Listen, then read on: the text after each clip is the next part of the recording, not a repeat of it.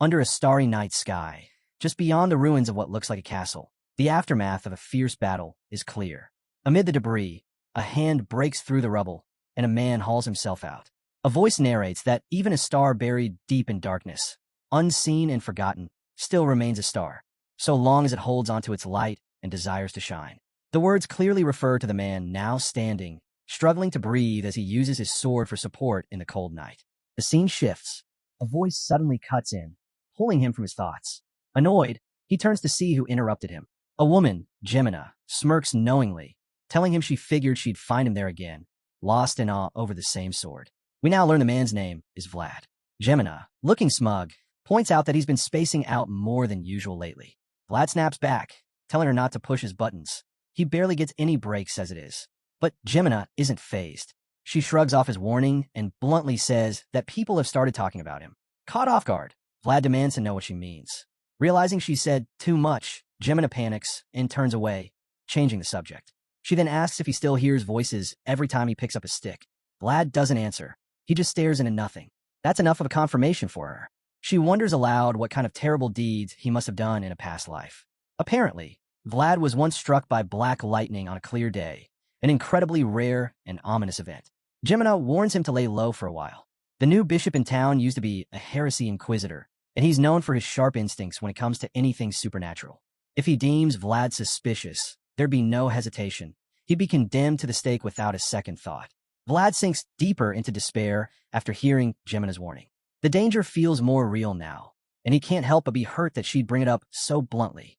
But Gemina quickly explains. She's only saying all this because she's genuinely worried about him. She reminds him that plenty of people saw the lightning strike, and ever since, rumors have been flying.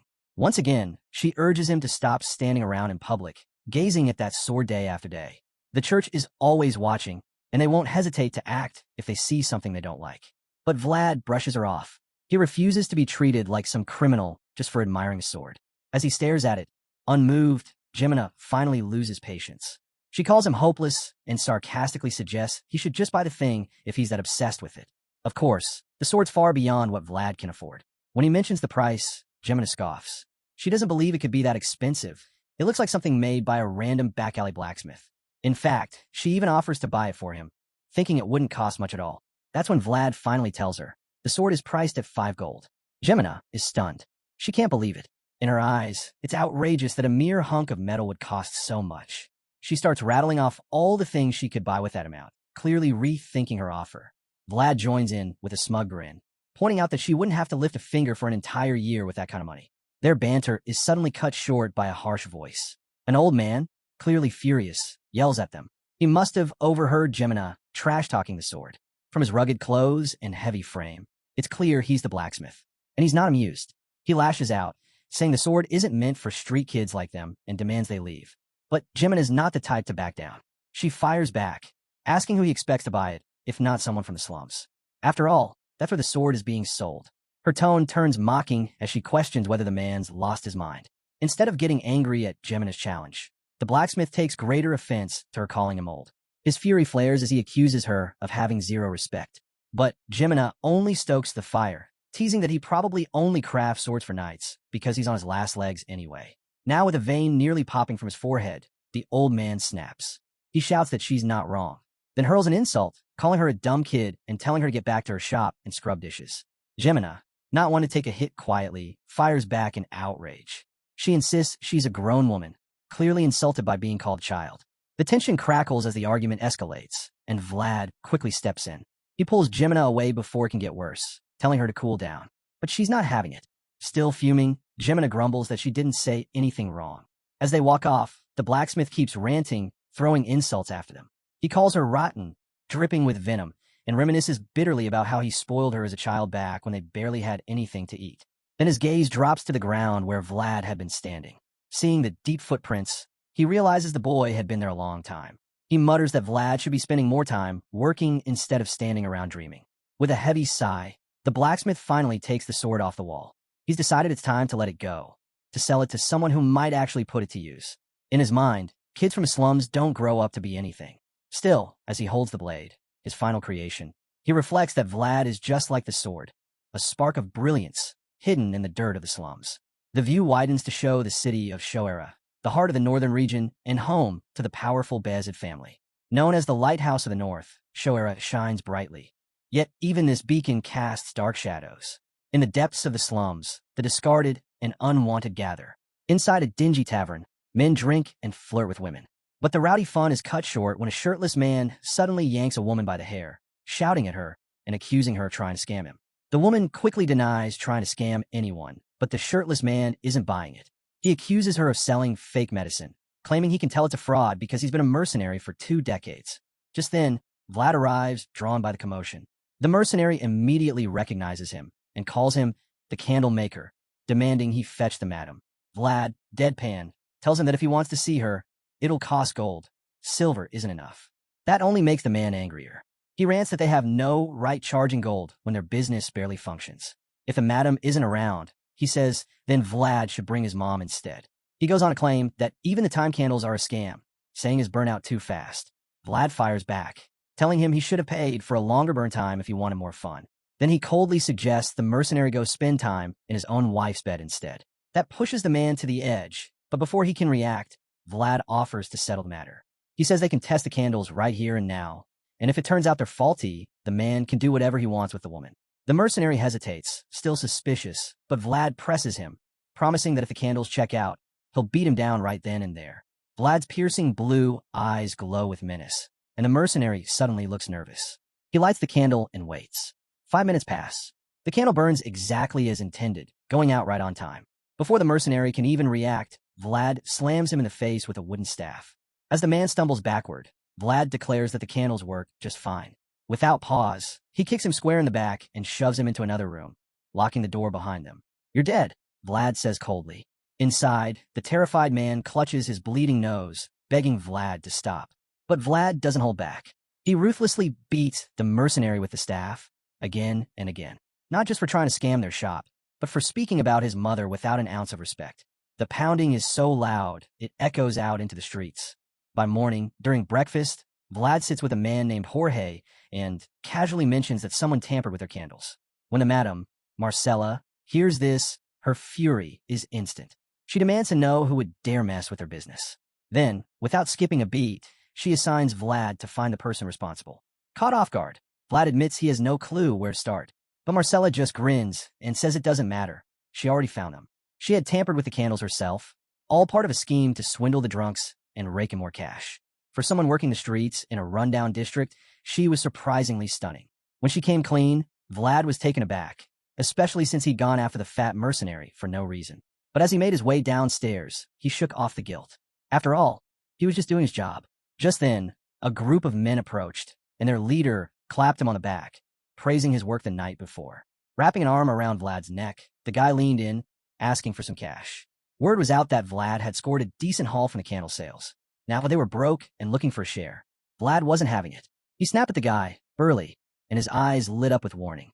Burley, unfazed, joked about not being scared and insisted it wasn't just about begging for money. He had something to offer in return. That's when Burley yanked a boy out by his hair, calling him a useless thief. Vlad immediately recognized the kid. Burley offered to hand the boy over for 40 silver. Vlad demanded to know if the kid's fingers and ankles were intact. Burley assured him the boy hadn't been maimed, just taught a harsh lesson. Vlad handed over the silver, warning them that next time they should just deal with thieves themselves instead of bothering him. The boy looked horrified, but Burley laughed it off, claiming they weren't killers. As the gang walked away, Vlad reminded Burley that he was cheating his own people, but Burley was just thrilled to have made some quick cash off the kid. Left alone with the boy, Ned, Vlad scolded him. Ned apologized, saying he tried to be careful. Vlad only told him to get lost after confirming he wasn't seriously hurt. Ned thanked him and ran off, while Vlad sighed, realizing his goal of saving 5 gold had been pushed back once again. Later on, Vlad stops by to see a man named Harbin, who works under the notorious Captain Hoover, also known as the Whale Hunter. Vlad brings up the incident with Ned, mentioning that the kid didn't lose any fingers. Harbin's eyebrows shoot up. He remembers when he wasn't so lucky. As a kid, he lost his fingers and had his ankles slashed for stealing. Vlad and Gemina had watched him bleed out back then. He became a brutal example for the rest. Harbin then brings up the rumor that someone tampered with the candles. Vlad is caught off guard. How did he already know? Harbin says the word's been spreading fast, with whispers that Marcella is cheating the customers. Still, he doesn't buy it. Vlad agrees, but admits Jorge seems to be onto it too. Harbin then says that even if someone did mess with the candles, there had to be a solid reason. Vlad asks what kind of reason that could be. Harbin, staring him down, says there's only one: urgent need for money. And that usually points to just one thing: preparation for war. He warns Vlad to tread carefully. If someone's trying to gather cash fast, it's probably because a gang war's brewing. Jorge the Horse Knight, Black Bear the Swine Butcher, Dice the Gambler, Captain Hoover the Whale Hunter, and One-Armed Jack the Money Grubber. These are the 5 big players running the slums of Shoera. Darkness is closing in on Vlad, and he doesn't even realize how deep he's in. That is, until Money Grubber and his crew show up at his shop, asking for his boss. Vlad just stares, stunned. He never expected Money Grubber himself to show up. His eyes shift to One-Armed Jack. Could the war already be in motion? He's snapped out of it by one of Money Grubber's men barking at him. A scar-faced thug with a ponytail calls Vlad a brat for staying silent and demands to know where his boss is. Vlad's expression hardens. He coolly says he doesn't know. He's just a guy who sells candles. But the thug isn't satisfied. He insults Vlad again and slams his fist onto the table, sending candles flying. Even then, Vlad doesn't flinch. He just locks eyes with the guy, refusing to show even a hint of fear. The workers, especially the women, are frozen in fear as they watch the tension unfold, eyes wide and mouths agape. No one dares move, waiting to see what Vlad does next. Suddenly, Vlad drops to one knee and calmly starts gathering the broken, expensive candles scattered on the floor. Then, as if to further provoke the ponytailed thug, he casually announces that the shop is closed for the day. That only makes the thug angrier. He's clearly not used to being ignored. As Vlad keeps picking up the candles, he tells the guy to move his feet out of the way. That's the last straw. The thug tries to kick Vlad while he's crouched down, but quick as a flash, Vlad counters with a strike from his wooden staff, smacking the man's leg midair.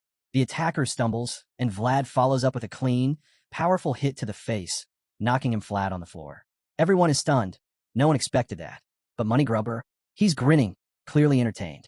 As Vlad stands tall, his glowing blue eyes locked on the thug below, he presses his staff against the man's face. A silent message rings loud. In the back alleys, only the strong stand tall.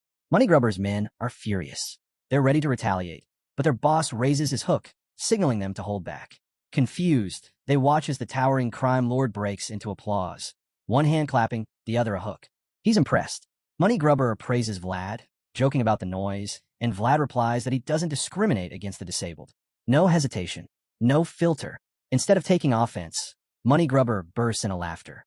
The blunt honesty only amuses him more. He steps closer, touches Vlad's face with his hook, and muses aloud, asking if Vlad remembers who he once took from him.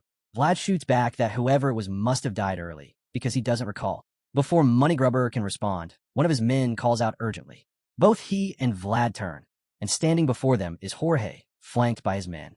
Jorge greets Money Grubber with a sly remark, saying he would have grilled some meat if he'd known the big guy was coming. But the towering man brushes it off, reminding Jorge they're not exactly on friendly terms. Still, Jorge plays the host, inviting him upstairs. Jack, however, says he'd rather have some good liquor than meat. Jorge's green eyes flash dangerously as he assures him that Marcella never disappoints in the hospitality department. Money Grubber's red eyes gleam with that same deadly edge as he agrees to sample the drink. One of Money Grubber's crew helps the ponytailed thug back on his feet, and the whole group heads upstairs. Once they're gone, the thick tension finally eases, and Vlad lets out a deep breath, realizing just how close he came to serious trouble. After collecting the last of the broken candles, Vlad quietly counts how many were shattered in the chaos. Just then, Money Grubber calls out to him, referring to him as a shining star. Looks like their meeting with Jorge and Marcella is over, and they're about to leave. Money Grubber tells him that both Jorge and Marcella had nothing but praise for him, saying he's seen Vlad's potential firsthand. He offers an open invitation. If Vlad ever tires of the candle business, he's welcome to join his crew. But Vlad politely declines. He's content with his current job. It may be simple, but it gives him food, shelter, and stability. Money Grubber chuckles, saying he can offer all that and more.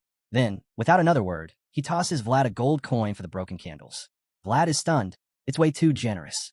But Money Grubber insists, adding that there's a lot more where that came from if Vlad ever changes his mind. He even reminds the young man of his nickname, Money Grubber, before thanking Jorge for the meal and walking off with his gang. As Vlad watches him leave, he notices how cheerful the man looked, making him wonder how that meeting really went. That's when Jimena's voice calls down from above. Jorge wants to see him. Later, we find Vlad, Jorge, and Marcella gathered in the same room. Vlad stands silent, eyes fixed on something that's clearly caught him off guard. It's a knife, rare and clearly valuable. Jorge, noticing his reaction, admits he had planned to gift it to him later. But with how things are unfolding, now's the time. He urges Vlad to keep it on him at all times. As Vlad accepts the dagger, it becomes clear from the heavy atmosphere that things haven't gone well. He glances around the room and picks up on the tension. The mood is grim. Everyone seems weighed down, Marcella included. Clearly, something's wrong. That's when Jorge drops another bombshell. Vlad should stop selling candles. Confused, Vlad asks what he's supposed to do instead. Jorge doesn't leave him hanging. He explains that they've received a tip. One-armed Jack is sneaking outsiders into the slums. Not just anyone, though. These are mercenaries, likely former knights. Vlad, alarmed, comments that these men sound like Jorge. Jorge nods grimly, confirming his suspicion. Jack was already dangerous enough with the muscle he had. But now, with seasoned fighters who match knights in skill, everything has changed. The fragile balance they once had is gone. Jorge admits that they're already on the losing side. That's why they need Vlad. They believe in his potential. And to prove it, Jorge tells him his first mission is coming soon. The news leaves Vlad stunned. He wasn't expecting this so soon.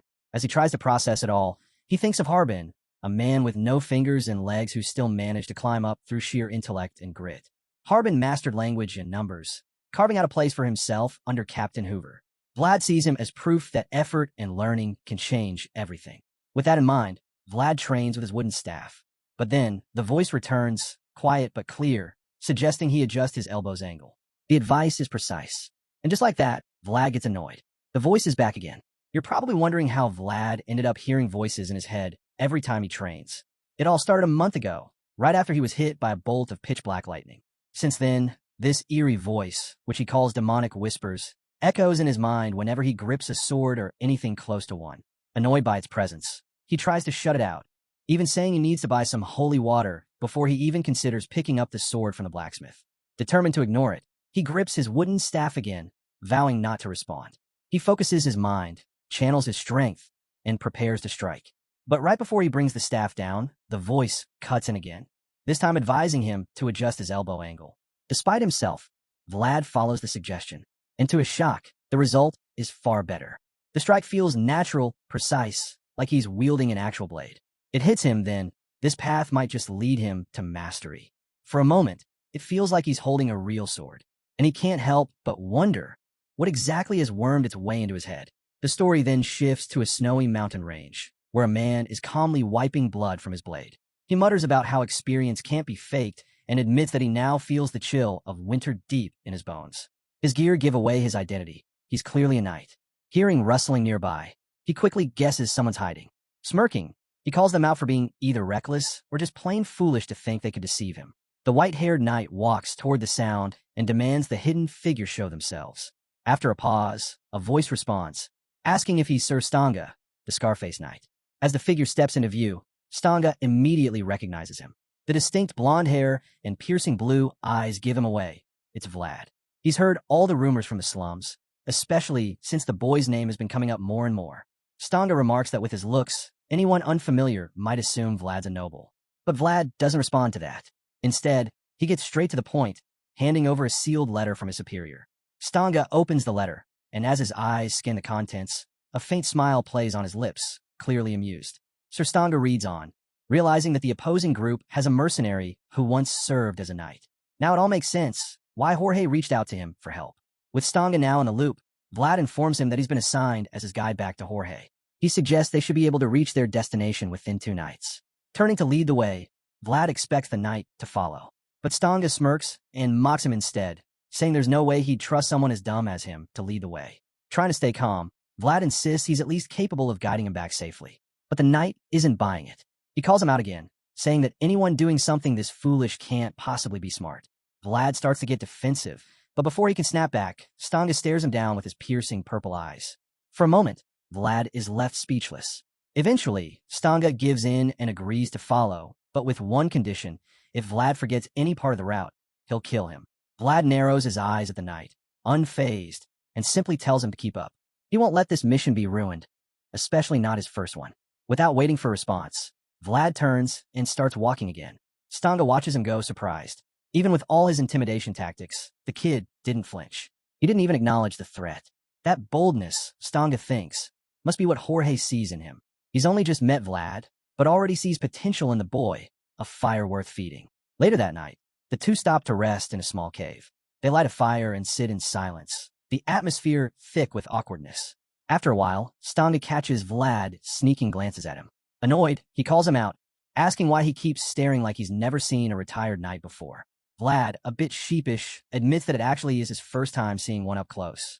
Stanga raises an eyebrow and asks if he's just some clueless country bumpkin. But Vlad doesn't answer that. Instead, he flips the question back, asking where the knight is from. Stanga replies that he's from a place called Dacia. Vlad immediately reacts, blurting out how rural that sounds. The knight doesn't take the comment lightly. He clearly feels a bit insulted. Changing the subject quickly, he shoots Vlad another deadly glare and repeats his earlier warning. If they get lost, he'll cut him in half. He means every word. But just like before, Vlad doesn't bat an eye. Calmly, he tells the knight to stop saying such terrifying things as he casually unwraps some beef jerky. Then he adds that he wants her to saying, every knight's joke is actually a threat in disguise. Stanga doesn't bother responding to that. His attention shifts to the food instead. He eyes the jerky, noting how fresh it looks, and asks if there's a portion in there for him. Vlad doesn't skip a beat. He says Jorge didn't give him any extra. Then he turns the question around and asks if Stanga brought anything to eat. The knight shows him a few scraps of meat, clearly unimpressed with his own stash. Meanwhile, Vlad sticks his jerky on some skewers and starts roasting them over the fire. The aroma fills the cave, and Stanga's mouth begins to water.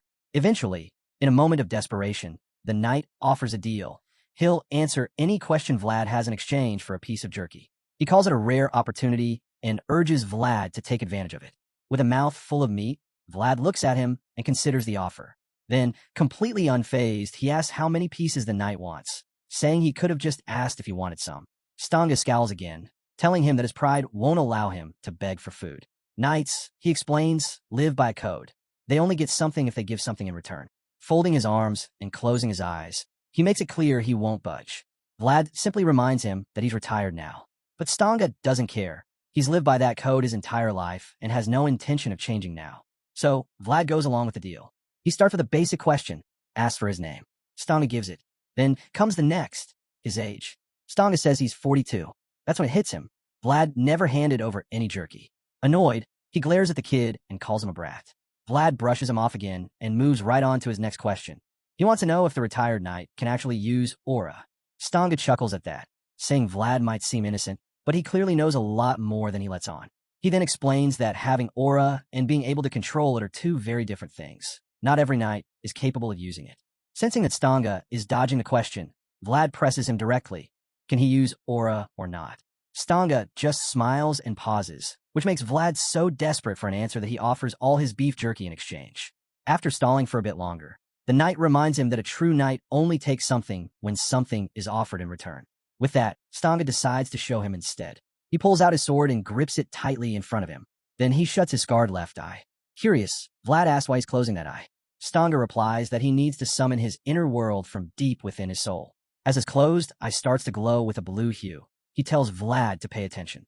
The sword begins to glow too, emitting a radiant blue light. Stanga declares this is the very soul of a knight. The light intensifies, shining so brightly that Vlad has to shield his face. Later that night, the two head towards city. Stanga starts complaining, saying he feels awful. Vlad, thinking he's talking about their ragged appearance, says it's better to look dirty and blend in rather than look like knights and attract attention. But Stanga isn't talking about their looks. He's talking about how all of this is messing with his pride. He grumbles about sneaking in through a hole in the wall, clearly annoyed. Vlad explains that he was ordered to bring him in quietly, and using the main gate would defeat the purpose. Even after the explanation, Stanga still acts like a sulking kid. Vlad urges him to keep going and promises to prepare a nice bath as a reward. As they make their way through the hidden passage, Stanga suddenly comments on how eerily silent it is. The stillness clearly unsettles him. Vlad casually replies that it's just the time of night. Everything's asleep. But then, they come across something that halts them in their tracks. Several lifeless bodies lying ahead. Stanga asks if this is a normal sight around here. Vlad quickly responds that it definitely isn't. Judging from the scene, he guesses these men probably ended up fighting each other. Without wasting time, Vlad suggests they split up. He offers to tell Stanga the location of a secret back entrance used only by members of his organization. Concerned, Stanga asks where Vlad plans to go. Vlad explains that he'll head through the main gate instead. It'll help draw attention away from the real path. As he walks off, Vlad tells Stanga they'll regroup soon. After a while, Vlad reaches the shop and is stunned to see it in chaos. The place has been torn apart. Amid the wreckage, he finds Jorge, badly injured and wrapped in bandages, with Marcella tending to him. When Jorge spots Vlad, he greets him warmly, glad he made it back in one piece. Unfortunately, he also shares some grim news. Money Grubber was the one who attacked them. Jorge had suspected it. Those with wealth often possess power far beyond the norm. Vlad, clearly worried, asks Jorge if he's all right. Jorge admits it's been a long time since he fought someone night level, and the clash left him badly hurt. Still, he's more focused on something else. Did Vlad bring Stanga?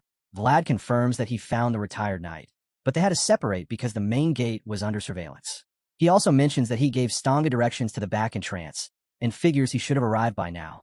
Pleased, Jorge reveals that they're planning to strike Money Grubber the next day in hopes of ending things once and for all. He then asks how Stanga looked. Vlad assures him the old knight seemed well, and even remarks that he appears to be a good man. Jorge nods, saying that Stanga has a solid heart. Vlad adds that he's surprisingly agile too. The boss wonders aloud if Stanga has lost weight, joking that staying fit is key to living a long life. Finally, Vlad shares what might be the most important detail. He knows now that Stanga can use aura. That alone gives him hope that they'll come out victorious in the coming fight. Instead of being relieved, Jorge is stunned. He can't believe Stanga has that kind of power. Just then, Vlad hears footsteps and assumes Stanga has arrived.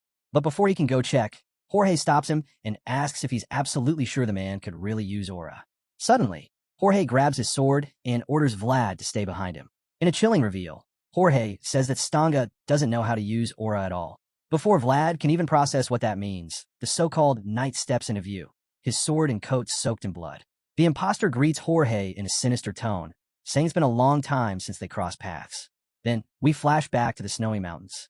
After finishing off someone, the imposter had been wiping blood from his sword, speaking coldly to the corpse. He mocked the man's age, saying the winter wind must have gotten to his bones. That's when he heard rustling in the bushes, what turned out to be Vlad. Back in the present, the imposter wears a twisted smile, noting how much Jorge has changed. Jorge demands to know why he's resurfaced now, and the man replies that Count Gaidar has died. The news clearly rattles Jorge. The imposter continues, saying the death hasn't been officially announced due to certain complications, but soon, the truth will spread. With a smug expression, the purple-eyed knight pours himself a drink and starts mocking the late Count Gaidar. He lifts his glass in a cruel toast, fully aware it'll strike a nerve. And it does. Jorge, boiling with rage, curses him and draws his sword. He charges. The imposter doesn't flinch. He just raises the glass, provoking Jorge even more. As Jorge's sword nears its target, the imposter vanishes from its path in a blink, moving so fast it stuns everyone. He shatters the glass with his blade and, with a mocking grin, toasts to the new Count, Siegmund.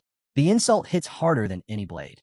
Jorge, now fuming, realizes the man is not only mocking the fallen Count Gaidar, but is celebrating the rise of someone far worse. Already wounded, Jorge whirls around and takes a swing at the imposter, Godwin. But Godwin meets the strike head-on with his own blade, and their swords clash with fierce intensity. During the heated exchange, Godwin reveals Count Siegmund's first command. The deserter knight, Jorge, is to be brought back immediately. Jorge refuses flat out. He declares that Siegmund is no lord of his, and he won't follow his orders. Godwin smirks, admitting that the Count never really expected Jorge to return without resistance, or to survive the encounter at all. The duel escalates. Both men trade powerful blows, but Godwin's speed gives him the upper hand. He easily dodges Jorge's slash to his legs and narrowly avoids a heavy strike aimed at his chest. As the battle rages on, Vlad quickly turns to Marcella and tells her it's not safe. She needs to get out of there. He grabs her hand and rushes her outside to safety, knowing things are about to get even worse. Once outside, the men downstairs shout up, asking what's going on. Vlad spots Burley and immediately commands him to gather everyone and head upstairs. He tries to explain that their boss is in a serious fight, but before he can finish, Jorge comes crashing down from above. Vlad and Marcella freeze in horror. The others stare wide-eyed as Jorge falls from the upper floor. Just when he's about to hit the ground, Godwin suddenly bursts through the wall, mocking Jorge for still making such foolish choices. Then Jorge slams into the floor with brutal force. The men gather around, shocked and unsure what just happened. Their confusion is cut short as Jorge starts coughing, struggling to move. Up above, Godwin stares down at him, his purple eyes cold and calculating. waiting to see what Jorge will do next. That's when a dagger slices through the air. Vlad's dagger, the very one Jorge had given him. Godwin deflects it just in time with his sword, the blade clattering into the wooden floor. Now, it's Vlad's turn to meet Godwin's glare, his blue eyes locked in defiance. Without a word, Godwin leaps down with his sword raised high, aiming to finish Jorge off. Vlad yells at him to move, begging Jorge to get out of the way before it's too late. Just as Godwin is about to strike, the boss reacts in the nick of time, summoning the strength to leap away. The silver-haired knight's sword crashes into the ground, narrowly missing him. Jorge drops to his knees once again, gripping his weapon tightly. Godwin rises and questions why Jorge refused to follow the orders he was once given. Jorge answers firmly. He couldn't obey something so cruel. He's a human with a conscience. But Godwin cuts him off, reminding him coldly that he's a knight, not just a man. That it's a nerve. Jorge growls with rage, and his comrades rally behind him. Realizing he's outnumbered, Godwin sighs. He's had enough of this drawn-out battle. Closing his left eye, he mutters that all he wants now is peace. Vlad instantly recognizes the signal. He dashes forward, desperate to stop what's coming. But it's too late. Godwin's eyes and sword blaze as his aura surges to life. Blue line-shaped marks start glowing on Jorge and his men. They're the chosen targets. The energy erupts in a blinding flash. Vlad is flung back helplessly as the wave obliterates everyone around Jorge. When the dust clears, only silence remains. Jorge's men lie motionless, bloodied. Godwin is nowhere to be seen. Jorge groans, barely able to move, and is paralyzed by the sight before him. Everyone is gone. His eyes drift to the floor, watching blood drip from his face. He's shattered. Vlad stares at the aftermath in disbelief. His mind floods with memories. Jorge was the one who found him as a street, the first to believe in him when no one else did. The knight who raised him to be strong, to be someone. And now, that pillar of strength had been destroyed. Under the haunting light of the blue moon, Godwin appears once more, this time holding Jorge's severed head. Vlad stares, frozen, a part of him still hoping it's not real. But the truth is clear. His world has just crumbled, all at the hands of the monster he had welcomed into his life. Crushed by grief, Vlad grabs Jorge's sword and screams out in pure agony. Just as he's about to bring the blade down in rage, a voice echoes in his mind, urging him to stop. But he ignores it and swings with everything he's got. Godwin dodges effortlessly. The strike wasn't a real threat, but what surprises him is Vlad's form.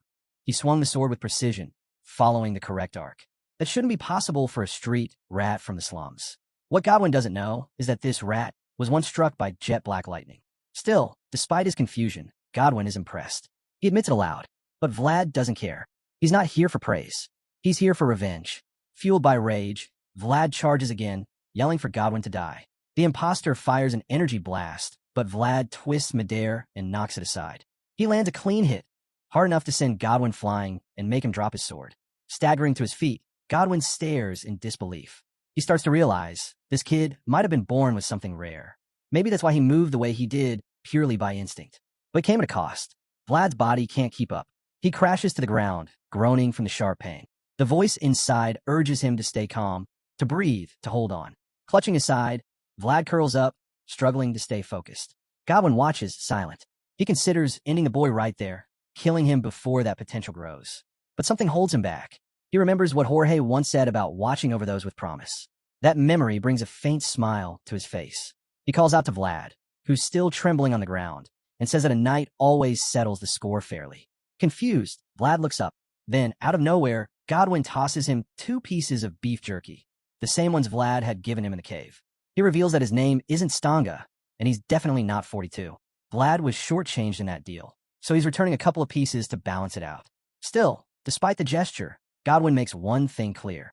He's taking Jorge's head with him. Vlad stares in shock, unable to look away from Jorge's bloodied, severed head. Godwin speaks with smug certainty, declaring that he's taking it as a rightful prize, his reward as the victor. He locks eyes with Vlad, almost daring him to respond.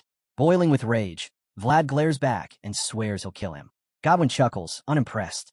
He turns away and mocks Vlad one last time, saying he shouldn't even think about asking for the rest of the beef jerky, not with the pathetic state he's in. With that, Godwin begins walking off. Vlad, still on his knees, struggles to rise, teeth clenched, words shaky but full of fury. He repeats his vow. He will kill the man who took his master's life. But Godwin doesn't look back. He leaves the shop, carrying Jorge's head like a grim trophy.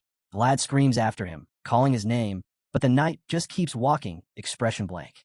He exits through the gaping hole he created earlier, and Vlad yells after him one final time, promising that the day will come when he'll return to settle the score. After the destruction, Jimina helps the injured Vlad to his feet. He groans in pain with every step, one hand pressing tightly over his wound. It hurts so badly that he eventually collapses to his knees again, drenched in sweat and gasping for breath. Then, the scene flashes back. Vlad's still inside the shop, curled up on the ground. Marcella stands over him, glaring.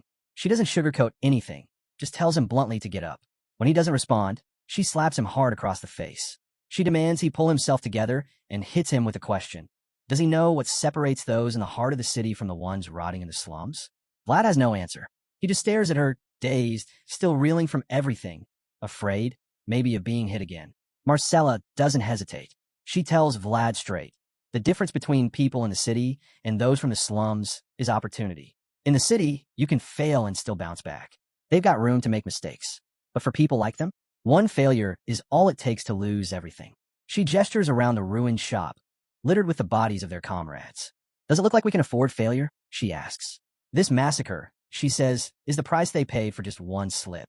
Marcella grabs Vlad by the shoulders, locking eyes with him. She tells him not to waste the one chance life gives him. For people born into hardship, that rare moment of opportunity might never come again. Back in the present, a new fire burns in Vlad's eyes. Jimina notices the pain he's in and gently asks if he's okay, suggesting they slow down. But Vlad shakes his head. There's no time for that.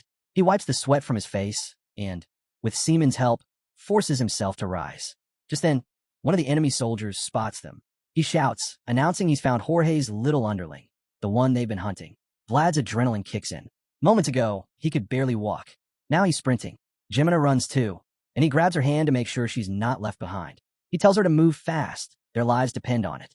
As they dash through the alleys with blades at their backs, Vlad's thoughts shift. Their home is gone. Everything they knew has been torn apart. But maybe, just maybe, it's time for them to fly. Two young birds forced to leave the nest and take to the sky. They manage to slip away, disappearing into the chaos. Their pursuers are left behind, bewildered and angry, spinning in circles trying to guess which path the kids took.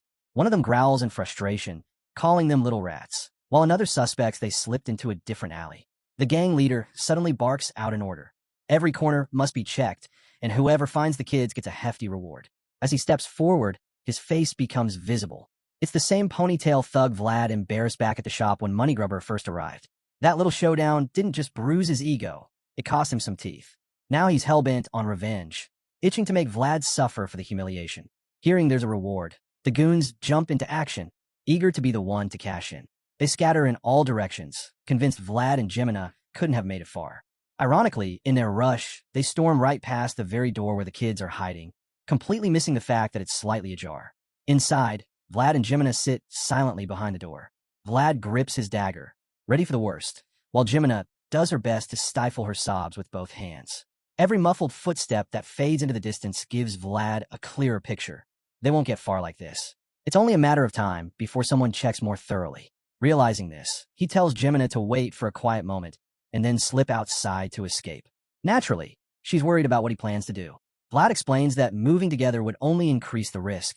It's too dangerous with the gang so close. But Jimina refuses to leave. She insists on staying with him, reminding him of the promise he made to Marcella to get her somewhere safe before going off on his own. Vlad tries to reason with her. He tells her to head for the convent before sunrise, or Harbin if she prefers. Still, Jimina refuses to budge. She throws a fit, wailing that she doesn't want to be left behind. That's when Vlad loses his patience. He snaps, calling her out for never listening and even calling her an idiot just to drive the point home. He tells her bluntly, he can't protect her right now.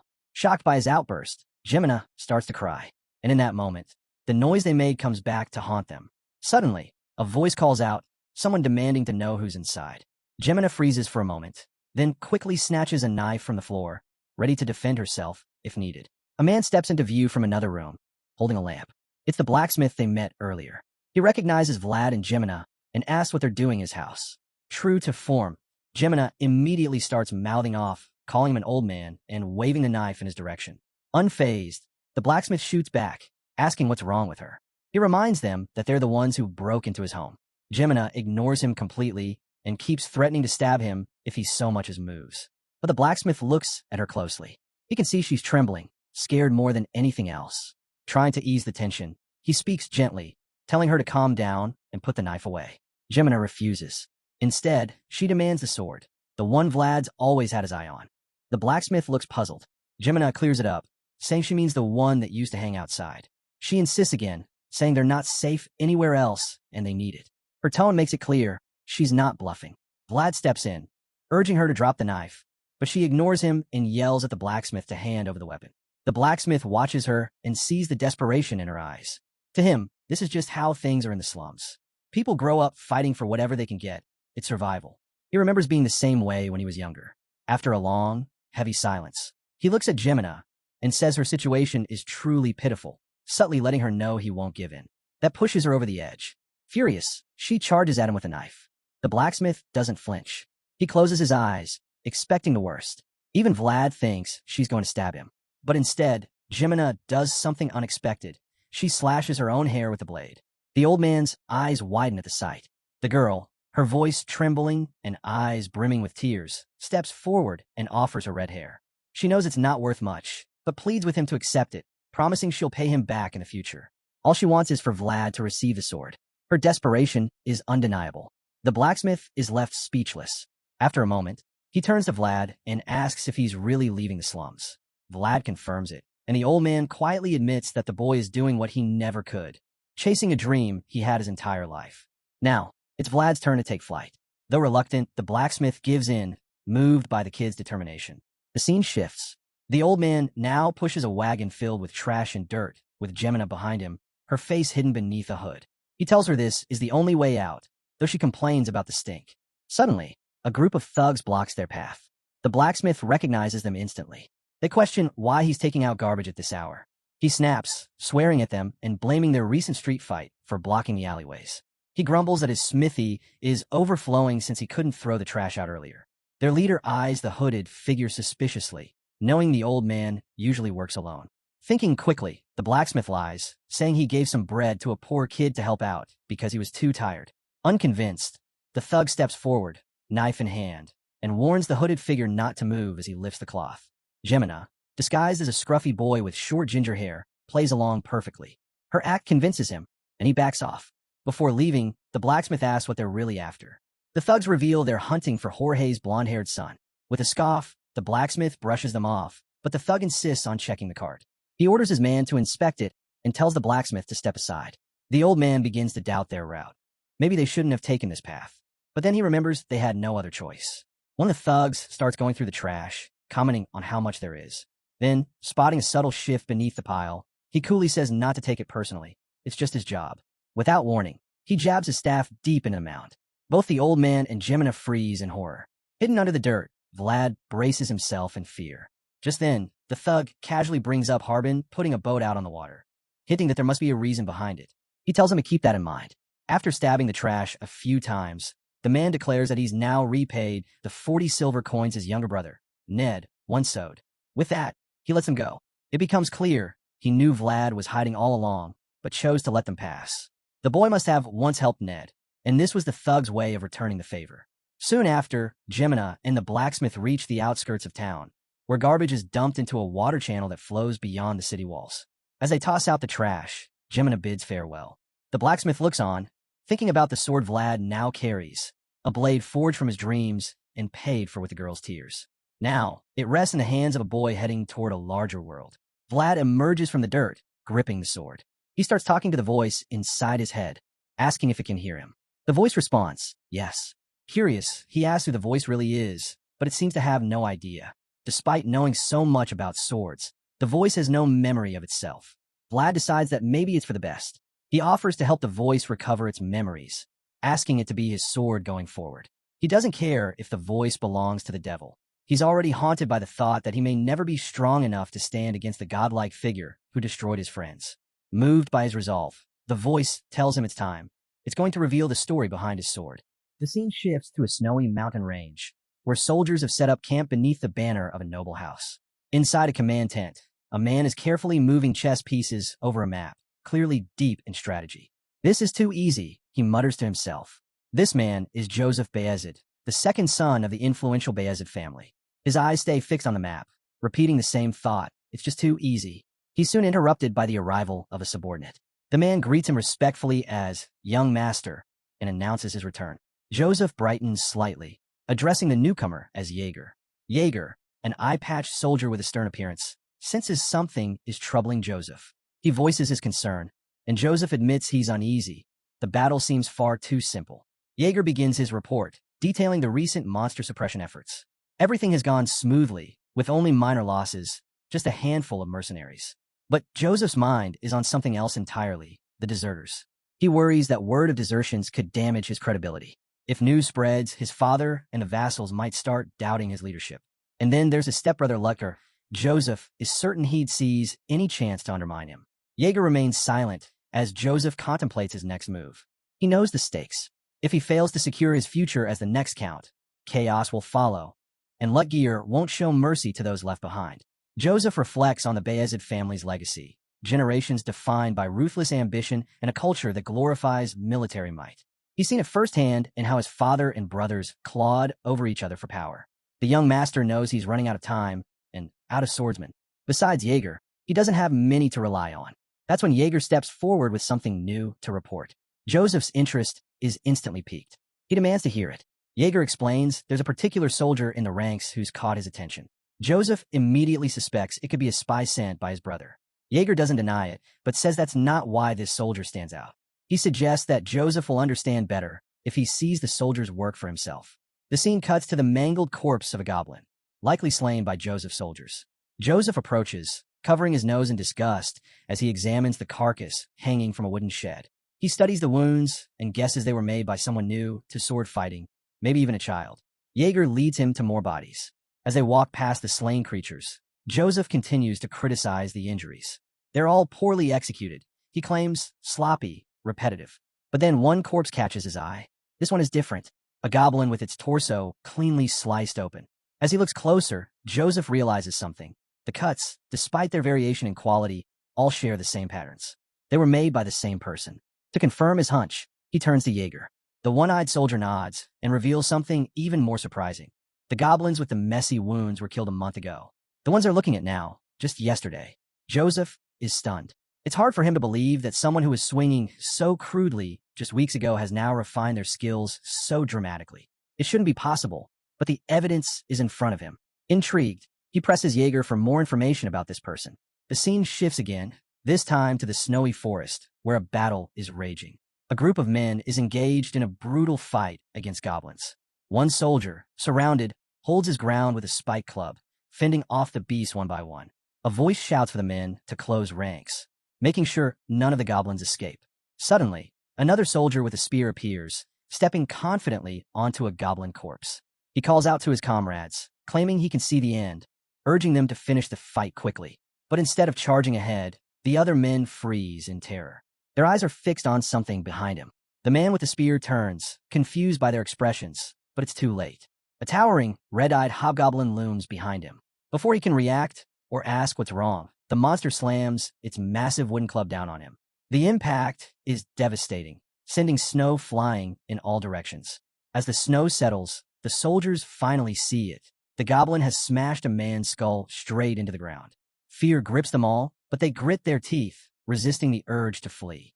The creature lets out a furious roar, but still, they hold their ground. That defiance doesn't last. The goblin lunges, unleashing a brutal assault. One by one, the soldiers fall. Those in the rear, stunned by the monster tearing through their fifth formation, finally break and turn to run. But their overweight, aging commander isn't having it. He barks at them to push forward, shouting that their pay is on the line. The mercenaries fire back. They signed up to fight men, not this kind of nightmare. Maybe he should have hired top-tier fighters, or better yet, handle it himself. As he fumbles for his sword to threaten them, the hobgoblin slaughters the soldiers right in front of him. Staring death in the face, the commander freezes on his horse, certain he's next. Then, someone steps out from the crowd. Calmly, he walks toward the beast. The soldiers are stunned, whispering among themselves. Is that the praying Riemann? But we know better. That's Vlad, hiding behind a different name. With quiet confidence, Vlad declares he'll handle the monster alone. No one tries to stop him. The hobgoblin notices him and charges with full force. Vlad holds steady, then strikes with his blade just as the creature reaches him. The hit lands, but it's shallow. That brief miscalculation throws him off. Suddenly, a voice in his mind shouts, "Dodge." Snapping back into focus, Vlad narrowly avoids a devastating club swing. He slides back, snow flying, then steadies himself again. He knows he messed up. The voice in his head doesn't hold back, calling him a fool for failing a move he was already told about. But Vlad knows it's not that simple. Nobody masters something new instantly. As the hobgoblin charges again, Vlad digs in. He's not giving up. He's just taking the longer path to victory. The hobgoblin swings its massive club at Vlad once more, but just like before, he slips out of its reach. Each miss fuels the creature's rage, and it slams its weapon into the ground with everything it's got, triggering a blast of snow into the air. But as the white cloud settles, it realizes Vlad's not there. Stunned, the monster stands frozen. That split second of confusion is all Vlad needs. He raises his sword, now glowing faintly, and charges. The hobgoblin turns too late. Vlad's strike lands clean, no hesitation this time. Elsewhere, we shift to Jaeger and Joseph. Jaeger tells his young master about a fighter known only as the Praying Reman. The name catches Joseph's interest, and he immediately orders an investigation. His one-eyed subordinate nods, placing a hand on his chest and bowing with quiet resolve. He'll get to the bottom of this, no delays. After Jaeger departs, Joseph stays behind, silently studying the mutilated goblin corpses.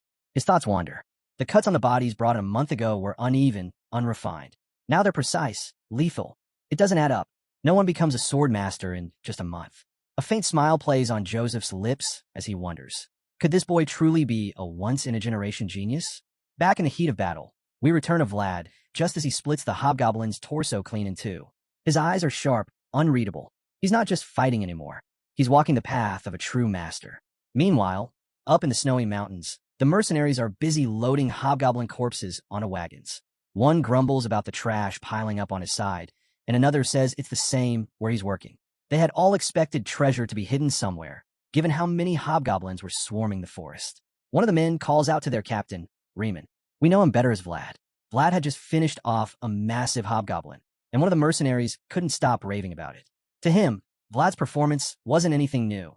Every time monster showed up, Vlad always stole the spotlight. Despite the nonstop praise, Vlad looked more annoyed than proud. He finally snapped, telling the guy to shut it and just focus on piling up the bodies. But the chatterbox had already taken care of that, and smugly noted that nobody would dare touch Vlad's kill anyway. Trying to strike up a conversation, the man asked what their next move was. The job on the ground was nearly done, and he was clearly hoping for more action alongside Vlad. But one glance at Vlad's uninterested face should have been a clue. Still, he pushed on, talking about how well they'd work together, his brain and Vlad's blade. That was the final straw. Vlad cut him off, cold and direct. He doesn't work with phonies. The guy froze, clearly taken aback. Then, trying to recover, he told Vlad he had no right to use the mercenary plaque anymore. He wasn't done, either. He brought up knowing a decent blacksmith, but Vlad shut him down again, this time with more fury. He called the man to make sure he understood that he wasn't playing. Vlad warned him. Pointless talking could get people killed. If Gerda was just making a suggestion, fine. But if there was even a hint of a threat, Vlad was ready to end him right there. Gerda quickly backpedaled, saying all he meant was that someone with Vlad's skills deserved way more than the scraps he was getting. Vlad didn't want to hear it. He told Gerda to shut up and keep working unless he wanted to lose his head. Terrified, Gerda ran off without another word. Once he was gone, Vlad reflected on the whole thing. He figured it was only a matter of time before he dealt with this clingy tag-along once and for all. Meanwhile, the others kept hauling goblin corpses onto wagons, and Vlad quietly walked off, lost in thought. Vlad wandered off into the woods, and the other mercenaries couldn't help but wonder if he was heading off to pray again. Apparently, he made a habit of sneaking away for these forced rituals, and the consistency was starting to impress them. Deep in the trees, Vlad dropped to one knee and drove his sword into the earth. Watching from a distance, the others marveled at how majestic he looked. Some even whispered that he had to be of noble blood. He just didn't seem like someone born into their rough ranks. But Vlad wasn't praying at all. Inside his sword, a voice was tearing into him. He was getting roasted for failing to take down the hobgoblin in a single strike. The voice didn't hold back, calling him an idiot and reminding him that his one-hit kill technique only worked when he had the element of surprise. Vlad, clearly drained, asked what that even meant. The voice, annoyed by his lack of understanding, offered an overly simple explanation, something you'd give a child. Still confused, Vlad listened as the voice tried again. You're supposed to Gerda wham when they Gerda whoosh. That didn't help either.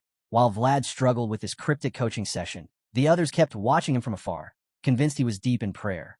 The next morning, back at camp, soldiers moved about, finishing up camp duties. When breakfast rolled around, Vlad was served a shady-looking bowl of soup, the same as everyone else. While the other mercs dug in without hesitation, Vlad eyed his food suspiciously. He wasn't even sure if the meat in it was actually meat. He turned to the others and asked what kind it was. With his mouth full, one man shrugged and said he didn't know and didn't care. It was free, and that's all that mattered. He reminded Vlad that mercenaries rarely got meals handed to them, so you didn't question a free lunch. Another man chimed in, saying their employers could afford it. They were the bids, after all. Someone else added that, yeah, it was salty, but at least it was something. Even with all their efforts to get Vlad to lighten up and eat, he wasn't having it. He stood up from the table, left his bowl untouched, and told the others they could have it if they liked it so much. Then he walked off, leaving the mercenaries scratching their heads. Someone guessed he was off to see the priest again. Another chimed in, saying maybe they should start praying too, maybe it would help their sword skills.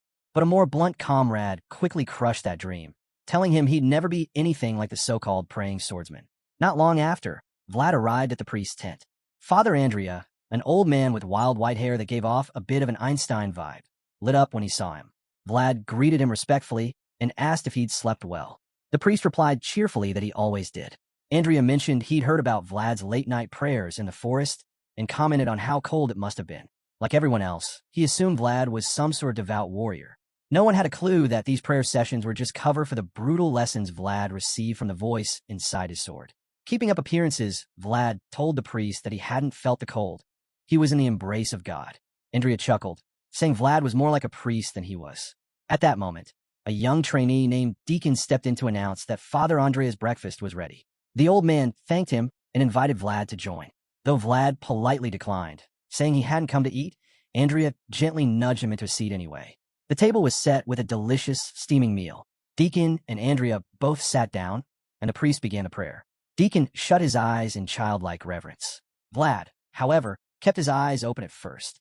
Andrea, ever curious, peeked with one eye to see what Vlad was doing, only to find him now with eyes closed, looking every bit the faithful believer. Smiling to himself, Father Andrea thought how admirable it was that even in a place like this, Vlad hadn't lost his faith. Vlad wonders if they should make a run for it before Sir Joseph starts asking questions. But the voice suggests that the Bayezid family might overlook his fake identity since he's a talented swordsman. Still, even if that somehow works out, Vlad knows the truth will eventually surface, that he killed a mercenary for stealing. And when it does, he'll be nailed for both murder and impersonation. The voice takes this moment to mock him, saying he's got some darkness in him, after all. Vlad snaps back, reminding the voice that it's just as guilty since it was involved too. With everything stacked against them, the voice proposes they escape while they still can. After all, self-defense only holds up when there's someone around to back up your story. Vlad agrees to the idea of running off in the dead of night. He even suggests bringing his subordinate along so they can secure a fake plaque. The voice thinks the plan sounds way too risky and voices his concern. But before they can debate it further, the voice suddenly picks up on someone approaching. Whoever it is, they're radiating the aura of at least an advanced knight. Vlad reacts immediately, grabbing his sword and preparing to fight. But when he turns around, he finds Sir Jaeger standing there. The green-eyed knight is surprised Vlad sensed him and admits the kid's even sharper than he expected. Keeping his guard up, Vlad listens as Jaeger says Sir Joseph wants to see him.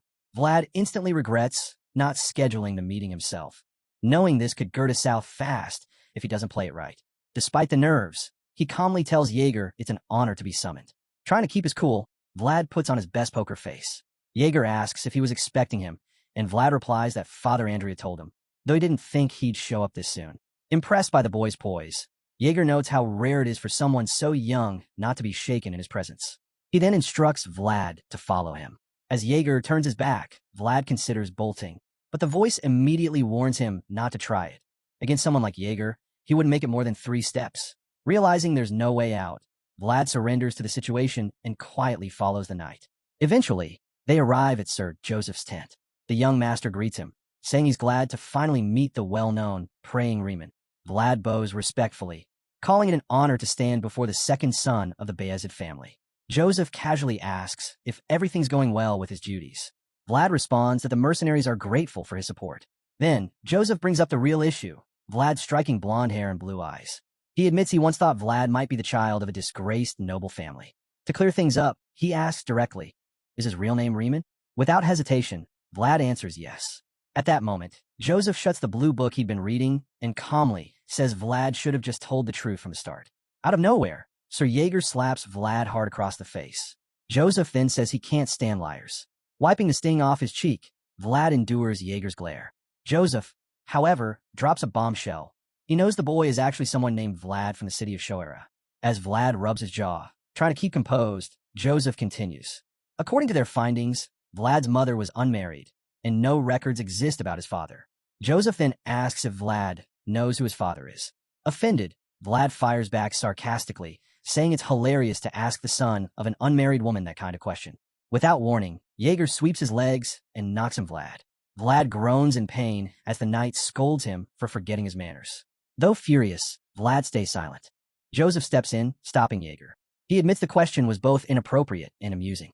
Then, standing over Vlad, he says he already knows why he fled from Shoera and demands to know where he learned to fight like that. But Vlad doesn't answer. He simply glares back. Joseph stares into his burning blue eyes and says it's clear they're hiding far too much. Out of nowhere, Jaeger draws his sword and tries to strike Vlad from behind. But Vlad senses the attack just in time. Biting his lip, he reluctantly admits he had a mentor who taught him how to fight. Still kneeling, Vlad explains that the teacher appeared out of nowhere and vanished just as quickly. Joseph is intrigued, and Vlad presses on. He says the man never shared his name, only a cryptic lesson, a lone warrior's undefeated secret, never to be passed on to anyone else. As Vlad delivers this with a piercing stare, Joseph finds himself caught off guard by the boy's conviction. After a short silence, he simply says, "Okay," and apologizes for how they treated him. Vlad starts to wonder if his bluff actually worked. But before he can think further, Joseph cuts in. He says he's currently in a difficult position, and because of that, he's prepared to make Vlad of Shoera an offer. He asks Vlad if he's interested in something more power, more freedom, a future as a knight. The words hit hard, and Vlad listens intently as Joseph offers his support. The scene then shifts. Two men are in the middle of a sparring match, wooden swords clashing in rapid succession. It's Vlad and Sir Jaeger. The other mercenaries gather to watch, clearly impressed. One of them wonders how such a young guy is managing to hold his ground. Another points out that Jaeger must be going easy on him. Even so, everyone agrees Vlad's talent is undeniable, and some can't help but feel jealous of the bright road ahead of him. The duel heats up, and it's clear that Jaeger isn't letting him off easy. At one point, the knight scolds Vlad, calling him a cocky brat for talking to Sir Joseph without showing proper respect when his skills are still just average. To drive the point home, Jaeger puts one hand behind his back and continues sparring with just the other, easily overpowering Vlad. With every swing, he reminds him he's just an arrogant kid who hasn't earned his place yet. As Vlad struggles to withstand Sir Jaeger's relentless strikes, he realizes just how outmatched he is. The knight's skill is on a whole other level. Whenever Vlad manages to dodge a blow, Jaeger immediately follows up with another, so fast and powerful that blocking it is nearly impossible. Knowing he can't win with defense alone, Vlad switches tactics. This time, when Jaeger attacks, he blocks it quickly and slips his own blade under Jaeger's. With his sword now free, he prepares a counterattack. His eyes glow as he channels his energy for a decisive strike. Jaeger blocks it, but the onlookers erupt in cheers, impressed that Vlad could pull off such a sharp move. The knight, however, smirks and mocks him, saying that for someone like Vlad, managing one decent strike should be expected. Vlad, panting and drained, doesn't feel victorious at all. In his mind, he's convinced Jaeger let him land that blow. Then, Jaeger calls the session to an end, telling Vlad that from now on, they'll spar twice a day, morning and evening. Hearing this, Vlad is horrified. One session nearly wiped him out, and now he's expected to endure it twice daily? Still trying to recover, Vlad watches as Jaeger walks off, casually warning him not to cool down too much. Once the knight is gone, Vlad vents to the voice inside his sword. He complains that Jaeger is vague and unhelpful. He didn't offer even a single tip. The voice, however, is unfazed. It praises Jaeger's swordsmanship and points out how he ruthlessly shaved off all of Vlad's unnecessary movements. Then it adds that sometimes getting beaten is the only way to improve. Vlad sighs, feeling like no matter where he goes, he's always alone in the fight. Back in Sir Joseph's tent, Jaeger arrives to give his report. Joseph asks what he thinks of Vlad after observing him firsthand. Jaeger admits that Vlad could be a major asset. His swordsmanship is impressive enough to even catch the attention of a noble, maybe even a count if he had the right background. Joseph, pleased, feels validated in his assessment. Still, Jaeger doesn't hold back. He warns that Vlad has a major flaw. He's arrogant and doesn't know his place. Joseph explains that Vlad's behavior isn't surprising. He grew up in the harsh slums, after all. He also mentions that manners can be taught, as long as it's done with patience. With that, Joseph turns to Jaeger, saying he believes he's the right person to teach Vlad. Jaeger is stunned, clearly hesitant. He tells Joseph that an unreliable sword can't be trusted, hinting that Vlad's loyalty is questionable. Joseph agrees. Even though Vlad lowered his head in respect when they met, Joseph still doesn't trust him. He says it's better if the boy stops pretending and starts showing who he really is. Elsewhere, Vlad is furious. He's fixated on something he says must be done, no matter what. Back with Joseph, he believes putting Vlad under Jaeger's guidance might be the best move. After all, a mentorship where both sides need something from each other could work better. Jaeger doesn't like the plan, but he has no choice. He has to obey his master. Joseph doesn't see Vlad as a wild wolf, at least not yet. To him, Vlad is just an arrogant, self-centered kid. He advises Jaeger not to act too quickly. His plan? Build a cage around Vlad, one so vast that the boy thinks he's free, even while completely under control. Later that night, a few mercenaries head into the freezing forest. They're still struggling to accept that their former captain now answers to Jaeger. Gerda regrets not trying harder to win Jaeger's favor when he had the chance. He figures Vlad got lucky, managing to leave the expedition before winter set in. Gerda's thoughts are interrupted when their new captain, Sir Roderick, scolds him and orders him to grab his axe and do his job. Gerda resents the uptight captain and thinks Roderick only passed by to avoid having to check in again anytime soon. Hoping for some rest, Gerda lies down, but Roderick's voice wakes him. Curious, Gerda listens as Roderick speaks with a woman searching for a child. Roderick scoffs, saying there are no kids around here, but then he abruptly goes silent. Alarmed, Gerda gets up to see what's going on. As he approaches, he sees Roderick silently walking away from camp. What terrifies Gerda most is the eerie, dirty aura now surrounding Roderick's body. As Roderick walks deeper into the woods, it's as if something's taken control of him. Meanwhile, the episode kicks off with Vlad groaning, rubbing his sore shoulder. He complains that the advanced knight should have taken it easier on him, but the voice in his head disagrees. It tells Vlad he's lucky. Getting to train under someone like Sir Jaeger is a rare chance, one that many would pay dearly for. It insists he should be grateful. Still, Vlad isn't convinced. He mutters that Jaeger just wanted to beat him up. And honestly, it makes sense. Jaeger already sees him as an arrogant, disrespectful kid. Vlad argues that the knight's harshness was just payback, nothing more. But the voice pushes back, saying that tough conditions are what make training truly valuable.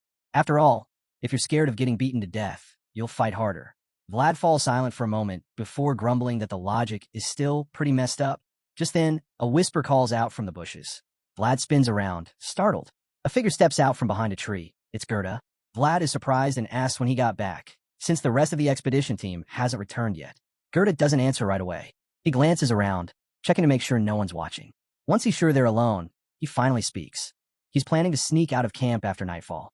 Vlad stares at him, completely thrown off. He demands to know what's going on. But instead of answering directly, Gerda cryptically says he's only here out of concern, as a friend. He throws in a vague warning and then casually suggests they hang out later. Vlad's confusion only deepens. He starts thinking Gerda has lost it, but Gerda insists he's serious. He says he saw something in the woods with his own eyes. Then he drops the real bomb. He claims the forest they're supposed to explore is cursed. Vlad is clearly shaken, but also intrigued by what Gerda's just said. So Gerda presses on with his theory. He points out how deserters were once common, but not anymore. Why? Because the Both family pays well and takes care of its people. So, logically, no one should want to leave. Vlad agrees. That's when Gerda hits him with a real twist. Those so-called deserters didn't run. He believes they were taken by the forest itself. Vlad's concern deepens. Gerda insists he saw it happen. Ghostly figures dragging people into the woods. There's a brief pause, and then Vlad smacks him over the head, calling him a troublemaker for dreaming up such nonsense. Gerda yells that he's serious, even as Vlad keeps hitting him. He finally blurts out that he saw a knight get taken the previous night. That gets Vlad's full attention. He quickly realizes Gerda means Sir Roderick. Gerda nods and goes on to explain that while heading back, he pieced something else together. All the missing men had black hair. Sometime later, Gerda is cursing under his breath. His secret mission has been exposed. Sir Jaeger arrives on horseback with the rest of the mercenaries, and Gerda, now reluctantly leading the way, mutters to himself, full of regret. He wishes he'd just run off with his gear while he had the chance. As the group moves out, Jaeger notices Gerda's strange behavior and turns to Vlad, asking if he trusts the guy. Vlad admits flatly that he doesn't, but he also knows Gerda isn't crazy.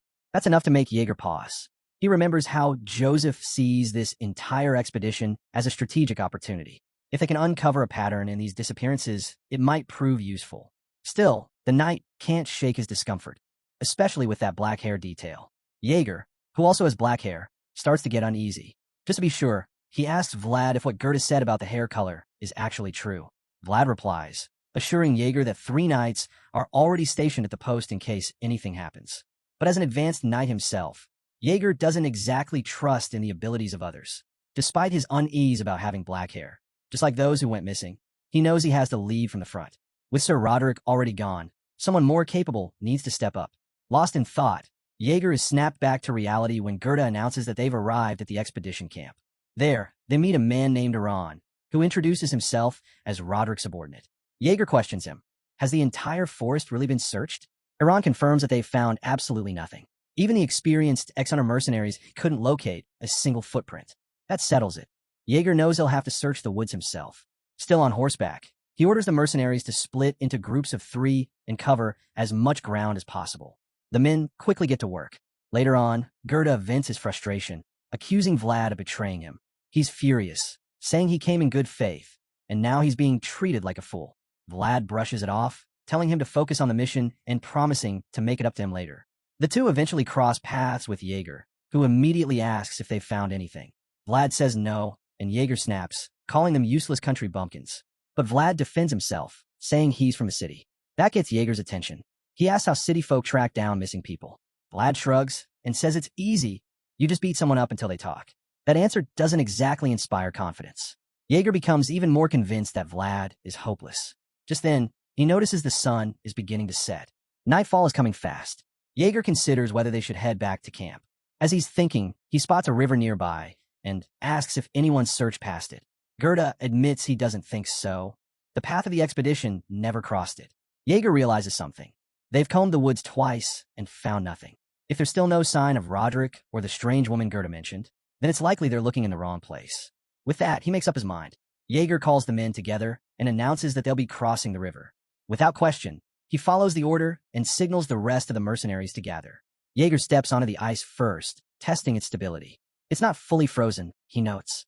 Vlad figures that must be because winter's already come to an end. Still, it looks solid enough to get them across the river. Jaeger agrees, but suggests they split into smaller groups for safety.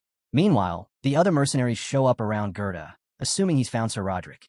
But Gerda quickly clears that up. He didn't call them for that. That's when Jaeger announces that they'll need to widen the search by crossing the river. He admits the ice isn't fully solid and decides they'll split into 3 groups to cross it more carefully. Everyone agrees with the plan, no hesitation. The soldiers get moving, splitting into their assigned groups and stepping onto the frozen river.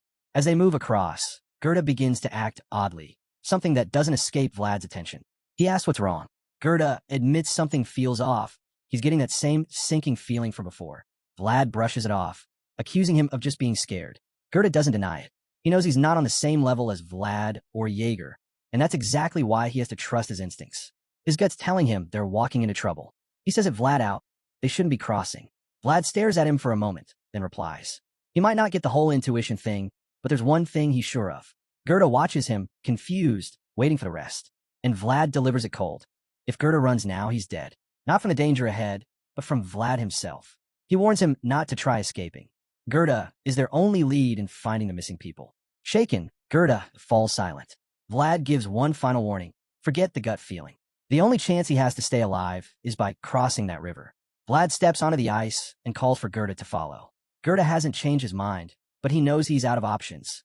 Like everyone else, he starts walking, nervously, each step trembling as if the ice might give way beneath him at any second. Vlad quickly loses patience with his whining. He snaps, saying if the ice doesn't break, he'll smash it himself and toss Gerda in if he doesn't shut up. But in a full-blown display of panic, Gerda drops to the ground and starts crawling, hoping to avoid cracking the ice. He mutters that he just can't do it. Fed up, Vlad grabs him by the shirt and demands he stand up. They're the only ones left behind. As he tries to pull Gerda to his feet, the mercenary suddenly starts screaming like he's seen death itself. Vlad's fury turns to confusion until he looks down. That's when he sees it. Bodies under the ice. Gerda loses it, shrieking so loud the rest of the squad hears him. He yells that there are corpses in the river. And then, everything unravels. The frozen bodies begin to rise, pushing toward the surface. Cracks spider across the ice. Chaos erupts as the mercenaries scramble, try to make it to the shore. But it's too late. The ice gives way, and the dead burst through, climbing out of the river. The squad is trapped on the ice, surrounded by the undead. In a panic, the mercenaries look to Sir Jaeger for answers. It's only then that he understands. The whole mission was a setup. The undead weren't just wandering, they'd been waiting. Lure them in, ambush them in the dead of night, in a place no living soul should walk. As Vlad, Jaeger, and the others face off against the rising horde, the scene cuts to the main camp. There, the priest kneels in prayer, thanking the Lord for his protection. With a young acolyte beside him, he asks for divine guidance to keep them walking the path of light.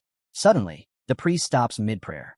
The boy beside him grows uneasy, glancing over with concern.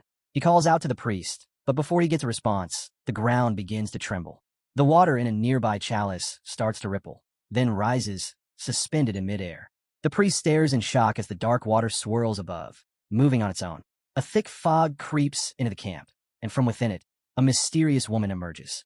Wrapped in shadow, she drifts through the mist, wandering the camp in search of her child. Back on the frozen battlefield, all hell has broken loose. The living clash with the undead in a brutal struggle. The worst part? The man they were searching for, Sir Roderick, has already turned. Now, he's one of them, striking out his former allies. Roderick lets out a monstrous roar and lunges at Gerda. But instead of defending himself or running, Gerda just lets out a high-pitched scream, like that's going to help. Before the undead knight can strike, Vlad steps in, his blade cutting through Roderick just in time. But as soon as he lands the blow, more zombies rush him, closing in fast. Vlad braces himself. His eyes begin to glow cold and sharp, and he shifts into a perfect stance. In a blink, he cuts through the oncoming undead, his sword dancing like lightning. Limbs and heads fly through the air, all while Gerda just keeps screaming like he's about to faint. Vlad's had enough. He curses under his breath and snaps at Gerda, calling him a useless brat and telling him to pick up a spear and fight. But Gerda just whimpers, saying he can't. He's too scared to face the dead. Vlad grits his teeth, furious. The guys become a burden in the middle of a battle. Just as his frustration peaks, a voice inside his head speaks calmly, urging him to stay focused and choose a direction if he wants to escape. Taking the advice, Vlad looks ahead, only to see 3 zombies rising from the water, eyes locked on him. Any hope of moving forward disappears. And now, with Jaeger nowhere in sight, he starts to worry whether his comrade is even still alive. Somewhere else on a frozen battleground, Sir Jaeger cuts through the undead with ease, like he's chopping up a zombie salad. But even a knight of his caliber has limits. When one of his men falls right in front of him, taken down by a walker, he realizes the truth. This wave of undead isn't stopping. Whoever set this trap knew exactly what they were doing. Jaeger might not know who the mastermind is, but he's certain about one thing, the real target of this ambush. With that realization, something shifts. A green glow flickers from beneath his eye patch, and his sword begins to shine the same eerie light. He activates his aura, both his weapon and eye burning with energy. Surrounded by that brilliant force, Jaeger unleashes it all. In a single, blinding display of power, he obliterates the undead swarming him. The light and force are so overwhelming. The mercenaries nearby pause just to watch. Inspired, their morale shoots up. They're fighting alongside a legend. Amid the chaos, Jaeger shouts to Vlad. He's locked in his own battle, but hears the call clearly. Fighting off the zombies around him, he yells back, asking what the knight needs. The order is straightforward. Defend the right flank and protect young Master Joseph, no matter what. That's the contract. That's the mission. Vlad doesn't hesitate. He slashes his way through the remaining undead, clearing a path forward. As he moves, he calls back to Gerda, telling him to follow. The mercenary is already scrambling behind him, begging Vlad to wait up. As Vlad pushes on, Jaeger's glowing eye burns even brighter, green flames now flickering beneath the patch. The veteran knight offers up a silent prayer, asking for Vlad to make it in time and protect the young master from whatever's coming. This knight is the real deal. While he's surrounded by undead trying to drag him to the grave, his mind is fixed on only one thing, protecting the one he serves. Without hesitation, he dives back in the fight, cutting down the undead one after another. Then, out of nowhere, a low growl rumbles behind him. Even with enemies pressing in, Jaeger senses the new threat and spins around, only to lock eyes with the zombified figure of Sir Roderick. Jaeger offers a quick apology for not saving him sooner. But it's too late. Roderick and the rest of the horde are long gone. Now they want him dead. Back at the main camp, young Master Joseph sits in his tent, looking completely uninterested despite having a book in hand. It's clear he'd rather be doing anything else. His quiet is broken by someone shouting nearby. His head snaps up. Who just yelled? The voice cries out again, yelling at something to stay back. That's when it hits him. Something's wrong. The camp is under attack. Joseph stands up, ready to act. But before he can leave, someone bursts into the tent, calling his name. It's Vorden, one of his men. Joseph demands to know what's going on, but Vorden's too out of breath to give a straight answer. He stammers, struggling to explain. Joseph's frustration boils over. How could Vorden rush in without even knowing what's happening? Trying to save face, Vorden insists he came to check on Joseph's safety. But the young master isn't buying it. The lack of a weapon makes it obvious Vorden wasn't here to fight. Joseph points out the empty sheath on Vorden's belt, exposing the truth. On any other day, Joseph says he'd have had him executed for this level of stupidity. Panicking, Vorden immediately starts pleading for mercy. And just then, Father Andrea and a group of men step into the tent. Joseph turns to Father Andrea to ask what's happening, but before he can even finish, the priest answers, something wicked has made its way into the camp. He opens his holy book and urges Joseph to take a look. The ink, written in sacred script, shudders across the pages like it's alive. Joseph stares in disbelief.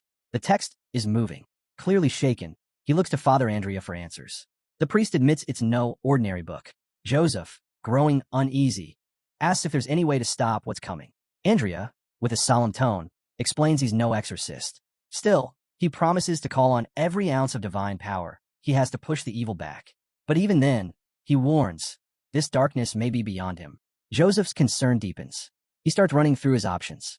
The remaining knights may not be the strongest, but they're all he has. He rises, issuing a sharp order for the knights to follow. No hesitation. They fall in behind him, faces hard with resolve. As Joseph steps out of his tent, he's met with an unsettling sight. A thick, ghostly fog smothers the entire camp. But this isn't just fog, it's something far worse. It clouds vision and invades the minds of the mercenaries, seizing their bodies like puppets on strings. There's no doubt, this is the work of the strange woman. The men stagger and twitch, their voices overtaken by a spirit that calls them her children. They resist, but there's no winning against something not of this world. Covering his mouth and nose, Joseph turns to Father Andrea. Does this fog drive people mad? He asks. The priest doesn't know exactly, but he's sure of one thing. It's not natural. The effects hit quickly. Joseph breathes it in, and the voice comes. Soft, eerie, calling him her child. The others feel it too. One by one, the spirit's whispers creep into their minds. Then, through the fog, she appears. Long black hair, white gown dragging in the dirt, barefoot and ghostly, she glides through the mist, scanning every corner of the camp. Searching, seeking. Where's my child? She whispers, turning her eyes to Joseph. As soon as the ghostly woman locks eyes with the young lord, panic ripples through the men around him. They're frozen in fear, unable to look away from the terrifying figure. Joseph, though, remains silent, still clutching his handkerchief, unable to move. The witch's blackened eyes and twisted mouth stretch wide as she lets out a chilling shriek. She cries out in glee, claiming she's finally found her child. And shockingly, she means Joseph. She lunges, arms outstretched, racing toward him with desperation in her voice. But just before she can reach him, a glowing barrier snaps into place. Father Andrea is on his knees, locked in prayer, summoning a divine shield to block her. Behind him, his young apprentice is a mess of fear, screaming and sobbing uncontrollably at the horrifying sight. Inside the protection of the barrier, Joseph remains still, mind racing. He begins to wonder if Sir Jaeger is the only one capable of dealing with this possessed monster. And it's not just a wild guess. Two of his most skilled knights, Cade and Maxim, have already fallen to her. Even the blessings of Father Andrea weren't enough to keep them standing. The witch slams into the barrier over and over, convinced her child is on the other side. Her hand presses through the shield, burning away as it passes the divine threshold, but she doesn't stop. Joseph watches, horrified, as he begins to suspect the truth. This isn't some random haunting. This is a malicious curse, meant specifically for him by an enemy yet to reveal themselves. Andrea does everything he can to keep the shield intact. But when Deacon, the young trainee priest, suddenly coughs up blood, the priest is shaken. Distracted, he turns to the boy, reassuring him gently. The sun will shine on you again, he says. Moved by the words, Deacon pushes past the pain and begins singing holy hymns to strengthen the barrier. Their efforts are brave, but Joseph can tell they're nearing their limit. Andrea is weakening, and the hymns can only gird on for so long. The clock is ticking, and Joseph knows it. He watches the ongoing standoff, his mind turning rapidly, trying to formulate a plan. Waiting for sunrise seems impossible. It feels like an eternity away. But then, something jolts him back to the present. Out of nowhere, a familiar figure comes soaring through the fog, sword glowing bright blue. It's him, the blonde-haired knight, launching straight at the witch with his blade raised, ready to strike. The witch doesn't notice him sneaking up. She's too focused on Joseph. But just as Vlad's about to strike, a voice speaks to him, warning that she's driven by a curse, and an ordinary blade won't do any damage. Vlad halts mid-air, ducking behind a rock. He quietly asks the voice what they're supposed to do, and in return, the voice asks if he can channel any aura right now. Vlad responds quickly, no, he can't. The voice pauses, clearly puzzled, before admitting there's another way. Naturally, Vlad wants to know what that is. The voice then makes an unexpected request. It asks to borrow his body. Possession. That's the only way it can handle the witch directly. Vlad hesitates. Is that even possible? The voice explains that while it can control aura, it's unsure whether it can manifest it inside Vlad's body. And even if it does manage to pull it off, there's a chance Vlad won't be able to move for a while. Dangerous in a battle like this. The voice warns against it, calling it a risky move. But Vlad doesn't flinch. He knows full well, if he doesn't stop her, he's dead. That's all the motivation he needs. He tells the voice to go ahead. The sword's path is full of peril, but he's made his choice. He gave his word to Joseph, and now his purpose is clear. It's no longer just loyalty, it's conviction. The voice respects his resolve and sets the plan in motion. Vlad leaps toward the witch again, but this time, she senses him and turns. As he soars through the air, the voice begins to take control. It tells Vlad to shut his right eye. He obeys. Then everything shifts. Vlad's consciousness drifts into what the voice calls the world of voices.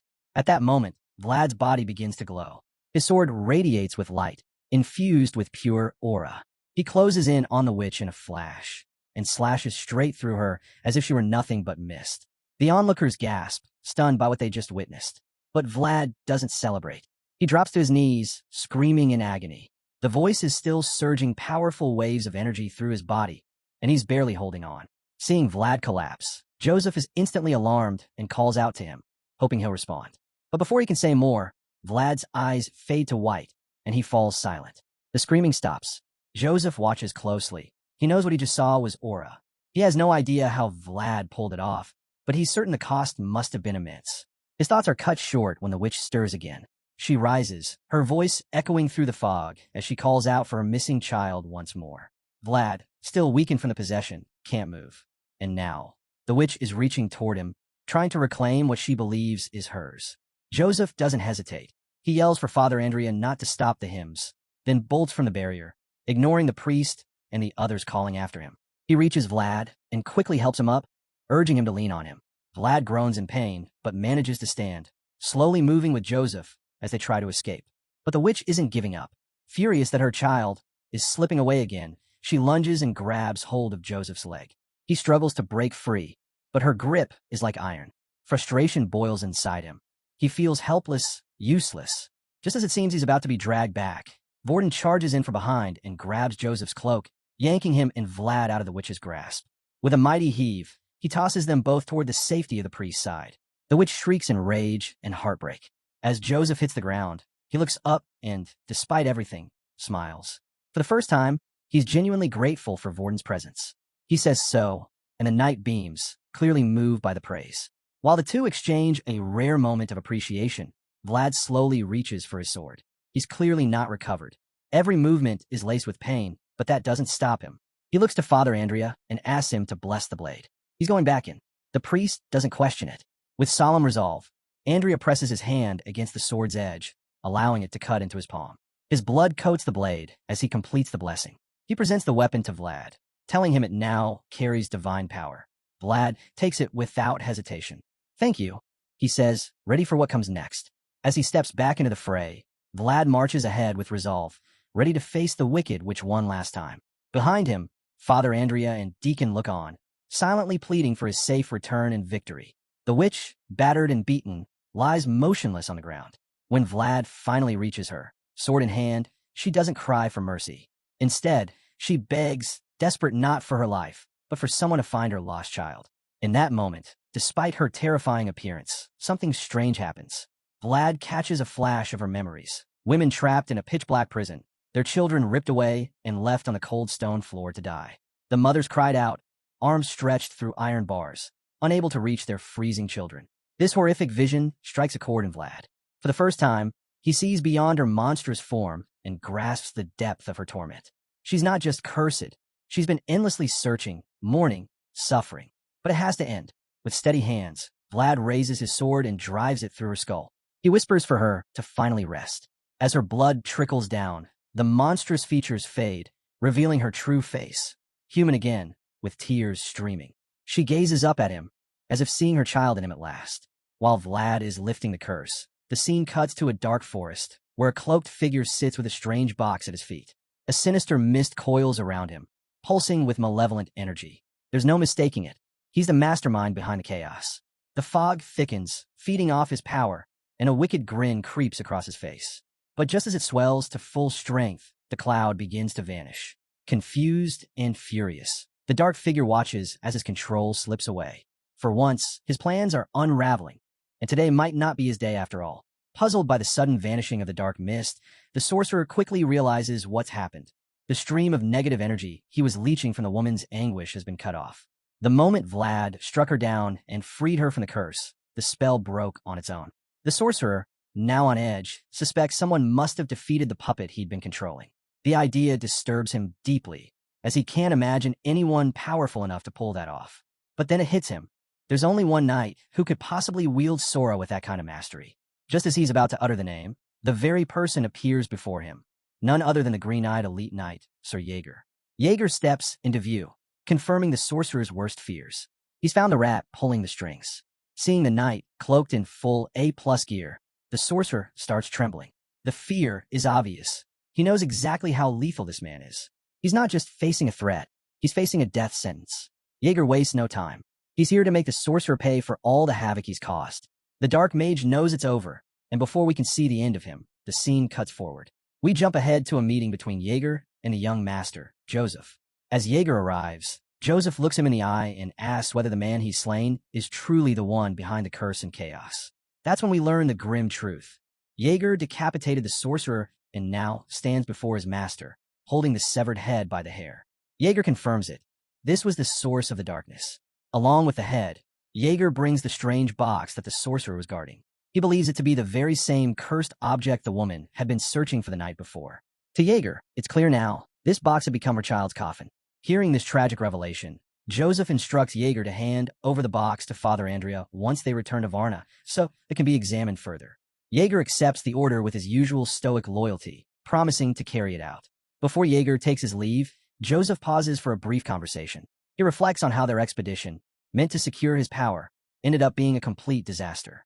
Jaeger agrees without hesitation, admitting that he too feels ashamed by how things unfolded. Standing on a cliff's edge, Joseph gazes down at the quiet camp below. With a heavy sigh, he admits once more that their mission was a failure. Still, he knows it's time to head back home, and he says so with a calm determination. Just then, Jaeger turns to him and asks a pointed question. Did he find the blonde-haired hero useful? Joseph glances at the knight sideways, pauses for a beat, then breaks into a subtle, knowing smile. He admits that he might have found someone worthy enough to replace him as the sword. As Joseph reflects on the events of the previous night, his expression softens. He speaks of the blonde warrior's potential, believing the boy will grow into a swordsman who will outshine them all. We're given a glimpse of that vision. Vlad engulfed in a swirl of blue flames and crackling sparks, his body blazing with the raw power of AA. It's a majestic image, but it doesn't last. The scene quickly snaps back to reality, where Vlad is anything but majestic. He wakes up looking like a complete mess, his hair in total disarray, his eyes wide and dazed like someone who's just been hit by a truck. Turns out he's just learned he's been unconscious for 3 whole days. In disbelief, he asks the voice in his head for confirmation. The voice casually affirms it and suggests he be more cautious going forward. Apparently, even the voice didn't expect the recoil to hit this hard. Still in a daze, Vlad sits in bed like a zombie, trying to process everything. Eventually, he shakes off the shock and admits he's just relieved to be awake. Now, all he wants is to settle what's left at the camp and head back with the others. That's when the voice chimes in again, letting him know that Joseph and the rest have actually been waiting for him to recover before starting the return journey. As Vlad grabs his sword and uses it to steady himself, the voice mentions one more thing. The young master seemed genuinely concerned about him. Vlad finally manages to stand up and steps outside his tent. But as he pulls the fabric aside, he's met with a strange silence. No one's around. The entire camp is eerily empty. At first, he's caught off guard. but it doesn't take him long to figure it out. It makes perfect sense that everyone would bolt after the chaos from last night. Still, he realizes he might have jumped the gun when he hears a familiar voice behind him. It's Gerda. Vlad turns, and the nervous mercenary starts rambling about how worried he was after what happened with the blonde hero. Hearing this, Vlad can't help but smile. He instantly starts poking fun at Gerda, reminding him how he tried to bail, but somehow ended up being the last one sticking around. Most of the mercenaries may have scattered, but Gerda and a handful of others stayed behind. Why? Simple. They were promised to pay raise if they stuck it out until things settled down. Gerda then starts bragging about his so-called heroic moments, how he helped carry the blonde hero back to camp when he couldn't ride, and how he went back into the forest to look for the Lord Knight. But it's not for praise. He's just hoping Vlad will put in a good word for him when he meets the young master. Vlad casually tells him he'll see what he can do. Then Gerda remembers something. Sir Jaeger asked him to send Vlad over once he woke up. Joseph's waiting at the barracks, and Gerda urges Vlad to head there quickly so he'll still have time to say good things about him.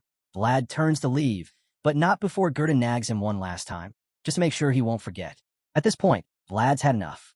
He silently wishes someone would just shut Gerda up. The scene shifts. We're now inside Joseph's tent. The young master is hosting Vlad, pouring him a glass of red wine. He starts with some small talk, asking if Vlad even drinks.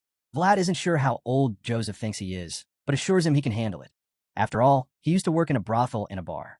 Even though he's had booze before, he admits this is the first time he's trying something fancy.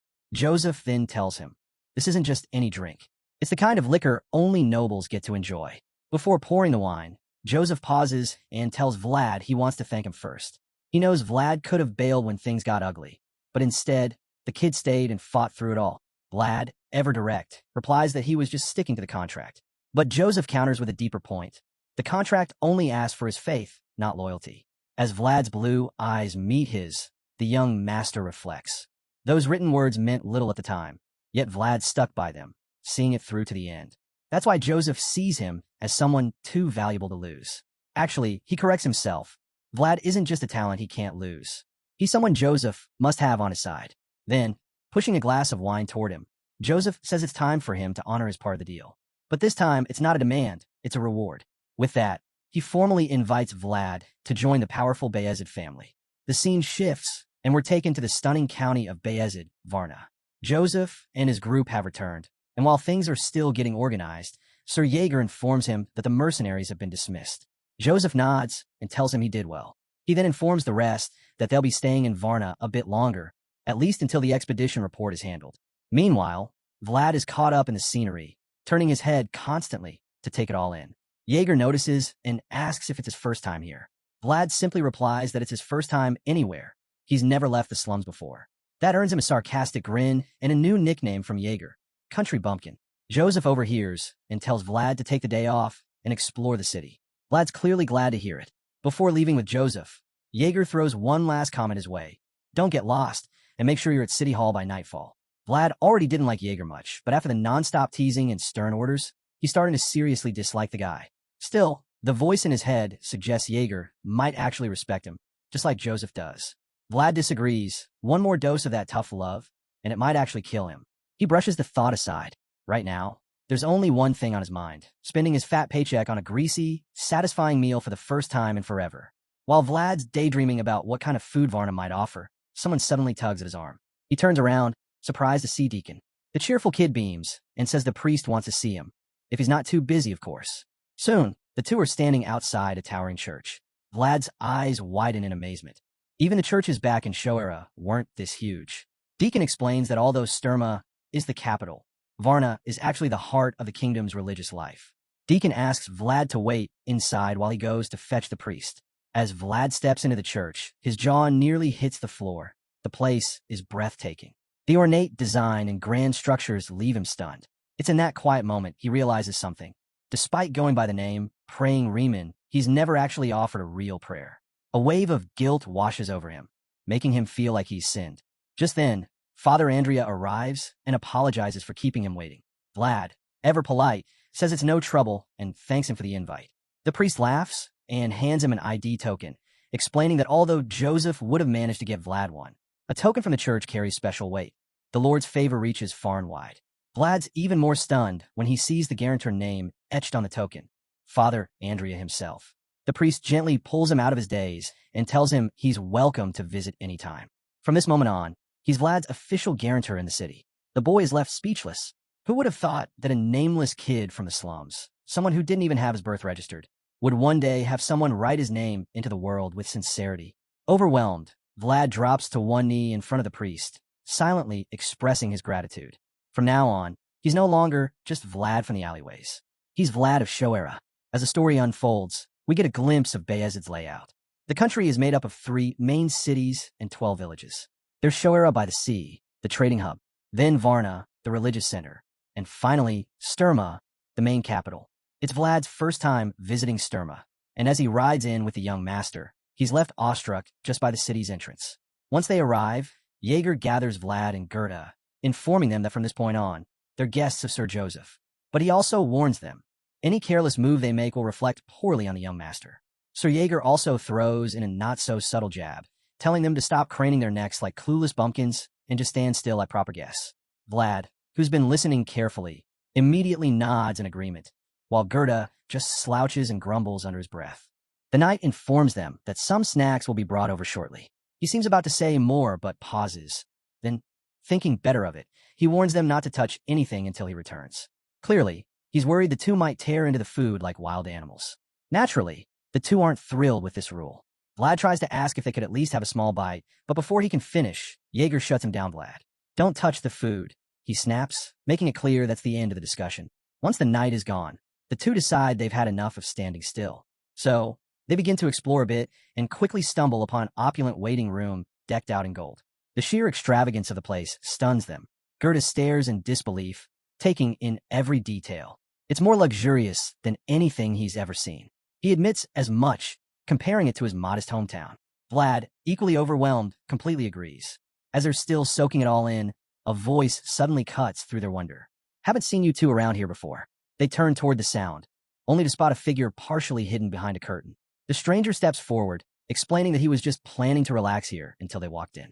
He finally reveals himself, and the moment Vlad sees his face, something clicks. He knows this guy from somewhere, but can't recall where. The man walks up and directly asks who they are, but Vlad is too busy racking his brain to even register the question. Then he feels it, the man's presence. It's overwhelming. His gaze is sharp enough to pierce steel, as if just a look from him could bring someone to their knees. The intensity is unreal, like his eyes are burning with fire. Gerda, clearly shaken, steps up and nervously introduces himself, stammering as he speaks. He quickly adds that he was part of Sir Joseph's conquest team, before launching into a ramble that doesn't really concern anyone but himself. The mysterious noble cuts in, confirms the kid's name, then turns the question around. Wants to know who he is. The blonde kid introduces himself, Vlad of Shoera. That name catches the noble's attention, not because he knows it, but because he doesn't. Still, something about Vlad stands out. As he studies Vlad's face, he silently notes how sharp the kid looks, how much fire he sees in his eyes. What really surprises him, though, is that Vlad doesn't even blink while speaking to him. Most people flinch under his intense aura. It's rare, impressive even. He figures Joseph might have landed himself a solid right-hand man. Thinking that, the noble casually pulls out a handful of peanuts and offers them. Vlad stares at the outstretched hand silently for a moment. Then, coolly, he tells the noble they've been instructed not to eat anything. The noble's caught off guard, completely stunned by the response. Vlad, noticing the confusion, bluntly repeats that they were told not to eat the food here. At this, Gerda's face goes pale. He's freaking out inside, wondering if Vlad's lost it. Who turns down a noble's hospitality like that? It's almost unthinkable.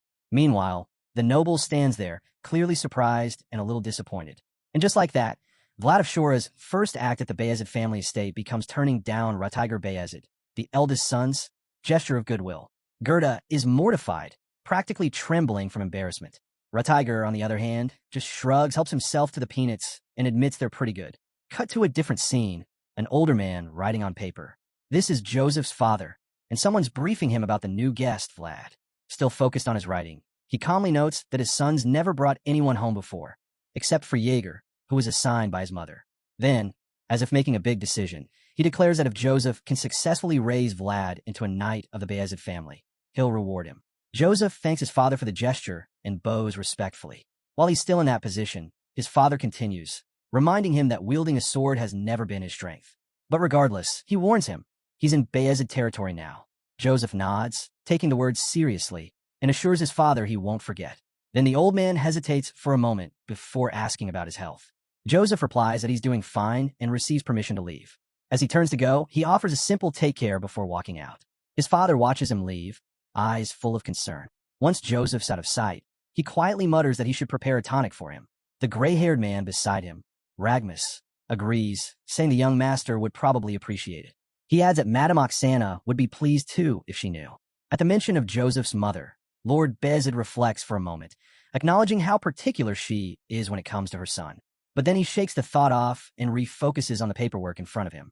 He asks Ragmus for his thoughts on Joseph's recent report. Ragmus warns him not to brush it off. Strange events have been happening too often to ignore. The Lord's expression hardens. He immediately demands that the source of these supernatural events be found, declaring that no one has the right to use sorcery on his land. As his anger flares, Ragmus shares another troubling update. Reports from Varna suggest there's a link between the undead and the curses. It could mean either one powerful sorcerer is behind it all, or two working together. Lord Bayezid suggests it might even be the work of a group or some secret faction. Ragmus agrees it's a possibility. But no matter the cause, the Lord's resolve doesn't waver. Standing up with a cold, commanding presence, he declares that the Bayezid family will continue to dominate and crush anyone who dares to threaten their rule. Fueled by determination and rage, Lord Bayezid commands that those behind the strange phenomena be found immediately, especially the ones who dared harm his son and then had the nerve to stir up chaos in his domain. Later that night, Joseph finally returns to the waiting room with Sir Jaeger. The guests, who've been starving and waiting all day, perk up the moment they see them. Joseph admits that his plans took longer than expected and apologizes for the delay. Gerda, clearly thrilled, quickly waves it off and assures the young master it's no big deal. When Joseph calls her by name, Gerda lights up, clearly anticipating something exciting. But that excitement is short-lived. Joseph abruptly tells him that their rewards will be discussed the following day. The realization hits Gerda hard. He's been hungry and waiting all day for nothing. Just as he's processing the disappointment, Joseph mentions that a servant will escort him to his room to rest. Gerda doesn't say a word. He just leaves, throwing a comment over his shoulder to the others, probably hoping someone will stop him. No one does.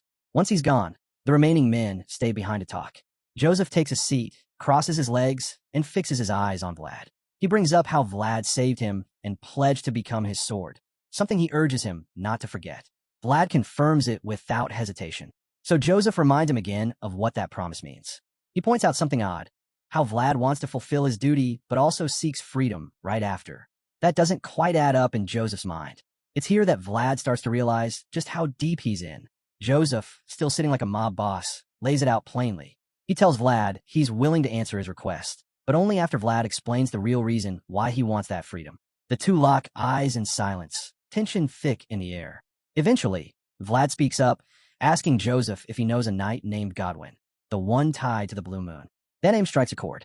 In that instant, Joseph realizes Vlad isn't just some talented kid. He's stunned. Never would he have guessed that the boy before him carried such a heavy past. Joseph then drops a bombshell. Godwin, the Knight of Gaidar, was the mysterious figure responsible for destroying the Rose's smile. Vlad, of course, knows that all too well. That night is burned into his memory. He sees it clear as day. Jorge's severed head, the chaos, the pain. Godwin was the man who ended his world. Yet despite all that, there's a strange admiration buried somewhere inside him. Even if Godwin brought him nothing but agony, the man left an impression he can't deny. Back in the moment, Joseph stares at Vlad, lost in thought. When he finally speaks, it's to tell Vlad that he's powerless to help. Even as the Count's son, the people Vlad seeks are far out of reach. Vlad doesn't flinch. He expected this. Deep down, he knew Joseph wouldn't be able to do much. Still, he appreciates the honesty and gives the noble some credit for that. So, he suggests that maybe it's time to renegotiate their terms.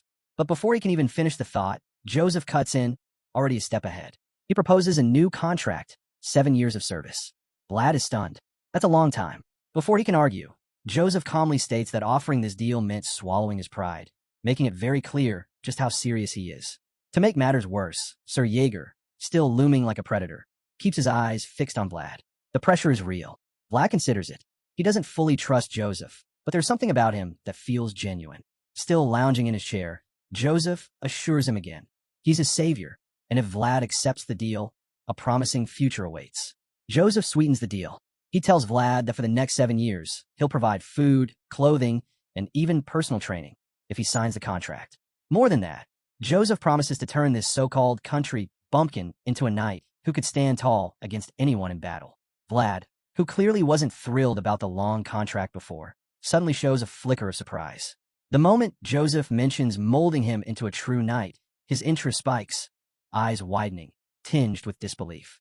Seeing the reaction, Joseph presses on, carefully laying out the full offer. All Vlad has to do is stay loyal and stick to the tasks he's given.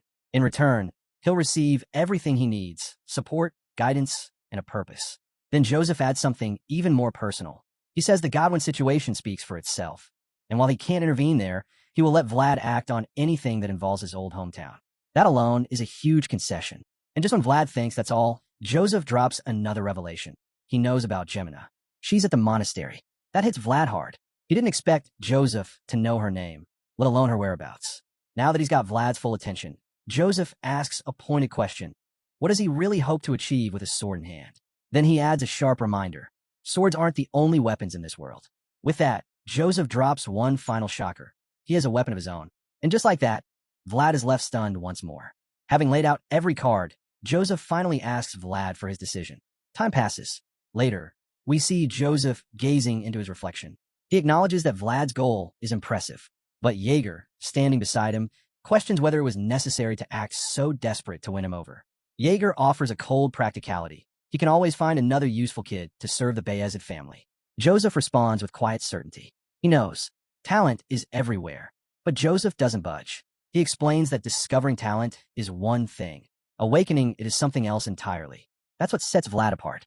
That's what's kept Joseph so fixated on him. Even though he believes Vlad is the ideal candidate, Sir Jaeger keeps pressing, asking if he's really sure the kid would agree so easily. Joseph continues to stare into his reflection, silent for a moment, then finally answers, yes, he's sure. He's confident because he saw it himself, back when Vlad struck down the cursed woman during the expedition. Still, Jaeger doesn't give up. He tries a different approach, pointing out that Vlad's reckless and defiant nature will make him hard to control. But Joseph isn't swayed. Instead, he plays it smooth, giving Jaeger a bit of flattery, saying Vlad's training won't be too tough with another advanced knight around who's more than capable. Then Joseph gets real. He reminds Jaeger that 7 years is a long time. Plenty of time to tighten the leash and shape Vlad into someone who follows orders. That hits the mark. Jaeger, though still unenthusiastic, agrees to take on the job. He promises to do what's needed to bring Vlad in line, even if it won't be easy. Joseph is clearly pleased. He encourages Jaeger, telling him that the tougher the challenge, the greater the reward in the end. This nobleman clearly can't get our protagonist out of his head. Even after wrapping up his talk with Jaeger, he circles back to praising the blonde kid. He stares at his reflection, musing about how he once saw Vlad as a useful tool, a wolf. But now he sees him as someone chasing the moon. The next morning, Jaeger takes Vlad to his new quarters, helping him settle in. He admits it's nothing fancy, but assures Vlad that the room is his alone. Vlad, amazed, lights up at the sight. What's considered modest to others is incredible to him. The clean floors and a real bed? To a kid from the slums, this is luxury. Jaeger is taken aback, reminded that Vlad's from the alley. He's not used to someone reacting like this, especially since most recruits come from wealthy families and often struggle with the harsher conditions of training life. After everything that's happened so far, Jaeger figures Vlad won't have trouble adjusting, unless he causes problems. Vlad immediately knows what he's hinting at, the peanut incident with Sir Tiger. He shoots Jaeger a look, and the knight quickly deflects the blame, saying he never actually expected Vlad to follow orders just because he did once before. Their little back and forth is interrupted when Jaeger heads out, but not before telling Vlad to meet him at the training hall after breakfast. They'll start sparring soon. Just as Jaeger's leaving, a woman calls out to him, addressing him as her loyal knight. The usually stoic and serious Jaeger gets visibly flustered. He tells Vlad, in a hushed tone, that she's Lady Oksana, Joseph's mother. Then he nudges Vlad to greet her properly, the way he was taught. Thankfully, Vlad doesn't slip up. He simply mimics Jaeger's greeting, and it works. Lady Oksana warmly returns the greeting, then asks if this is the boy she's heard so much about. Jaeger confirms. Sir Joseph himself took him in. Lady Oksana's sharp golden gaze fixes on Vlad, and it's enough to make him visibly squirm. His face turns bright red in an instant. Satisfied with her reaction, she gracefully thanks him for saving her son. Caught off guard, Vlad fumbles with his words, insisting he was just doing what he was supposed to. Still, she's not let him off that easy. She tells him he deserves more than just gratitude. He's done something far more important than he realizes. Vlad, still blushing, bows and thanks her quietly. Then, without warning, she ruffles his hair and compliments both its color and the look in his eyes. Just like any caring mother, she starts fussing over his appearance, offering tips to enhance his look, and even promises to get him some proper clothes. The whole time, Vlad is practically frozen from the attention, struggling to hide how flushed he's become. Finally, Lady Oksana departs with her maids, but not before telling Jaeger to keep up the good work. Once she's gone, both he and Vlad exhale like they've been holding their breath. Jaeger chuckles and asks why Vlad looks so jumpy. Vlad admits he's never met a noblewoman before, and Jaeger reassures him. He handled it well, especially with someone like Lady Oksana, who has a way of throwing people off their game. After the quick chat, Jaeger dismisses him for breakfast.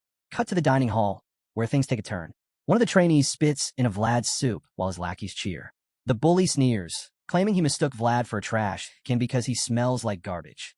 But instead of reacting the way they want, Vlad calmly scoops the spit out, tosses it aside, and resumes eating like nothing happened. In his mind, he's already expecting this kind of behavior. It's happening even faster than he thought. The gang is thrown off by his calm attitude. As they try to figure out their next move, Vlad recalls Jaeger's warning. Don't do anything that could reflect poorly on Joseph. So he starts thinking of a way to handle this without dragging the Count's son into the mess. The ringleader storms off, hurling one last insult, calling Vlad a bastard and warning him to brace for a hazing. But just before he's out the door, Vlad speaks up and asks him, "What's your name?" The bully freezes, stunned that Vlad would even ask for his name. But Vlad doesn't back down. He repeats the question, his face now cold and threatening, enough to make the air feel heavy. The sheer intensity behind his eyes sends a chill straight through the troublemaker. Clearly shaken, the guy stammers out his name, Sobanin. Vlad repeats it back, calm and deliberate, like he's carving it into memory. The way he says it, it's not just a name, it's a warning.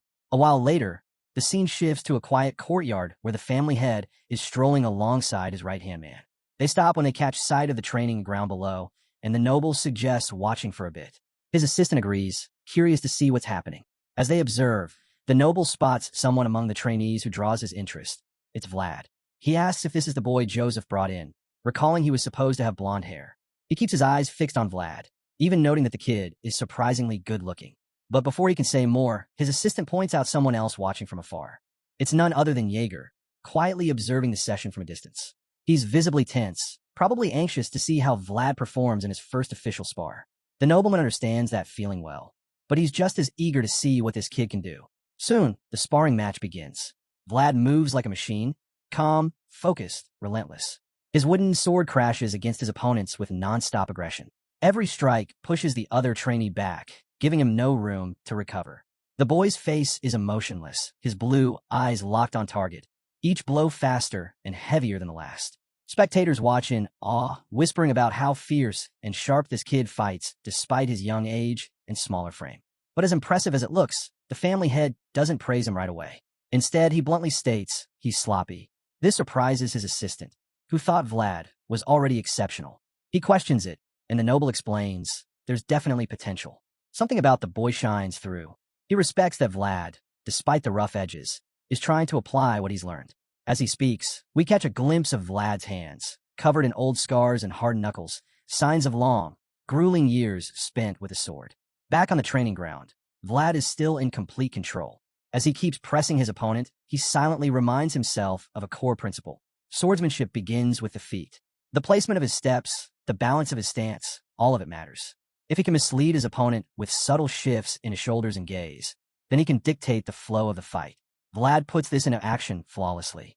He adjusts his footing, drops his shoulders, and uses his body language to bait his opponent in. His icy blue eyes stay locked on target, making every movement part of the setup. Sure enough, the opponent takes the bait. He charges in with what looks like a heavy, downward slash. But Vlad slips out of the way with a sharp backstep, dodging cleanly. The black-haired trainee is left winded and wide open, stunned that his move failed. Before he can recover, Vlad strikes back, hard. His counterattack lands square on the trainee's side, and the impact is brutal. The guy cries out in pain, and from the sound of it, he might have taken serious internal damage. Without hesitation, Vlad grabs him by the hair, recognizing him as one of Sobanin's lackeys. Suddenly, it all makes sense. This wasn't just a spar. Vlad was out for payback. Dragging the guy upright, Vlad clenches his fist like he's about to send him flying across time and space. He reminds the henchman of how he laughed back in the cafeteria and dares him to try laughing again. Vlad's eyes are glowing with fury as he drives a punishing punch straight into the guy's face, breaking his nose and leaving a mess of blood. The entire training ground falls silent.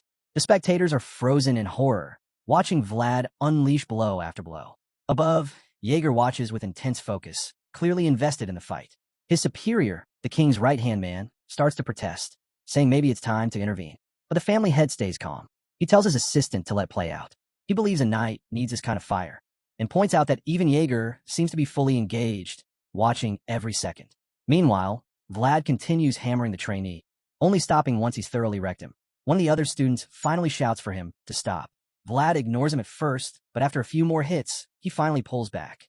Bloodied and calm, he stands, apologizing half-heartedly to the rest for getting too into it.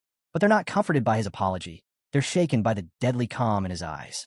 He turns away from the unconscious body and walks off. But before leaving, he makes sure to jab at Sobanin one more time, telling him to apologize to his lackey on his behalf, since he tends to lose control when things get personal. Sobanin clenches his fists, clearly on the verge of snapping, ready to lash out. But before he can get a word in, Vlad steps in and cuts him off. The blonde swordsman strolls up calmly and says he's got something to confess to. Unlike earlier, though, next time he won't hold back. He gives Sobanin a hard stare, then turns to leave, but not without one last dig. If the soup's too bland, he says he'll make sure Sobanin gets called in just to spit in it again.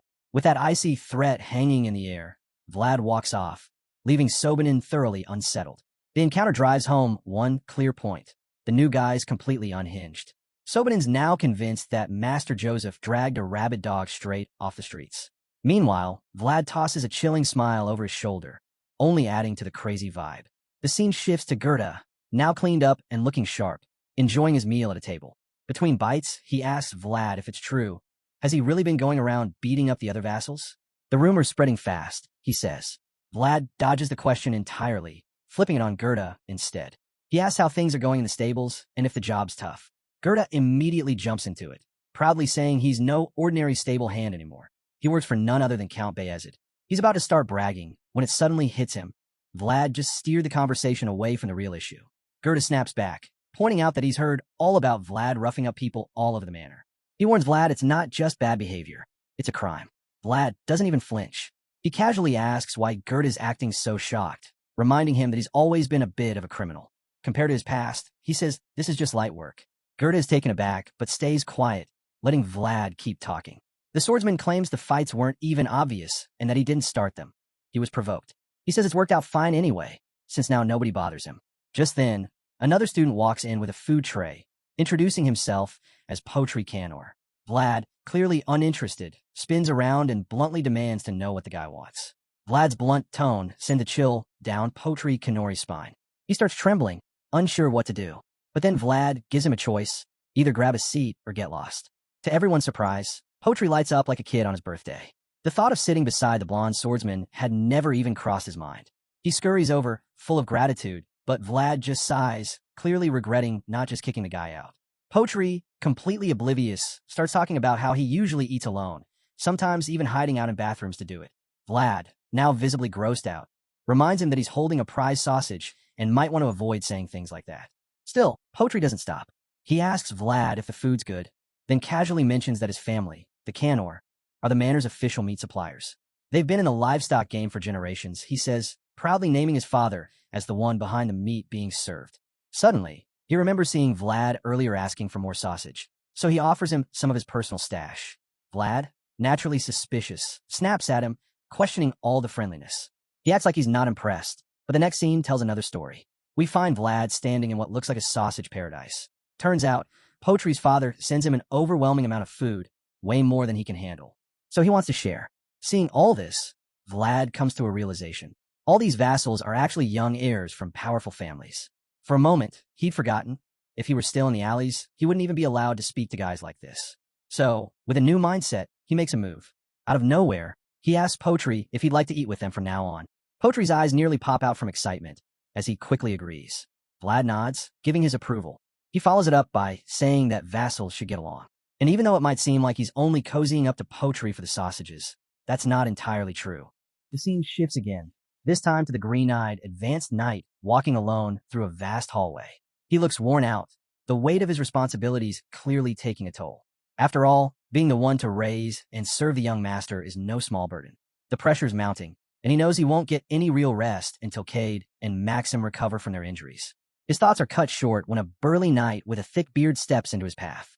The man casually asks where he's off to in such a rush. Turning around, the green-eyed knight identifies him as Sir Gregory and immediately groans inwardly. This was not the conversation he wanted right now.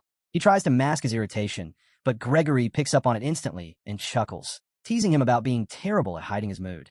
The advanced knight, Jaeger, doesn't waste time. He tells Gregory straight up that he's busy and doesn't have time to chat. Gregory just laughs again, amused, noting that Jaeger must be incredibly busy since he handles all of Joseph's responsibilities alone. Already drained, Jaeger cuts to the point and asks Gregory if he actually has something to say. Grinning like he's holding onto a secret, Gregory finally gets to it. He suggests that Jaeger should consider raising a vassal himself. He insists it's not too late to start now. Uninterested, Jaeger shoots back that Gregory should probably focus on properly raising his own vassal before worrying about others. Despite usually tuning out Gregory's rambling, something about this sudden vassal talk nags at him. Why bring it up now? Gregory reveals that his vassal is none other than Potri. He proudly claims the kid is basically grown up now, though he admits the boy could lose a few pounds. That thought sends him into another fit of laughter. Jaeger, clearly losing patience, demands that Gregory just get to the point already. But instead of cutting to the chase, Gregory takes the scenic route, saying he thinks Vlad shows real promise. He praises the blonde newcomer, calling him confident, bold, and full of grit. Jaeger's had enough. He reminds Gregory, again, that he doesn't have time for idle talk and demands he stops circling around the issue. Still chuckling, Gregory finally says it. Knights interfering in vassals' matters can come off as inappropriate, even humiliating. Gregory mentions that Vlad has been spending more time with Potri lately, but Jaeger isn't buying it. He insists that Vlad doesn't do friendships, and even if he did, the guy thinks he's above everyone else. Still, Gregory presses on, asking Jaeger to tell Vlad to hang out with Potri. Turns out, the chubby knight has a personal reason. Potri is his nephew, and he doesn't want to see him get roughed up. After laying it out, Gregory says Jaeger's the only one with any shot at getting through to Vlad. But Jaeger's not about to do it for nothing. He wants to know what's in it for him. Gregory, still grinning, offers a future favor in return, pounding his chest like a true knight swearing on his honor. But Jaeger shakes his head, saying Vlad doesn't really take orders from him. Gregory just laughs, saying that kind of spirit is exactly why Vlad is going to go to far. Meanwhile, over at the Bezid family stables, a brown horse relaxes as the stable hand tries to explain things to Vlad. He tells the young swordsman the horses are all well trained, but for some reason, they panic whenever he comes near. It's not about riding skills. Other workers have noticed the same thing. Frustrated, Vlad mutters that this kind of thing has plagued him his whole life. Animals, cats, dogs have always reacted the same way, running off the second he gets close. Thinking back, Vlad remembers the time he rode Jaeger's horse during the expedition. He points it out to Gerda, recalling the night they escaped from the undead. But he also admits he was just a passenger. Gerda was doing all the actual riding. Gerda adds that Jaeger's horse is top tier and very expensive. That makes Vlad groan. What is he supposed to say? That he can only ride high-end horses? The thought annoys him even more.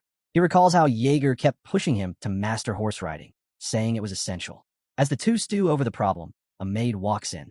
She informs Vlad that Lady Oksana has summoned him. Vlad's caught off guard when he hears that Lady Oksana wants to see him. The scene shifts to a lavish room where the green-haired noblewoman is already in conversation with him. She remarks that judging by his appearance now, no one would guess he grew up in the back alleys.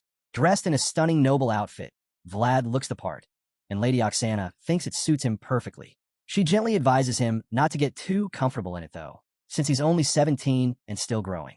She recalls that Joseph had a growth spurt around the same age and assures Vlad that she'll have more clothes made for him when summer arrives. Proper attire, she says, is key to physical performance. Vlad's face turns red, and all he can do is bow in gratitude. But Lady Oksana brushes off his thanks, saying she should be the one grateful. After all, he saved her son's life. Ever courteous, she apologizes for interrupting his training and gives him permission to leave. Vlad thanks her once more and heads out. Outside the room, he lets out a relieved sigh. He finds her presence overwhelming, though he can't quite explain why. Glancing down at his new clothes, he marvels at how comfortable they are, almost too comfortable like they don't belong to him. Then he looks at the old outfit in his hands, realizing it wasn't even his to begin with. As he walks down the corridor, Vlad tells himself not to get used to this lifestyle. Even after all his efforts to become part of the Bayezid family, something still feels off. He can't shake the feeling that he doesn't truly belong. He even thinks he might be putting on weight, as if the comfort is physically clinging to him. His spiral of doubt is suddenly cut short when he notices something outside the window. What he sees shocks him. Sobanin is violently beating another vassal, shouting at him and calling him a pig. He accuses the boy of forgetting what it's like to be disciplined, furious that he dared to enjoy a peaceful life. That's when Vlad realizes the one being beaten is none other than Potri. Sobanin keeps pounding on Potri, mocking him about his new best friend. The more he talks, the more furious he gets, spitting out insults and calling them all a bunch of filthy weaklings. Watching from above, Vlad silently observes, and the scene hits him hard. He realizes that no matter where you are, some people always suffer while others live without a care. It's always the same, the strong preying on the weak. Angry and frustrated, he decides he's putting his old clothes back on, at least for tonight. Later that evening, Vlad shows up at Potri's door. When a bruised boy answers, Vlad is momentarily lost for words, stunned by how battered he looks. Potri, confused, asks why he's there so late. Vlad says he needs something from him. Still unsure, Potri waits, and Vlad peers into the room, pointing directly at the largest chunk of meat, some prized ham. Potri hesitates. It's clearly something he values, but Vlad insists. Reluctantly, Potri agrees, though it stings. He had hoped that if they ever spoke again, it'd be more friendly, maybe even with a smile.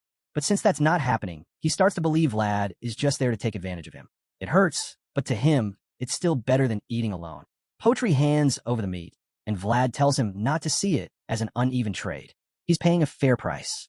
Potri looks confused, unsure what Vlad means. That's when Vlad remembers a knight's words. Someone who once said he only ever takes the price that's rightfully his. With that thought lingering, the scene shifts. Vlad, now, stands alone in front of a group of vassals. He grips a wooden sword tightly, facing down all 14 of them. The others seem oddly calm, even cocky, like they think they've already won. But Vlad's eyes are steady, unreadable. He sizes them up and admits to himself that not even the street gangs back in the alleys went this far, just to bring him down. Just as he finishes the thought, their ringleader snaps at him to shut up. Sobanin's anger boils over, a vein pulsing on his forehead as he points directly at the blonde swordsman. He throws down the gauntlet again, demanding a rematch, eager to test just how long Vlad can hold onto that unshakable resolve. Vlad doesn't hesitate. He accepts the challenge with a calm wave, daring them to come at him fast. With a smirk, Vlad reveals he made the trip just for this showdown and expects Sobanin to match that level of dedication. That only makes Sobanin snap harder. His teeth clench as he snarls, face locked in a deadly scowl. Fueled by pure rage, he orders his crew to attack Vlad all at once, determined to bring him down. The moment they charge in with wooden swords raised, Vlad mutters to himself, relieved he changed back into his old gear. He's got a feeling things are about to get bloody. As the dust settles, the scene erupts into chaos. The blonde swordsman is a storm, tearing through the group like they're nothing. They try to corner him, overwhelm him, but he doesn't give them a chance. Each swing lands with ruthless precision. From the back, Sobanin yells desperately at his lackeys, demanding they hold their ground and block Vlad from every side. But it's no use. Vlad is simply too much for them. Watching the one-sided fight unfold, Sobanin is stunned. This isn't the same Vlad he faced before. 2 months ago, the guy could barely hold a blade, and now he's unstoppable. Even though he can't make sense of Vlad's sudden power, Sobanin refuses to let up. He shouts threats at anyone thinking of backing down, promising death to anyone who dares retreat. Right then, mid-rant, Vlad strides toward him. His patience is gone. He glares at Sobanin and asks if he's ever actually taken a life. That jab hits a nerve. Enraged, Sobanin lunges forward and swings his wooden sword with everything he's got, hoping to shut Vlad up for good. But Vlad's already on the move, quick, controlled, lethal. He slips past the attack effortlessly and sets up for a counter. Just before he strikes, memories flash of the last expedition, where he fought with everything he had. And now, he's ready to do it again. Vlad strikes at Sobanin with force. And though the bully manages to block the initial blow, it's clear this is only the beginning. The blonde swordsman isn't holding back anymore. He's determined to make Jaeger's training speak for itself. As he presses the attack, a familiar voice echoes in his mind, pushing him to keep trapping his opponent in the openings he's creating. Sobanin has no room to breathe. Vlad relentlessly hammers him with strike after strike, each one forcing the bully to respond with nothing but curses and angry shouts. But it's no use. Our boy is finally grasping the rhythm of this technique, mastering the flow of distance and timing. With a final well-placed hit, Vlad knocks Sobanin to the ground. The loudmouth crashes onto his back, clutching his leg and wailing about the pain. But before he can even finish whining, he looks up to find a wooden sword inches from his face. Vlad towers over him, hand raised, looking every bit like someone ready to end it all. Thinking it's over, tears start to fall from Sobanin's eyes as he silently accepts defeat. But just when it seems Vlad's about to smash him into oblivion, he stops short. The sword slams into the ground right next to Sobanin's head, sparing him. The bully trembles, completely broken. Vlad locks eyes with him, cold, piercing, and warns him never to look his way again. He doesn't stop there. He makes it clear, if Sobanin ever bullies the fat kid again, there won't be any mercy next time. Shaken to the core, Sobanin nods repeatedly, unable to do anything else. Vlad, looking down at him, can't help but feel a little surprised the guy genuinely tried to kill him. Still, he figures he's settled the score for jamming. Turning toward the rest of the crew, he fixes his eyes on the others. With that same deadly intensity, he asks who's next. The threat in his voice is unmistakable. He's not done until they finish what they started. But none of them step forward. The bravado's gone. All that's left are wide eyes and trembling limbs. Vlad, however, doesn't lose momentum. He starts walking toward them, not with wild fury, but with the slow, confident stride of a predator. Every step brings fresh terror, but despite their fear, none of them dare to run. They're frozen, helpless as Vlad closes in to deliver the justice they've got coming. Vlad doesn't hold back. He dishes out a harsh lesson, leaving more than just bruises behind. Blood flies as he carves his message into each of them, ensuring they won't forget this day anytime soon. Watching the scene unfold from a window above, Count Bezid observes in silence, visibly impressed by Vlad's sharp technique and raw control. A few days later, the Bayezid family hosts the monthly gathering of the knights.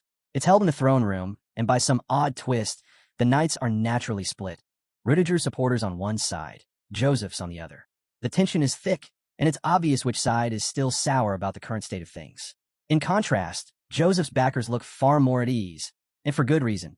They've finally got the upper hand. Among them, a few knights remain neutral, caught in the middle.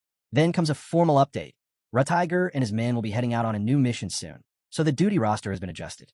This announcement comes from the Order's captain, Anatolis. He follows it up with the next topic, the distribution of holy items from the church. As the captain continues, Count Bayezid drifts into thought. He can't help but notice how charged the atmosphere has become. Rudiger's men look ready to erupt at any moment, while Joseph's supporters seem to be enjoying the shift in momentum. Bayezid doesn't fault them. It's no secret their morale had been crushed until recently. Now, the tables are turning. Lost in thought, Bayezid catches himself smiling as he gazes at Jaeger. The seasoned knight, sensing eyes on him, glances back, puzzled by the Count's grin. Eventually, the meeting wraps up. Captain Anatolis steps in, reminding everyone to double-check their assignments. As the knights begin to filter out, tension flares again. One of them throws a jab at Jaeger, mocking the Bayezid family for recruiting what he calls a rabid dog who doesn't even know who he's supposed to attack. He even snidely remarks that a knight's background should matter more. That stings. The green-eyed swordsman stops and turns, locking eyes with Rudiger's crew. But they aren't intimidated.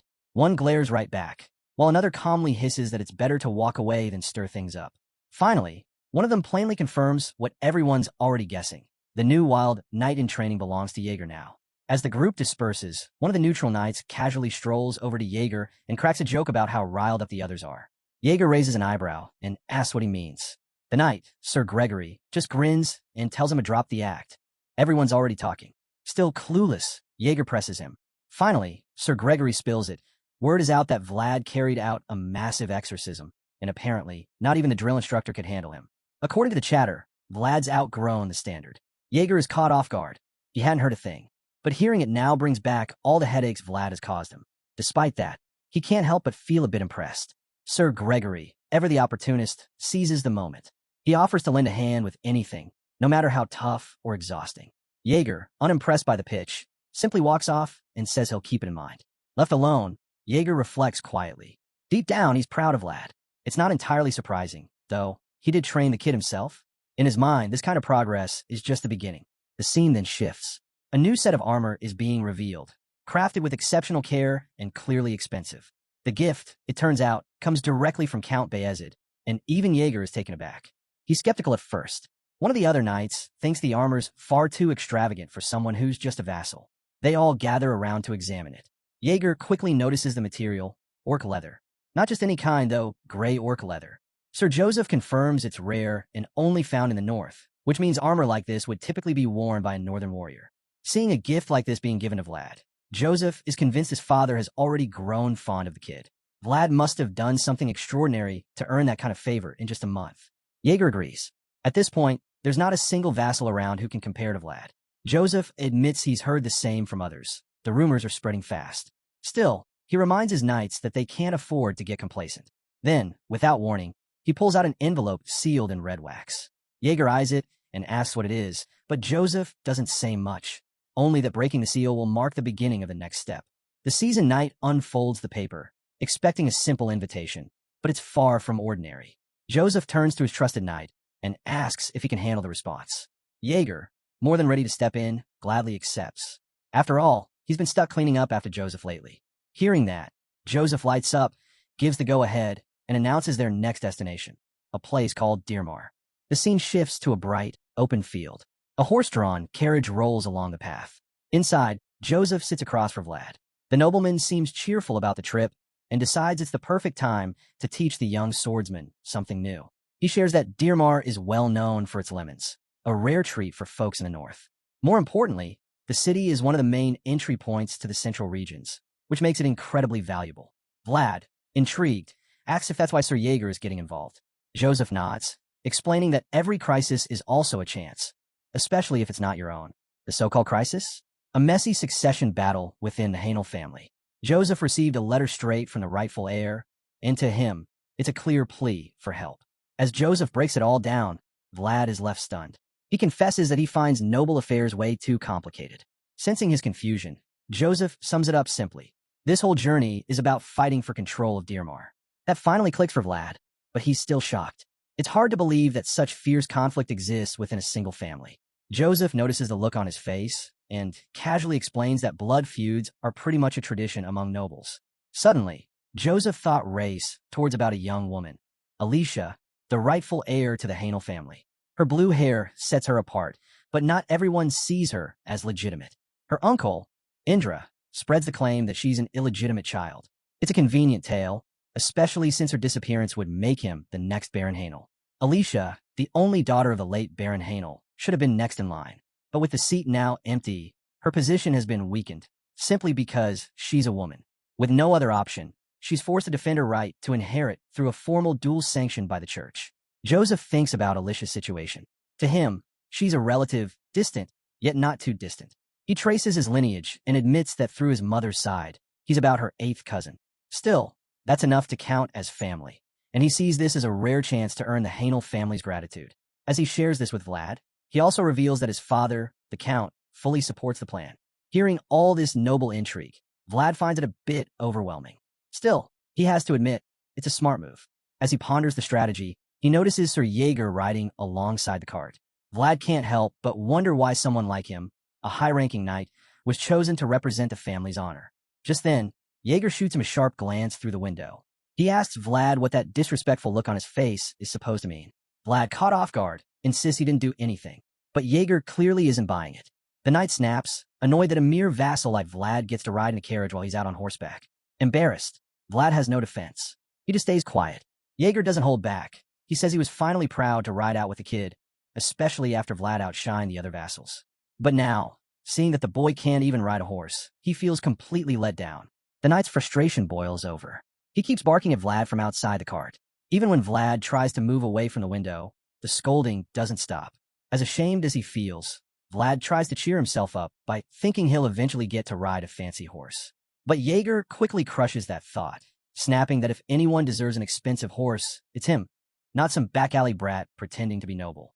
Jaeger yells loud enough to make sure his words stick in Vlad's head. But just as the knight finishes his rant, Vlad starts feeling something odd. It's coming from inside his armor. His heart's been racing uncontrollably these past few days. Confused, he places a hand over his chest, wondering if something's wrong with him. He figures maybe it's just all the constant scolding. Between Joseph rambling up front and Jaeger barking at him nonstop, it wouldn't be shocking if his body finally started reacting. But before he can settle on that explanation, he realizes it's something else entirely, an earthquake. The ground shakes harder. The knights outside start shouting, confirming the tremors.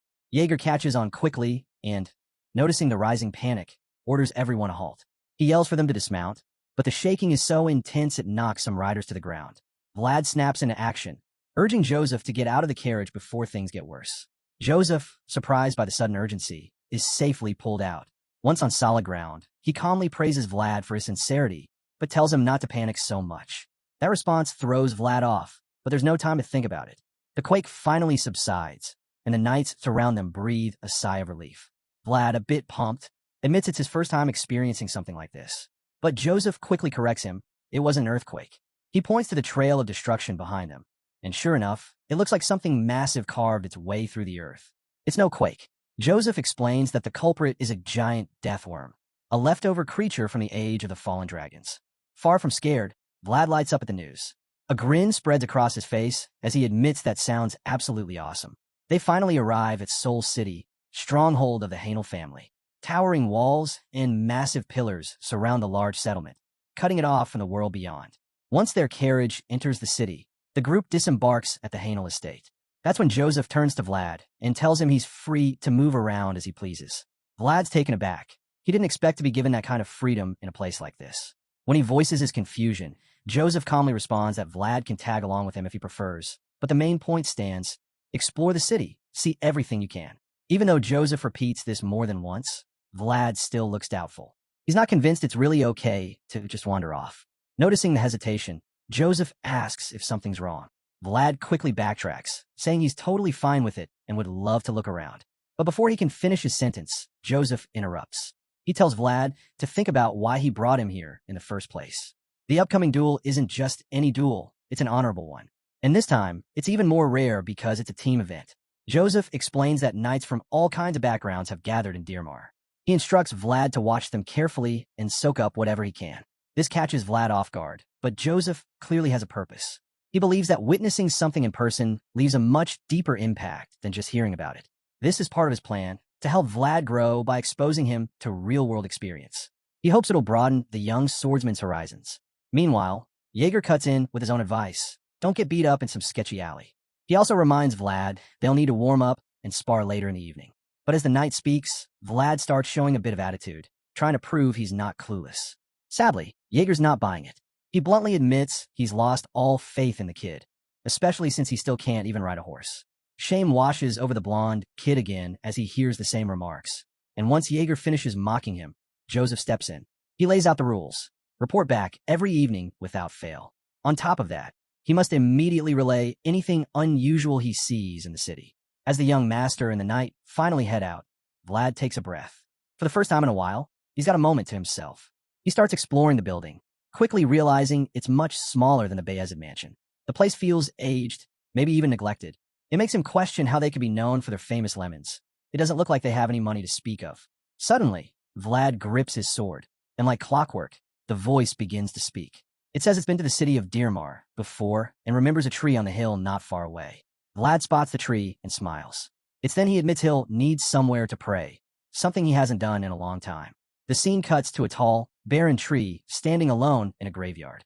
We hear the line, "I'll give you the sword, and you'll give me the memories." At the same time, an unseen figure says it's time to give back. He's been taking for far too long. Meanwhile, inside the Hanel family mansion, Miss Alicia greets her guests and thanks Joseph for making the trip after receiving her invitation. The young master replies with a smile, saying he had to come. It's about the rightful heir. He adds that blood ties are everything. Joseph reassures her that Count Bayezid has already approved their involvement. All that's left is her agreement. Alicia answers with certainty. She's already decided. Everything will go according to the Count's plans, but only if she wins the honorable duel that will shape her destiny and the future of the Hanel family. Hearing this, Joseph tells her she has nothing to fear. He adds that Bayezid's sword never fails to deliver victory. After the intense meeting, Joseph and his men leave the dark chamber. On the way out, another knight warns not to underestimate Alicia. Joseph agrees. Her strength as a matriarch was clear. She held her ground the entire time. Still, he confidently tells his men that the plan stays exactly the same. Looks like a team fight tournament is just around the corner, and Alicia's future is hanging in the balance. The story picks back up with our armored hero standing quietly in a graveyard, eyes fixed on the old headstones before him. His mind starts to wander. All that's left behind are memories. Maybe that's why people cling so hard to leaving something behind. Scars, mementos, anything that can bring the past back to life. As he gazes at one particular grave, Vlad can't help but wish he could do the same for his mother. Noticing the wilted leaves scattered across the stone, he figures no one's been tending to it. He gently begins brushing them away. Then, he pauses wondering if the sword might say something about what he's doing. He reminds the blade that it's only respectful to greet those who rest here. But the sword remains silent. Still, Vlad knows what it's thinking. Without another word, he draws the blade, letting it take in the grave it seemed to long for. He'd skipped out on meeting the knights just to come here, and the sword quietly thanks him for it, confirming his guess. Kneeling before the graves, Vlad plants the sword into the ground and bows his head. Time slips by. Suddenly, a spirit materializes behind him. It's the soul sealed within the blade. As Vlad stays in his solemn stance, the spirit begins remembering. He recalls the cemetery tree being smaller once, wondering when he last saw it like that. As more fragments return, he suddenly remembers being at the tree with someone else. But the moment is cut short. His eyes fix on something in the distance, something watching them. He quickly warns Vlad, telling him that not only are they being observed, but whoever's out there, he knows them. Vlad, the blonde swordsman, is caught completely off guard. Before Vlad can even make sense of what's happening, the spirit asks to borrow his body for a while. The request catches him off guard, but he agrees without hesitation. It's only for a moment, after all. He closes his eyes and steadies himself. A moment later, the blue spirit slips into his body, and a surge of energy pulses from him. Still adjusting to the sensation, Vlad's eyes suddenly flash wide. He sees something that nearly knocks the breath out of him. Staring up, he spots a massive white snake curled in the tree. His glowing eyes tremble in disbelief as he mutters, trying to grasp what kind of creature it is. The spirit inside him calmly explains, it's a spirit too. The serpent, with piercing blue eyes, locks its gaze onto Vlad. Confused, he wonders how something like that could be a spirit. Lately, he's been seeing more strange things than he can count. He notices the snake is staring directly at him and alerts the ghost inside. The spirit clarifies, the snake's not looking at Vlad. It's looking at him, the one inside. Suddenly, the serpent begins sliding down the tree. Vlad panics, shouting to the spirit as the giant creature draws closer. The ghost tries to reassure him, insisting the snake isn't hostile. But Vlad isn't convinced. It's massive, it's bizarre, and they have no way of knowing what it'll do. Then something shifts. Despite everything, Vlad doesn't feel threatened. In fact, the snake gives off a strange warmth. It's oddly comforting. As it approaches, face to face with him now, he gets the oddest sensation, like spring has arrived. But just as he starts to take it all in, a voice cuts through the air. A woman appears behind him and demands to know who he is. Vlad jumps, startled, and the snake's spirit fades away without a sound. The woman glares at him, asking how he ended up here. Stunned and speechless, Vlad fumbles for words. Her frustration shows. She snaps that only members of the Hanel family are allowed in this graveyard. By her uniform and tools, it's clear she works for the estate. No wonder she's so serious about this trespass. After hearing her sharp words, Vlad quickly apologizes. He explains that he was just looking for a quiet place to pray and ended up here by chance. The blue-haired woman seems skeptical, clearly finding it odd that someone would choose this place for prayer. Noticing her suspicious look, Vlad pulls out his badge and holds it up for her to see. He tells her he's a vassal of Sir Jaeger, not some random intruder. She examines it closely before finally nodding in acceptance. Relieved, Vlad gives her a grateful smile and thanks her. But then, silence falls between them.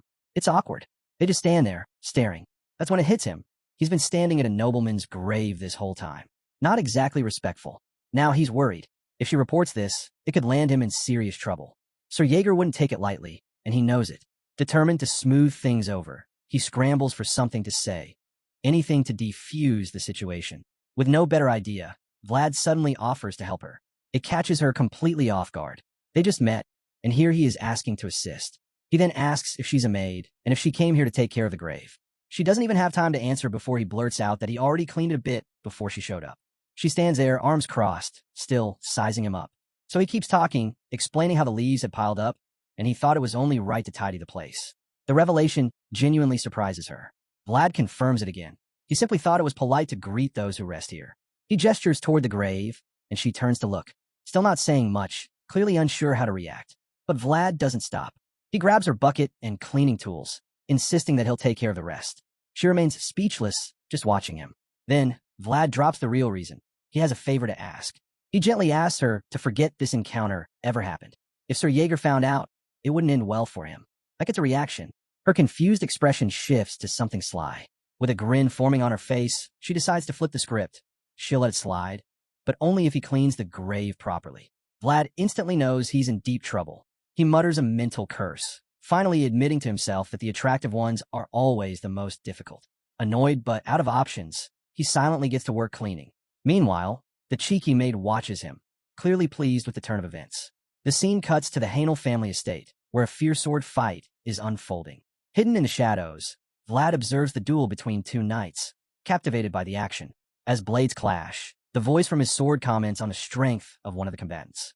Vlad guesses it's Sir Colin, and the voice confirms it, warning that the ruthless knight could easily shatter Vlad's bones in a real fight. Vlad doesn't argue. He's clearly impressed, now understanding why Colin has earned the title Dirty Boar of the Midlands.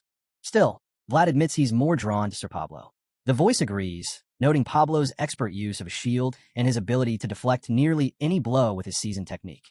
Vlad continues watching, stunned that this is just a warm-up match. The intensity is more than he expected, making him question if such skill is really necessary to become a knight. The voice cuts in, reminding him that not every knight is extraordinary. Just look at Sir Vorden.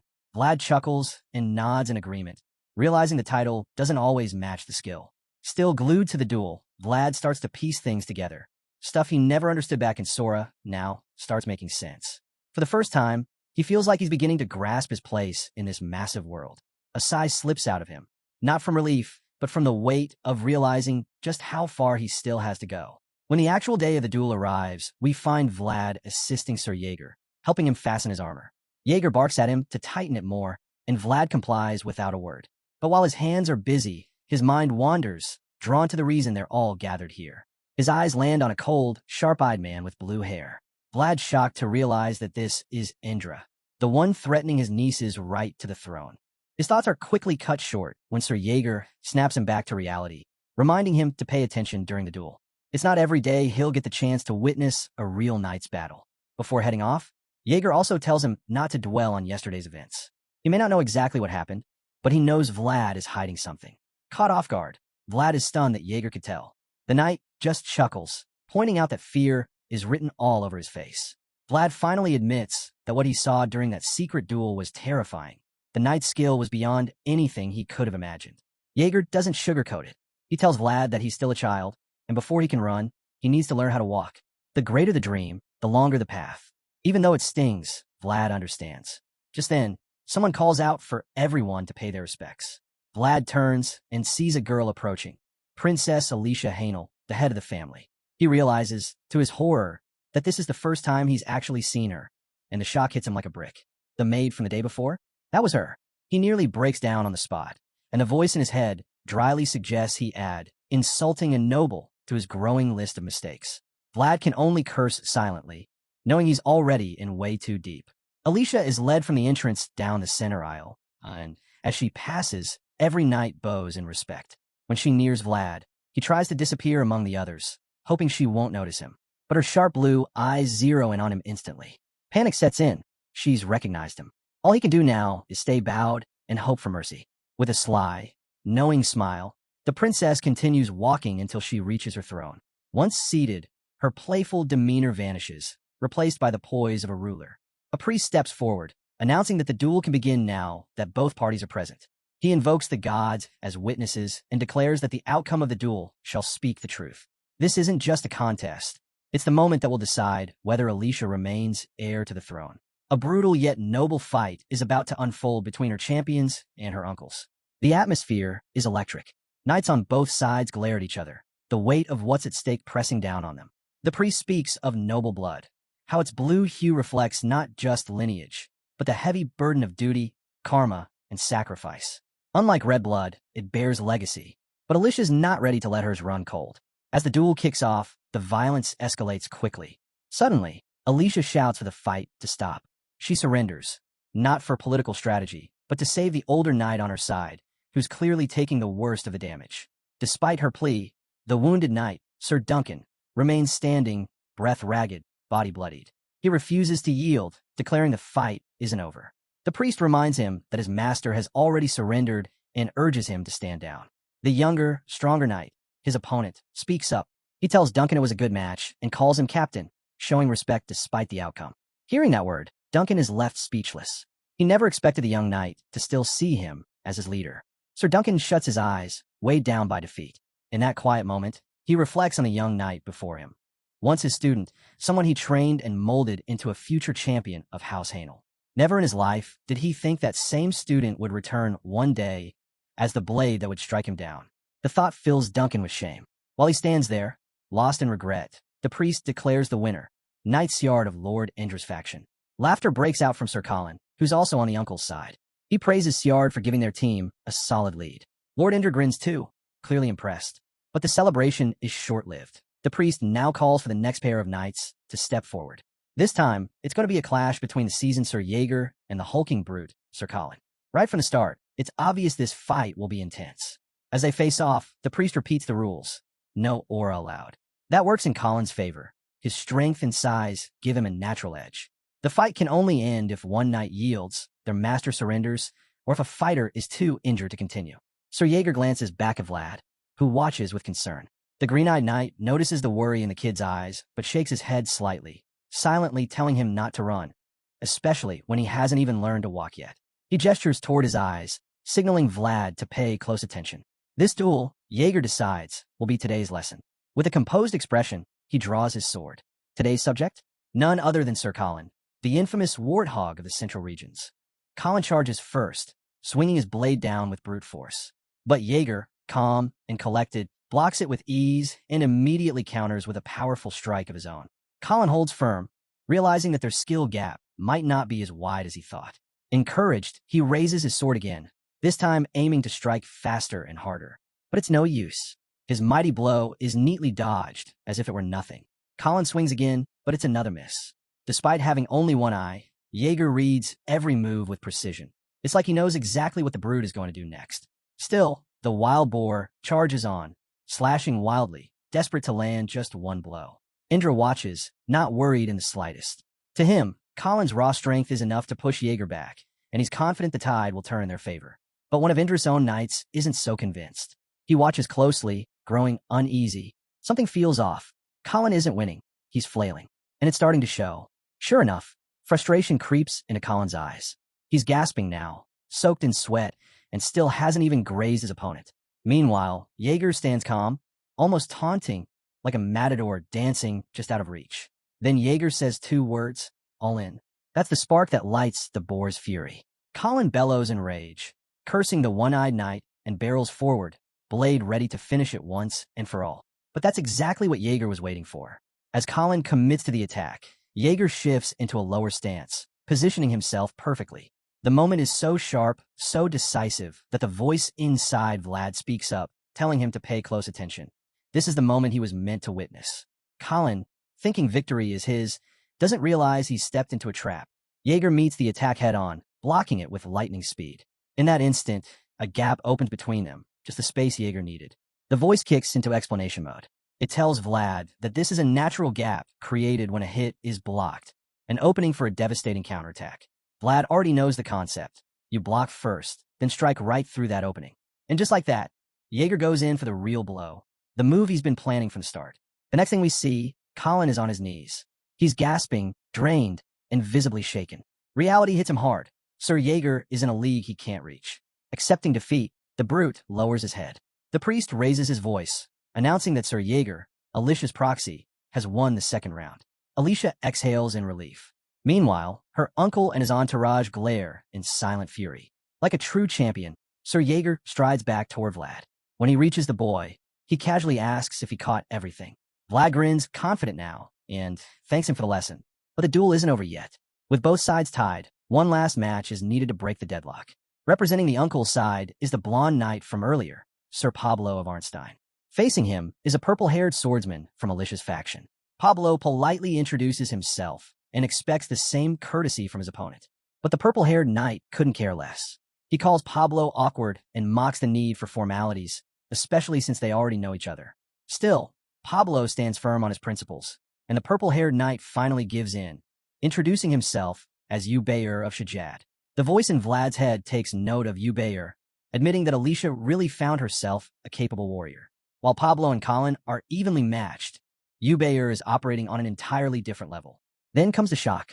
Ubayer suddenly turns to Alicia and Joseph instead of preparing to fight. Confusion spreads. He bows and declares his withdrawal from the duel. Silence. Stunned disbelief washes over the princess's side. Alicia, Jaeger, Vlad, even Sir Duncan are frozen. Joseph looks like he's ready to explode, completely blindsided by the betrayal. Meanwhile, Indra is thrilled. With Alicia's fighter bowing out, the match is over, and so is the challenge to his claim. Smirking, he calls for confirmation from everyone present. Joseph, fuming, finally sees the full scope of the setup. Indra had planned this all along, keeping Ubayur as a secret ace. Now, all Joseph can do is glare at the uncle who played them all like a fiddle. The old man boldly declares that he's the one and only Hanel, affirming it before the gods themselves, even though everything seems to be tilting in Indra's favor. But just as it looks like the match is over, Joseph Bayezid steps in and says otherwise. With a sly grin, he declares the duel isn't finished yet. Indra quickly counters, pointing out that Alicia's proxy has already stepped down and mocks Joseph by claiming he knows exactly what the young master must be feeling. Still, he doubles down, insisting the duel has ended. Joseph, however, coldly replies that the fight can't be considered over until he is satisfied. He makes it clear that the Bayezid family won't just sit back and accept whatever verdict is handed down. Joseph refuses to yield. At this, one of Indra's advisors leans in quietly and urges him to at least listen to what Joseph has to say. The advisor reminds Indra that Joseph represents the North, and since their knights report to the Central Command, any rash decision could stir serious trouble. A clash between North and Central isn't something they want to risk right now. Indra takes the advice seriously. Meanwhile, Alicia's uncle stands baffled, asking what he's supposed to do next. Joseph breathes a little easier, but knows the best-case scenario is already lost. Now, all he can aim for is to avoid a total disaster. For that, a clear and decisive loss might actually be the only acceptable path forward, something they can build a new strategy around. With that in mind, Joseph turns to Indra again, asking him to continue the duel. He insists that Miss Alicia's name shouldn't be sullied by something as disgraceful as a forfeit. Indra quickly fires back, asking if Joseph has a replacement for Jubert. Convinced there's no one left who can step in, he says he'll allow it, if someone is ready to fight. Confident in his position, Indra knows Sir Duncan is the last of Alicia's knights still standing. Plus, with the unofficial rule limiting the number of knights guests can bring, he's sure there's no one else. To him, it's already checkmate. But the young master doesn't flinch. He meets Indra's glare head-on and calmly declares that he's already chosen a fighter for the duel at Jubert Place. Indra's taken aback, completely baffled by the announcement. Then Joseph of House Bezid steps forward and shocks everyone by revealing the champion he's backing, someone fighting for the honor of Princess Alicia. All eyes turn as Joseph dramatically points toward none other than Vlad of Shoera. The blonde kid might not have seen this coming, but he definitely looks ready, solid stance, confident aura. As expected, Indra refuses to accept it. Furious, he argues that Vlad isn't a knight and therefore doesn't deserve to take part in the duel. But Joseph doesn't back down. He throws it right back at Indra, reminding him that as long as someone wields a sword, they have the right to fight in an honor duel. Still, Indra pushes back, claiming it would disgrace Sir Pablo to face someone so far beneath him, a mere vassal. That's when the young master loses patience. He lashes out at Indra and his followers, demanding to know if dishonoring House Bezid was part of their plan when they allowed this to unfold. His voice cuts through the room, and everyone falls silent under the weight of his words. With Joseph standing firm behind Vlad, Indra has no choice. Grudgingly, he gives the green light for the duel, convinced that the so-called vassal won't pose much of a threat. Meanwhile, Sir Jaeger is calmly helping Vlad into his armor. Vlad still can't wrap his head around the fact that he's about to face a real knight in battle. He asks Jaeger if there's any chance he might die out there. Jaeger, in his usual relaxed way, assures him that he'll step in if things get too dangerous. That answer doesn't exactly ease Vlad's nerves. The worst still sounds pretty bad, and when Jaeger doesn't follow up with anything reassuring, Vlad starts getting irritated at the guy's silence. Just then, Joseph walks up and pulls Vlad into a sudden hug. It completely catches the blonde off guard. Weirded out, Vlad awkwardly tells him there's no need for the public affection. But before he can finish his protest, Joseph leans in and whispers, "Just hold on for 10 minutes. What looks like a heartfelt embrace is really part of a carefully laid plan. The young master then shares that everything's already in motion. He's got a plan, and Vorden has his orders. All they need now is for Vlad to buy them some time. Vlad checks in. Will 10 minutes be enough? Joseph admits, the more time, the better. That's all Vlad needs to hear. He nods, ready to give it everything he's got. Their hug ends, and as Vlad turns to walk off, determination in his step, the young master quietly calls after him, telling him to stay safe. Vlad approaches Princess Alicia's throne and bows. The princess acknowledges him with a nod, and with that, he turns to face his opponent, Sir Pablo Arnstein. The two warriors stare each other down. Vlad introduces himself plainly, Vlad of Shoera. He draws his sword. Pablo doesn't respond with courtesy. Instead, he throws down his shield in disgust. He refuses to even say his name, calling Vlad an unworthy brat. To him, the moment Vlad stepped into the arena, the duel lost any shred of honor. But Pablo has no idea who he's dealing with. If there's one thing Vlad can't stand, it's when people start talking about worth. He thinks back to Show era, to a life filled with nothing grand or glittery. He may come from a forgotten corner of the world, but he refuses to let that define him. Sword in hand, Vlad stares Pablo down and asks, what exactly makes him seem unworthy? His eyes burn with resolve, daring the knight to answer. Pablo, seeing that intensity, just mocks him further, saying the standards of the duel must have dropped if Vlad is allowed to stand here. Vlad's not having it. Before he can shoot back, Pablo ups the ante. He says he's throwing the rules aside. No more formalities. He wants Vlad to come at him with everything he's got, but still swears he'll end the fight in one blow. That's all Vlad needs to hear. Fueled by fury and pride, he charges. Today isn't just a fight, it's his moment. He swings hard, but Pablo, with more experience, blocks the strike. Swords clash, sparks fly, and for a few intense seconds, they're locked in a deadly standoff. Then Pablo's expression shifts. He's noticed something strange about Vlad's sword. He quickly shoves Vlad back, but Vlad isn't backing off. Not now. He charges again, with more fire than ever, because for the first time in his life, he's not fighting for himself. He's fighting for someone else. The blue-eyed warrior charges in with another fierce strike, and a voice inside Vlad's head offers a quick tip. Aim for Arnstein's left side, the same spot he kept shielding earlier. Vlad adjusts his angle and goes for it. Pablo blocks, just barely. The voice mutters that habits really are hard to break. But it's starting to worry, noticing just how fast and sharp Vlad's movements are. This kid is no amateur. Pablo's not about to fold either. He'd sworn to end this quickly, but now he's realizing Vlad isn't just some overconfident youth.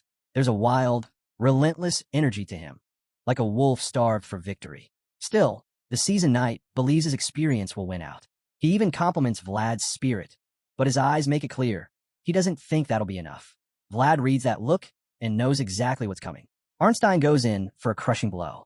Vlad blocks it, but the force behind it brings him down to one knee. Pablo doesn't ease up. He presses in harder, his weight bearing down, steel grinding against steel. Vlad trembles, straining to keep his blade locked in place, every muscle screaming. It feels like being pummeled with stones. And still, Vlad holds on. Pablo raises his sword again and mocks him. Done with your tricks yet?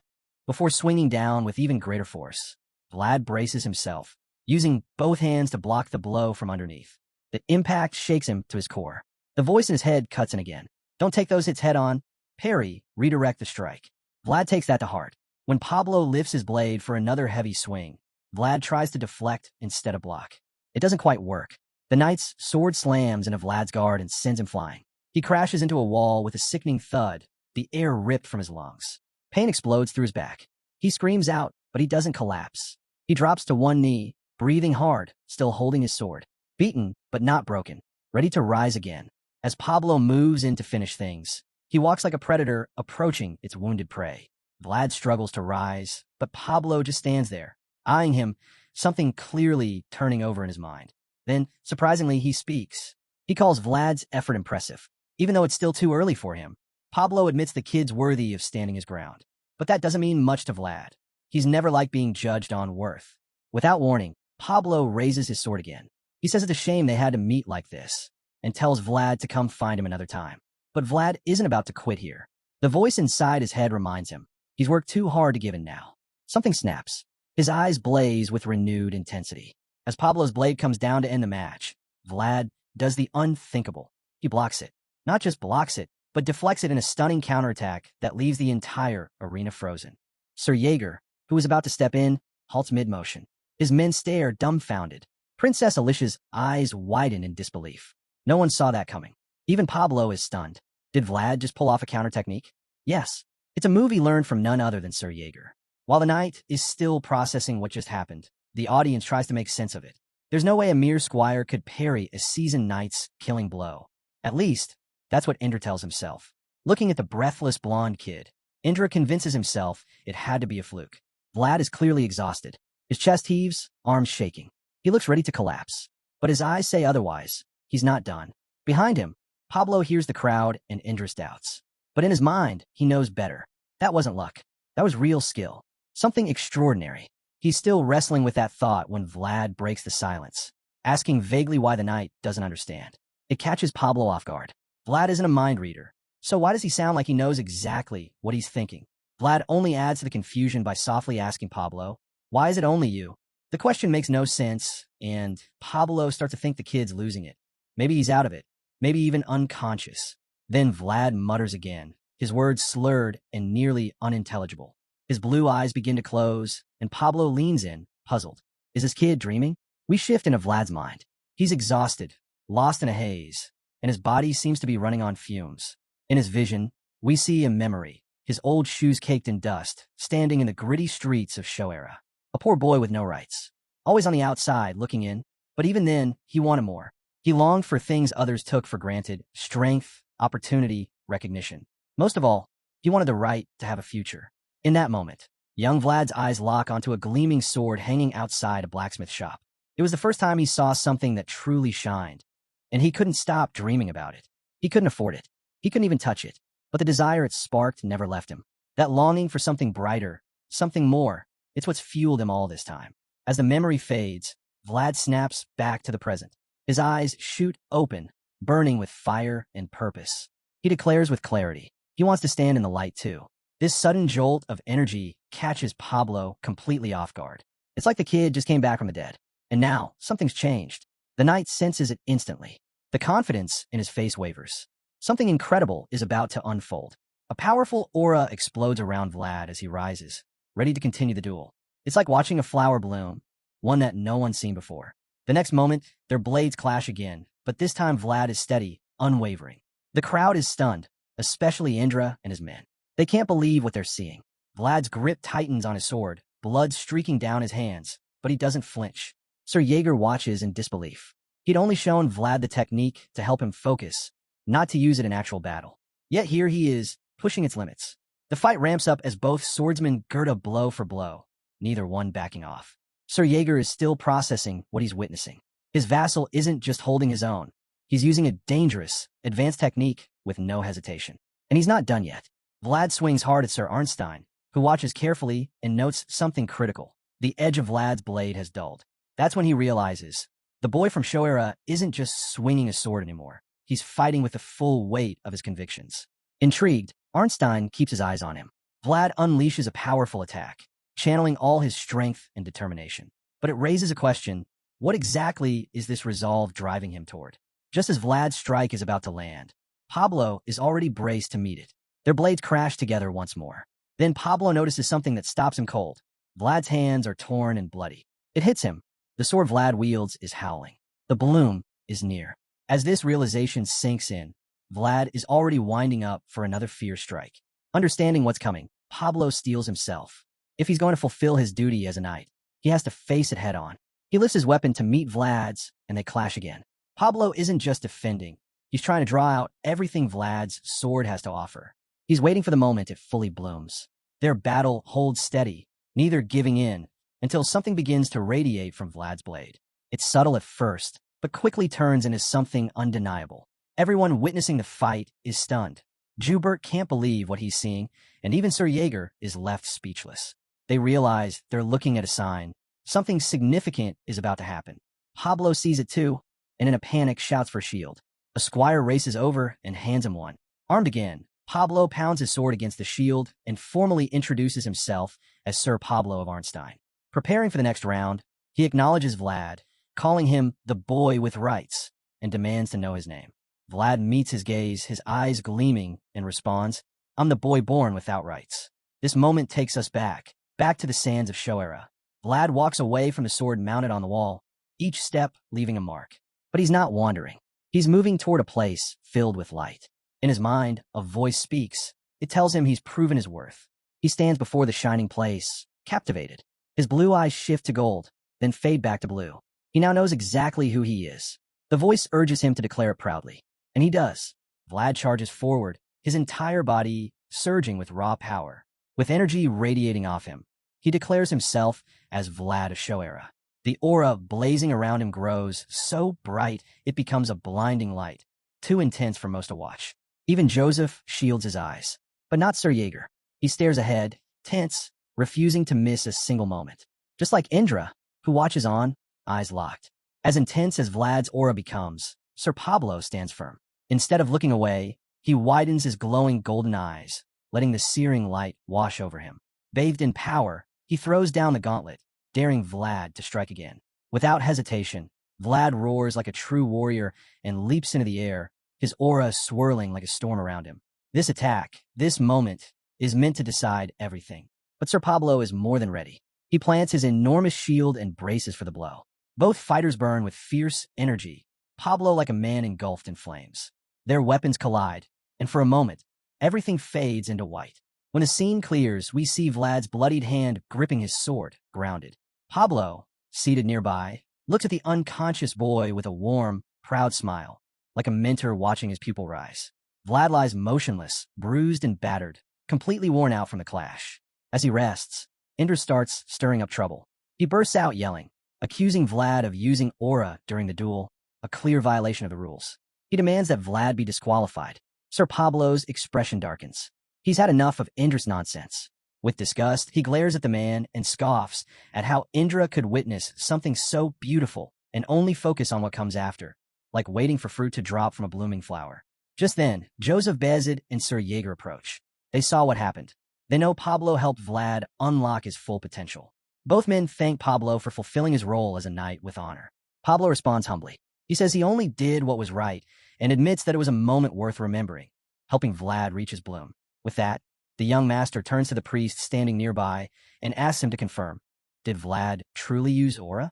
The priest confirms it. Yes, Vlad did use aura. Upon hearing this, Joseph turns to him with a pointed question, which carries more weight. The sacred rules of a duel or the Swordmaster's code? The priest is visibly shaken, as if the question struck a nerve. That's because the title of Swordmaster has only ever belonged to one person in human history, and that title comes with a code rooted in honor and duty, intertwined with royal authority. Joseph explains this clearly, then shifts his focus to Indra Hainel and his men. He tells them that rule and code are in conflict here. So now Indra must choose. Does honor take precedence, or does duty come first? Joseph emphasizes that no one here has the authority to answer that definitively. Therefore, he declares that the matter must be referred to the Holy See and the royal palace. Until their decision is made, the outcome of the duel will remain undecided. And with that, the message is clear. Every young soul has the right to let their flower bloom. We return to Vlad, still lying unconscious after his clash with Sir Pablo. His victory, his bloom, is a testament to the beauty of potential. A voice speaks, reflecting on how every young person who shapes the world in their own way is precious. The voice urges all knights to protect these rare moments with unwavering duty. They are to swear upon his name that they will always uphold this charge. This voice belongs to the Swordmaster, the founding king. As knights bow before him, he declares this as his first sacred code. After the duel, we shift scenes to the Hainel mansion. Vlad, finally resting, begins to wake. After going head-to-head with one of the land's greatest knights, his body is battered and his hands are wrapped in thick bandages. Groaning, Vlad calls out for Gerda, hoping his friend is nearby. Gerda quickly brings over a cup of water, but before Vlad can take it, he winces and groans again, clearly in pain from the ordeal. He reaches for the drink, but as he lifts his eyes, he's stunned to see who's really standing before him. It's not Gerda, it's Joseph. Joseph doesn't mind helping out this time. He's just relieved to see Vlad back on his feet. Vlad, embarrassed, quickly apologizes for making the young master run an errand, but Joseph waves it off. He tells him to relax and take it easy. With his bandaged hands, now resembling something out of a mummy's wardrobe, Vlad accepts the cup of water. Joseph sits beside him and asks if he's in any specific pain. Vlad assures him he's not. Joseph then thanks Vlad directly, admitting he hadn't expected so much from a young vassal in the duel. As he settles into the chair, he tells Vlad that the match has been postponed, and it's all because of him. Vlad, understandably confused, blinks in surprise. He was unconscious the whole time. What could he have possibly done? Joseph explains that the outcome of the duel remains undecided. Things got complicated because the sacred rules of the duel clashed with the Swordmaster's code. That last part catches Vlad's attention instantly. The Swordmaster's code, the voice had mentioned it to him once. Intrigued, he listens as Joseph goes on. To become a knight, one must make a sacred pledge. And if Vlad's journey continues on the right path, he too will one day take that vow. The idea excites Vlad. He starts to daydream, imagining himself in full armor, wielding a massive sword, astride a noble horse. A real knight. But Joseph snaps him out of it as he rises to leave. He advises Vlad to take care and warns that staying too long in this place could lead to complications. Vlad, ever eager, insists he's already feeling better and even considers leaving, but Joseph cuts him off gently. He can't allow it. Not yet. Joseph tells him that someone with potential like his deserves better than to rush recovery. He wants Vlad to heal fully because he values things that are meant to Gerda far. Elsewhere, Princess Alicia gazes out her window, watching the guests depart one by one. A frustrated sigh escapes her. She couldn't even warn them properly. She asks if Indra has left as well, but her knight informs her that her uncle's departure has been delayed, just like the duel. The knight tries to comfort Alicia, letting her know he's already arranged for her protection through the church. But that only upsets her more. What hurts the most is watching those who plotted her downfall walk away unscathed. She says it feels like her heart is being crushed. The knight, however, reminds her that revenge will come, just not yet.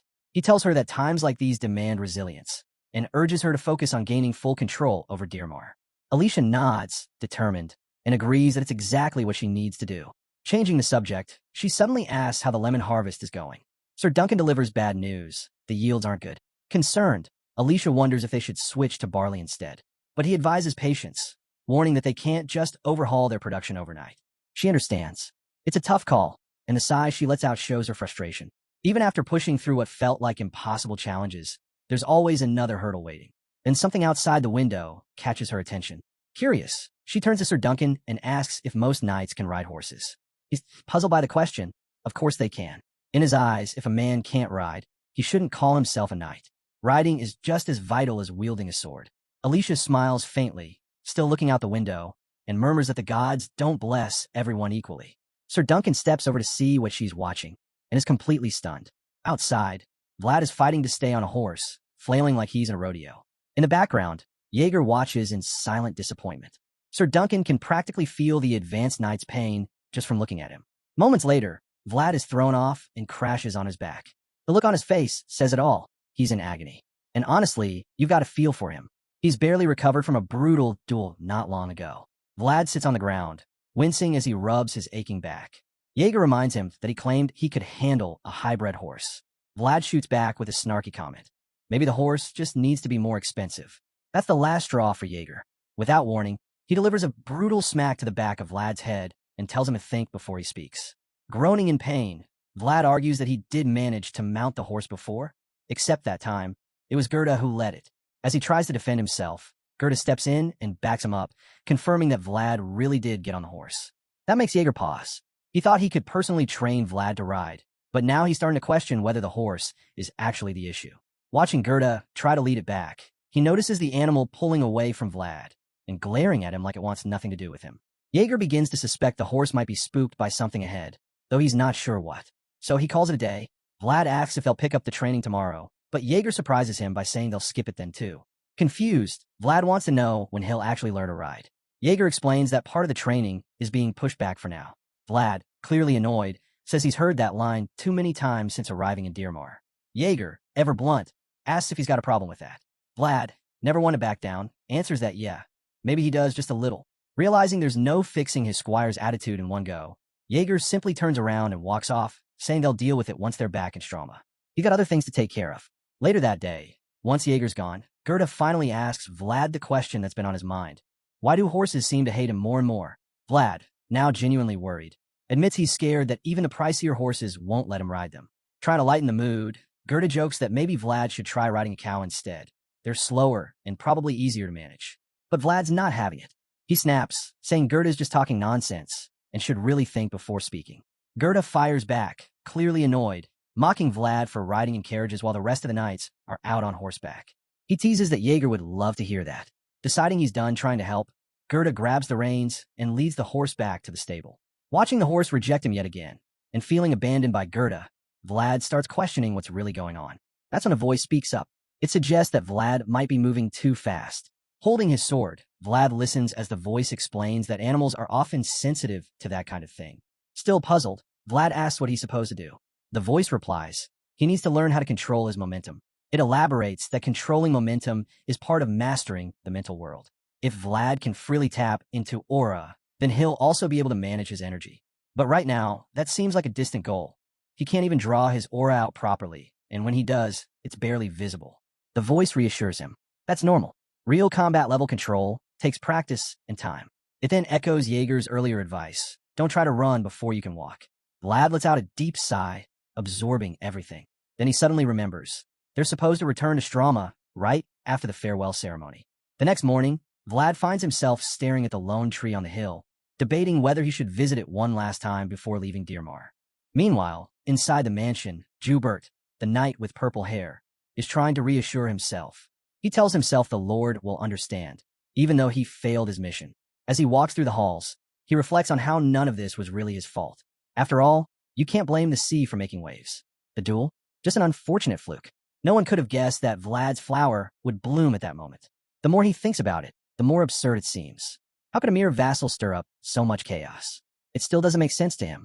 Suddenly, his thoughts are cut short. Jaeger appears in front of him, sword drawn, its tip aimed straight at his throat. Joubert smirks and casually calls in an aggressive way to say hello. He insists there's no need to go this far, but the glint in his eyes says otherwise. Jaeger isn't buying the innocent act. If anything, it confirms that he didn't need to go this far.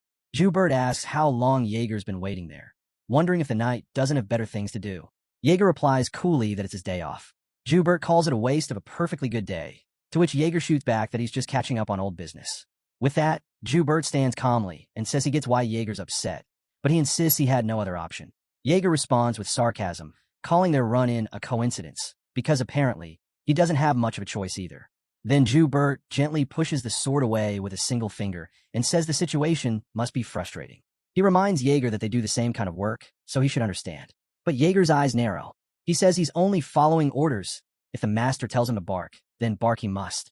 The tension spikes. Both knights begin to release their aura, eyes lighting up as the energy crackles between them. Neither one backs down.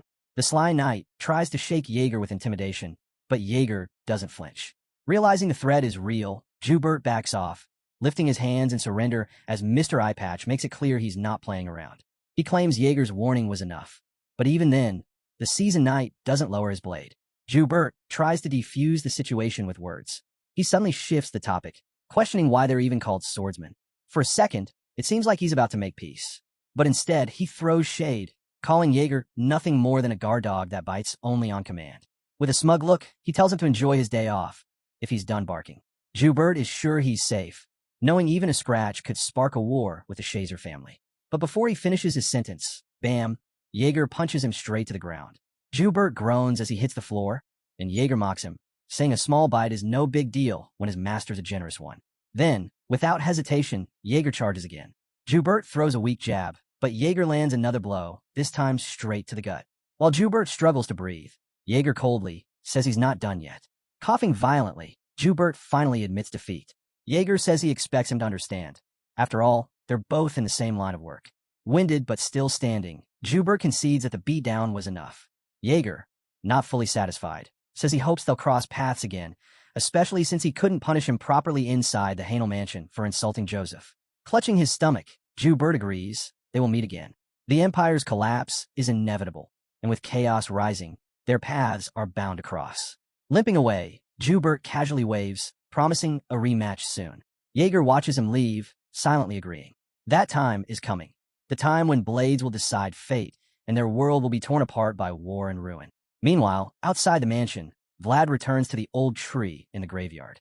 Standing before it, he recalls how the spirit they encountered last time felt oddly familiar, like an old friend. So he suggests that the voice in his head try reaching out again. The voice admits he's just as stunned. That snake actually recognized him.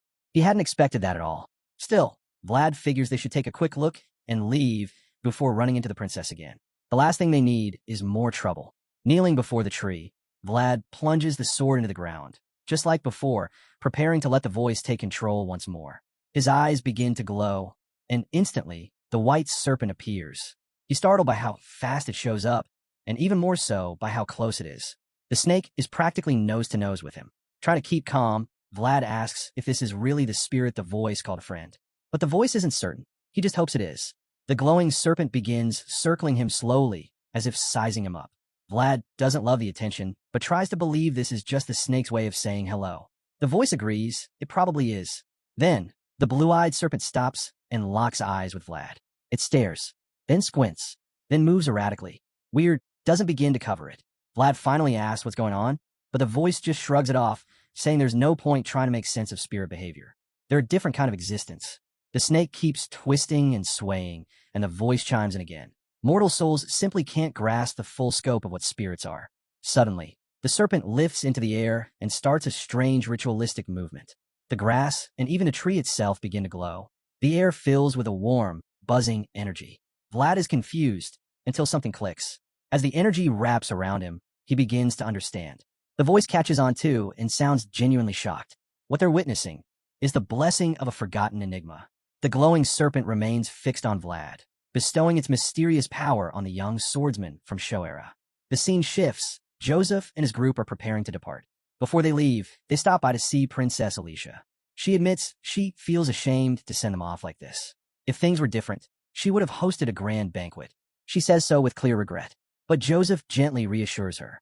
Her intent is more than enough, and he understands the situation perfectly. Right now, her focus needs to be on mending the fractures within the Hanel family. His kind words bring a smile to Alicia's face. She thanks him sincerely for everything. The Bayezid family representatives take one final bow, and Joseph announces that it's time to leave.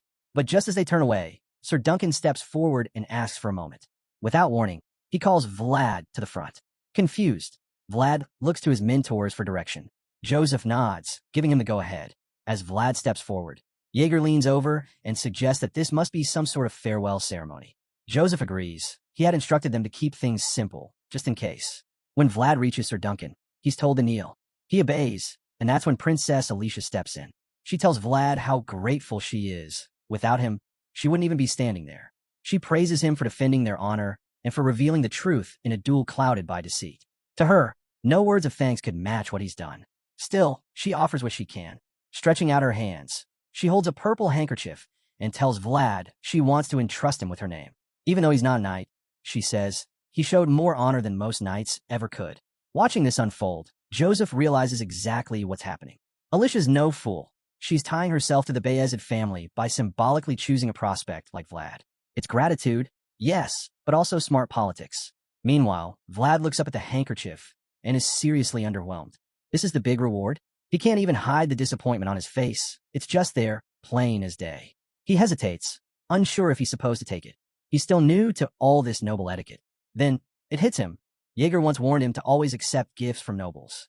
The memory is loud and clear. He even recalls the lecture he got for turning down Rudiger's peanuts.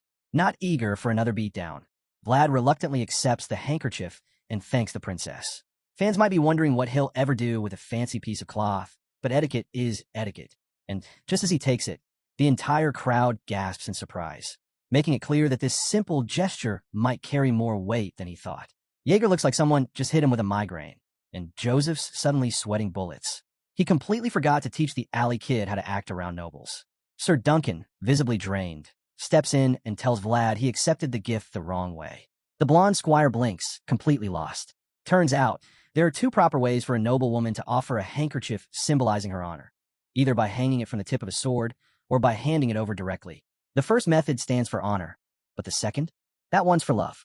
Vlad freezes as realization sets in. He slowly turns to face the sea of stunned onlookers, nervously asking, "So, how was I supposed to do it?" The whole crowd is still in disbelief, and Alicia's face is now bright red, flustered beyond measure. Vlad, meanwhile, is trying to piece everything together.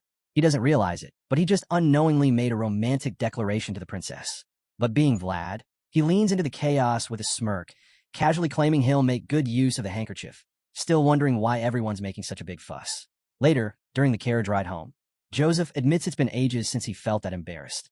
He blames himself for not properly guiding Vlad and jokes that the traveling bards in Dearmar won't be starving anytime soon with all this drama to sing about.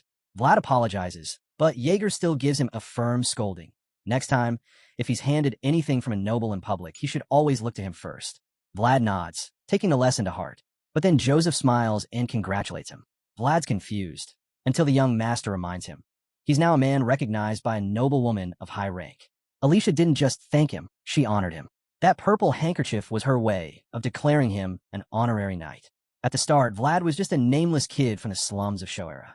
Now, he's climbed all the way up to being acknowledged as a knight. And hearing that, it completely stuns him.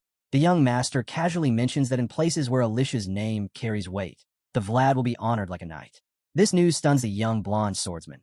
He never imagined being granted any title, especially not at his age. The weight of it all hits him hard as he tries to make sense of everything. Then Joseph cuts in, clarifying that Vlad's knighthood will only apply within Dirmar, since Alicia's only recently become a baron. That finally makes things click for Vlad. He now understands what it means to be an honorary knight and seems almost relieved, realizing that being officially knighted isn't that simple. Vlad clutches the purple handkerchief Alicia gave him, lost in thought. But the young master snaps him back to reality, reminding him that he only received the gift because of a blunder. He warns Vlad not to lose it. It's a symbol of Alicia's honor, not just some cloth.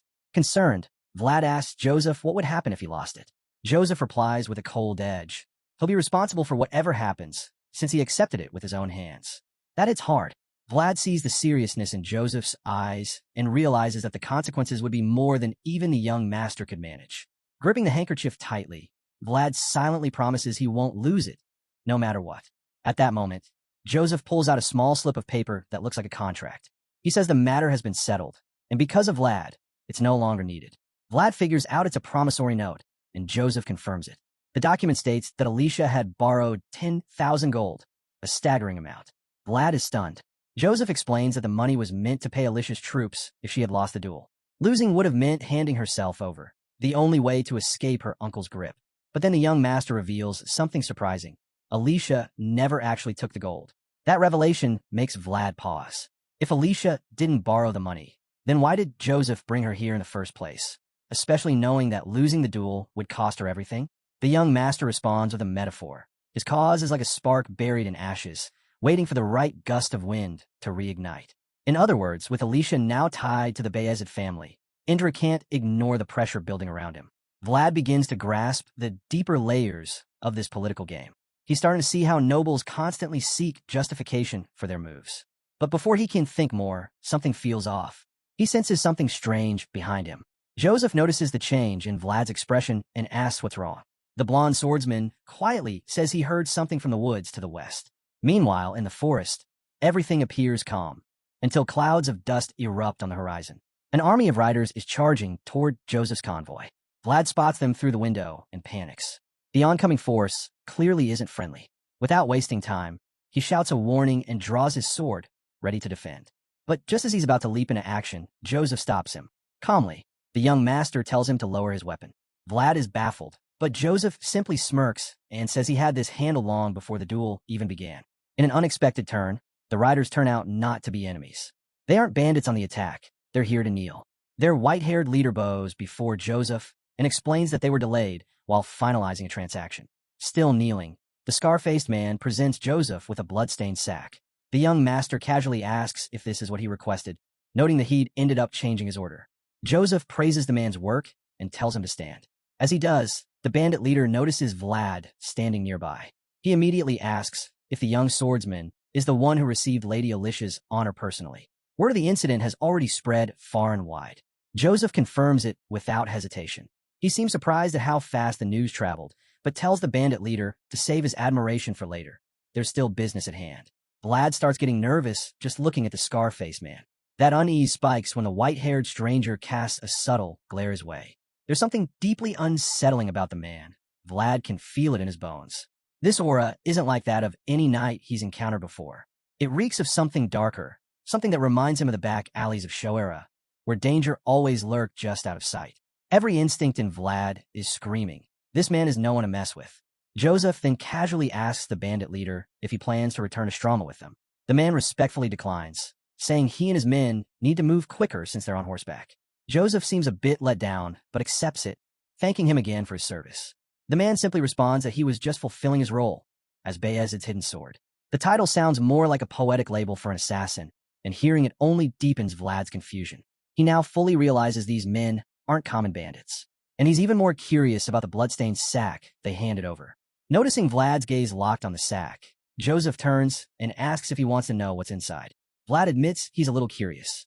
Joseph responds cryptically. It holds the world of nobles, a world that's cold, ruthless, and unforgiving. Even without opening it, the blood-soaked cloth speaks volumes. Meanwhile, back at the Bayezid estate, Joseph's father is informed that a group of pilgrims is passing through Stroma. He turns to his advisor and asks whether he should welcome them. The white-bearded elder replies that the pilgrims don't seem to want any attention. They've said they'll quietly visit the dragon's trail and move on. Hearing that, the head of the Bayezid family reflects that these pilgrims must be voices of the gods, wanting nothing in return. He hasn't seen such sincerity in a long time. Still, he insists on watching over them, even if from a distance. His advisor already knew he'd say that. The nobleman simply smiles and says that it's only fair. Those who deserve to witness something beautiful should be allowed to do so. The advisor assures his lord that preparations will be made to discreetly keep an eye on the pilgrims. Then, the conversation shifts to something closer to home, his second son, Joseph, and Vlad. The master has heard of their recent accomplishments, and he's clearly impressed. The advisor confirms the reports and adds that one particular word in them would make even an old man's heart race. Count Bayezid is intrigued. That word reminds him of the Swordmaster's first code, a term he hasn't heard in ages. He reflects on the origins of elite education, which selected only those born with talent and noble blood. These young swordsmen were considered rare gems, carefully shaped during training. That's why invoking the first code is so rare. Situations rarely escalate to such a degree in this age of pampered knights. Joseph's father is certain it must have been something extraordinary to call for such a move. The advisor agrees, saying the master would have loved seeing Vlad in action. The count nods but adds that he's not the only one.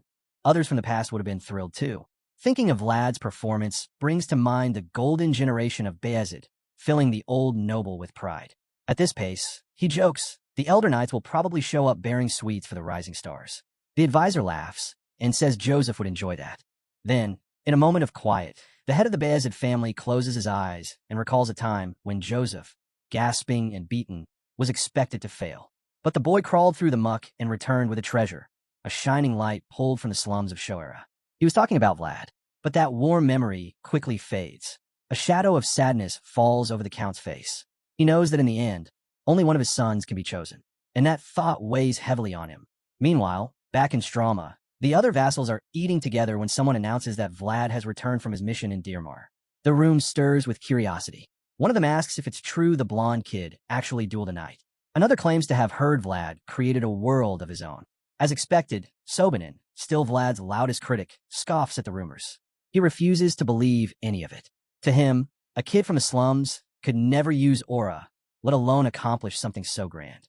While the room buzzes with chatter, the atmosphere shifts as someone steps into the hall. It's none other than Vlad, and the first thing he announces is how famished he is. He reflects that it's probably been a month since he last set foot in the place. Scanning the room, he spots the vassals quietly eating at their tables, but the second they catch sight of him, they freeze. A wave of tension ripples through the room as everyone immediately returns their focus to their meals, pretending not to notice. Vlad takes it all in. It hits him that social standing, whether someone comes from a noble lineage or a humble background, doesn't mean a thing anymore. That part of their world, the fierce rivalry among young heirs, has ended. And it all changed because of one person who stood apart from everyone else. Next, we cut to Vlad sinking his teeth into a plate stacked with sausages. The way he's tearing into the food shows just how much he missed it. But peace doesn't last. Eyes keep darting his way, whispers floating from every direction. It's getting to him. Eating like this, under constant scrutiny, is anything but comfortable. Annoyed, he voices his frustration, and the pudgy guy next to him, the only one who talks to him like a normal person, gives a half shrug and says it'll probably stay like this for a while. After all, word about what happened in Dirmar Word has spread fast. Vlad quietly clicks his fingers, realizing just how fast gossip moves in this place. His tablemate, practically his only friend, decides to switch topics. He casually asks Vlad if he has any vacation plans. Vlad's confused. Vacation? He clearly hasn't heard about it. That's when the kid explains, the vassals get 2 breaks a year, and this week just happens to be one of them. The disciples from influential families have already been granted their time off. Now Vlad wonders if he qualifies, considering he's new, not from a notable clan, and doesn't even have a place to Gerda. Seeing Vlad at a loss, the chubby kid lights up and immediately invites him over to his family estate. He assures Vlad that it's not a big deal. His dad's the one officially extending the invitation. He sheepishly confesses that he's never had a friend over before, and it's obvious that past attempts didn't go well. But that only makes him more determined. He tries to sell the idea even harder, saying their house does serving guests just right, with endless roasted meat and everything. The offer definitely sounds tempting, but Vlad still needs to weigh it out before making up his mind. Seeing Vlad hesitate, the chubby vassal suddenly recalls something. Vlad once mentioned he was on the lookout for horses. That's when it clicks. He reminds Vlad of what his family does, casually mentioning that they can source horses from anywhere around here. That's the hook. Vlad perks up, interested. And then the kicker, the kid lets it slip that they even own horses with better lineage than Jaeger's. In short, they got top-tier mounts, the kind that cost more and perform better. That's all Vlad needs to hear. He immediately agrees to spend a vacation at the guy's place. He might take a bit too seriously, but the chubby kid is just overjoyed. For the first time, he'll have a friend over for the holidays. Later that day, things take a rough turn. We cut to Sir Jaeger mercilessly beating the life out of Vlad, all in the name of training. During their spar, the seasoned knight slaps Vlad across the face with his wooden sword like it's nothing. But Vlad doesn't back down. Even though the pain is clearly wearing him down, he stays on his feet. Jaeger notices. So when Vlad charges again, he easily parries and tells him to focus. The knight is barely trying, one hand behind his back, still managing to block every single move Vlad throws at him. Despite the constant defeats, Vlad refuses to quit. He keeps attacking, pushing himself past his limits. But Jaeger's not impressed. In fact, he seems irritated that Vlad's trying techniques way above his level. So in a brutal move, he lands a devastating strike on Vlad's back. With regular swords, that hit would have been crippling. Even though these are wooden, it still knocks the wind out of him. Vlad drops to one knee, finally needing a moment to recover. Jaeger doesn't let up. He reminds Vlad that he warned him not to attempt things he's not ready for. Apparently, the knight thinks Vlad's been getting cocky after fighting a knight back in Dearmar. That comment stuns Vlad, but he stays silent, still gasping for air. Jaeger takes his silence the wrong way, thinks he's being ignored. His temper flares again. When Vlad hears that, he looks up in shock but still can't muster a reply. Jaeger's glare sharpens. That's when it finally hits Vlad. The knight isn't just angry, he's deadly serious. The realization terrifies him, and he quickly scrambles to apologize. After Vlad apologizes, Jaeger delivers his final words for the day. He tells Vlad not to come back to the training grounds if he ever feels like he's being forced into it. On top of that, the knight makes it clear, if Vlad now thinks he's capable of training on his own, then he shouldn't come to him at all. With that, Jaeger ends the session and walks away, telling Vlad he's free to go. Vlad says nothing. Clearly upset, he quietly turns and walks in the opposite direction. From a distance, Jaeger watches him leave. Despite his stern words, he admits to himself that the kid's progress and accomplishments so far are impressive. He's proud, but at the same time, he sees that Vlad is still rough around the edges. To Jaeger, the boy's like loose sand on a beach. One strong wave, and he could be swept away. That thought lingers heavily in his mind. Meanwhile, Vlad is slowly making his way through one of the halls, sword in hand, when a familiar voice rings in his head. It reminds him that he was told to stick to the basics. The voice says it would have been angry at Vlad too. Vlad tries to explain he was just trying to bring out his aura again. But the voice pushes back. Not all knights can use aura, it says, and that doesn't mean those who can are weak. Aura only shows the potential to go higher, not a knight's current level. It also reminds him that he hasn't even been wielding a sword for that long. In other words, he needs to be patient. No great flower blooms without strong roots. The voice assures him that if Jaeger scolded him, it was because he saw potential in him. It urges Vlad to really think about what Jaeger said. The words help. Vlad takes a breath, steadying himself. He's used to mockery and people looking down on him. But today feels different. It wasn't the hits that hurt the most. It was that look of disappointment on Jaeger's face. That look cuts deeper than any wooden sword ever could. As he reflects, the voice adds one last jab. It reminds him that he didn't even get a chance to bring up the vacation. Jaeger was too angry, and that thought just makes the sting even worse. Vlad's frustration flares up again as he remembers he didn't even get the chance to bring up the vacation. But he quickly reins it in, brushing off the thought. Right now, he tells himself there's no room to care about stuff like that. Not in his current state. He glances down at his sword and lets a small smile break through. Maybe what he needs isn't rest, but repetition. He decides to practice until all the clutter in his mind disappears. Later that night, long after everyone else is likely asleep, Vlad heads into the woods alone. He begins swinging his sword, over and over again and again. Each motion is heavy, deliberate, following the arc of the blade. His grip tightens as he pushes through, and eventually, the sheer force of his swings slices deep into the earth, leaving a huge gash in the ground. Panting hard, he takes a breather. That's when the voice in his head chimes in, suggesting they wrap up the training. Vlad's surprised. It's not like the voice to call it quits this early, but it calmly explains that Vlad passed his daily limit a while ago. Pushing further will just wear him out. Of course, Vlad doesn't want to hear that. He's never been one to stop just because something gets tough. But the voice doesn't let up.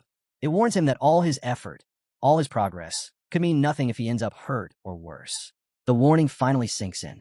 Begrudgingly, Vlad agrees to stop for the night, even though he's clearly not thrilled about it. He turns his gaze to the sky, the moonlight bathing him in a soft glow. At first, his mind still feels clouded, but slowly, a wave of calm, and something more, washes over him. Confidence. It's subtle, but it's there. He stands under the open night sky, beginning to understand the voice's wisdom. From a balcony above, Sir Jaeger steps out and catches sight of him. He sees Vlad glowing under the moonlight, unmoving, eyes fixed upward. The knight quietly watches him, taking in the scene. As Vlad continues staring at the moon, Jaeger can't help but follow his gaze. Something stirs within the seasoned knight. He looks at his vassal and sees not just a swordsman, but a wolf chasing the moon. The two remain like that for a while, bathed in silver light. Their eyes never leave the sky. And just like that, the scene begins to shift in a smooth, cinematic transition, carrying the story into the next chapter. The scene shifts to a dark sky hanging over Trinova, a county that belongs to the territory of Roma. Unlike Strama, Trinova is engulfed in chaos. The entire county is ablaze, fire tearing through everything, inside and out. Buildings crumble as flames roar, and the air is filled with the screams of townsfolk and the sound of crackling fire. This isn't a natural disaster. Trinova is under attack. Inside the throne room, the aftermath of a brutal slaughter is clear. Bloodied corpses of knights lie scattered across the floor. Only one knight remains alive, though he's barely holding on. Suddenly, he's approached by the one responsible for the carnage. Despite his injuries, the knight realizes his killer has been searching for him to finish the job. With blood dripping from his blade, the assassin steps forward and coldly suggests the knight is simply completing his final duty. Gasping for breath, the knight manages to speak, acknowledging that his enemy has come a long way just for this moment. Then, the assassin's face comes into view. It's Godwin, the same man who killed Vlad's superior back in Shoera. Using his last ounce of strength, the knight warns Godwin not to follow commands blindly. He reminds him that true knights, like those who once served Count Gaidar, stood for more than obedience. But Godwin coldly retorts that it's precisely why they're all dead now. The knight, undeterred, tells Godwin that his time will come too. But before that day arrives, he wants a message delivered to Count Gaidar. He'll be waiting for him in hell. Without hesitation, Godwin raises his sword, promises to deliver the message, and finishes the job. Back in a more peaceful moment, Vlad is caught off guard when Master Joseph tells him he's going on vacation. It's unexpected. Vlad had been committed to sharpening his sword skills without any distractions. But Joseph insists. He says the invitation came from the Canor household. Vlad is stunned. How did Joseph even know about that? Just as Vlad begins to ask, Joseph interrupts. Word travels fast, he explains. Apparently, Sir Gregory's vassal, Potri, has been excitedly telling everyone. As soon as Vlad hears it, everything clicks. Of course, Potri must have told Sir Gregory, who passed it on to Jaeger, and naturally, Jaeger ended up telling Joseph. Vlad now sees the whole chain of gossip. Joseph then claims he was planning to give Vlad a break anyway, so there's no harm in letting him choose where he wants to go now that he's already decided. Vlad thanks him, but he's still annoyed at Jaeger for spilling the news. He shoots him a look, but Jaeger plays innocent, pretending he didn't do anything. Joseph picks up on the awkward vibe in the room. He's confused for a second, but quickly figures it out. Something clearly went down. Even though he could smooth things over, he chooses to stay out of it. Some bonds, he figures, are better left untouched. The tension lingers. Finally, Vlad admits it's getting tough to even breathe in here. Despite his irritation, he decides it's best to just acknowledge Jaeger and slip out. While he's mulling it over, Jaeger suddenly speaks. He reminds Vlad that even on vacation, a knight should never let go of his sword. Vlad is caught off guard by the comment, but he knows it's solid advice. He nods without arguing. Jaeger warns him, skip one day of training, and you'll feel it. Skip a week, and everyone else will too. He knows Vlad isn't someone who needs a constant push, but a reminder never hurts. It's about keeping him grounded. With that, Jaeger tells his young vassal they'll see how he's doing once he gets back. Vlad is thrilled. He's just gotten Jaeger's approval. Joseph notices the burst of happiness, but before Vlad can enjoy it too much, he throws in a reality check. Don't expect too much from the horses, he says. The Canor household might not be able to help with your current issue either. That comment deflates Vlad's excitement a little. Joseph then advises him to observe how the horses respond to him, especially the ones that reject him less. That might help him figure out where the problem really lies. Vlad nods, taking Joseph's advice to heart. The young master then tells him he's free to go, until they meet again in a week. As Vlad heads for the door, he's stopped by Joseph, who casually says there's no need to bring back any gifts. Vlad freezes for a moment, caught off guard. Then he reassures Joseph with a smirk that he won't forget. In his mind, though, he's pretty sure that was Joseph's way of hinting that a gift is exactly what he wants, especially since he'd seemed pretty pleased with the jam poetry he had brought last time. With that, Vlad finally exits, leaving Joseph and Jaeger behind. Alone now, Joseph still finds it hard to believe that the Canor household actually invited a young swordsman from Shoera. Jaeger, sensing what's on Joseph's mind, lightly hints that Vlad might run into someone interesting, if he's lucky. Joseph agrees, thinking back on how both Vlad and that mysterious person have always stood out. Then Jaeger poses a serious question. What if someone's keeping an eye on both of them? Joseph pauses, taken aback, before answering. If someone's watching, he says they're probably the kind of person who doesn't ask unless they expect to get something. Still, Joseph makes it clear he has no intention of handing over anything, no matter who's asking. Meanwhile, we catch up with Vlad, who looks completely confused. He has no idea what's going on, or even where he is, until it's revealed that he's just being fitted with a new cloak. As expected, Joseph's mother is behind the surprise. She thinks the color looks great on him. In her eyes, Vlad suits leather armor perfectly, and with a strong frame, just about anything looks good on him. That's why she enjoys dressing him up. Seeing him wear her creations is reward enough. Though clearly shy and awkward, Vlad is also touched. He thanks Lady Oksana for her generosity. She then brings up the vacation invite from the Canor household. When Vlad confirms it's true, she reminds him that proper dress and presentation matter, especially when you're a guest. It's just basic etiquette, she says, and a way to avoid bringing shame to one's family. Vlad is left speechless after Lady Oksana's words. Deep down, he knows she's right. But then she drops a line that hits even harder, telling him not to bring shame to her name. In that moment, it's clear she's claiming him as her own. She wraps him in a warm embrace, but Vlad is too stunned to react. He just stands there, eyes wide, frozen in disbelief. Lady Oksana smiles gently, her yellow eyes gleaming as she looks at him. Vlad's face lights up in a full-blown blush, ears burning red. Embarrassed, but touched, he quietly promises that he won't disgrace her while he's away. Still bowing his head, Vlad listens as she adds one more surprise. When he returns, she'll arrange for a tutor. She doesn't want to see him repeating mistakes, like the time he received a lady's honor with his hand. That sort of slip-up, she says, should only happen once. The memory alone is enough to make Vlad squirm. Flustered, he quickly apologizes and begs her forgiveness. Lady Oksana then explains that the title of knight carries weight, like a semi-aristocrat. That means he must always carry himself with proper decorum. Vlad takes the advice seriously and promises to remember it. She gestures to a nearby servant holding a basket of fruit. It's a gift for Vlad to take with him, Joseph's idea. Apparently, it's impolite to visit someone's home empty-handed. Vlad bows again, thanking her for her thoughtfulness. She brushes it off with a soft smile and tells him to enjoy his vacation. Later, Vlad steps out, carrying the basket of lemons. As he closes the door behind him, something feels off. A strange unease creeps over him. He glances at a window and catches his own reflection. In that moment, he sees how much he's changed since leaving Shoera. His mind drifts back to those gritty alleyways, his old self, rough and raw. Now everything feels different, almost foreign. The young swordsman feels like he's wearing something that just doesn't fit. He keeps staring at the glass window, catching distorted reflections. In one of them, he sees his red-haired friend from the alley, glaring at him. Even the image of his past self doesn't look any friendlier. Their silent stares make him uneasy, filling him with guilt as he suddenly recalls that Jemina is reportedly in a convent now. Unable to handle the judgment in those reflections, he shuts his eyes and turns away. Vlad can only hope she's doing okay, though he imagines she, too, must feel out of place in those convent robes. With that thought, he leaves the glass behind and heads down the hall. Meanwhile, whispers fill the air elsewhere. People are talking about a new attendant who's making waves in the Bayezid household. Word has it the talented vassal drew out both Aura and Dirmar, but that's not all. The rumors also say he's strikingly good-looking. It turns out the gossipers are nuns in the convent. While some chatter excitedly about the vassal's blonde hair and blue eyes, a red-haired girl keeps scrubbing the floor in silence. The chatter grows louder, with some suggesting he might be of noble blood and could even become a knight for the north. Hearing that, the girl pauses. She's Jemina, Vlad's old friend. She scoffs at the idea. There's no way that could be Vlad. It's just too soon for him to have come this far. Still, a small part of her wishes it were true, that he's alive and doing all right. Lost in thought, Jemina stops scrubbing, and the other girls quickly pounce. They accuse her of slacking off, reminding her she hasn't made any donations and implying she owes a lifetime of labor. They order her to clean the dishes next unless she wants trouble from the head nun. The insults keep coming. They sneer about how Jemina has nowhere to go and no one to rescue her. To them, staying at the convent and working nonstop might just be her only future.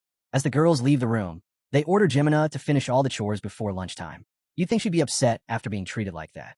But instead, she just smiles and keeps scrubbing. She sees the truth behind it all in Rose's smile, and for a moment, she feels okay. But then, a wave of sadness creeps in. This place isn't made for everyone, and she knows that better than anyone. Her thoughts drift, a memory surfaces. In the flashback, the head sister is speaking, claiming the convent is a sacred place close to God. She insists they can't take in girls who've tainted themselves in unclean places. It's clear who she means, lowborn girls. Marcella, the woman who brought the girls, pushes back. She assures the sister that all the girls are virgins and that the bishop himself oversaw their care. Still, the head sister refuses, saying they can't just let anyone in so suddenly. Marcella's patience snaps. She reminds the head sister how much money she's donated, enough to feed those girls for a decade and still have more left. The sister tries to respond, but Marcella cuts her off before she can. That's when young Jemina speaks up, asking Marcella where she'll be staying. Marcella brushes it off and tells them not to worry. She begins to lead the girls inside the convent, ignoring the head sister's protests. But just then, the head sister stops her. She says Marcella can't step inside the sacred grounds. Calmly, the gray-haired woman replies that she never planned to. She only asks that the sisters take care of the girls, saying they're all hard workers. Suddenly, a group of men shows up and charges at them. As they close in, Marcella yells for the girls and the head sister to get inside. They manage to rush into the convent just in time. But Marcella isn't so lucky. One of the men grabs her. She fights back, but it's useless. From inside, Jemina screams in horror as she watches Marcella being pulled away, while the head sister drags her further inside to safety. The thugs drag Marcella away, yanking her by the hair as they disappear into the woods. No matter how hard she fights, she can't break free. Behind her, the convent doors shut tight. She's completely at their mercy now. Back in the present, Jemina is still on her knees, scrubbing the floor. Tears fall silently as she remembers that awful day, and as thoughts of Vlad flood her mind, she cries even harder. Elsewhere, Vlad stands in front of a house, completely stunned. He's speechless as he stares at the Canor family mansion. He always knew they had influence in Stroma, even without noble status, but seeing it with his own eyes is something else entirely. As he steps through the grand gate with his chubby companion, they're greeted by an elderly man and several servants. Turns out, this man is the family's longtime butler. Potri instantly lights up, rushing into his arms for a big hug. "I miss you so much," the kid says, clearly thrilled. The butler smiles warmly and says he's just as happy to see him again after all this time. Potri quickly asks about his father, and the butler explains he's busy welcoming some unexpected guests. Since the lord of the house is tied up, he suggests they show Vlad around the pasture, one of the estate's highlights. Vlad agrees without hesitation, thanking him for the offer. But before they head off, he makes a request. He wants to see the horses first. He's been looking forward to it and has high hopes. The butler doesn't mind at all. He says the Lord will personally introduce the horses later, but it's fine to get a preview now. With that, he leads the boys to the stables. Vlad was hoping the horses here would be different. Maybe they'd react better to him. But no luck. Just like before, the animals are terrified. The moment he gets close, they bolt. Even the cattle don't stick around. They all scatter like he's some kind of monster. Vlad stands frozen, crushed by embarrassment. All he can do is watch as every animal on the farm bolts at the sight of him. Horses, cows, even the sheep want nothing to do with him. It's humiliating. At this point, he feels like giving up completely. He mutters to himself that he might as well be dead if even cows won't let him ride them. The butler watches this unfold, clearly concerned. He finally speaks up, suspecting something more serious, possibly even supernatural. He asks Vlad if he's gone to the church about it, but Vlad waves it off, insisting it's not a curse. After all, his guarantor is none other than Priest Andrea. The old man is taken aback by that, but Vlad doesn't even notice. He's too caught up in his misery. Watching the animals flee makes him wonder what the point of anything is. Even if he masters aura, what good is it if he can't ride a horse? He imagines himself choking on dust while other knights gallop past him in glorious cavalry charges. The thought alone makes him want to disappear. Potri, seeing his friends so down, decides to step in. With all the determination of a true best friend, he vows to help Vlad no matter what.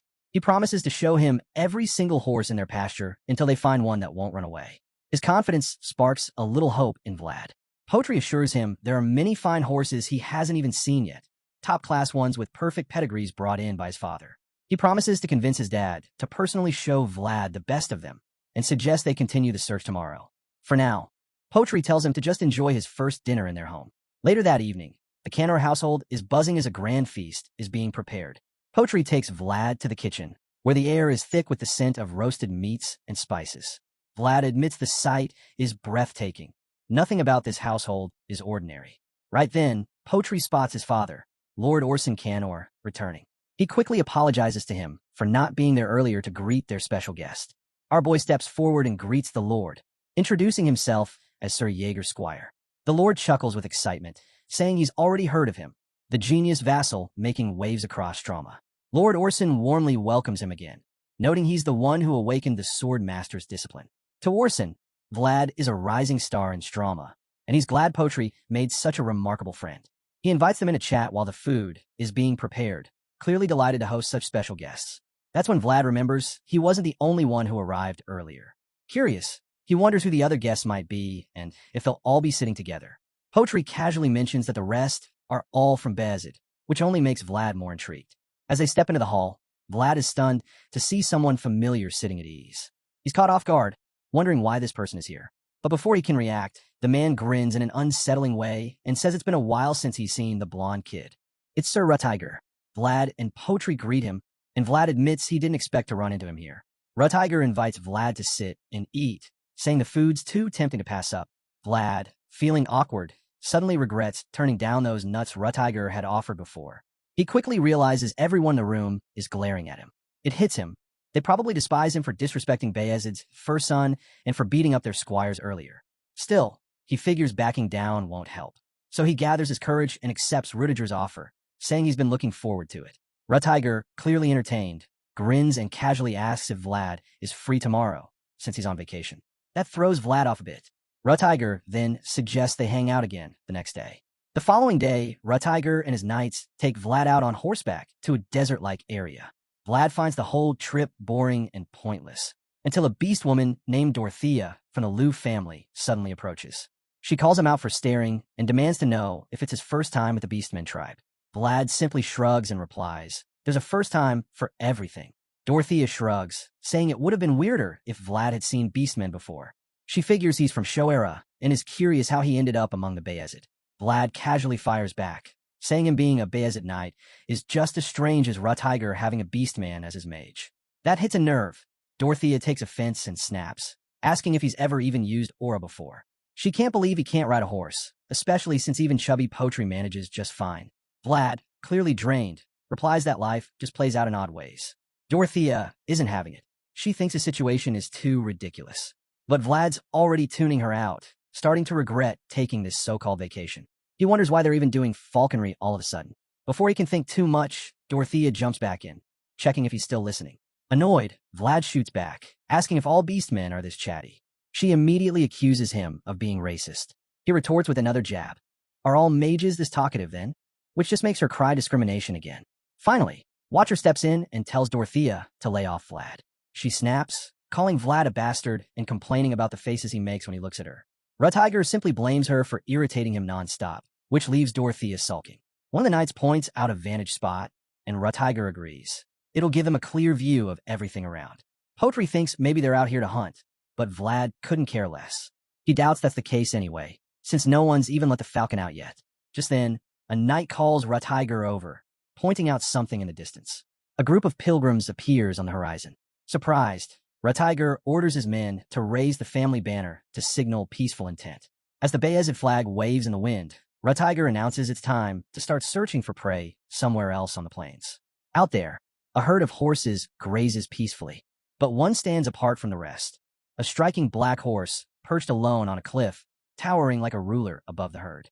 Without warning, a surge of energy shoots up from beneath the earth, hitting the horse.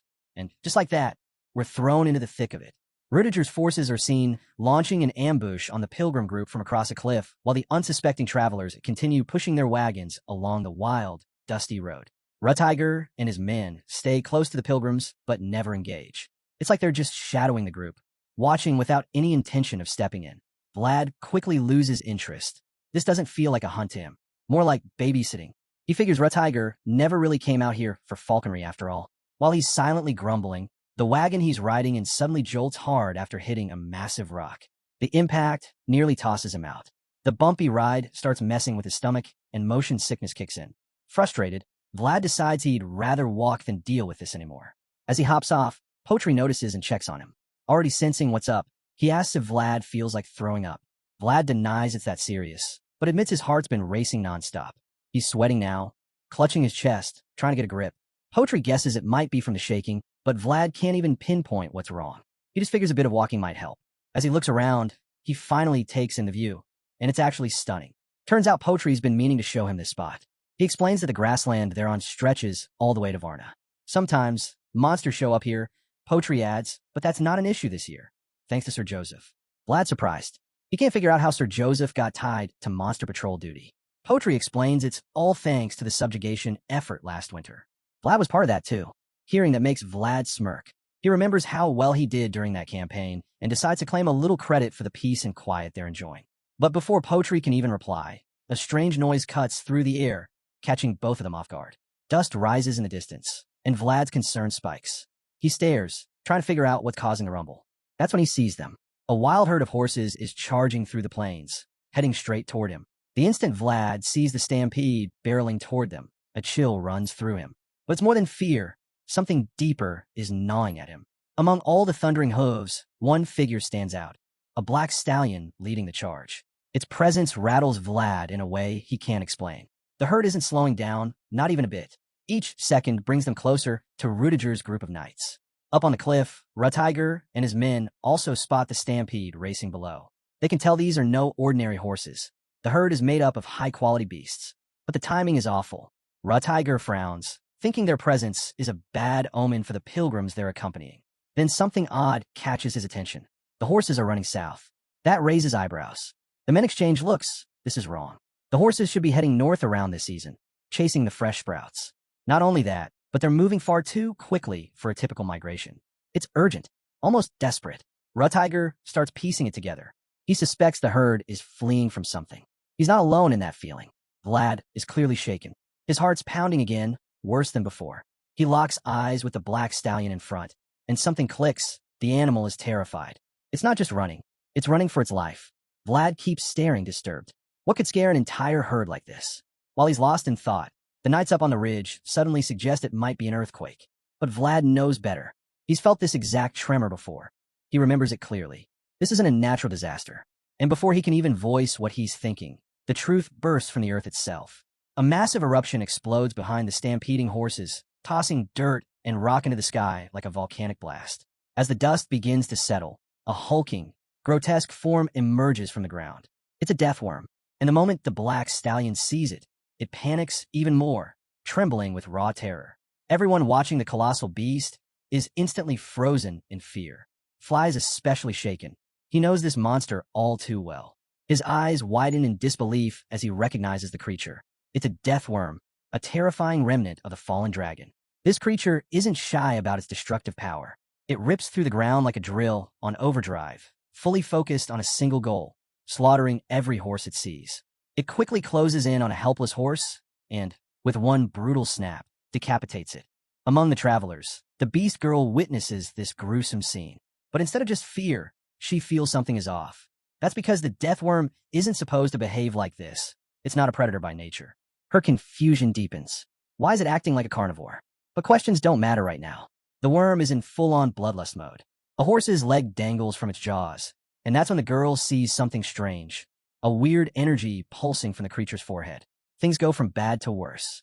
The death worm's rampage sends the wild horses off course, straight toward the innocent pilgrims who were promised safe passage by Ratiger and his crew. One of Rudiger's men urgently reports the chaos, but he's just as baffled. The eerie energy from the worm keeps pulsing, and the horses, driven by sheer panic, won't stop. They keep stampeding toward the pilgrims, and the worm charges right behind them. Caught between the stampede and the monster, the pilgrims have no choice but to run for their lives.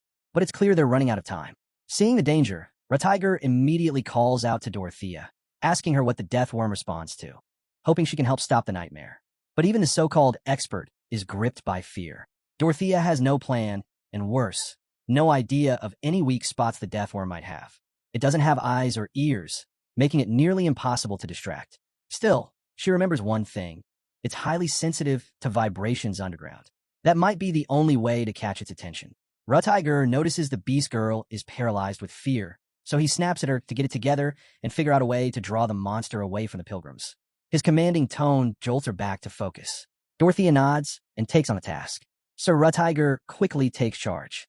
He orders Vlad to get Dorothea to higher ground where she'll be safer, and where they can signal him if they come up with a plan. Vlad, ever the fearless fighter, doesn't hesitate. The moment he gets the order, he jumps into action. Meanwhile, Sir Rutiger steps up to face the stampede of wild horses, and the death worm charging behind. He raises his sword high to rally his men. Right now, it doesn't matter if their plan makes sense or not. What matters is standing their ground and doing what they were sent to do. Rudiger's words hit hard. He reminds his men that their duty is to protect the pilgrims, just as they were commanded by the Count. Fired up by his fearless spirit, every knight unsheathes their blade, ready to give their all. With a powerful cry, Rutiger commands them to defend the innocent. Then he charges ahead on horseback, and his knights follow without hesitation. He rides with everything he's got, fully aware that this choice defies every rule and protocol. But that's exactly why he's convinced. There's something or someone orchestrating all this chaos. And the thought of that makes him furious. Fueled by this belief, Rutiger charges forward, determined to confront the force behind it all. Right now, Sir Rutiger is like a blazing inferno charging straight at the enemy. He figures that whoever dared stir up this chaos in Bayezid must be seriously bold or incredibly foolish. While Rutiger and his men dive into battle, Vlad, Potri, and Dorothea stay up on higher ground. The beast girl tosses a pouch of mysterious jewels onto the ground, rifling through them as she tries to remember which one triggers the vibration engraving. Unfortunately, she's completely forgotten its color. Vlad's got no clue what she's doing either, but that's when the voice in his head chimes in. It explains that an engraving is a kind of mystery, infused with both divine and aura energy. It represents the mystical trinity. Suddenly, things click. Of course, she's Sir Rudiger's mage. With artifacts like these, her position makes perfect sense. Suddenly, the earth erupts with flames. A fiery tornado bursts from the ground, forcing Vlad and Potri to spin around and see what caused it. What they see leaves them stunned. Rising from the inferno is none other than the death worm itself. And within the blaze, Sir Rutiger is actually fighting the beast head-on. The sight is jaw-dropping. Vlad is speechless. He's witnessing pure courage in action and realizes Sir Rutiger operates on a level far beyond anything he's ever known. But that voice in Vlad's head? It's unimpressed. It calls the knights move shallow. And when we look closer, it's clear Rutiger jumped into this fight without proper preparation. The death worm dwarfs him. Even with his flaming sword activated, Rutiger is clearly at a disadvantage. He knows it too, muttering a curse under his breath. The sheer size and power of the beast make this battle nearly impossible. Still, Rutiger doesn't back down. He taunts the worm, daring it to prove it's the mightiest dragon. Fearless to the end, he stands his ground. The death worm answers his challenge. It launches into a brutal nosedive, trying to crush Rutiger and his horse into the dirt. But the knight yells for his steed to move, and just in time, the horse bolts out of the impact zone, barely dodging the monster's deadly strike. The other knights all saw how close that attack came to ending Sir Rutiger right then and there. They're obviously worried and quickly ask if he's all right. Rutiger brushes it off and reminds them to stay alert. This isn't the kind of monster that just gives up and vanishes. He warns them to be ready for a counterattack or an ambush at any moment. Up on the ridge, Vlad is locked in place, tension thick in the air. Even a voice in his head admits this situation is spiraling. The greatest warrior in the world still can't fight what he can't see. Rutiger understands that too. He's not about to sit around and get ambushed. So he gives a clear order, hunt down the death worm now. He's convinced it hasn't gone far, just hiding nearby, ready to strike again. His knights don't hesitate. As loyal as ever, they immediately begin scouring the area. But Rutiger is restless.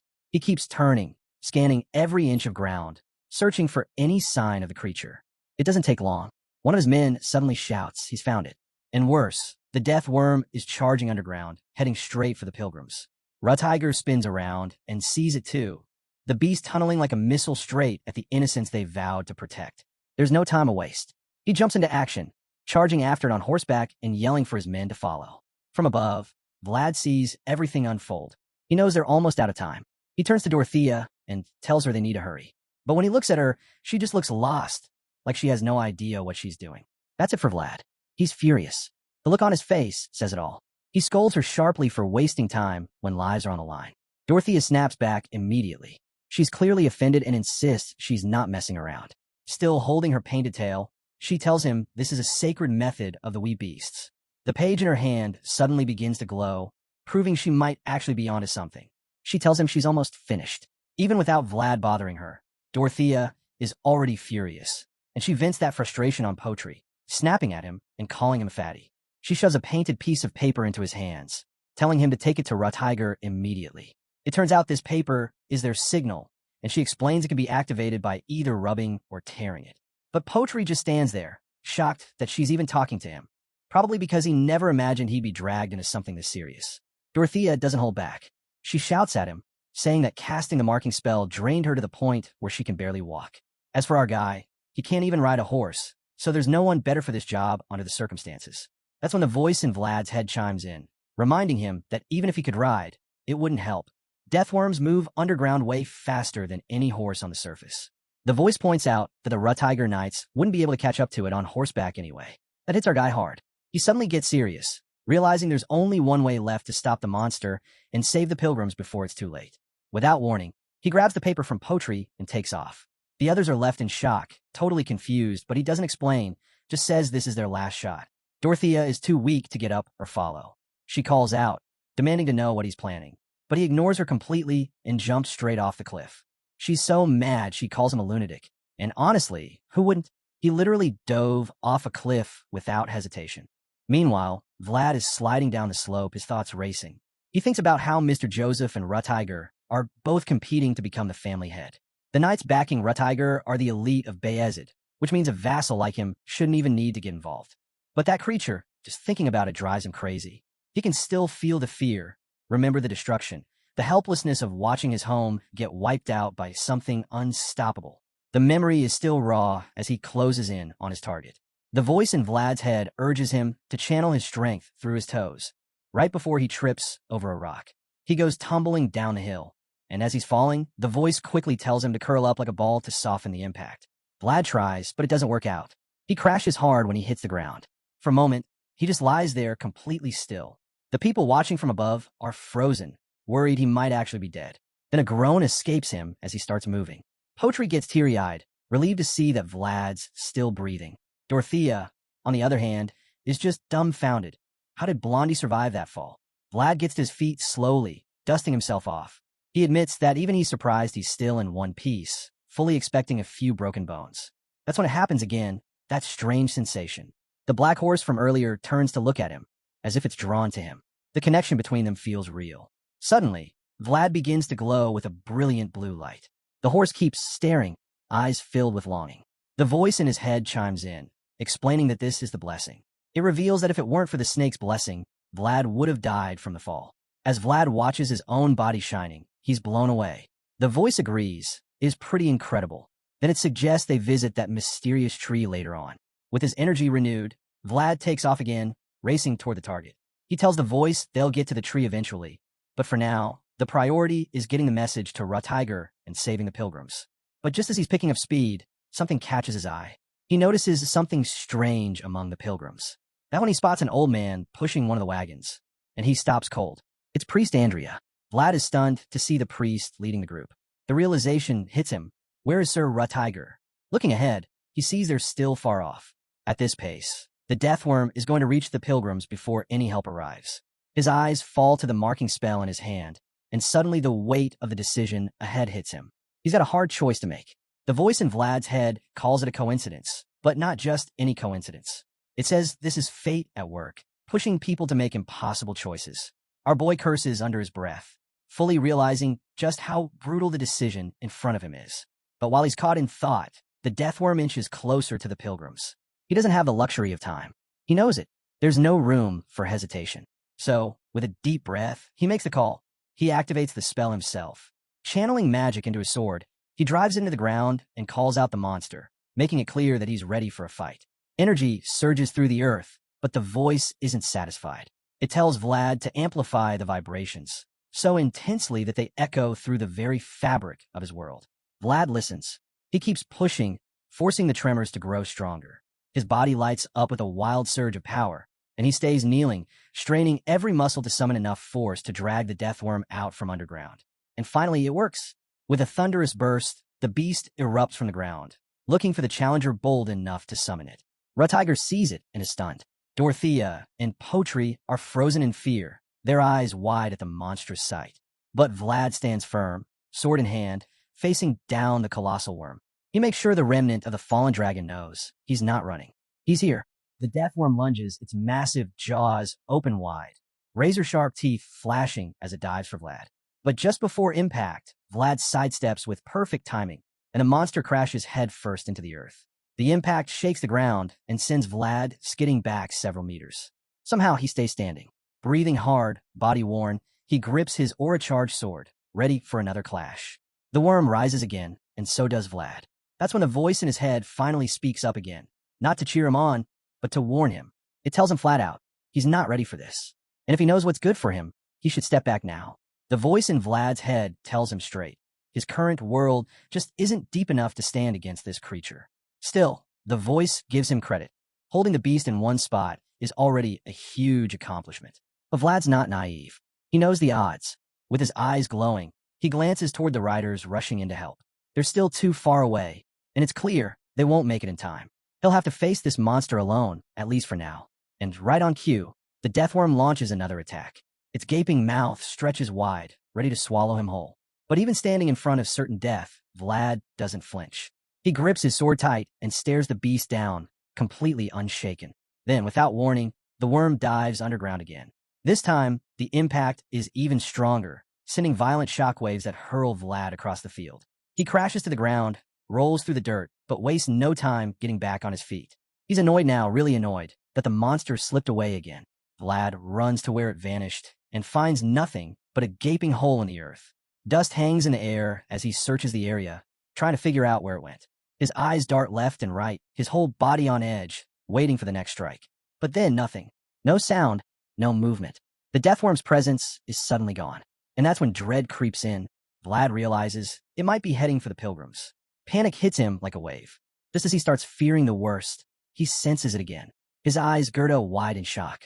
The beast isn't gone. It's right beneath him. He freezes, overwhelmed by the realization. The ground beneath his feet begins to crack, confirming his worst fear. And in that split second, it seems like this could be the end of young Vlad.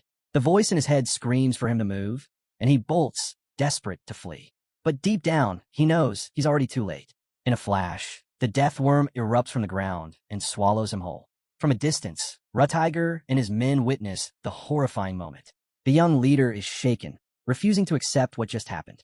Determined not to let the beast take Vlad without a fight, Rutiger kicks his horse into a full gallop, pushing himself to reach the scene. But it's clear he might not make it.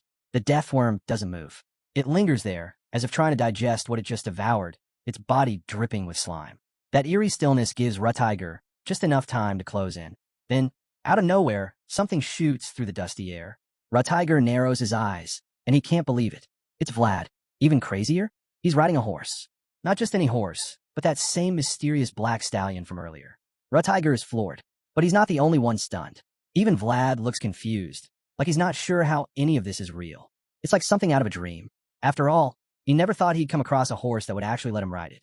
The voice in his head is just as thrown off, but quickly regains focus. It tells Vlad to look at the horse's forehead through his world.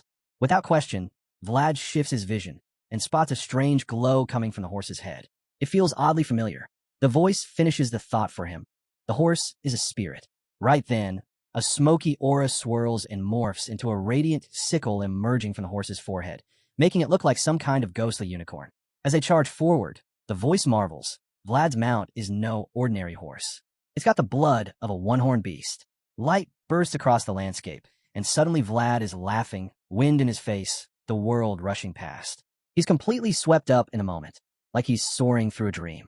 He can't help but wonder, what does the world look like through a horse's eyes? The powerful horse launches into the air, and all Vlad can think about is how wild it feels to ride something this fast. His quick daydream is cut short as Sir Rutiger and his men finally catch up to him. Rutiger rides up, clearly concerned, and asks if he's all right. Vlad nods and reassures him that he's fine. As the knight's eyes drop to the sword in Vlad's hand, he notices something unexpected.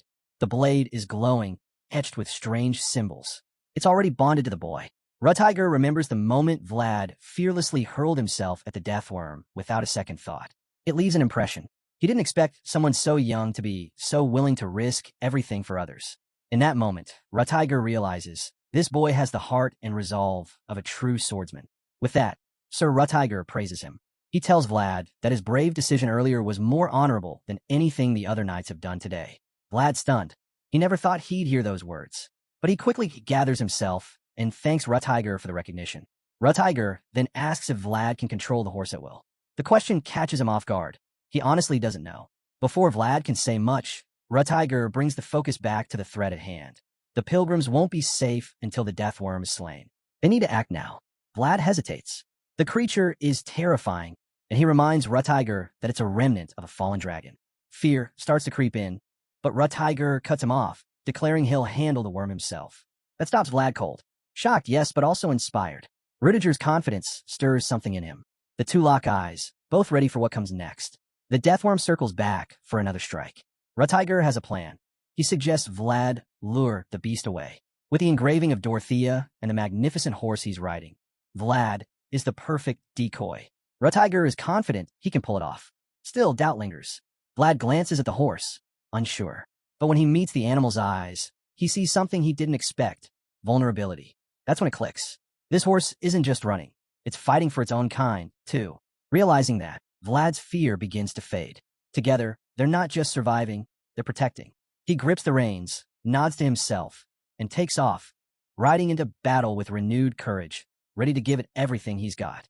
The black horse surges with the power Vlad was hoping for, and that boost gives him the confidence to turn to Sir Rutiger and confirm, yes, he can lead the deathworm away. Hearing that, Rutiger gives his orders.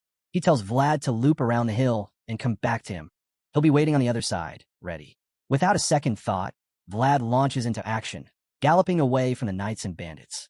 The plan works instantly. The deathworm locks onto him and charges after him with terrifying speed. Vlad glances back and sees it barreling forward. Good, it's working. He leans in and pushes the black stallion to Gerda even faster. The horse responds, cutting through the grass like a bolt of lightning. The knights and bandits watch in awe as the black stallion rockets forward.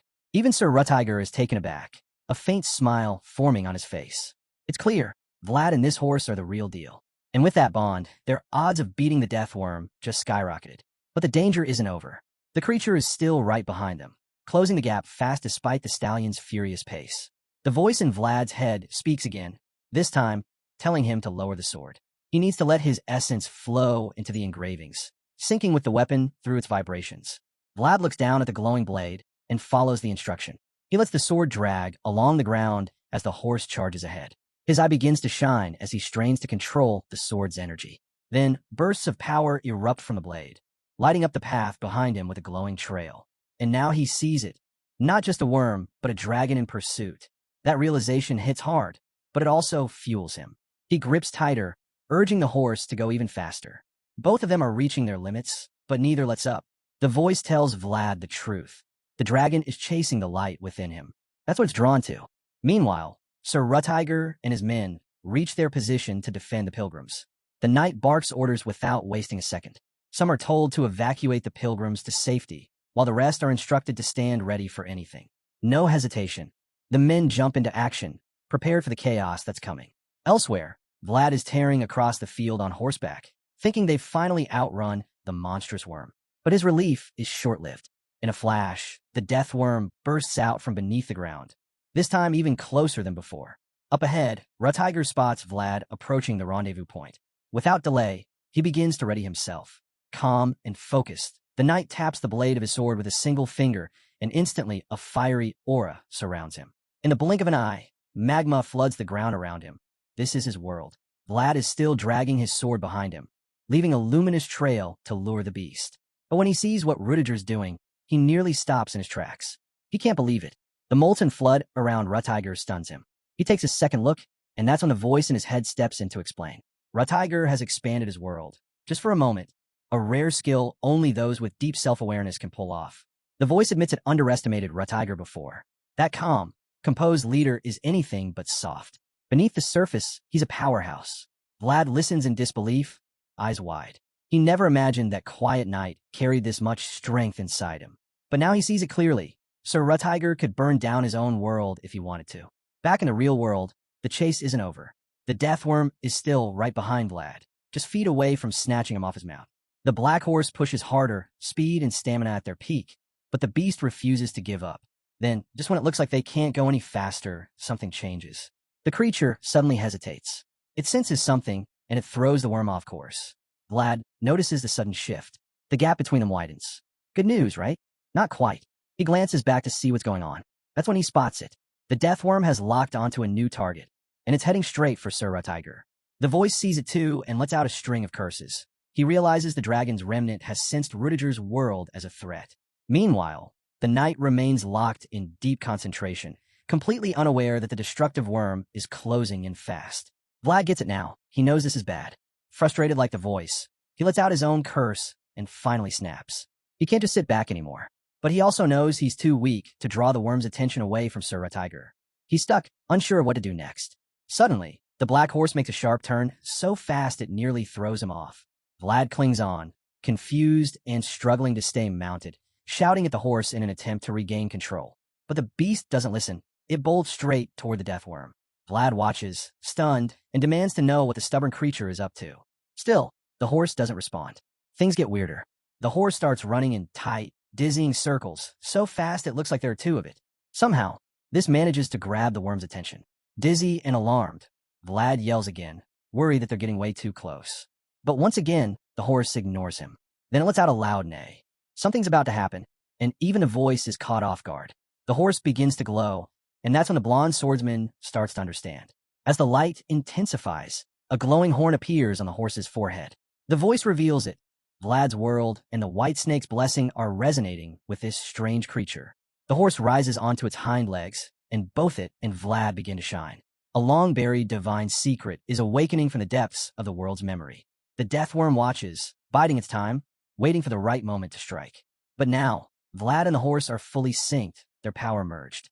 The moment the worm attacks, Vlad gives the command, and the horse charges forward with explosive force. As it gallops, something clicks. The truth about this bizarre pair hits home. It's a knight without a horse and a unicorn without a horn. Odd at first glance, maybe even laughable. But in this world, where the two connect, they become one unstoppable force. Their union marks the rise of a single white star shining against the endless black of the KN sky. The horse blazes across the fields, and Vlad tightens his grip on the sword, ready to strike. At the same time, Sir Rudiger's blade glows red-hot, radiating intense heat. It's an intimidating sight. And yet, the voice in Vlad's head isn't impressed. He tells them that Rudiger's world is still gaining strength, and warns that it won't be long before the worm stops paying attention to them altogether. Vlad lets out a grunt. He's already pushing himself to match the knight's overwhelming power, and now he's nearing his limit.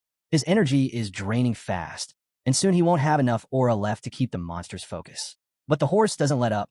It just keeps charging forward with relentless fury. Just when it seems like Vlad can't hold out much longer, Sir Rudiger's men arrive with reinforcements.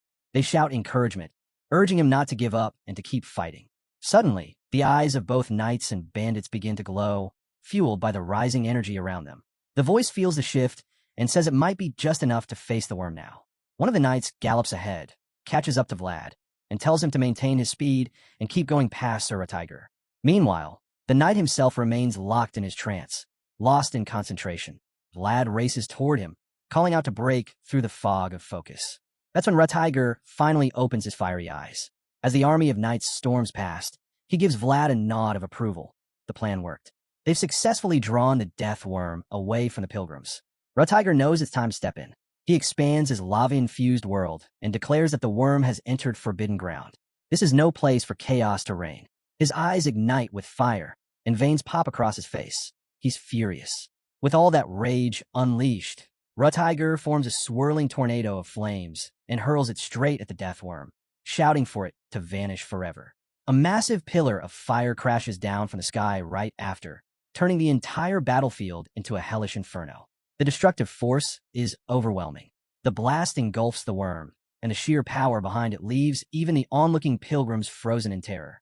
Meanwhile, Rudiger's knights are practically buzzing with excitement, thrilled to witness their commander unleash such overwhelming power. Vlad, on the other hand, is frozen in awe. It finally hits him.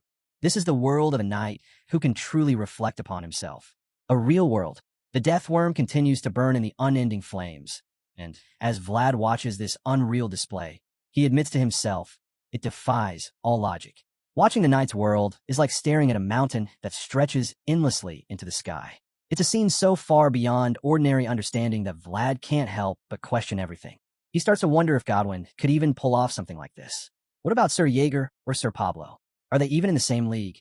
And then comes the ultimate question. Could I ever do this too? The voice picks up on his thoughts and offers a rare bit of encouragement.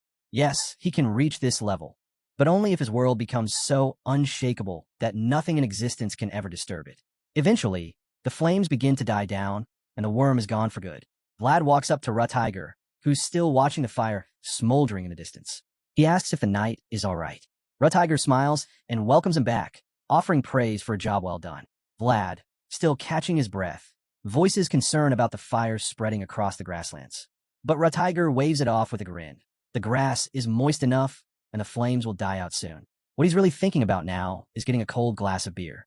He tries to stand, but his legs give out, and he ends up plopping back down. The voice remarks that the toll of expanding his world has finally caught up to him. Tiger chuckles and jokingly asks if Vlad is just going to watch him struggle. Vlad simply drops to the ground beside him, saying he'd rather fall down too. Tiger finds the gesture amusing, but says nothing, just smiling and letting the moment pass. He shifts the conversation, noting that Vlad is a surprisingly skilled rider, especially given all the rumors he'd heard. Vlad clears the air, explaining that he was never the problem to begin with. They both glance at the black horse, and Tiger admits it's an impressive beast. Vlad agrees, and just as the quiet settles in, they're interrupted by the arrival of Rudiger's men. They cheer loudly, celebrating their hard-earned victory. One of the knights praises Vlad directly, saying his performance was so impressive it's enough to make them consider opening up their vassal slots. Another expresses hope that they'll cross paths again someday. The shy boy gives a nervous thanks, clearly overwhelmed by all the praise. Then someone else calls out to him. Vlad turns and is stunned to see Father Andreas. Relief floods over him, happy to see the priest unharmed. The old man, brimming with excitement, says he's finally come to understand something he couldn't grasp before. During Vlad's fierce battle, Andreas saw a brilliant light. It wasn't the first time he'd seen it, but until now, he couldn't make sense of it. It was like a beam slicing through complete darkness. Then, without warning, the priest drops to his knees and takes Vlad's hands, leaving the young knight frozen in shock. With deep emotion, Andreas thanks him, calling him Vlad of Sarah. Vlad has no idea what that means, but the priest continues, praying aloud and declaring that this boy has followed the will of God itself. Still kneeling, Father Andreas prays for the Lord to comfort the young protector of this world, asking for mercy and blessings to shine upon this radiant boy. On this very day, he says, countless hearts became one light, all because this young man's world had grown. As the story shifts, we find ourselves back in the city a bit on a warm evening. The sun sets, casting golden hues across the noble family's mansion. Inside, a hand marked with scars holds a letter tightly. It belongs to none other than Count Bayezid. He narrows his eyes at the message, demanding confirmation from his white-haired advisor. The advisor calmly assures him that the letter is accurate and reveals that it came from Dorothea, delivered through the crystal ball. The Count clenches his teeth in fury. He had only sent the young ones out as a precaution, but now they've clearly gone far beyond their mission. He snaps, asking if this involves dark magic again. The advisor admits that some of them have settled in the north. That only fuels Bayezid's anger. He complains that the Empire is far too lenient, and because of it, ancient evils are beginning to stir once more. Deep in thought, the Count looks troubled, staring out the window with rising tension. But the advisor gently reminds him, there's some good news as well. That should count for something. Bayezid lets out a sigh and agrees. After all, one name keeps popping up everywhere now, the name of a certain young prodigy. He starts reminiscing about all the moments Vlad proved himself over the years, from the intense monster hunt to the honorable duel at Heinel. Each memory paints a clearer picture of Vlad's brilliance as a swordsman. And now, after his involvement with the Pilgrims, the Count adds yet another impressive achievement to Vlad's growing list. It's becoming more obvious just how much attention the boy's recent feats have drawn. Realizing how instrumental Vlad has been, the Count admits that the Bayezid family might have suffered disgrace if not for the young warrior. He can't shake the image of Vlad's remarkable presence and power from his mind. Deeply moved by the boy from Shoara, the Count calmly instructs his advisor to summon his son Joseph. The elderly advisor, white-haired and wise, suspects the Count might finally be ready to grant Vlad something significant. When he asks for confirmation, the Count responds with a subtle nod, remarking that those who prove themselves should rightfully enjoy the rewards they've earned. Meanwhile, far from the estate, we catch up with Tiger and his group, still out in the wild. They've set up camp for the night after managing to save the Pilgrims from the deadly deathworm. To be fair, Vlad did most of the heavy lifting, but that doesn't matter now. Everyone is gathered around warm campfires, trying to enjoy a quiet evening. The pilgrims are resting alongside the group, but something feels off.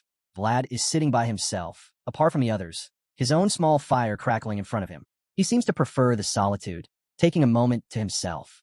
As we zoom in, we see him methodically cleaning his sword, a weapon that saw serious action earlier that day. Noticing the deep scratches on the blade, he reflects on just how intense the battle was. He hadn't expected the weapon to take that much damage. While he's lost in thought, Sir Rutiger suddenly appears behind him. Without warning, the knight casually questions why Vlad is sulking by himself. The blue-eyed swordsman, startled by the voice, turns to see Rutiger settling down beside him. Rutiger then asks where Vlad's chubby friend is.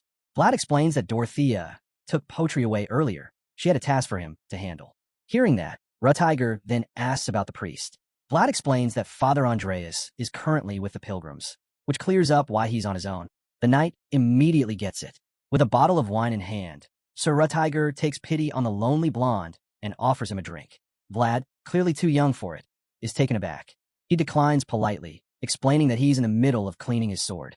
But before he can finish his excuse, Rutiger cuts him off. He's not buying it. He calls Vlad out, pointing out that this isn't the first time he's been rejected.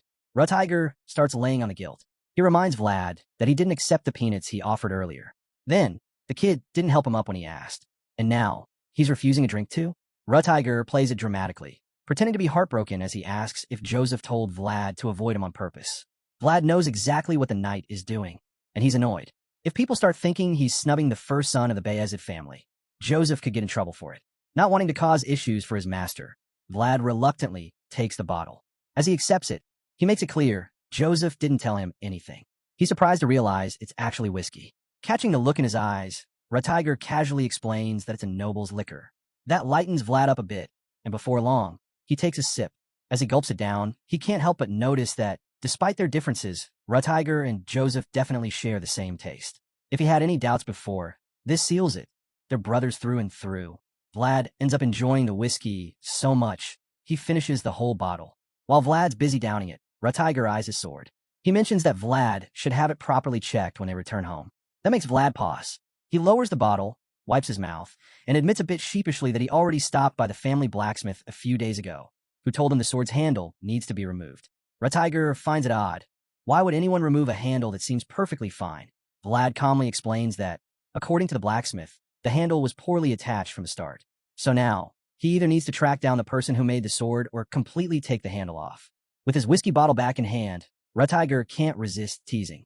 He jokes that the sword's owner must be just as reckless as the blade itself, taking another swig as he does. But mid-gulp, he suddenly freezes when Vlad says he's not going to remove the handle. That throws the knight off. Confused, he asks why. Vlad replies that he simply can't bring himself to do it. He doesn't want to lose the sword. His mind drifts back to Shoera, the old blacksmith who crafted the blade, and his red-haired best friend who's part of those memories. Raising the sword in front of him, he says there's too much tied to it for him to let Gerda. For a moment, Rutiger is speechless. He watches the boy in silence, clearly moved. But he quickly snaps out of it and, of course, starts trying to change the kid's mind again. The knight reminds Vlad that he still needs to get his sword fixed. Even if he's holding on to it for the memories, it's already looking pretty worn out. Vlad nods, agreeing, and says that's exactly why he needs to return home, to find the one who forged it in the first place. Hearing this, Rutiger asks where this mysterious blacksmith might be. Vlad hesitates at first, keeping quiet, but then he finally admits the blacksmith is in Shoera. Rutiger doesn't seem all that surprised. It clicks for him instantly. After all, he's heard Vlad call himself Vlad of Shoera more than a few times. He teases the kid a little, but deep down, he knows the truth. Vlad is a rare talent from the Radiant Shoera, known far and wide as Vlad of Shoera. That title fits perfectly. Rutiger thinks back to the battlefield earlier, where Vlad had stood out more than anyone. The image of him charging forward on a jet black horse flashes in his mind. It all makes sense now. Replay after replay of that day runs through Rudiger's head, and it finally hits him. That's why his younger brother has been running around so relentlessly.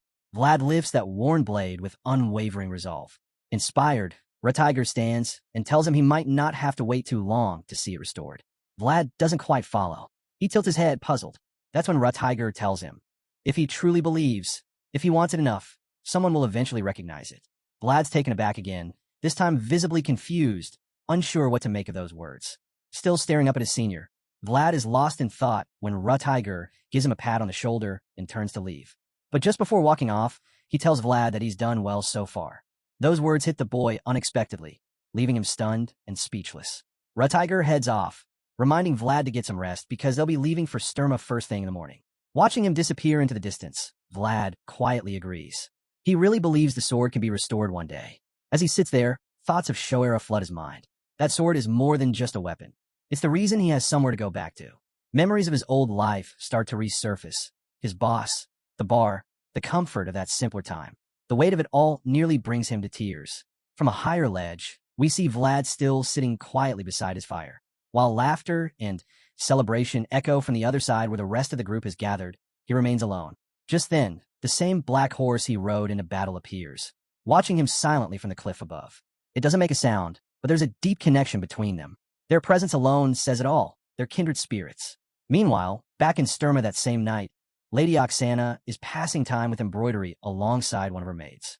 She's clearly still learning, asking the maid if her work looks all right. The young girl happily assures her that it matches the pattern perfectly. Excited, the Countess asks to move on to the next crest.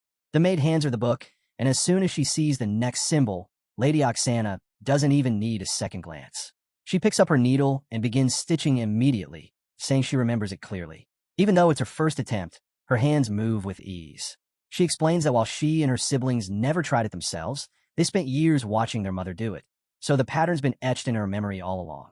The maid responds with a gentle remark that watching her mother makes the Countess's work even more meaningful. Lady Oksana agrees, calling it something truly precious. She adds that this craft is slowly fading away, a tradition slipping from memory. Her thoughts drift to the modern-day knights, nobles raised in luxury, far removed from the weight of legacy. She doubts they even deserve to raise the banner that belongs solely to them. Cut to the next morning. Sir Rutiger and his men are ready to depart for Sturma. As always, the red-caped leader of the Bayezid family takes the front. Just as the group sets off, one of his men calls out in awe. He's completely taken aback. He's never seen anything like this in his life.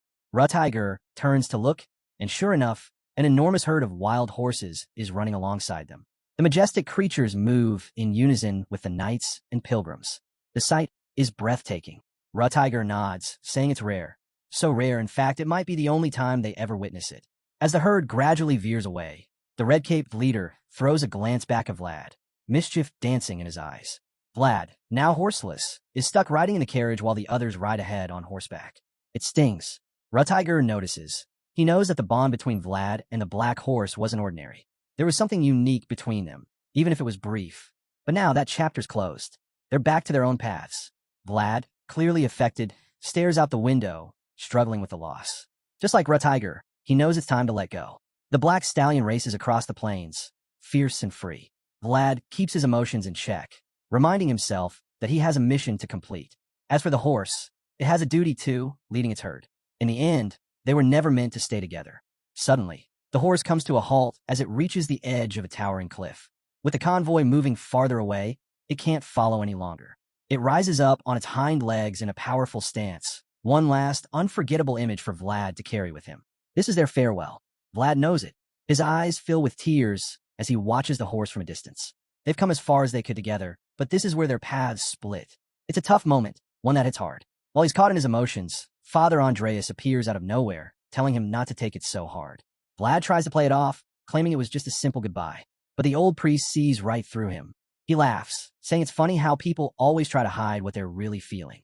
To the priest, life is just a cycle of hellos and farewells. The goodbyes bring tears, the hellos bring joy. And yesterday's events? Even to him, there was something truly special. That's why he wonders aloud when Vlad will meet the horse again.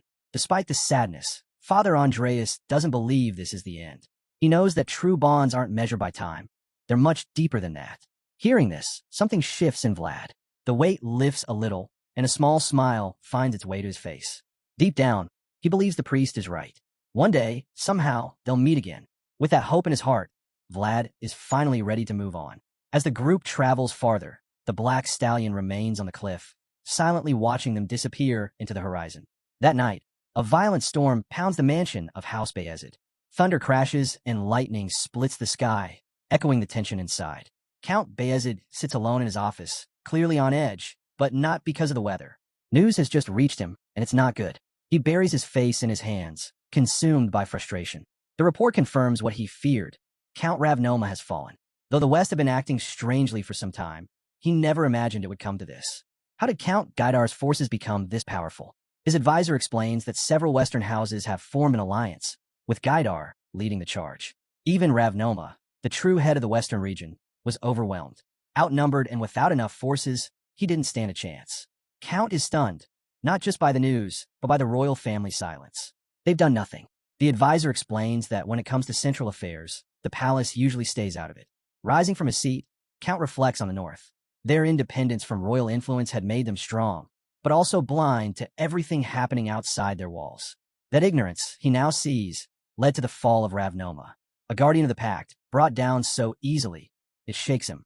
The old rules, the traditions they clung to, suddenly feel useless. Power now lies in new hands. Count sees the signs of chaos rising. His advisor agrees. This is a dangerous time, and the Empire must tread carefully. As he stares through the rain-streaked window, he realizes the worst is yet to come. The so-called pilgrims arriving in Sturma aren't just travelers. They're refugees from Ravnoma, carrying the weight of the fallen pact. Elsewhere, Vlad hears what's happened. He's caught in a storm of his own, unsure of what to do. He thought helping the pilgrims was the right thing, but now he's aided Rutiger, and that's sure to bring trouble. He can already picture Joseph's reaction and Jaeger's. If the Green-Eyed Knight finds out, Vlad might not make it out in one piece this time. Not like he can change anything now, Vlad walks up and knocks on Joseph's door. The young master tells him to come in, surprised he's shown up a day early. Joseph stays unusually composed, saying he's heard bits and pieces about the situation. He asks if Vlad's injured, and Vlad assures him he's fine. Still, Joseph tells him to be careful, and Vlad agrees, though he can't shake the strange vibe. Something feels off. Joseph looks calm enough, but as Vlad studies his face more closely, the tension becomes obvious. The slight frown forming at the edge of his mouth says it all. He's not okay. Joseph brings up Shoera, mentioning that he doesn't know much about the backstreets there, but he's heard rumors of some trouble. He asks Vlad if it's true. Caught off guard, Vlad admits it probably is. Then Joseph follows up with a question that really throws him. Can't he just send a letter back to Shoera? Vlad isn't sure what to make of it. That's when Joseph mentions Gemina, calling her Vlad's lover back on the continent. Vlad quickly corrects him. They're just friends. But Joseph says he's always known that Vlad stayed silent not because he didn't care, but because he feared someone might get hurt if he reached out. Joseph says he wants to help change that, though he knows it won't be easy. He brings up One-Eyed Jack, saying he's a key figure. Vlad agrees. Moneybug has deep ties with the major powers in Shoera. Then, out of nowhere, Joseph shifts the conversation. He says Vlad has done so much for him, and it's time he honored their promise. He reaches for something, a flag. It's a symbol of old. In ancient times, knights bore flags to represent their honor. Joseph always regretted never being able to carry one himself. So instead, he vowed to one day have a knight who could. And now, Vlad fits that role perfectly. Joseph declares that Vlad is worthy of his own flag. The Bayezid family will back him completely. After all, he's the one who carries Lady Alicia's name, and he's a true vassal of the house. So Joseph asks him, no, commands him to stand tall under that flag and return home, carrying the pride of everything he now represents. Joseph urges Vlad to break free, cut down anything or anyone holding him back, so he can claim his freedom in return. Jaeger, silent but firm, gives his nod of approval. Seeing this, the young man from Shoera feels the weight of the moment hit him hard. Vlad's thoughts drift back through everything that's brought him here. The plain sword handed to him by the girl and the old man. The identity token given by the priests. The handkerchief that bears Lady Alicia's name. And now a flag, his own flag, bearing the crest of the Bayezid family. Each item, each gesture, has become a part of him. Together, they form his foundation, proof of his journey, his struggles, and his growth. Overcome with emotion, Vlad drops to one knee, like a knight before his lord. With tears streaking down his face, he pledges to fulfill Joseph's command. Meanwhile, in the Count's throne room, a new scene unfolds. Father Andreas stands before a massive, chain-bound chest. Behind him, the pilgrims kneel in unison, showing respect to the head of the Bid family. The Count stares at the eerie crate. It radiates a sinister red glow. There's no mistaking that whatever lies inside isn't just a relic. He hesitates, but eventually asks if this is truly the proof of the pact. The priest doesn't hesitate. He confirms it and reveals something even more staggering. Inside the chest is a fragment of the Prime Dragon, a legendary creature of pure gold, once slain by the founding king himself. Father Andreas makes sure the Count remembers that history. Count is stunned. His response is little more than a hum, his thoughts spinning from the revelation. The idea that such a powerful artifact now rests at the heart of his own court leaves him speechless. Sensing the Count's shock, the old priest offers an apology, because there's more. He bows deeply and shares another heavy truth. Count Ravnoma's house was the only one in the West capable of guarding the pact. And now, with Ravnoma's family fallen, there's no one left. But the Count understands immediately. Without needing to hear the rest, he declares that he knows what the priest is asking. The leader of the Bayezid family doesn't hesitate. He promises his knights will stand with the pilgrims. He vows to protect the proof of the pact and ensure it's moved with the highest care. Understanding how exhausted the travelers must be after such a long, draining journey, Count Bayezid kindly offers them a place to rest. He even invites them to stay at the mansion as honored guests until preparations are complete. The gentle priest bows in gratitude, and with formalities settled, the pilgrims move quickly into action. The hooded figures cover the glowing chest with a white tarp and lift it out of the hall in practiced silence. Count Bayezid watches them go, his scowl deepening. Something clearly doesn't sit right with him, and his advisor notices the tension too. Trying to ease the mood, the older man offers some reassurance, suggesting that whatever's bothering him isn't worth the stress. But the Count abruptly rises, clearly still frustrated. His advisor gently reminds him that the pilgrims had no other choice. Bayezid starts descending the steps from his seat, his voice tight as he insists he knows that already. Still, from the West point of view, he can't help but dwell on it. In their eyes, the only house strong enough to match them, the only guardian family left, is the ruler of the North. And it's easy to see why. The Iron Duke, Timur Baranov, is a force to be reckoned with. With glowing red eyes and a massive blade, he radiates power. No one in the North would dare oppose him, and the West knows it. Count Bayezid can't shake the thought. It gnaws at him, even though there's nothing he can really do. The burden weighs heavy, and he finds himself lost in thought as he stares out the window. Then suddenly, something catches his eye, something that yanks him right out of his daze. His eyes widen in disbelief. A familiar flag flutters in the distance, one he hasn't seen in ages. Muttering aloud, he draws the attention of his advisor, who steps closer and peers out the same window. The old man's eyes widen too. He recognizes it immediately. It's the very same flag Lady Oksana had been sewing, the one meant for Vlad. The sight of it leaves both men frozen in place. As Count Bayezid watches the flag fluttering behind the departing carriage, he can't help but think the boy should have taken a break before heading out again. His advisor, watching alongside him, remarks that maybe Vlad just couldn't hold himself back. After all, he's a knight through and through. Hearing this, Count Bayezid fully agrees. He admits that if he were in the boy's shoes, he wouldn't be able to resist either. After all, Vlad didn't just receive any flag. He was given the banner of the powerful Bayezid family. Who wouldn't want to ride out and show that off immediately? The Count knows exactly how it feels to be a knight with full control over his own path. Vlad has officially been recognized as a Knight Banneret, a title that marks a significant achievement in knighthood. Watching him leave, Bayezid is filled with pride. He's honored to have someone like Vlad carrying his family's banner and fully supports the young knight's journey. He wants Vlad to return to his roots, to fulfill the duty that now rests on his shoulders. The scene fades from the lively streets of Sturma and transitions sharply to a dark and ominous corner of Shoera, deep in its grimy back alleys. A crowd of unruly men gathers outside a certain room, all waiting impatiently for a woman of high reputation. She's clearly in demand. Each of them shouts out, eager for their turn, claiming she owes them her time. Their bickering usually ends when someone offers the highest payment. Money talks, after all. One man yells for a drink to be brought to him. And that's when we finally see the infamous woman they're all waiting for. It's Marcella. Completely ignoring the shouting mob outside, Marcella calmly finishes her makeup, slowly applying her lipstick. From within the room, another voice grumbles about the noisy pigs outside. The speaker, clearly irritated, wants her to hurry up and deal with them if she's ready. Then, we meet the boss, a character who looks like she's stepped out of a twisted cartoon, with a cold demeanor to match. The woman, Marcella's pimp, reminds her that serving more customers is the only way she can clear her debt. She delivers the message with a sly, almost gleeful smirk, clearly enjoying Marcella's degrading reality since she profits from it. Marcella stares back at the woman, her glare sharp and loaded, like she's imagining how satisfying it would be to choke the life out of her. The old hag isn't one to back down either. She shoots Marcella a cold scowl, locking her into a fierce staring contest.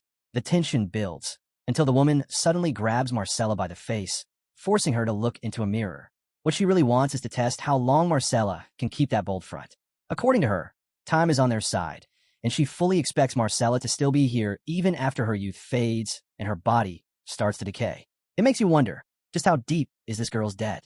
Marcella looks like she might crack, but then, in an instant, her composure snaps back.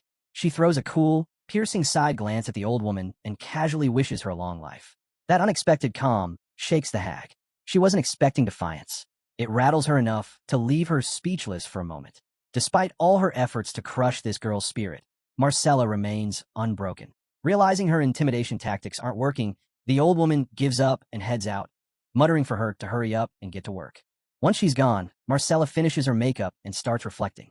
She's come a long way for someone who makes a living this way. Still, she acknowledges the journey has been hers to choose. No matter how twisted, it was her decision, and that gives her a strange sense of pride. Maybe this is what she tells herself every time she has to face the night. Standing tall, she makes her way to the door. The rowdy men are still out there, shouting and fighting over who gets her first. As she steps into view, the crowd erupts again, voices rising in anticipation. Marcella walks out to meet them, fully aware of the chaos she's about to dive into. She calls it what it is, her path to ruin. But the way she carries herself, it's like she's already made peace with it. Right on cue, the old hag joins the scene again. Seeing her prized earner ready for business, she mocks the eager crowd, asking if they've really been waiting all this time. Then, with a crooked smile, she calls for the highest bidder to step forward. If any of them wants to enjoy the black rose tonight, they'd better flash their gold. The bidding war kicks off, and the desperate crowd throws out their offers. Some even suggest pooling their gold together to afford just one night with Marcella. But the madam quickly shuts that idea down. This isn't a group project. It's every man for himself. As the men argue and jostle, the old hag watches with glee. Marcella's popularity is a goldmine. She thinks of her as a flower past its prime, but one she'll keep draining until there's nothing left to give. Then, a man boldly offers 4 gold coins. Without hesitation, the madam accepts. The others groan in frustration, already resigned to another loss. Until, out of nowhere, someone shouts an offer of 100 gold. The room falls into absolute silence. The madam nearly chokes on her smoke, coughing in shock. All eyes dart toward the source of the voice, eager to see who could afford such an outrageous amount. She stammers, asking again just to be sure. The voice calmly repeats itself. 100 gold for Marcella. The sound of creaking wood echoes through the room as the mysterious bidder climbs the stairs. Marcella freezes. That sound, she knows it too well. It's the sound that haunted her past, the sound that destroyed everything. It's him. She hasn't even seen his face yet, but her body already reacts, goosebumps crawling over her skin as her heart races. When the hooded figure finally steps into view, he doesn't speak. He doesn't have to. His presence alone silences the room. The madam, still in disbelief, asks again if he really meant 100 gold. But he's done talking. Ignoring her entirely, he walks straight toward Marcella. The other men, still trying to make sense of what's happening, shrink back. The closer he gets, the more they realize just how terrifying his presence is. His aura is overwhelming. None of them dare move. None of them dare speak. The hooded stranger finally steps up to the counter and casually asks the ladies if he can place an order. The madam, thinking his lavish offer might have been a bluff, figures he could still afford a 10 gold meal. Confident, she hurries to hand him the menu, but he waves it off. No menu needed. The voice under the hood calmly says he's back for something he's been craving ever since he left town. A particular dish he just couldn't forget. Grilled sausage and black pudding. The moment those words leave his mouth, Marcella's eyes shoot wide open. That order, she knows it by heart. There's only one person who would ever ask for that. And then he pulls back his hood. Blonde hair glows under the light. It's him, Vlad. He's back. The very same boy she once knew, now standing before her as a knight, has returned to show her not just to see her, but to honor his late master, Jorge, with his favorite meal. Marcella is frozen in shock. So many emotions rush through her all at once. She doesn't even notice the tear rolling down her cheek as she takes in the sight. This wasn't some crude offer made from lust. It was a heartfelt gesture, a tribute. Memories flood her mind. She remembers the day Jorge brought home a young, blonde-haired boy. She remembers bathing him, raising him. That little child, her boy, had grown up. Vlad gently assures her it's really him. Still stunned, Marcella covers her mouth, trying to quiet her sobs. She can barely hold back the tears as they both share a quiet, powerful moment. The silence between them says more than words ever could. But the moment is cut short. Marcella suddenly snaps back to reality. This is still a brothel, and the place is packed with ravenous men waiting for her. Vlad's in serious danger just by being there. She quickly wipes her face and leans in, whispering for him to leave. Now, she already knows how reckless the men here can be, so she quietly tells him to leave. As they speak, Marcella leans in and secretly warns him. The place is under the control of One-Armed Jack's crew. She doesn't want word getting out that the blonde swordsman is back in town. She keeps murmuring quietly, and though the old lady nearby notices, she can't make sense of what's being said. It all sounds like nonsense to her, which only piques her interest. What's more surprising is how familiar Marcella and the stranger seem with each other. On top of that, something just feels off about the whole exchange. Sensing the tension building, the old woman decides it's best to break up the reunion before things spiral out of control. She gives a subtle signal to a group of rough-looking men at a nearby table. One particularly grim-looking guy locks eyes with her and immediately gets the message. Without a word, he gestures to his crew, and they all rise like they've just received silent orders. It's like they're synced. No need for words. They all know exactly who the target is, Vlad. Vlad notices the shift in the room and the quiet build-up around him, but he doesn't react. He keeps talking to Marcella, calm as ever. He says there's a calculation he needs to finish before paying the sum owed. The madam, curious about what he means, cuts in and asks him to explain. He calmly says the name One-Armed Jack and mentions there's something he needs from him. That name alone sets off alarms in the room. As expected, the men running the place, Jack's underlings, don't take it lightly. The scarred one is especially furious. Sword drawn, he calls Vlad a lunatic for daring to speak his boss's name and tells the others to deal with him. But before he can finish running his mouth, Vlad cleanly slices off his head. The man crashes to the floor, blood spilling across the room in an instant. The old woman shrieks at the sight of it, but Vlad shuts her up with a glare. She goes silent immediately. He then warns her. If he doesn't get what he needs from Jack's men, he might just take it from her instead. You'd think the others would back off after seeing their leader drop like that, but no. They draw their weapons, ready for a fight. They aren't scared. They want to know who the hell this guy is and where he came from. Vlad steadies himself, ready for the chaos ahead, armed with nothing but a small dagger. But this isn't just any blade. It's the final weapon left behind by his late master, Jorge. He even goes by the same name now. That statement stuns the crowd. They exchange glances, trying to make sense of it. It doesn't take long for the realization to hit. They're staring at Jorge's protege. As surprising as it is, they quickly let their guard down, thinking he's still beatable. They start talking big, saying their boss would pay handsomely just to get Vlad's head. Even if he escapes today, they think he's better off staying and hiding forever. But none of that gets to him. Vlad tells them to cut the chatter and bring it on. He dares them to try, just like they did all those years ago when they tried to kill him. As soon as he says that, the air around him shifts. A dark, chilling energy begins to seep out of him, so intense that the men freeze in place. The boy they once knew is gone. What stands before them now is a savage, untamed beast. And before they can react, Vlad strikes. Anyone who raises a blade meets the same fate. He cuts through them one after another, each scream marking another life taken. He's not holding back, not tonight. With every swing, he's paying back the pain Marcella endured. He won't stop until their blood makes up for every tear she shed. While Vlad turns the pleasure house into a slaughterhouse, the scene cuts to One-Armed Jack, who's slumped over a table, drunk in his home. His mind drifts back to Jorge. Ever since Jorge vanished, Jack felt like the Shoera back alley belonged to him. But that wasn't enough. Greedy for more, he wanted to climb even higher, no matter who he had a crush along the way. He believed he could build his empire on the bodies of those he defeated. And he did, rising through the ranks. But now, for the first time, he's realizing that even the king of the alleys is still at the mercy of the powers above. He drinks more, lost in thought, remembering how victory was his only rule. Jorge may have been the strongest, but he died all the same. Jack knows the same fate could catch up to him too. And when it does, it'll be someone from above who decides it. He curses the rotten world he's stuck in, right as his men burst through the door with grim news. They're panicked, completely surrounded.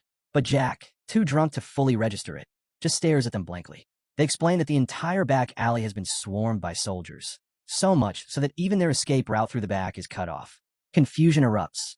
Some of the men argue that these soldiers must be part of Shora's security force. After all, they've been paying their dues every month.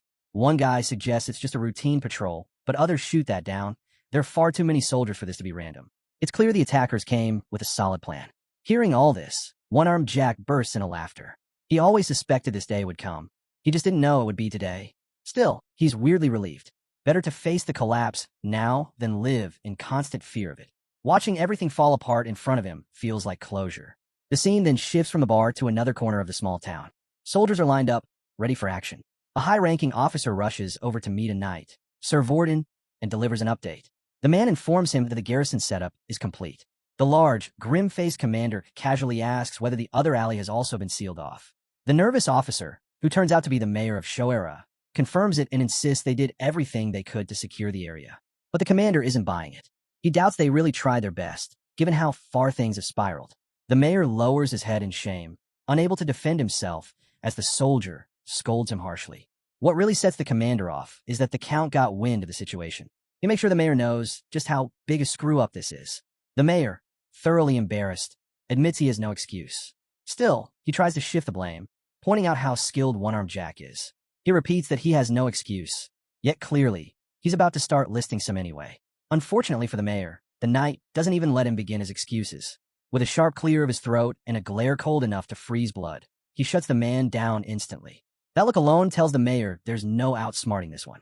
Now rattled, the mayor wonders how a soldier could know so much about the shadowy dealings in Shore's back alleys. Realizing lying is pointless, he switches tactics. Suddenly, he starts pretending to be relieved, saying it's a good thing the corrupt network in Shoera is finally being cleaned out now that the knight and his troops are involved. But that only makes things worse. The knight glares at him again, clearly not buying a word of it. To him, this scheming politician is the very rot he's talking about. The knight is furious. He can't believe a low-level alley boss like One-Armed Jack managed to build such a powerful empire. The only explanation? Someone higher up, like the mayor, allowed it to happen, covering everything up with his position. And he's sure of it. The mayor had to be getting something big in return, some form of bribe. The knight knows this because he's taken bribes before. Just like a carnivore can recognize another, he can spot corruption on sight. The mayor, visibly shaken, tries to steer the conversation in a different direction.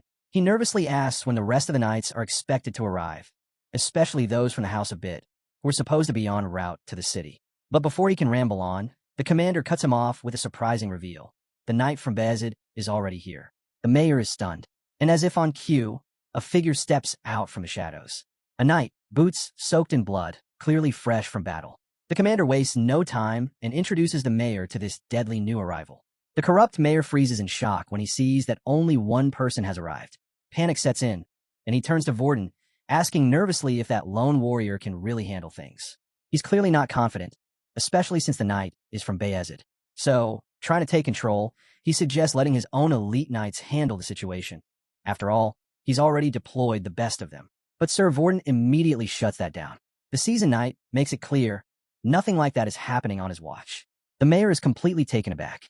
He can't believe his authority is being dismissed so bluntly. So he demands an explanation from Sir Vorden. That's when Vorden lays it out. This entire operation, the setup, the positioning of troops, it was all orchestrated by Mr. Joseph. And it wasn't just a routine move. It was designed specifically to mark Vlad's first official battle. Vorden refuses to let anyone disrupt that.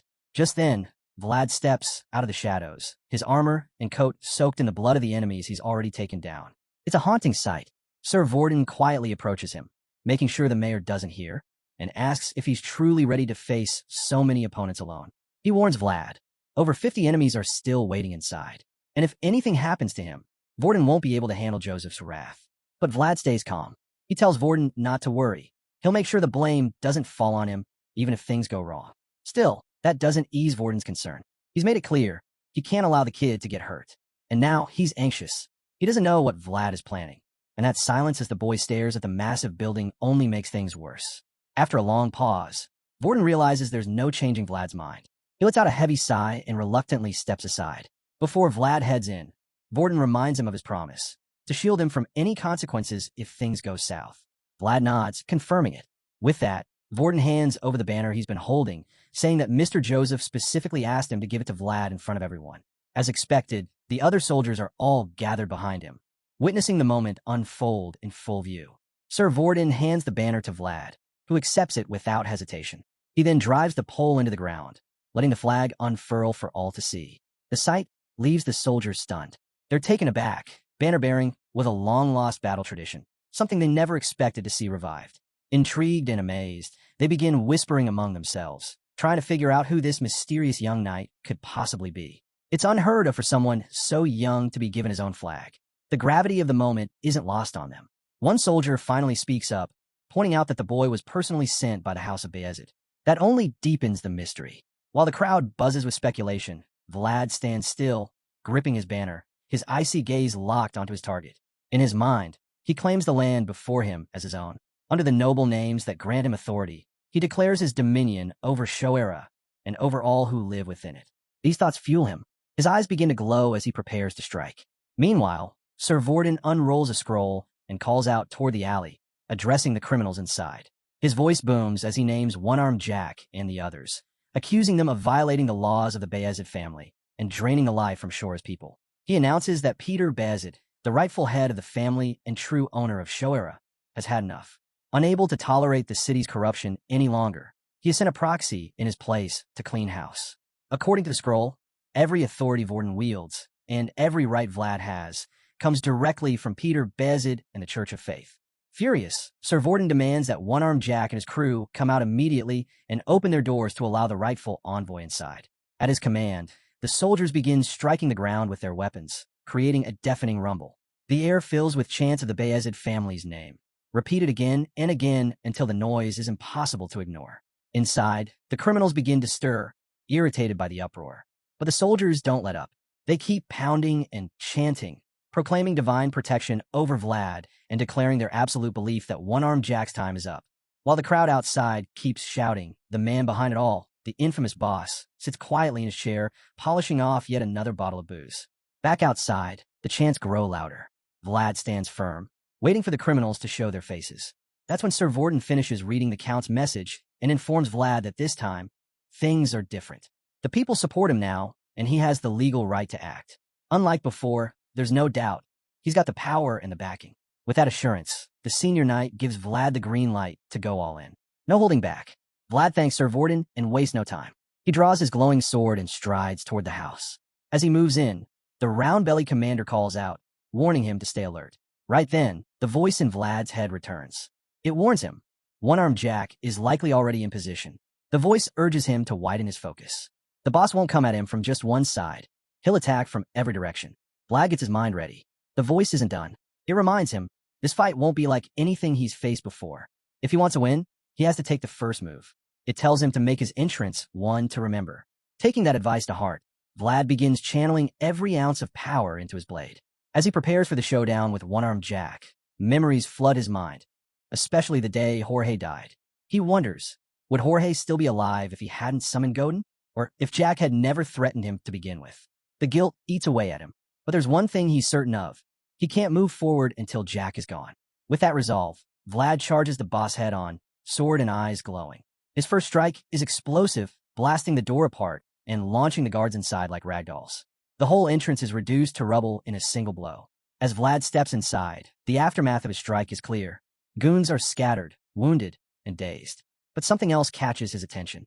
He senses that One-Armed Jack's world is starting to merge with his own. That unsettling realization makes things crystal clear. This has to end now. There's no moving forward unless that link is broken. Determined, Vlad walks deeper into the building and announces his presence. He declares himself as Vlad of Shoera, the man here to end their conflict once and for all. With his sword at the ready, he faces the enemies, silently watching for any movement. But none of them react. The room is still. Seeing their hesitation, Vlad raises his glowing blade and calls out directly to One-Armed Jack. He lets him know that Vlad of Shoera has returned, back to settle the score. His voice echoes through the space, growing louder with each shout. Finally, the mafia boss stirs. Jack stays seated for a moment, listening to the voice, one that sounds far too familiar. Realization hits. He stands slowly, a cold laugh rumbling from his chest. Now he remembers. That voice, it belongs to the same kid from the alleys. The thought that this blonde boy has been sent as the proxy to take him down, it amuses him. Jack knows all about Vlad's rising reputation, but it doesn't shake his confidence one bit. If anything, the idea of facing this so-called prodigy thrills him. To him, it's just a game. While Jack treats it like child's play, Vlad stands firm, waiting. His eyes stay fixed ahead, anticipating his enemy's move. Suddenly, the boss's arrogance seems to infect the others. One of the goons yells for the rest to attack, tired of Vlad disrupting their hideout. They charge, weapons drawn, thinking they can overwhelm him. But Vlad doesn't hesitate. With his sword in hand, he launches himself straight into the fight. Unsurprisingly, Vlad tears through the goons with unmatched speed and power. They're caught off guard, stunned by how brutal he is, but by the time fear sets in, it's far too late. He carves through them without mercy, a blur of motion and steel leaving behind a blood-soaked trail of limbs and bodies. One thug tries to get clever, sneaking up from behind, but Vlad senses it instantly. He spins around and, in a flash, takes the man's head clean off. The severed head arcs through the air, blood spraying before it crashes to the ground. The sight sends a jolt through the remaining men. They suddenly realize who they're facing. It's that same deadly blonde from show era. The streets remember him, and so do they. Each of them seems to carry some old grudge, and instead of backing down, their hate drives them forward. Fueled by vengeance, the thugs rush at him, aiming to overpower him with sheer numbers. They quickly surround Vlad, thinking their unity might be enough. One of them urges the rest to strike together, hoping to use teamwork to take down the night. But despite their aggression, they hesitate. Everyone knows Vlad's reputation. Nobody wants to be the first to die. The group circles him cautiously, too scared to attack without backup. For a while, they just keep him boxed in, trying to find the nerve to move. Vlad doesn't react. He simply waits, calm and still, for someone to make a mistake. The tension builds. They start nudging one another, whispering, begging someone else to go first. But no one's willing to be the first sacrifice. Going head-to-head with Vlad alone? That's suicide. Things start to drag. Vlad's clearly getting bored. He didn't come here to deal with cowardice. He came for one-armed Jack. So, when no one steps up, he decides it's time to end this slow dance himself. Cutting through their anxious whispers, Vlad breaks the silence with a chilling declaration. He calmly tells them not to overthink their next move, because he's going to slice every single one of them to pieces anyway. With that promise hanging in the air, their choices suddenly mean nothing. And true to his word, Vlad launches into a second, even more brutal assault. This time, he activates his world. A radiant light bursts into the sky, momentarily blinding everyone around him. The thugs freeze, paralyzed by the sight, completely overwhelmed. It's now clear to them that this isn't a man they're facing, it's something far beyond. Harnessing the glowing energy, Vlad unleashes it in a sweeping slash. The brilliant beam of light rips through the enemies surrounding him. Their screams echo as they're cut down, one after another, their bodies torn apart by the devastating attack. Seconds later, silence falls again. The ground is painted red, and Vlad stands alone, surrounded by corpses. The few remaining henchmen stare in disbelief, stunned into silence. No one can figure out how to deal with this monster in human form. Then one of them shouts out an idea. Use the iron fishnet to trap him. They act fast. Vlad notices the massive net coming his way and darts to the side, dodging it effortlessly. But the goons refuse to give up. They begin hurling everything they can get their hands on, hoping to catch him off guard. Too bad for them. Vlad's speed is on another level. He vanishes from their sight in an instant. One of the thugs spots him behind a pillar, and they quickly try to trap him again. They work in unison, blocking off exits, pushing Vlad toward the upper floor where more fighters wait in ambush, armed and ready. But Vlad picks up on their plan. Charging straight into the second group would be reckless. He pauses, assessing the threat. That's when the taunts start. The enemies above mock him, daring him to come at them if he's truly as bold as he looks. The young knight isn't about to fall for a trap like that. He quickly stops using his aura to avoid giving them the upper hand. That's when he notices a rope tied to a post. Jimina always used to gripe about how heavy the curtains attached to it were. An idea clicks. Instead of clashing with the thug's head on, he cuts the rope and grabs on. The weight of the curtains yanks him upward, launching him straight to the upper level in no time. Landing on the first floor, he barely has time to breathe before the goons downstairs rush up after him. He's caught off guard by how sparse the security is on the top floor, but that just means less trouble. He doesn't waste time. Vlad charges straight at the thugs, and they come at him full force too. Bad move. They're hopelessly outclassed. He runs his blade through the first guy's neck, instantly reminded just how razor-sharp his sword truly is. The rest charge in like fools, making it easy for him to slice them down one after another. It's so pathetic, he even thinks Sir Jaeger's wooden training sword would be more threatening. After wiping out the crew, he lets out a small sigh, thinking it's finally over. Then, out of nowhere, his instincts scream, an arrow is coming. Thanks to his ridiculous reflexes, he dodges it just in time. But the attack doesn't stop there. The archers keep firing relentlessly, urged on by the others, desperate to stop him from going any higher. Arrows rain down, but Vlad charges straight at them. Without hesitation, he leaps over the railing, shattering a few arrows mid-air. While still airborne, he lands fatal strikes that take out the archers in a flash. After that swift execution, he exhales like it was just another chore. Reaching this floor was more of a pain than expected. As the surviving goons stare in shock, Vlad casually picks up a kettle and chugs whatever's inside like he owns the place. The thugs are too stunned to even breathe, let alone speak. They just stare at the blood-soaked knight, jaws practically hitting the floor.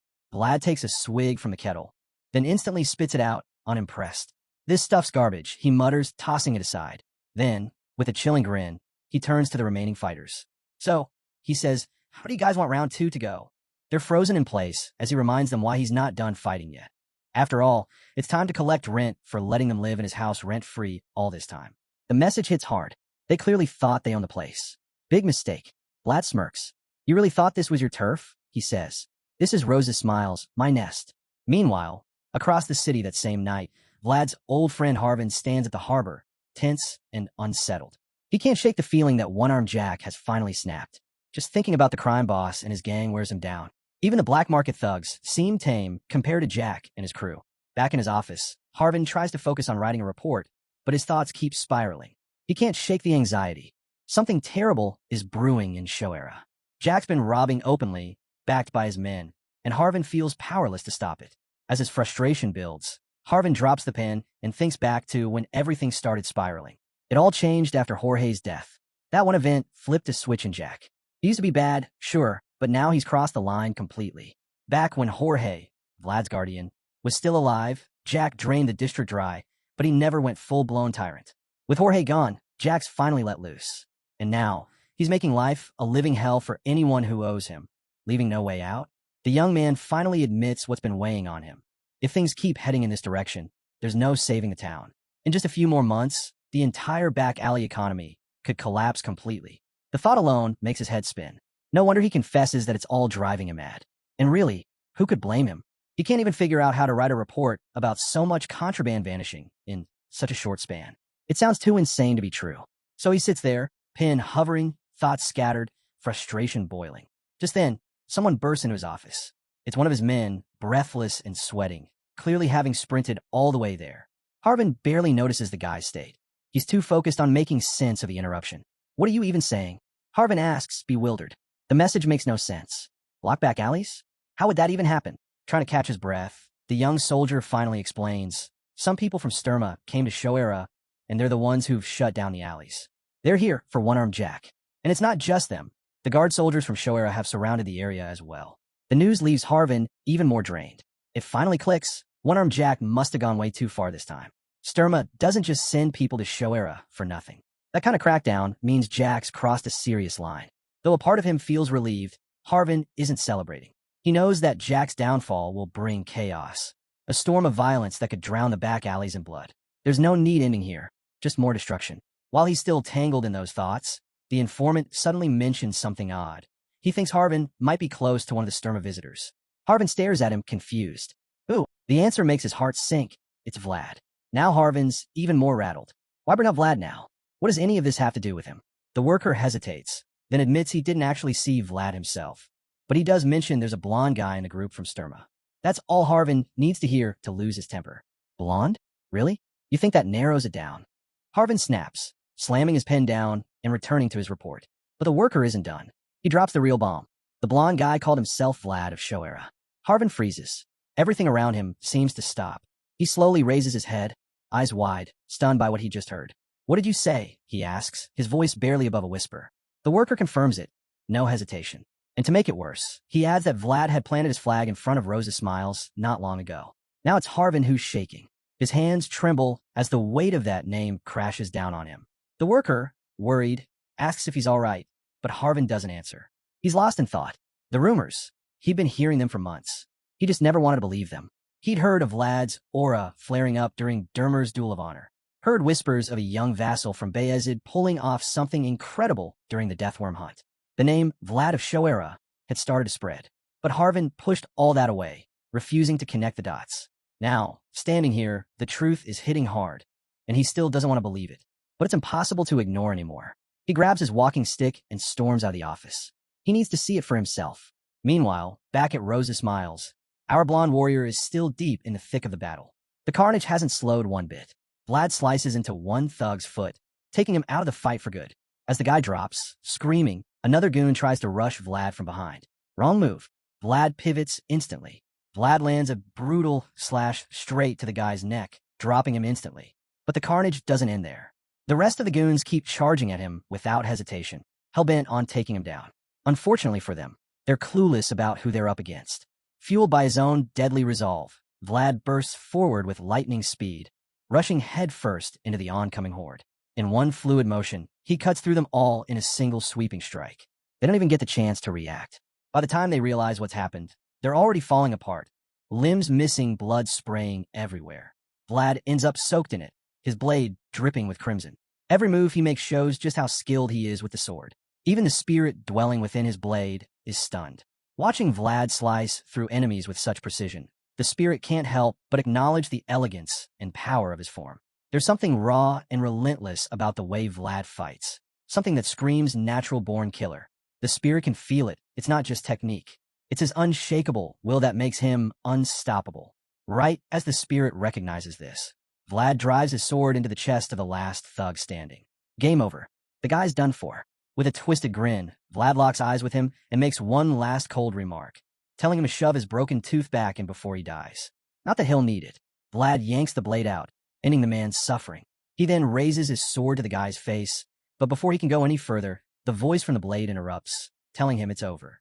There's no saving someone with a hole through their heart. The fight's finished. Vlad hears the words and finally comes back to his senses. He glances around and seems slightly taken aback by the mountain of bodies surrounding him. Nodding at the voice, he decides to back off for now, knowing full well he's already done more than enough. Vlad knows he didn't quite recreate the moment from that fateful day, but still, he's content with how things have turned out. He figures it's time to wrap everything up. His blood-soaked blade catches the light for a second, glinting faintly as he makes up his mind to end one-armed Jack once and for all. He closes his eyes, draws a steady breath, and steps onto the final staircase leading to the boss's room. Each creaky step echoes down the dim hallway, amplifying the tension with every move he makes. Finally, he reaches the top and silently slips into the room. Breaking the heavy stillness, Vlad calmly announces his presence. He stands by the door while Jack, seated at a modest bar, doesn't even glance his way. With his back still turned, Jack greets him like an old acquaintance, sliding a glass across the counter and offering him a drink. When Vlad says nothing, Jack chuckles and remarks that the kid's no fun. Staring into his own drink, Jack reflects on how the rumors were true. This really is Vlad of Show Era. He admits he didn't buy into the hype before, but now he wishes he had recruited Vlad when he had the chance. Taking a long swig from his glass, Jack mutters that he should probably have his manager rough the kid up. But even he knows that's not possible anymore. He's almost certain Vlad already took care of him. Instead of being angry, Jack bursts out laughing. Turns out he's glad it was someone familiar who handled it. Makes the loss a little less irritating. He confesses that he deliberately kept Vlad at arm's length, not wanting the hassle of dealing with the kid. But now things have changed. Jack's the type who likes certainty, and there's no room for doubt anymore. He's decided to settle things himself. With that, one-armed Jack stands and suddenly draws his weapon, brandishing a hook and a blade as he turns to face Vlad. The sight of it stirs something strange in Vlad again. That odd, messy overlap of their two worlds. But it's not like before. The awe and respect he once held for Jack are completely gone. Now, all he feels is clarity. Jack's world can no longer contain him.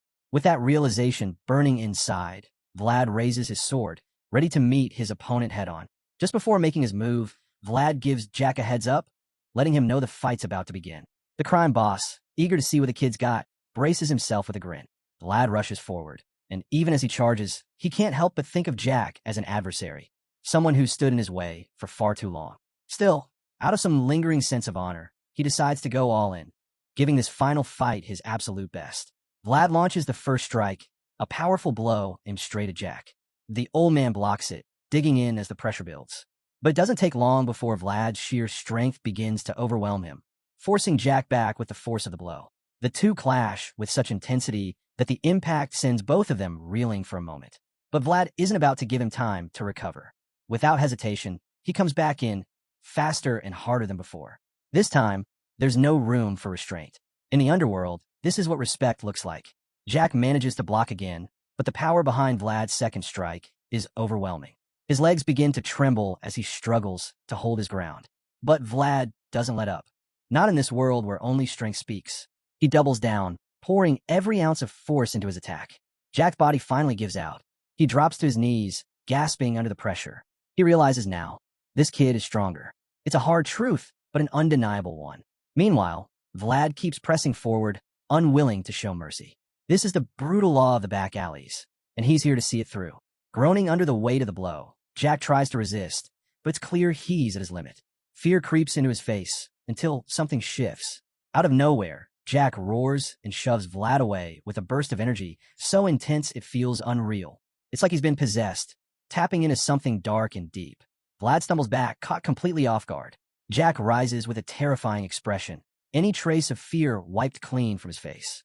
With newfound fury, he lifts his blade, ready to strike with lethal intent. Luckily, Vlad reacts just in time. He blocks Jack's surprise strike and swiftly dodges the follow-up. One-armed Jack steps back, shaking his head in disbelief. He admits he never expected the kid who once swung around a wooden sword to transform into someone this unrecognizable. It all makes sense now. For Vlad to even think about coming back to the back alleys, he had to reach this level. Jack acknowledges the growth. He can't deny it's impressive. But admiration doesn't mean mercy.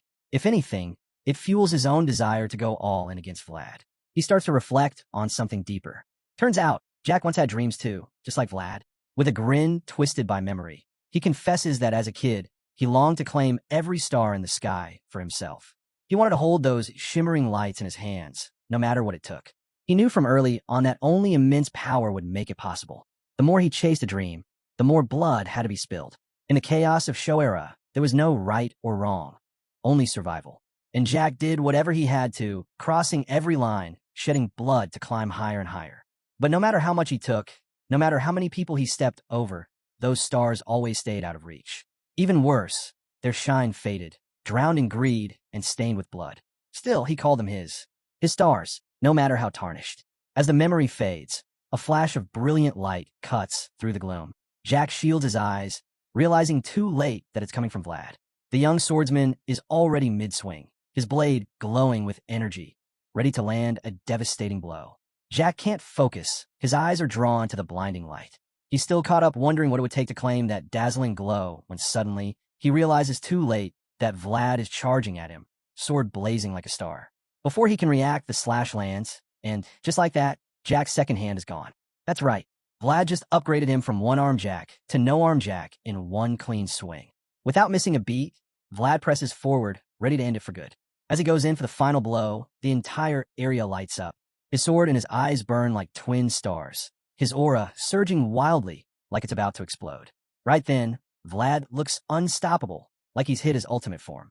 After taking Jack's last usable hand, Vlad moves in to strike again, but suddenly pulls back. The crime boss screams in agony as he watches his severed hand hit the ground. All he can do is moan in pain while Vlad stands by, watching without saying a word. For a second, Jack looks like he's about to break down. But then, out of nowhere, a twisted grin spreads across his face. He starts laughing, a deep, cruel laugh that echoes through the air. It's clear now, this guy's completely deranged, who loses both arms and starts laughing like it's a joke. Somehow, he's not even passing out from the blood loss. Still laughing, Jack says he's blown away by Vlad's skills. So much so, he wishes Jorge were still alive to see it. That name hits a nerve. Of all people, Jack's the last one who should be bringing up Jorge in front of Vlad. No surprise, Vlad snaps. He launches into the air, sword ready, shouting for Jack to shut up. The attack lands, but the crazed crime boss manages to block it. To Vlad, there's no redemption for this man. Not after Jorge. Not after Marcella. Jack was part of it all, part of the betrayal, part of the pain. Fueled by vengeance and raw grief, Vlad drives his blade forward one last time. This time, the stab lands clean. And just like that, it's over. Just when it looks like Jack's finally broken, screaming in agony, he flips the script again. The cries twist into unsettling laughter, and he suddenly declares it's a day worth celebrating. According to him, it's the perfect time to throw a party in Show era, because Vlad has finally surpassed him. Vlad's response? A cold, shut up, before he drives his sword straight into Jack's chest. A heavy silence falls. Jack breaks it by admitting this is a far better ending than getting crushed under someone like Jorge. He's actually thankful it ends here, taken down by a young warrior aiming for the top. Vlad asks if he has any last words. Jack gives a twisted compliment, saying Vlad did well. Then he tells him to get some rest before leaving Show era, which clearly ticks Vlad off. Without a word, Vlad yanks the sword out, ensuring the man bleeds out. Barely standing, Jack says it's more than enough. He knows he lived a ruthless life, and owns up to it without a hint of regret. He takes pride in how fierce he was, even if it ended with him losing to a rising star. With his last breath, he chuckles about how good his life was. Then, for the final time, he utters Jorge's name, before collapsing, his body falling from the high ledge. Vlad watches him go, eyes fixed on the drop, quietly taking it all in. Revenge always comes with satisfaction, but for some reason, there's no real relief. No peace, just silence. He notices the drink Jack had poured for him, walks over, and downs it in one go. The empty glass hits the counter with a clink. Then he remembers Jack's words about rising higher. He thinks for a moment and places a single coin on the counter. A small gesture, returning payment to his former boss. Because as Jorge once taught him, a knight should only take what he's earned. Vlad leaves behind more than just an empty glass. He leaves a bloodstained one, along with a blood-smeared coin, paying for his drink one final time before walking out of the place forever. He exits Rosa's Smiles, a spot where lives often paused and withered like still water. On his way out, he casts one last glance at Jack's lifeless body. In that moment, he reflects. Today, a stagnant drop finally moved, gone from this world, but leaving behind a ripple in his own. The story doesn't pause for long. Just moments after Vlad's showdown with one-armed Jack, back outside, Sir Vorden starts to get uneasy. The sudden silence inside Rosa's Smiles is too eerie. It gnaws at him. He has no clue what's happening in there, and the longer the quiet stretches, the more intense his concern grows. Then it happens. From the burning building, someone steps out. The sight stops Vorden cold. It's Vlad. He made out alive, but the look in his eyes brings no comfort. It's the look of someone who's seen too much, done too much. He's walking out victorious, his blade soaked in blood. Blood from every single enemy that stood in his way. Sir Vorden is stunned, speechless. But he's not the only one. The other warriors nearby go stiff with fear. It's like they've seen a Gerda. Vlad's entire body is drenched in red, head to toe. At first, they can't believe it's all blood. But it is. And the most disturbing part, almost none of it is his. Everyone stares at him in disbelief. The fact that Vlad, just a young knight, managed to take out over 50 enemies single-handedly is beyond anything they imagined. Even as they see the aftermath with their own eyes, it feels unreal. They're so shaken, they can't even approach him. Sir Vorden, standing in the back, shares the same silence. He's known Vlad for a while. He knows he's gifted, something rare. But this is something else entirely. The boy keeps surpassing every expectation, breaking every limit. And now, no one knows how far he can really go. Sir Vorden keeps his eyes on the boy, and deep down, he knows what he's feeling now isn't just respect. It's something heavier, something closer to fear. And honestly, who could blame him? Vlad just wiped out an entire gang of ruthless killers on his own, and topped it off by defeating the infamous one-armed Jack. As Vlad stands there, clearly worn out, the others remain frozen, silently watching him. The sight of him barely flinching from the exhaustion somehow makes them even more afraid. Sensing their fear, Vlad decides it's best not to get too close. Without a word, he turns away. In a flash, he starts walking off into the shadows. Sir Vorden watches in surprise, but says nothing. Vlad's just a few steps away from vanishing when someone suddenly calls out his name. He stops. He turns around, a little confused. The voice sounded familiar, but it couldn't be, could it? The name rings again. Vlad. The young swordsman blinks, trying to process what he just heard. It can't be real. He looks again and spots soldiers holding someone back. Then it clicks. It's Harvin. Vlad stares, stunned. The soldiers aren't letting Harvin through, but that doesn't stop him. He shouts Vlad's name with everything he's got. Finally, Vlad sees him clearly and realizes it's not a dream. Harvin's really here. The shock is written all over his face. Sir Vorden notices the shift in Vlad's expression. That's when he puts it together. The two of them know each other. Without hesitation, he orders the soldiers to step aside. They do, clearing a path. Harvin walks toward him slowly, leaning on a cane, and Vlad just stands there, staring. It's like he still can't believe what he's seeing. Harvin's just as stunned. He's seeing someone who barely resembles the boy he once knew. Now, Vlad looks like something else entirely. Darker, more dangerous. Like someone who's walked through fire and come out different. Harvin approaches carefully and asks, "Are you all right?" It's clear Vlad hasn't been the same since stepping into one-armed Jack's lair. Like he left a piece of himself behind. But standing here now, face to face with his old friend, something shifts. The weight he's been carrying lightens just a little. His expression softens for the first time in a long while. He lets his guard down. Vlad's sword clatters to the ground as he suddenly drops it and smiles faintly, then collapses. Luckily, Harvin is quick enough to catch him before he hits the floor. That's when Vlad finally opens up, admitting just how much agony he's really in. He tells his old friend that the pain is everywhere, coursing through his entire body. Harvin's puzzled. He knows most of the destruction happened inside the building, where Vlad had the upper hand. So he asks what really went down. That's when Vlad tells him something unexpected.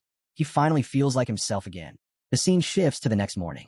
Vlad wakes up to a breathtaking view stretching out before him, like royalty surveying the city of Shoera. From his room, he can see nearly everything. It's impressive, sure, but it doesn't sit right with him. As he gazes through the massive balcony overlooking the skyline, he realizes why. This isn't the back alley he grew up in. No matter how grand the view, it's not home. While he's still lost in thought, Gerda enters the room. He's surprised to find Vlad already up and figured now was a good time to stop by. Noticing how early it is, he tells Vlad he should have stayed in bed longer. But Vlad explains that lying down isn't doing him any favors. His body's still sore from the brutal fight the night before. Then he spots the bowl of water in Gerda's hands and asks what it's for. With an unsettling grin, Gerda says it's for washing up. As you'd expect, Vlad isn't thrilled. He's perfectly capable of cleaning himself.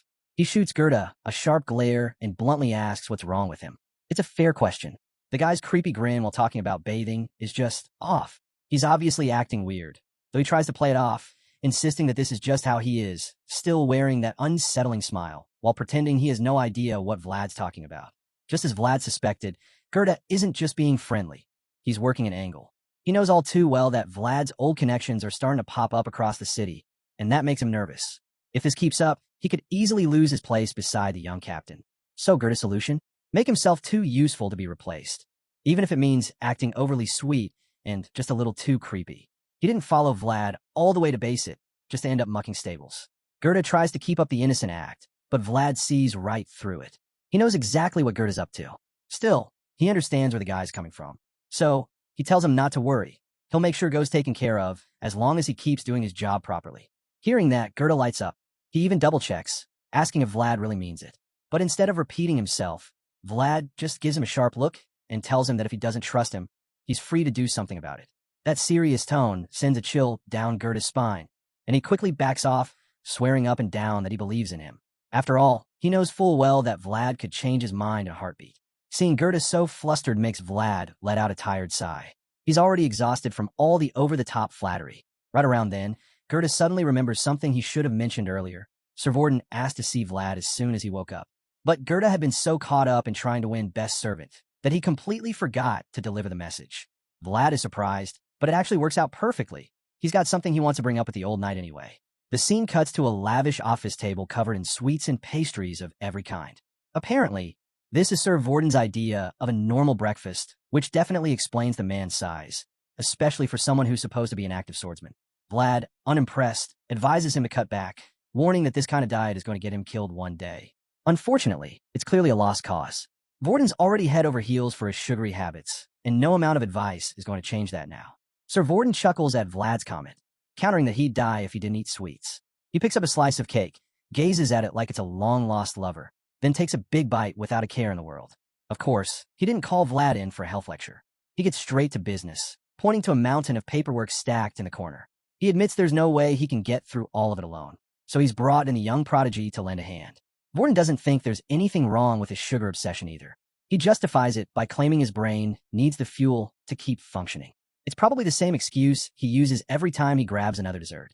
He shifts the topic to One-Armed Jack's gang, explaining that the tyrant's influence had even reached deep into the back alleys. Vlad isn't surprised. After all, Jack grew up there and eventually took control of the entire underworld. Vorden agrees, but says he still intends to dig up every last root of the problem, no matter how deep they go. Then, almost casually, he asks what Vlad plans to do next. Since Vorden has to stay behind and handle the fallout from Jack's defeat, he lets Vlad know that his own duties in the city are basically finished. But when Vlad admits he's not sure what comes next, Vorden tells him he'll be on standby until Mr. Joseph arrives. That's not all. He also asks Vlad to help him out with work in the meantime. Vlad hesitates, admitting he's not really the paperwork type. But Vorden already anticipated that. He hands him a sheet of paper, and Vlad's eyes widen as he reads it. It turns out he's been appointed as Shora's acting captain of the guard while on standby. On top of that, he's been given something called representative authority. He's not sure what that even means, so Vorden spells it out. Basically, it gives him the power to arrest anyone who breaks the law. Sir Vorden seems especially amused by this new authority Vlad's been given.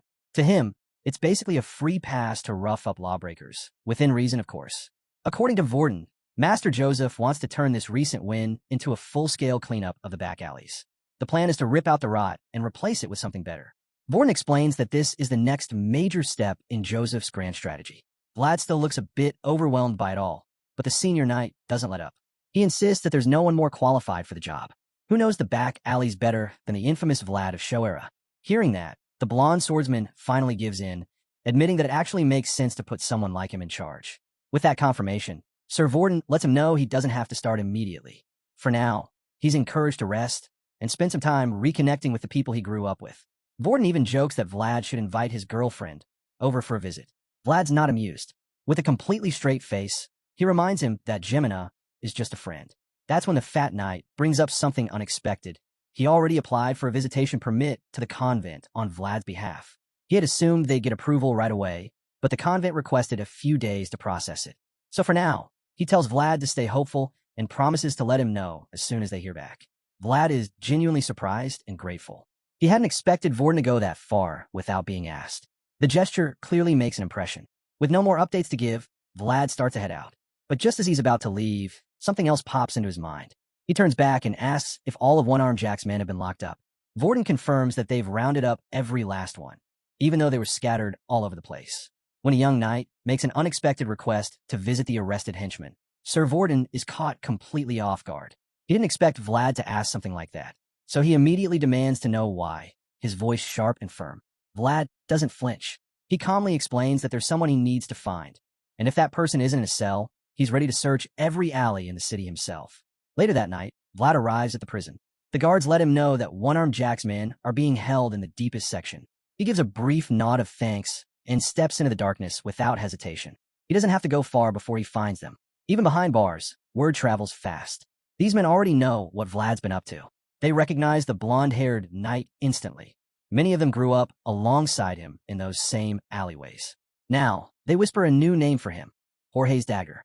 His arrival sends a wave of confusion and panic through the cells. The inmates are stunned to see the proxy from Bayezid standing among them. None of them can guess why someone like him would show up here, until a chilling thought crosses their minds. What if Vlad came for revenge? What if he's hunting down every last man involved in the attack on Rosa Smiles? The idea alone is enough to make even the toughest thugs feel a shiver down their spine. They've already heard the stories, how he took out over 50 men on his own, and then took down One-Armed Jack not long after.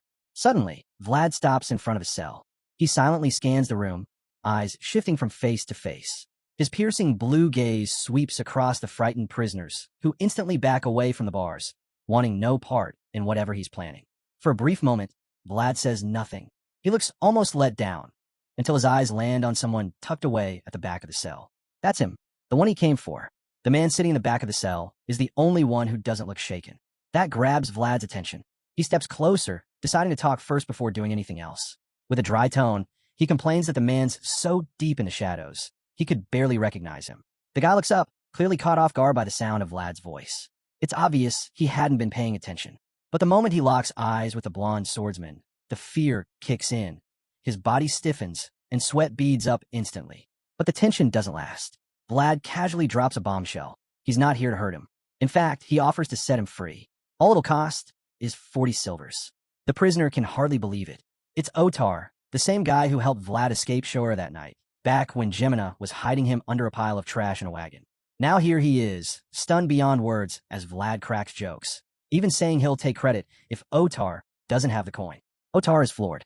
In a place where people like him are pushed to the margins, he never expected the one hand reaching out to him would be from someone who still had light in him. Light that hadn't been dimmed by the filth they were both forced to crawl through. He remembers that boy clearly, the desperate kid who needed a way out of the city. The scene shifts. Now Vlad's pulling up to a convent in a carriage. As soon as the nuns catch sight of him, the place buzzes with excitement. They're completely taken by his looks, those blue eyes, that blonde hair. To them, it's obvious. This has to be the vassal from Bayezid. Peeking through the windows, the sisters can't stop whispering. They've heard rumors, lots of them, claiming the vassal has already been knighted.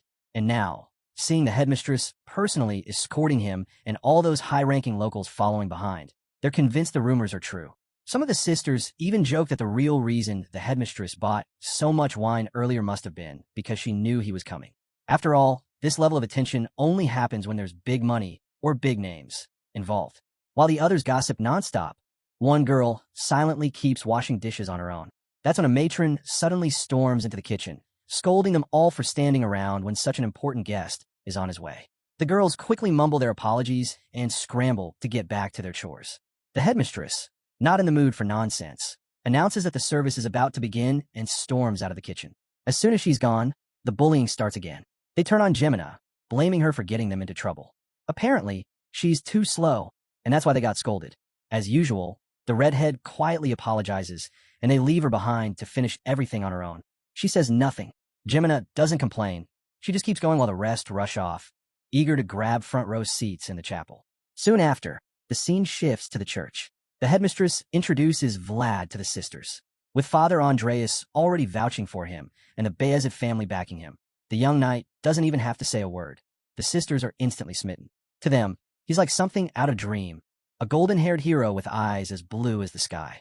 Vlad scans the room briefly, and the girls all begin to swoon, each one convinced he's looking at her.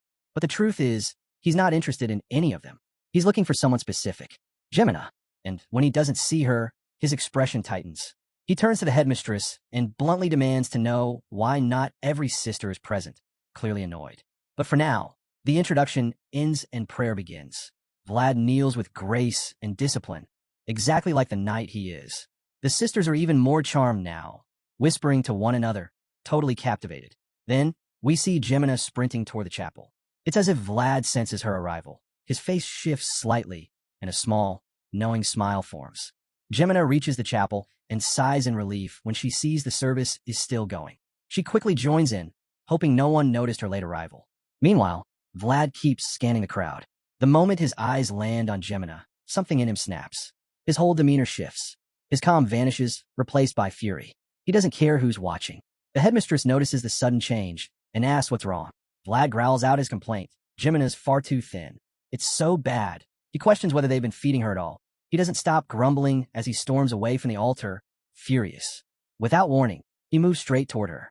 Jemina sees him coming, her heart racing. She's frozen in place, staring at the boy she once knew, the one who's suddenly standing in front of her again. At first, Jemina tells herself it can't be him. There's no way it's really Vlad. But then he stops, right in front of her, and softly calls her name. She looks up, hesitant and unsure, asking what he wants. Vlad doesn't say anything at first. He just stares at her, really looks. Her hands are bruised. Her clothes are filthy. The sight of it makes his blood boil. He starts checking her sleeves, inspecting her condition like a man possessed, scolding her under his breath. He can't believe they've been letting her live like this, starving, wearing rags. Gasps echo through the chapel. The other girls are stunned. They suddenly realize Vlad and Jemina know each other. But the knight doesn't even acknowledge them. He's too focused on Jemina. Seeing her like this nearly breaks him. His voice trembles. He's on the verge of tears. Then, without warning, Jemina reaches out and touches his blonde hair. It's the first time in so many years. That one touch shatters all doubt. Her tears spill freely now.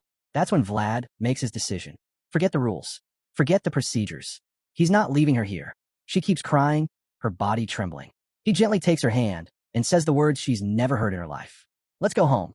For a girl who's never had a home, those words hit like a thunderclap. Jemina, abandoned, nameless, forgotten in the alleys, finally hears someone call her home. For the two of them, home was never a place. It was always each other.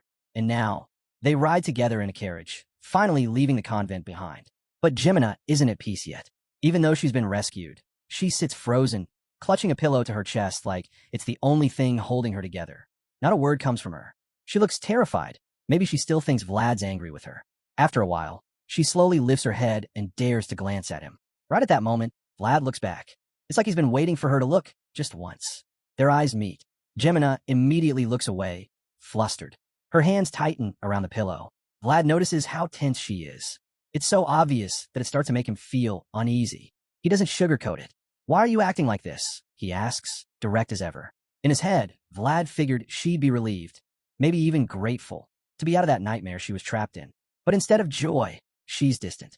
Even though her nerves are clearly showing, Jemina finally gathers enough courage to speak. She starts to ask him something, but Vlad cuts her off, clearly too tired to deal with the tense silence any longer. He asks bluntly why she keeps staring at him, genuinely curious about what's going through her head. Jemina tries to explain, but the words wouldn't come. Her nerves get the best of her, and her eyes drift again to the blonde swordsman sitting across from her. It's hard for her to accept that this intimidating knight is the same boy she once knew in the back alleys. The more she stares, the more confused Vlad gets. She suddenly hugs the pillow tight to her chest, hiding her face in it as thoughts race through her mind. How much he's changed since they last saw each other. Vlad watches, puzzled. It's not like they've been apart for years, just half a year, give or take.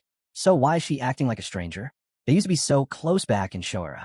He even tries to ask her what's wrong, but she stays silent, face still buried in the pillow. At this point, Vlad gives up, tired of trying to drag words out of her. He turns his gaze out the window, deciding to ignore her for now. But just when he does, Gemina peeks up again, unable to resist looking at him. She can't wrap her head around it. He's not the same boy she remembers. Now he's a full-fledged knight, armored up with a massive sword, and his entire presence screams nobility. The realization overwhelms her, and the nerves come rushing back. She grips the pillow even tighter, on the verge of tears. Out of nowhere, Vlad suddenly places something in Gemina's mouth, catching her completely off guard. He presses it in gently with his finger, locking eyes with her before calmly pointing out that she's been totally spaced out. He tells her to eat it. It might help shake off her gloomy mood. Still unsure, Gemina nods and goes along with it, even though she has no clue what it is. Curious, she finally asks him, and Vlad casually explains that it's caramel. He says he got it from a knight friend of his. Gemina is stunned. Caramel? That kind of sweet is insanely pricey, definitely not something you just hand out like candy.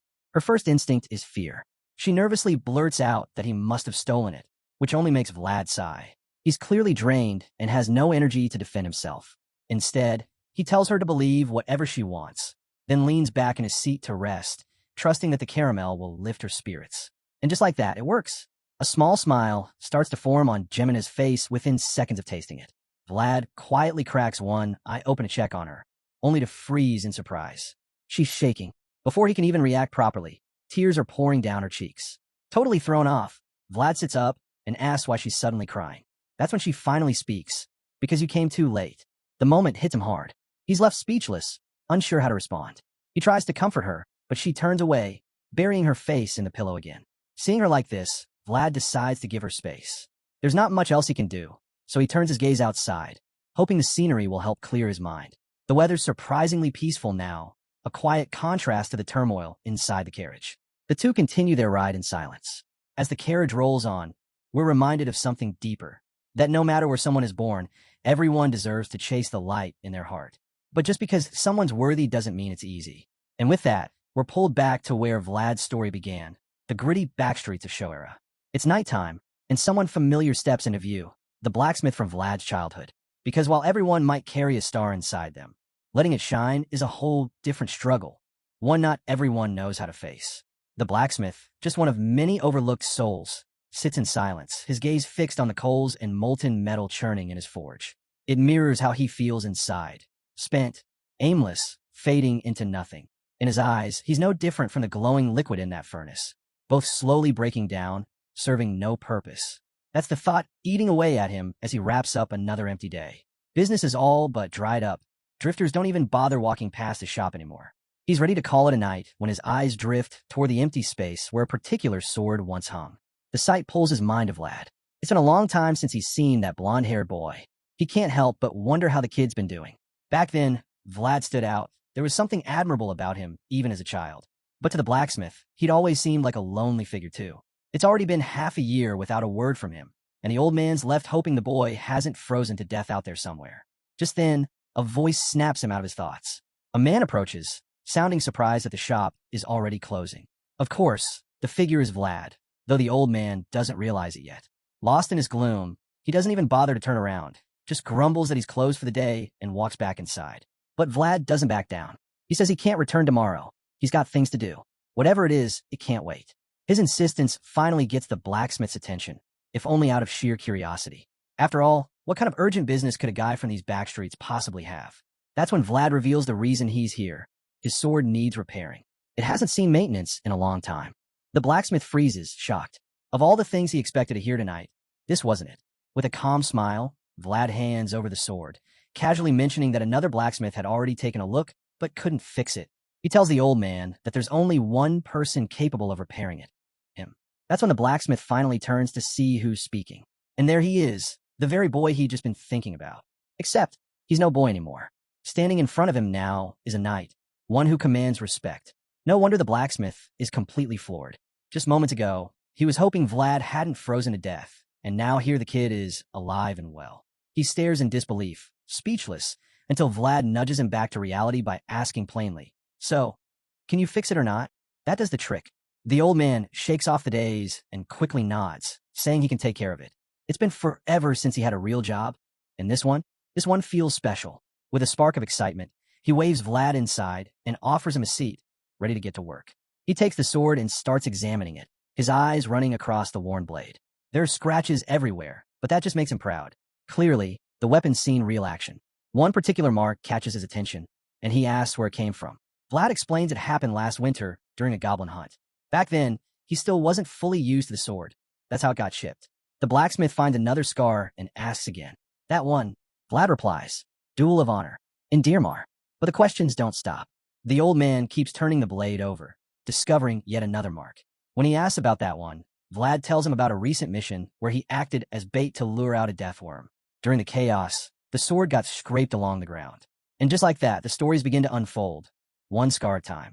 The blacksmith listens, stunned, as Vlad casually lists all the battles the sword's been through.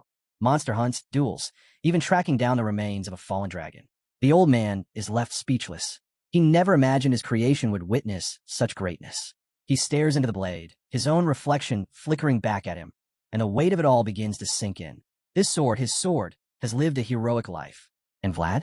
The boy who once seemed so pitiful has become everything the blacksmith never managed to be. Instead of wasting his gift, Vlad turned it into something meaningful. The pride is overwhelming. For a man who's spent his days fading into obscurity, watching Vlad shine is a powerful moment. He can't hold it in any longer. He bursts into laughter, louder than the forge itself, declaring that he's happier now than he was the day he forged the sword. With his heart full and spirits burning, the blacksmith tells Vlad to wait while he takes care of the blade. No hesitation, no delay. He rushes to the furnace, fires it up, and gets to work, breathing short, focused breaths as he reignites the forge and his own long-lost passion. As the flames roar and the blade is swallowed by fire, something inside him stirs again. That light he thought he lost? It's back, burning brighter than ever. For the first time in years, he feels alive. By the next morning, Vlad sets out to meet with Harvin. It's been a while since they had a proper chat, so the two catch up. When Harvin hears that Vlad now holds the loan certificate of Rose's Smiles, the very one once owned by One-Armed Jack, he's clearly taken aback. Vlad just flashes a sly smile and says it was a fair trade with the crime boss. Harvin can read between the lines. He laughs, shaking his head, then finally asks the big question. Does Vlad plan on running Rose's Smiles now that he's got the deed and all the paperwork? Without missing a beat, Vlad shakes his head, saying he has no plans to take over Rose's Smiles. He already handed it back to Marcella. Even though she can't run it just yet, he's confident she'll have the place up and running soon. Harvin nods, agreeing that it makes sense, especially since the place is still stained with blood. But now that Vlad's stepping away from the business, he's curious. What's next? Is Vlad heading back to Sturma or staying in the city? Vlad confirms he's staying in Shoera for now. He's on standby. He gives Harvin a soft smile, knowing his friend would be glad to hear it. Sure enough, Harvin beams. He admits it's great to see Vlad like this. The kid he grew up with is now a knight under a noble family's banner. That alone is pretty amazing. Then Vlad adds something else. He's been tasked with investigating One-Armed Jack's hidden stash. There might be assets left behind that weren't recovered, and he's been asked to track them down. He suspects someone, probably a greedy digger, was busy hiding things all over. Harvin's immediately on board, more than ready to lend a hand. Vlad grins, saying it wouldn't feel right if Harvin wasn't involved, especially after gifting him that pricey whiskey earlier. Suddenly, Vlad recalls something Marcella mentioned. She's looking for the other girls too, but Harvin sighs, saying odds are they've already been sold off. Even so, Vlad isn't convinced. He believes some of them could still be around. That's when Harvin starts to put pieces together. If there's hidden treasure and missing girls, maybe the two are connected. He's convinced there's more going on beneath the surface. Vlad, though, finds the whole thing a bit of a headache. He admits he did try tracking some of them down, but most left no trace at all. Now intrigued, Harvin leans in and asks, "Who exactly are you talking about?" Without skipping a beat, Vlad tells Harvin there's one girl in particular, Anna. She's the only one he remembers clearly. But it's not just her. There are others who vanished without a single clue. Harvin agrees, finding it all very suspicious. In his mind, there should have been at least something to follow. He remembers how One-Armed Jack operated, and while the man was in all sorts of shady dealings, this feels different, too quiet, too clean. Wanting to help, Harvin offers to dig around as well. He admits his group isn't what it used to be, so resources are limited, but he's still willing to do what he can. Their talk is cut short when the dark-skinned man Vlad rescued, Otar, shows up. He calls out to Vlad, saying he found a suspicious place, just like they suspected. Vlad gets up to follow, while Harvin promises to keep him posted with any updates. They arrive at what now looks like a butcher's shop. Vlad starts asking questions about the missing girls, but the man behind the counter claims ignorance. Vlad isn't buying it, though. He's sure this place wasn't here 6 months ago. The butcher says they're operating with permission from Black Bear, one of the 5 bosses of the Black Alley. He even drops the name to intimidate Vlad. But Vlad stays calm. He figures it's just an act, an attempt to scare him off. Then he catches the guy slipping when he identifies names written on a paper. Most locals can't even read, which means this butcher isn't from around here. Vlad immediately calls him out, accusing him of trafficking human meat. That hits the mark. The butcher panics and attacks. Vlad dodges easily and, now seriously ticked off, demands to know who this man really is. But when the guy refuses to answer, Vlad flips it, asking him the same thing and telling him he'd better start talking. He then turns to Otar and calmly says, "Close the door. Done doing business today." Once the confrontation is over, Vlad chats with Otar, still puzzled by how an outsider managed to set up shop here. Otar shrugs and says it's likely One-Armed Jack had stopped keeping a close watch on the alleys. Vlad's stunned that things fell apart so fast. 6 months, and it's already chaos? Otar sighs and says everything changed after Jorge died. One-Armed Jack wasn't the same after that. In a flashback, we see Vlad confronting the butcher again, this time with no patience left. He drives his blade through the man's hand, forcing a confession. The butcher finally breaks, revealing that the slave merchants are the ones behind the missing people. Back in the present, Vlad is still struggling to accept what he's uncovered. Human trafficking, right under everyone's nose in the back alleys? He never expected it to run this deep. Still, now that he has something solid, he decides it's enough for now. Otar, however, thinks the higher-ups will want all the details soon. Just then, a young boy runs up to them, saying he found what Vlad asked for earlier. Some neighborhood kids had seen something, and as thanks, Vlad hands him a skewer treat. While munching away, the boy tells Vlad he saw Anna. Yes, that brunette Anna, getting into a horse carriage he'd never seen before. Vlad immediately wonders if she's already been sold off. But then the kid adds something even more disturbing. The other women in the carriage were all pregnant. The words hit Vlad like a punch. Why would anyone buy pregnant women? They can't even work. So what's really going on? Otar notices the shift in Vlad's expression. The knight falls silent, completely lost in thought. The idea of Anna being pregnant was one thing, but someone deliberately collecting pregnant women? Even by back alley standards, it's horrifying. That's when Vlad remembers the spirit he'd encountered earlier. A strange presence. And now, he begins to fear, was that Anna? Or one of those women trying to reach out to him? His sword speaks to him then, as if reading his mind. It warns him, again, to trust his instincts. The bad signs always show up eventually, the voice reminds him. Vlad clenches his jaw, hoping he's wrong, but knowing it's time to prepare for the worst. Later, he reports everything to Sir Vorten. But the heavy-set knight is less than enthusiastic. Instead of taking it seriously, Vorten tells Vlad he should take a break. When Vlad reminds him that this was his assignment in the first place, Vorten shrugs, saying he didn't expect results this fast. All he wants now is a moment to rest after finishing his paperwork, but Vlad's relentless digging is ruining that for him. He even jokes that maybe a crisis is coming. Vlad catches on. To him, it sounds like Vorten's trying to pass the responsibility off to someone else. So he asks for permission to speak directly to the mayor. But Vorten doesn't give an answer. Not right away. The seasoned knight had hoped for a peaceful vacation, free from duty. But that dream fades the moment he looks out the window. Master Joseph and his convoy have shown up 2 full days ahead of schedule. As expected, the mayor rushes out, eager to make a good impression, but Joseph brushes past him without a word and heads straight to Sir Vorten. The young master is greeted with respect, and he wastes no time asking if anything happened while he was away. The heavy-set knight, not wanting to deal with the chaos that honesty might bring, quickly says everything's been quiet. Meanwhile, Vlad keeps his mouth shut, which Joseph picks up on instantly. Joseph suggests they continue the conversation inside.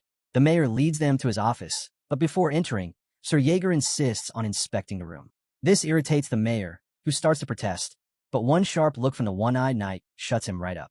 Once inside, Joseph suddenly praises Vlad's efforts, then circles back to what the boy was hesitant to say earlier. Vlad admits he might just be overthinking things, but Joseph encourages him to speak freely. Vlad finally says that it might be time to ask the mayor for help with a matter he's been struggling with. Joseph grins, pleased with Vlad's insight. He thinks all the training has paid off. Vlad understands his noble status doesn't automatically grant him power here.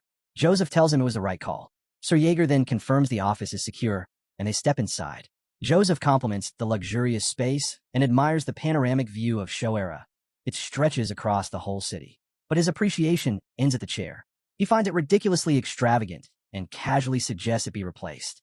The mayor, stunned, is about to snap back. But when he sees Joseph settle into the chair without another word, he swallows his pride and stays silent. Vlad is stunned when Joseph casually mentions that he's now the new mayor of Shoera. Not long after, Vlad heads out on a short trip with Otar, grumbling the whole way. The place reeks and is nearly impossible to reach. It's the oldest, most twisted alley in all of the back streets. It's filthy, unsettling, and smells like blood and rot. Even worse are the hollow stares from the locals. People who sleep with death at their doorstep. No surprise, even one-armed Jack stayed away. That's the kind of place they call Swine Butcher's Alley. Vlad finally makes it to a rundown door and knocks. A rough-looking man peers through the peephole and demands to know who he is. Unbothered, Vlad responds with confidence, claiming the guy should have already recognized him. After all, he and his crew had been eyeing the blonde swordsman since he stepped into the alley. But before Vlad can say anything else, the peephole slams shut in his face. He tries to stop him mid-sentence, but a loud bang from behind the door cuts him off. A voice in Vlad's head jokes that the guy's just messing with him, and honestly, Vlad agrees. Still, he can't just walk away. He might have let things like this slide before, back when he was a nobody, but not now. Too many people's names are tied to his. Too much honor. That thought keeps him rooted in place. No matter how frustrating, he wouldn't turn back. So he stays. Hours pass. Otar, stuck by his side, holds up the folded banner the entire time. By sunrise, Vlad's boots are caked with dust. The quiet proof of how long he's been standing his ground. Finally, the rude man from earlier cracks opened the door again. And to his surprise, Vlad is still there, standing firm. With a smug tone, he invites the knight inside, clearly mocking him. Vlad doesn't even flinch. He takes a slow breath, weighing his next move. But before he can act, the guy interrupts him again, asking if he's coming in or not. This time, he's got two hulking men flanking him, clearly feeling bold. From the way he acts, he's convinced Vlad wouldn't be a problem. Even Otar starts trembling, sensing the rising tension. Still, Vlad stays silent. That silence starts to shake the confidence of the man, who realizes things might not go the way he thought. Nervous, but still trying to look tough, he laughs it off and tells him to scram if they're too scared. He turns his back and reaches to shut the door. That's when Vlad finally speaks. In a cold, sharp tone, he warns the man not to even think about closing that door. If he does, the consequences wouldn't be something he can handle. The man freezes, stunned. He had completely underestimated Vlad. But now, something about those piercing blue eyes makes his skin crawl. He demands to know what Vlad means. Without missing a beat, Vlad replies that the man brought this on himself. Then, he grabs the wooden pole Otar's been holding all night and slams it against the ground. As the pole hits the floor, the banner unfurls, revealing the unmistakable crest of the Bayezid family. Vlad steps forward and declares his name, Vlad of Shoera, before announcing that he's about to carry out his authority, granted by the powerful names that stand behind him. His eyes harden. The air turns sharp with the threat of violence. Then, in a commanding voice, he orders them to find Black Bear and tell him to stop hiding. It's time he faces the rightful representative of the Bayezid family. Hearing Vlad's words, the man who had mocked him just moments ago suddenly goes pale. A wave of fear crashes over him, and his body begins to tremble uncontrollably. Vlad notices the fear instantly, and he pushes further. He knows the guy must have heard the whispers, the stories floating around Shoera. Stories about what happens when a certain blonde knight stakes his claim somewhere. And now, staring into Vlad's eyes, the man doesn't need a prophecy to know what's coming. In his mind, he sees the trail of corpses Vlad has left behind, criminals butchered without mercy. He realizes he's just like them. Corrupt, disposable. Vlad can practically smell the fear pouring off him now. So, with one final warning, he tells the man not to brush off what he's been told. This, he says, is the last bit of kindness he's willing to show. One more insult, and it wouldn't end in words. Meanwhile, back in the heart of the city, the former mayor wanders the streets like a shadow of his former self. Master Joseph has taken his place, and now the man who once ruled Shoera has nothing. He stands in front of his old mansion, looking up at it with teary eyes. There's no going back. From a window above, Joseph watches the broken man shuffle away. Despite everything, a flicker of sympathy crosses his mind, something he never thought he'd feel. But before that thought can settle, the stronger, sharp-tongued knight beside him speaks up. Sir Jaeger reminds Joseph that the man is simply facing the consequences of his actions. There's no room for pity. The green-eyed knight adds that the corruption the ex-mayor and Sturma hid behind has finally come to light. And now, justice is inevitable. The young master nods in agreement, acknowledging that his right-hand man made a good point. He knows the ex-mayor deserves what's coming, yet he can't shake the guilt of accelerating his downfall. As the conversation shifts to corruption, Joseph suddenly recalls that he's yet to receive any updates on Black Bear. He asks about it, prompting Vlad to speak up. According to him, the swine butcher has agreed to cooperate as best he can. Joseph is slightly surprised and admits things are unfolding better than expected, especially considering how stubborn Black Bear is known to be. Vlad mentions that their shared background probably helped him get through to the crime boss, but Joseph isn't convinced. In Joseph's eyes, Black Bear is no ordinary thug. He's a district-level boss. The idea that shared roots were enough doesn't quite sit right with him. Still, he's genuinely impressed with Vlad's results. The kid pulled through in unfamiliar territory, completing a tough mission like a pro. Joseph can't help but think his plan to groom Vlad into a noble knight is actually working out. Recognizing Vlad's solid performance, the new mayor gives him a nod of approval before stepping forward to address the gathered crowd. Right now, Joseph has 5 knights, 1 mage, 10 administrative aides, 30 elite soldiers, and 1 squire. None other than a blue-eyed swordsman. To Joseph, these people aren't just subordinates. They're bound to his destiny. If he rises to lead the Bayezid family, they'll rise with him. But if he falls, they go down together. Shoera is the final hurdle in his path. He pledges to govern it with all he's got, knowing full well he wouldn't have time to focus on smaller matters. Joseph is fully aware that he's not ready to confront the darkness rooted in every part of Shoera. But readiness doesn't matter now. He's decided that every move from this point on is a step toward the future, because it might also be his last chance. With that resolve, he assigns Sir Gregory the task of forming the investigation team. Right then and there, Sir Gregory gives a nod of gratitude, sincerely thanking Joseph for trusting him with such a critical mission. It's clear why he was picked. Gregory has always stayed neutral in the inter-family feuds, which gives Joseph confidence that he wouldn't get tangled in the rivalry between the Bayezid brothers.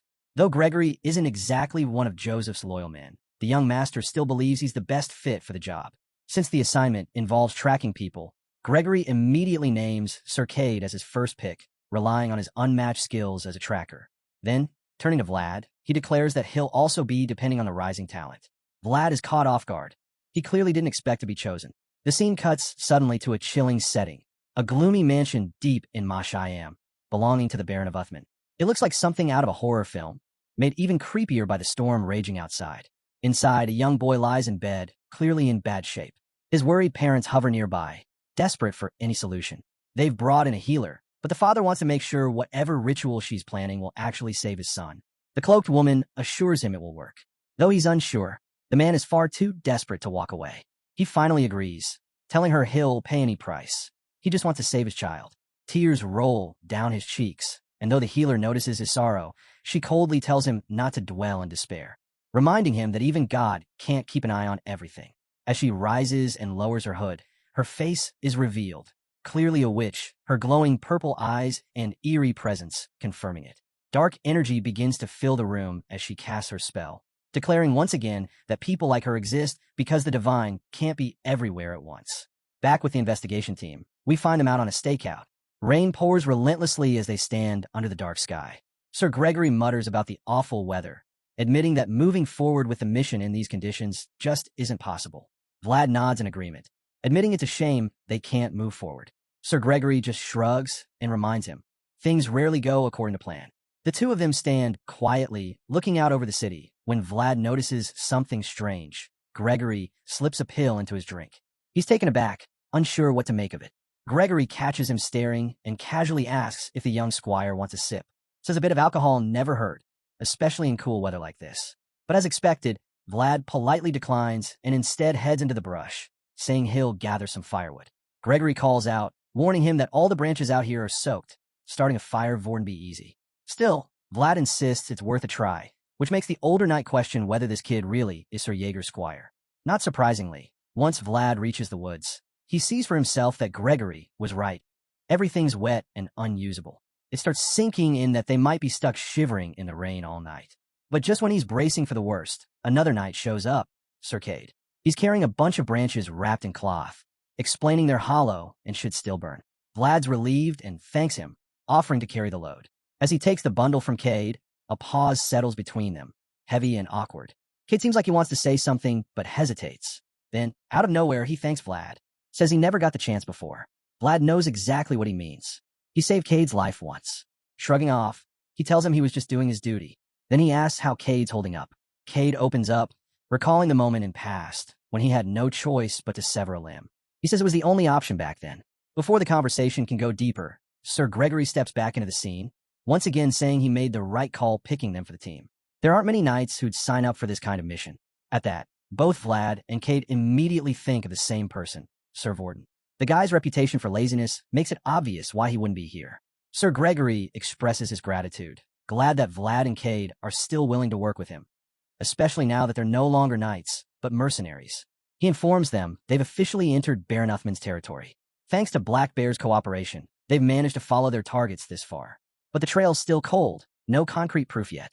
Though they're technically still in the northern region, this area falls outside Bayezid family control, which means Joseph can't offer them any backup from here on out. With that clear, Gregory gives them their task. Vlad and Cade are to infiltrate the village and investigate discreetly. For now, Gregory decides it's best they head back and get some rest. As they ride, Vlad can't shake the memory of that haunting wail he heard during the dead of winter. Looking at the fog creeping over the Baron's land, he silently wishes never to hear that cry again. After a bit of wandering, the knights mount up and begin searching for a place to stay. But the fog refuses to clear, and Gregory admits he's worried. It feels like they're just one wrong turn away from an ambush. Even Cade feels uneasy, but Vlad, for some reason, thinks it might still be too early to be scared. Suddenly, they spot what looks like an up ahead.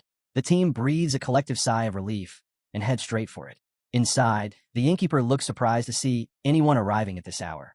Gregory quickly spins a tale, saying the rain had stopped them from entering the village the night before. He then asks for bowls of hot soup for the team. But the innkeeper is cautious. He asks if they're mercenaries, explaining that he can't just welcome strangers, not after all the disturbing things that have been happening in the village lately. While Gregory works to ease the man's suspicion, Vlad notices a small girl hiding behind the counter. She reminds him of young Gemina, so he offers a gentle wave, hoping to calm her nerves.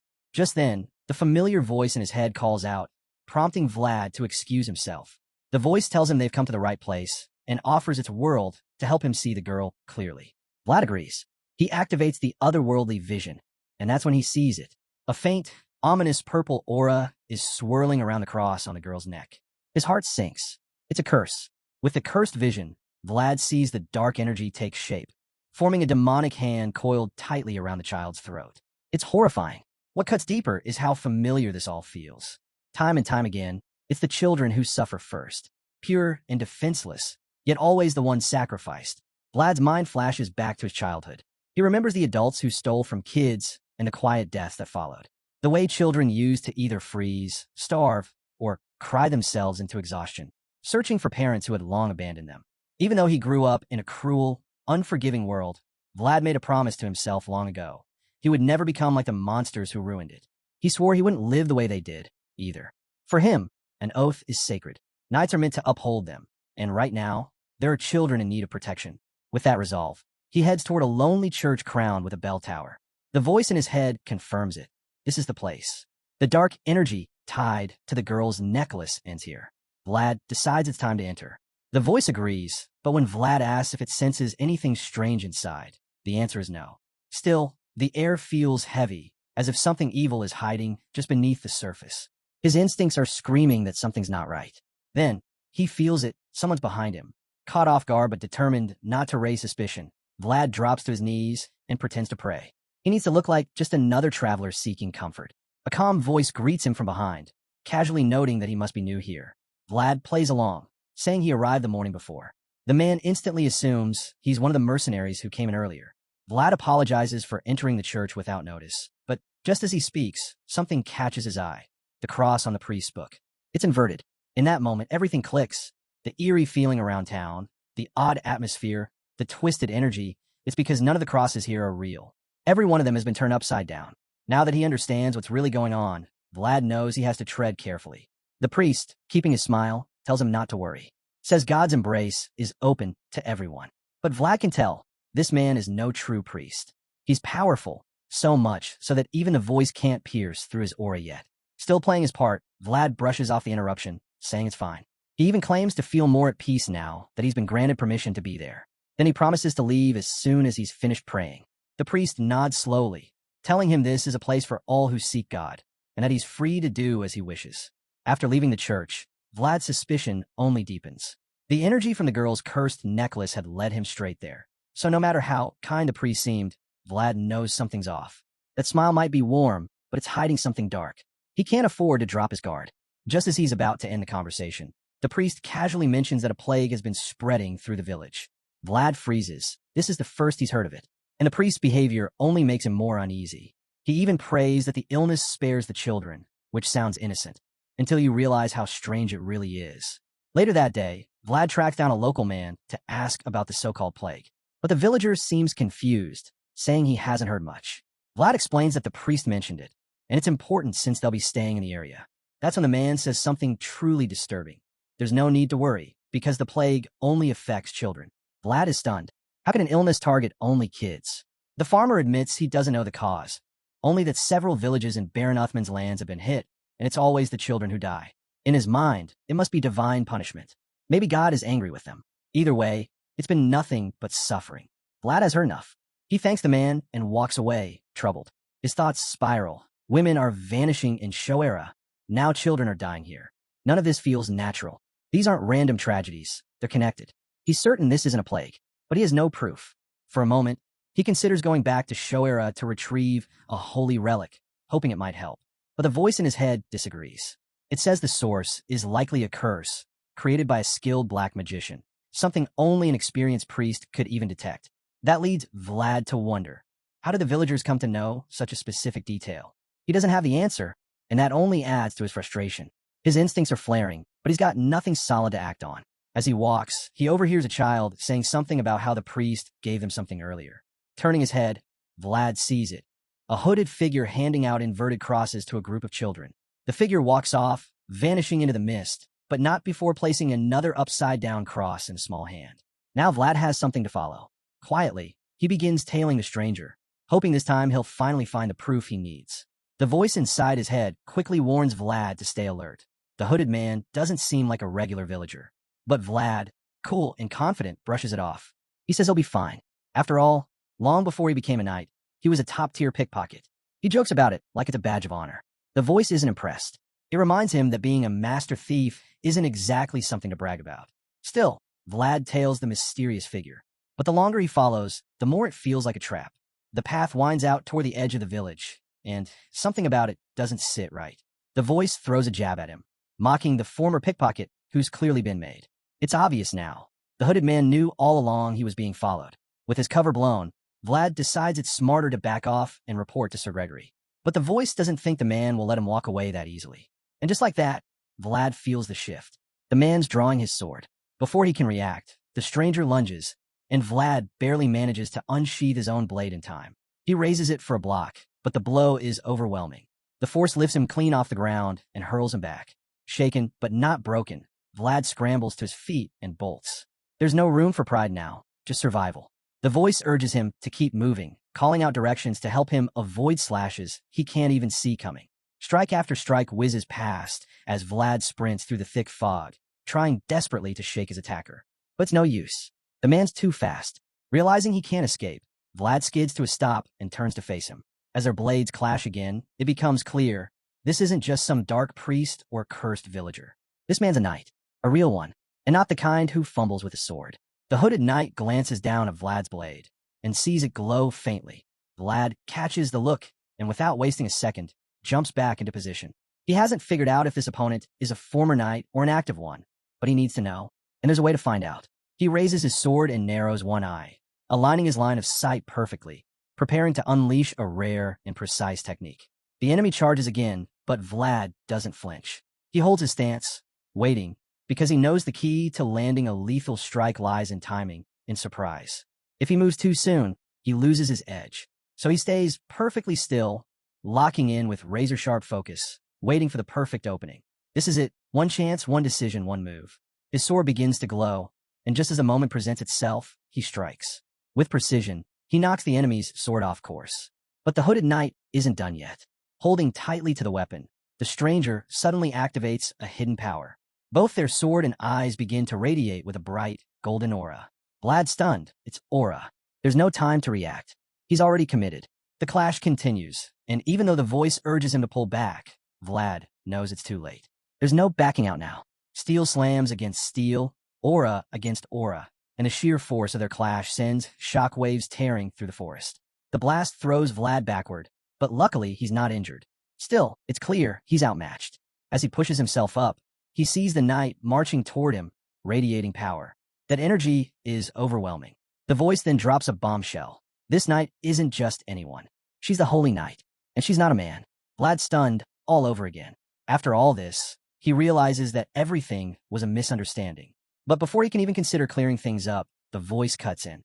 Talking might not work. She's already made up her mind. Her sword's ready, and words are too slow to change her course now. There's no escape. There's no conversation. Vlad grips his sword tighter, accepting the inevitable. The golden-haired Swordmaster is coming for him, and the only way forward is through her. With no other option, Vlad grabs his sword and charges straight back into the fray. Steel clashes against steel as the fight heats up once more. Just as his opponent prepares her next strike, the voice in his head warns him in time to react. He pivots and manages to parry the blow. His sword hums with energy, glowing with aura. Even though he blocked the hit, he feels the sheer weight behind it. Her attack isn't just strong, it's on a whole different level, even compared to someone like Sir Pablo. That alone speaks volumes. Vlad realizes she's easily the most powerful opponent he's faced so far. What puzzles him even more is how effortlessly she channels so much aura without any visible sign. As he tries to make sense of it, the voice speaks up again. What she's using isn't just aura. It's a blessing. That's when a glowing golden cross appears above her, right before she soars into the air and comes crashing down with another monstrous swing aimed at Vlad. Just as the voice explains that she doesn't even need to forge her own domain, because the will of God already covers the battlefield, she lands her brutal attack.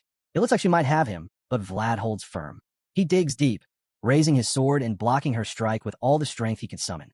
She doesn't let up, pressing down with all her might, trying to crush him completely. Still, Vlad doesn't back down. As the pressure mounts, he finds it hard to believe that she gained all this strength just by surrendering to divine will. Most would have broken by now, but Vlad of Sword isn't most people. With a surge of power and sheer will, he forces her back, pushing her away and creating just enough distance to reset. He hypes himself up, refusing to let fear take root.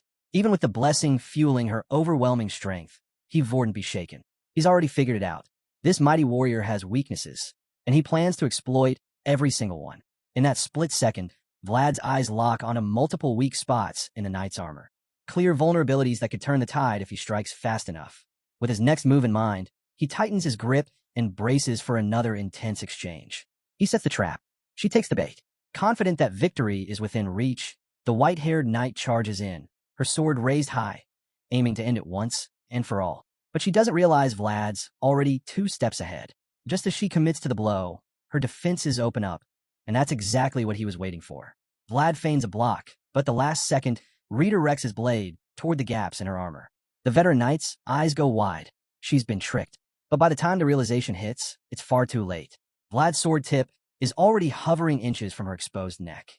One solid thrust would be the end of it. It should have been game over. But instead of fear, she meets him with a cold, steady stare. That piercing look throws Vlad off completely. In a moment of hesitation, doubt creeps in, just enough for her to shift the blade's path with a subtle but precise move. Vlad's stunned. He can't believe she turned the tables so quickly. Before he can react, she surges forward and drives into him, knocking him clean off his feet. He's still reeling when she slams him into the ground with brutal force. The voice in his head shouts for him to focus, to find his footing, but it's too late. She's already on top of him, using speed and strength that shouldn't be possible. She hurls him to the rocky ground like a rag doll. Most would have been crushed. Some might not even survive the impact. Vlad lies there in a daze, pain shooting through his body, his vision blurring. But he's not down for good. Gritting his teeth, he forces himself up and begins crawling away. He refuses to quit, but she's not letting him off that easy. In a flash, she cuts him off, her sword's tip grazing the side of his face, stopping him cold. Vlad is still too stunned to understand what just happened. He can't figure out how she reversed the situation so completely. The voice in Vlad's head chimes in, finally explaining how she pulled it off. Armor magic. A skill exclusive to holy knights. Armor magic lets them manipulate the direction of incoming attacks using their own plate armor. That's how she was able to shift his sword away from her neck and redirect it toward her armored shoulder instead. Suddenly, everything clicks. Vlad notices the faint scratch left on her shoulder plate, and panic starts to rise. Not only is she blessed, but she's also using enchanted armor? To him, that's straight-up cheating. How is he supposed to win against someone who has divine power and magic-infused armor? She's basically a living cheat code. And looking at her now, cool, composed, not even a single bead of sweat, Vlad realizes she's barely been trying. It dawns on him that she may have let him see those weak points. He thought he was setting the trap, but in truth, she'd been baiting him from the start. She wanted him to go for it, just to show him who's really in control.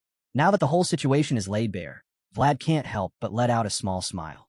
He's not even mad, just impressed. While he's still processing everything, she finally breaks the silence and demands to know who he is. Wasting no time, Vlad throws his hands up in surrender. He knows she could end him without effort in his current state. He quickly introduces himself as a knight from Shoera, explaining that he's in the village for an investigation. Her eyes narrow slightly at the mention of Shoera, clearly taken aback. To confirm what she heard, she asks again, and Vlad nods, affirming it. Apparently, she knows the place well. Just like that, the tension fades. The next moment, the scene shifts. Vlad and the Holy Knight now seated inside the inn. She formally introduces herself as Justia, from the Northern Archdiocese of San Rosino.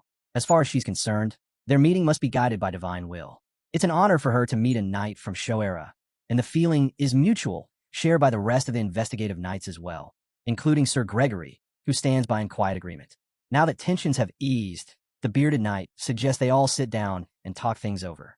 Lady Justia agrees. As they settle in, she reveals that she's been doing her own investigating in the village. She started suspecting something was wrong and initially thought it might be a plague. But the more she looked into it, the clearer it became. This wasn't an illness. It was a curse. She doesn't stop there. She tells them she also uncovered signs of something ancient buried beneath the surface of all this chaos. Sir Gregory is visibly stunned. This is the first he's hearing of a curse. He missed the earlier events at the church with Vlad, so this is a curveball. From his perspective, a church in the area should automatically protect the village from anything dark or unnatural. To him, the presence of a holy place should rule out curses altogether. But Justia fires back with something that shakes everyone. She believes the church itself is the source of a curse. Her words hit the table like a thunderclap. The knights are stunned into silence. It's not the kind of accusation anyone expects from a holy knight. Meanwhile, the voice in Vlad's head is in full agreement with her, and quietly impressed by how fast she pieced everything together. Sir Gregory, however, is horrified. It's beyond anything he anticipated. For a holy knight to say something like this, it must be serious. He knows action must be taken, but at the same time, he's reminded that this territory falls outside of Bayezid's jurisdiction. That leaves him in a tough spot. He wants to act, but his hands are tied. Overwhelmed and frustrated, Gregory slams his fists on the table, struggling to process the situation. Justia calmly watches him, waiting for him to settle down. Then, she cuts through the silence. She asks him to deliver a message of gratitude to the new mayor of Shoera. Gregory is caught off guard, unsure where she's going with this. But she continues, saying she respects how the mayor handled the situation, especially using discreet methods and keeping sensitive info hidden when necessary. In other words, she's politely telling them, "Thanks for your effort, but it's time to step aside." She's taking over from here. After all, Gregory already confirmed this village isn't under their authority. The bearded knight mulls over her words, unsure if she's trying to stop them from digging deeper or simply being thoughtful.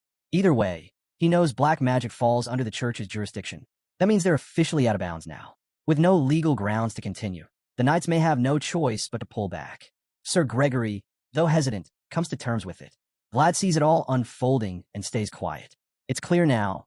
An invisible wall has been drawn, one backed by authority and duty. Later that night, Vlad sits by the window, staring into the thick, eerie fog outside. It's too dense to see anything clearly. Inside, he's clearly frustrated. It feels like they've failed Anna. Just then, the little girl from earlier sneaks up and breaks his thoughts, asking if he's leaving soon. Sadly, he admits that goodbyes are coming sooner than she'd like. Her eyes well up with tears the moment he says it. She doesn't understand. Why are they leaving already? Vlad explains that their job here is done, but his face says otherwise. He's not in the mood for talking. He just wants to sit there in silence, sulking over how abruptly everything ended. But the girl's not about to let him sink into despair. Taking his earlier words to heart, she boldly declares, "There's no such thing as being done with your work in this world."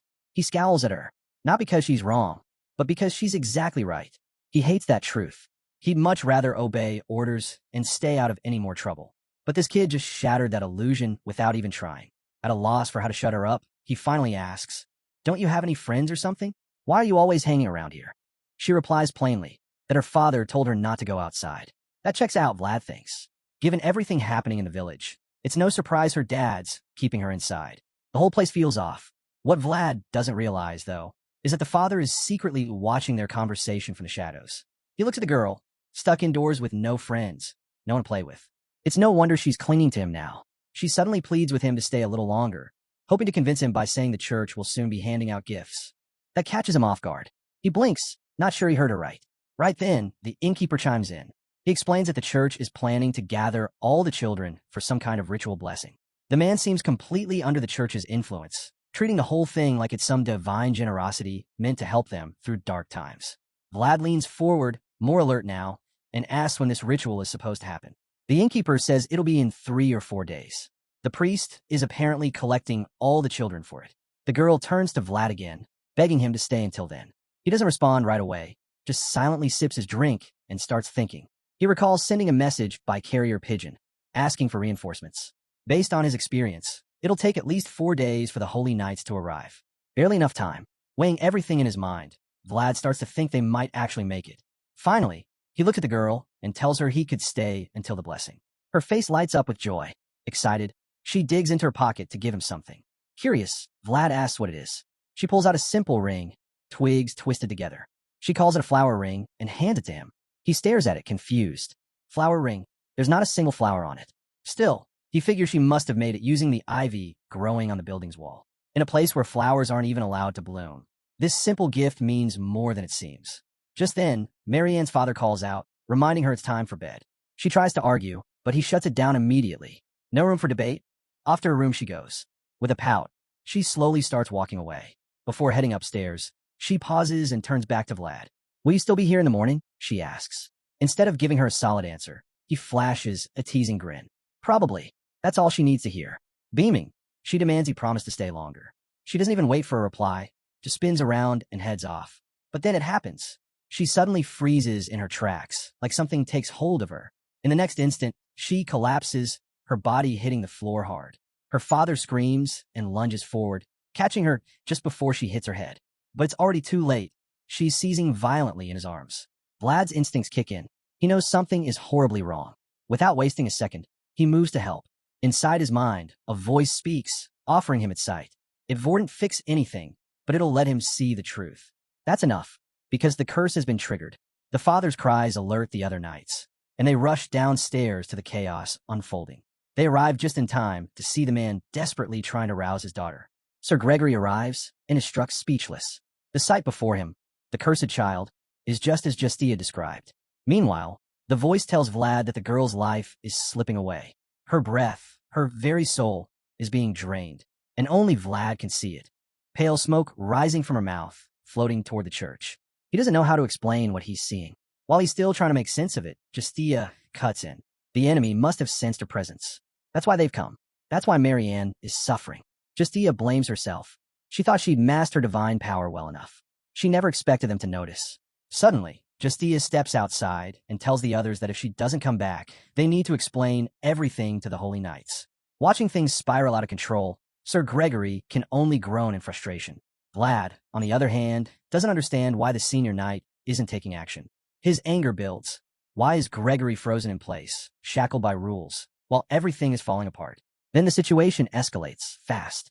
The curse doesn't stop with Marianne. It spreads like wildfire across the entire village. One by one, all the children collapse, trembling violently.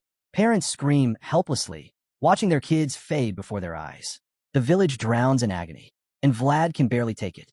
He didn't leave the slums just to survive. He didn't choose the sword because he worshipped knights. He wanted to change something, to fight for those who couldn't. And right now, if he just sits back and watches this unfold, then he might as well have never left that filthy alley.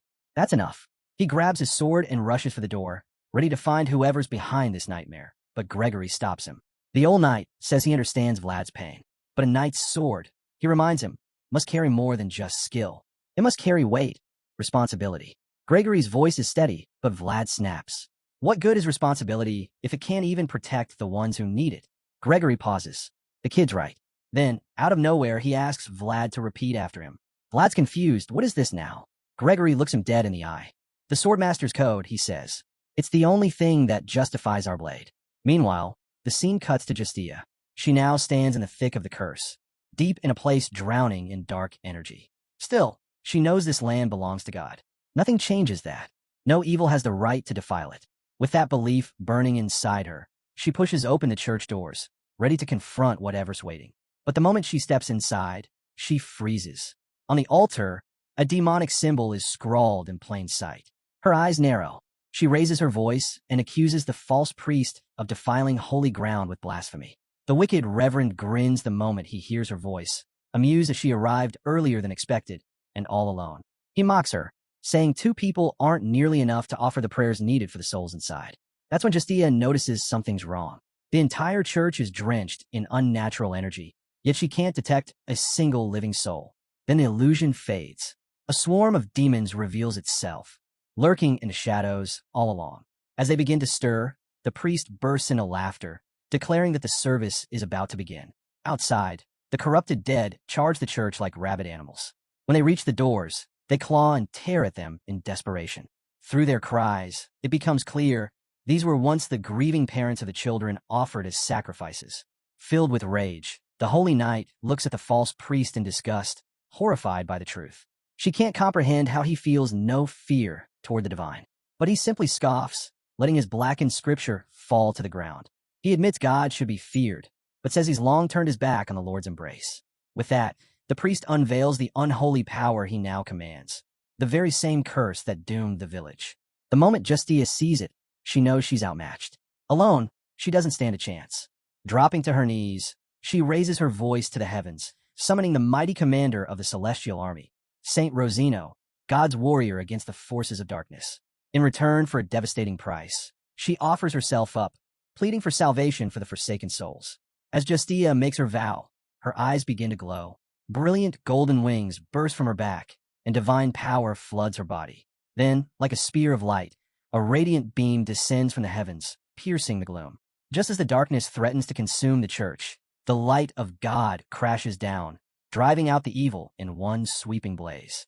The dark priest's eyes widen in shock as the sacred light descends. He instantly recognizes it as a solemn exorcism.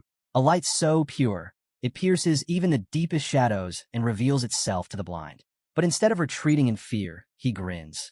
To him, this is a worthy test. He admits it's impressive that she summoned such divine force without any ritual. Still, he refuses to let go of his twisted sanctuary. He smirks, claiming that no matter how brilliant a single flame is, it will always falter when left to burn alone.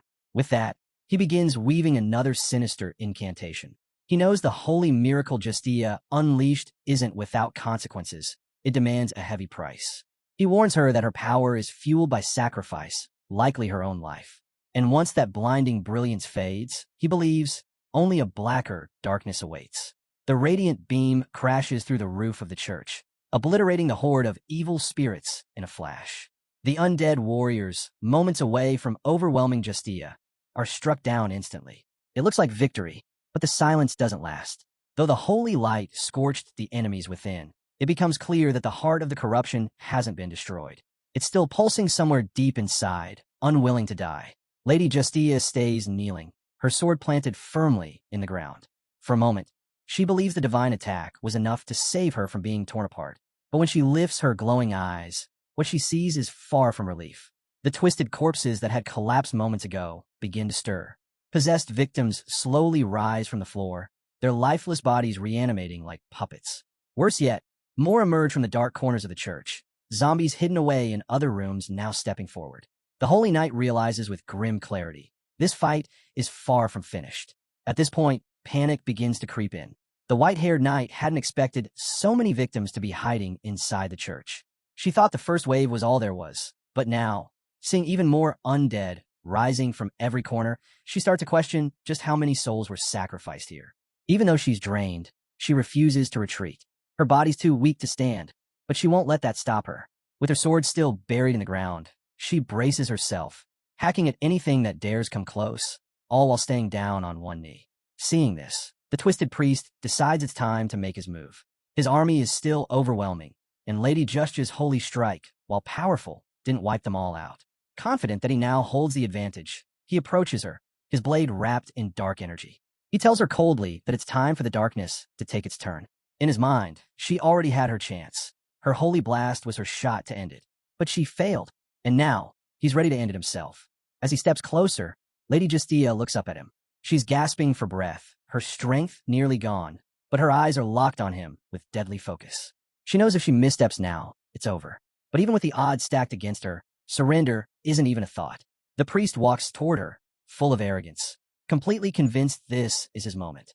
But Justia isn't done yet. She begins to call once more upon the glorious commander of the heavenly army, Saint Rosino, who stands at God's side.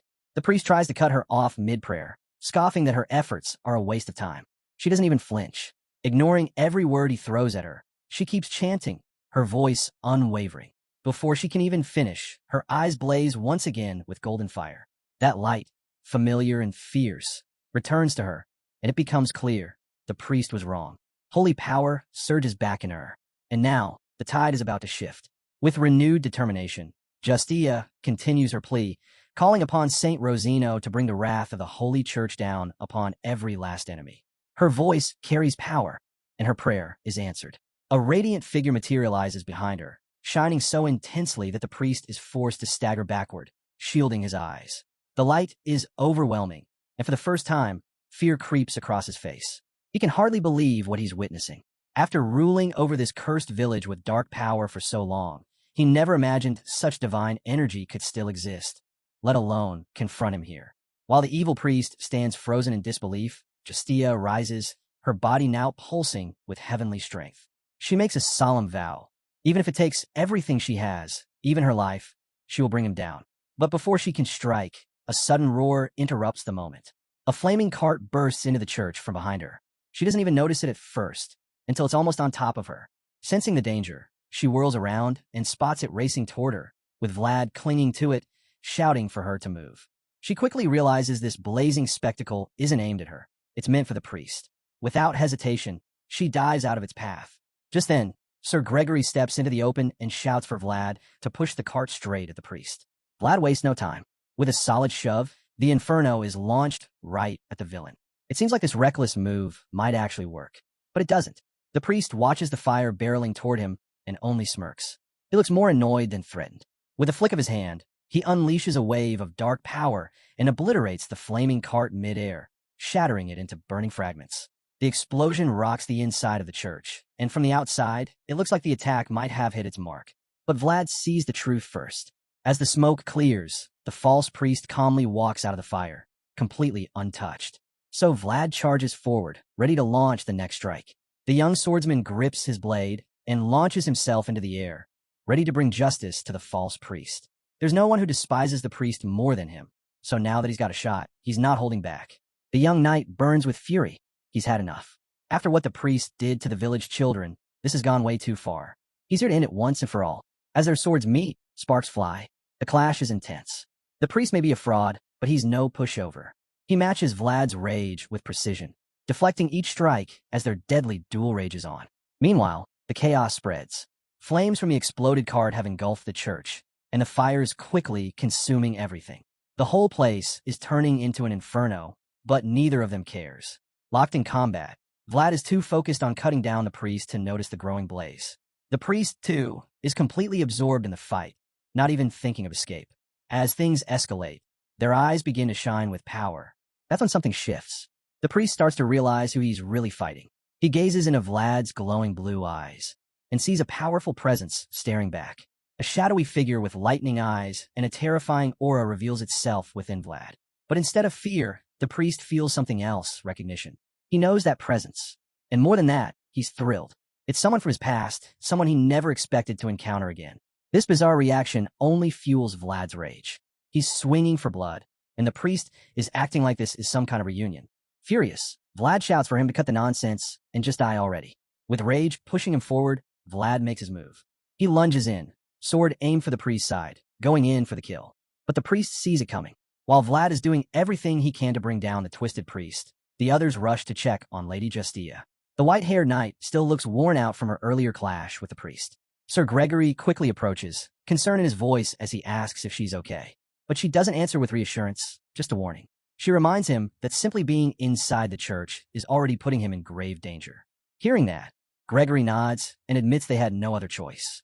The village kids are suffering, and this cursed church is the cause. They couldn't just sit back and let things continue. Still, he never expected the evil they'd uncover here. The place is crawling with the undead, and none of it makes any sense to him. Seeing how shaken he is, Lady Justia finally reveals the truth. They need to reach the bell tower. That's where the curse is coming from. Gregory understands. He's ready to help, but they don't have the luxury of clearing a path step by step. Time's running out. That's why he suggests splitting up, even if it's a dangerous move. Glancing around, the bearded knight starts to form a plan. Since Cade can't use his aura inside, Gregory figures they need to get the archer out of the church first. And to do that, someone has to make an opening. Without wasting another second, Gregory charges into the chaos. He slams his foot down with force, igniting his aura as he launches himself straight at the priest. The impact is massive. One moment, the priest holding his own. Next, he's crashing to the ground under Gregory's raw power. Even Vlad is stunned by the sudden shift. With all that energy coursing through him, Gregory feels confident that he can hold the priest down long enough for the others to act. He's already pulled the enemy away from Vlad. Now, he just has to keep him distracted. Pinning the priest to the floor, Gregory shouts to Vlad, passing on what Justia said about the bell tower. He admits he doesn't fully understand what's up there, but whatever it is, he wants the young knight to find it and destroy it. Hearing Sir Gregory's command, Vlad instantly understands the weight of what's just been asked of him. This isn't just a task, it's a mission born from sacrifice. Watching his superior hold off the priest alone, Vlad knows he can't afford to fail. Without a second thought, he takes off. His speed is blinding as he bolts out of the church, hell-bent on making Gregory's stand count for something. But the priest isn't about to let him go so easily. Even while pinned, he summons a fresh wave of undead and sends them charging after Vlad. Like puppets on a string, the cursed victims rise and abandon everything else to hunt down the young swordsman. Vlad sees the horde closing in and lets out a frustrated curse. But he doesn't slow down. He can't. It's now or never.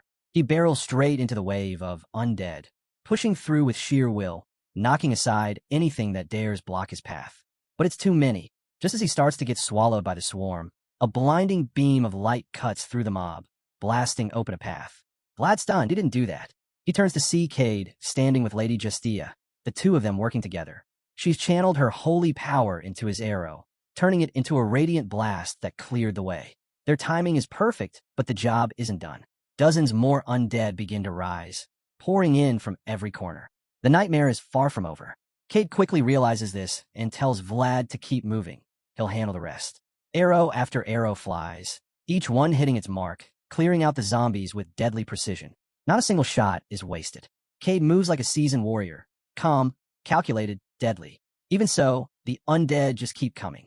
Vlad knows that even with Cade's flawless aim, it won't be enough. He's got to break through himself. There's no time to wait. So, with his resolve hardening, he throws himself back into the fray, plowing through the creatures with unstoppable force. As he pushes forward, a voice echoes in his mind, reminding him of who he is. Every world has value. Every life matters. But not everyone can fight for themselves. That's why knights exist, to protect those who can't. And when duty calls, they can't afford to hesitate. Vlad knows exactly what he has to do. He must become the flame that lights the way through the darkness, even if it means burning himself in the process. It's the second code of the Swordmasters, etched deep into his heart. With that thought anchoring him, he charges forward without hesitation, cutting his way through the endless sea of enemies. Back in the fray, Sir Gregory is still holding the line.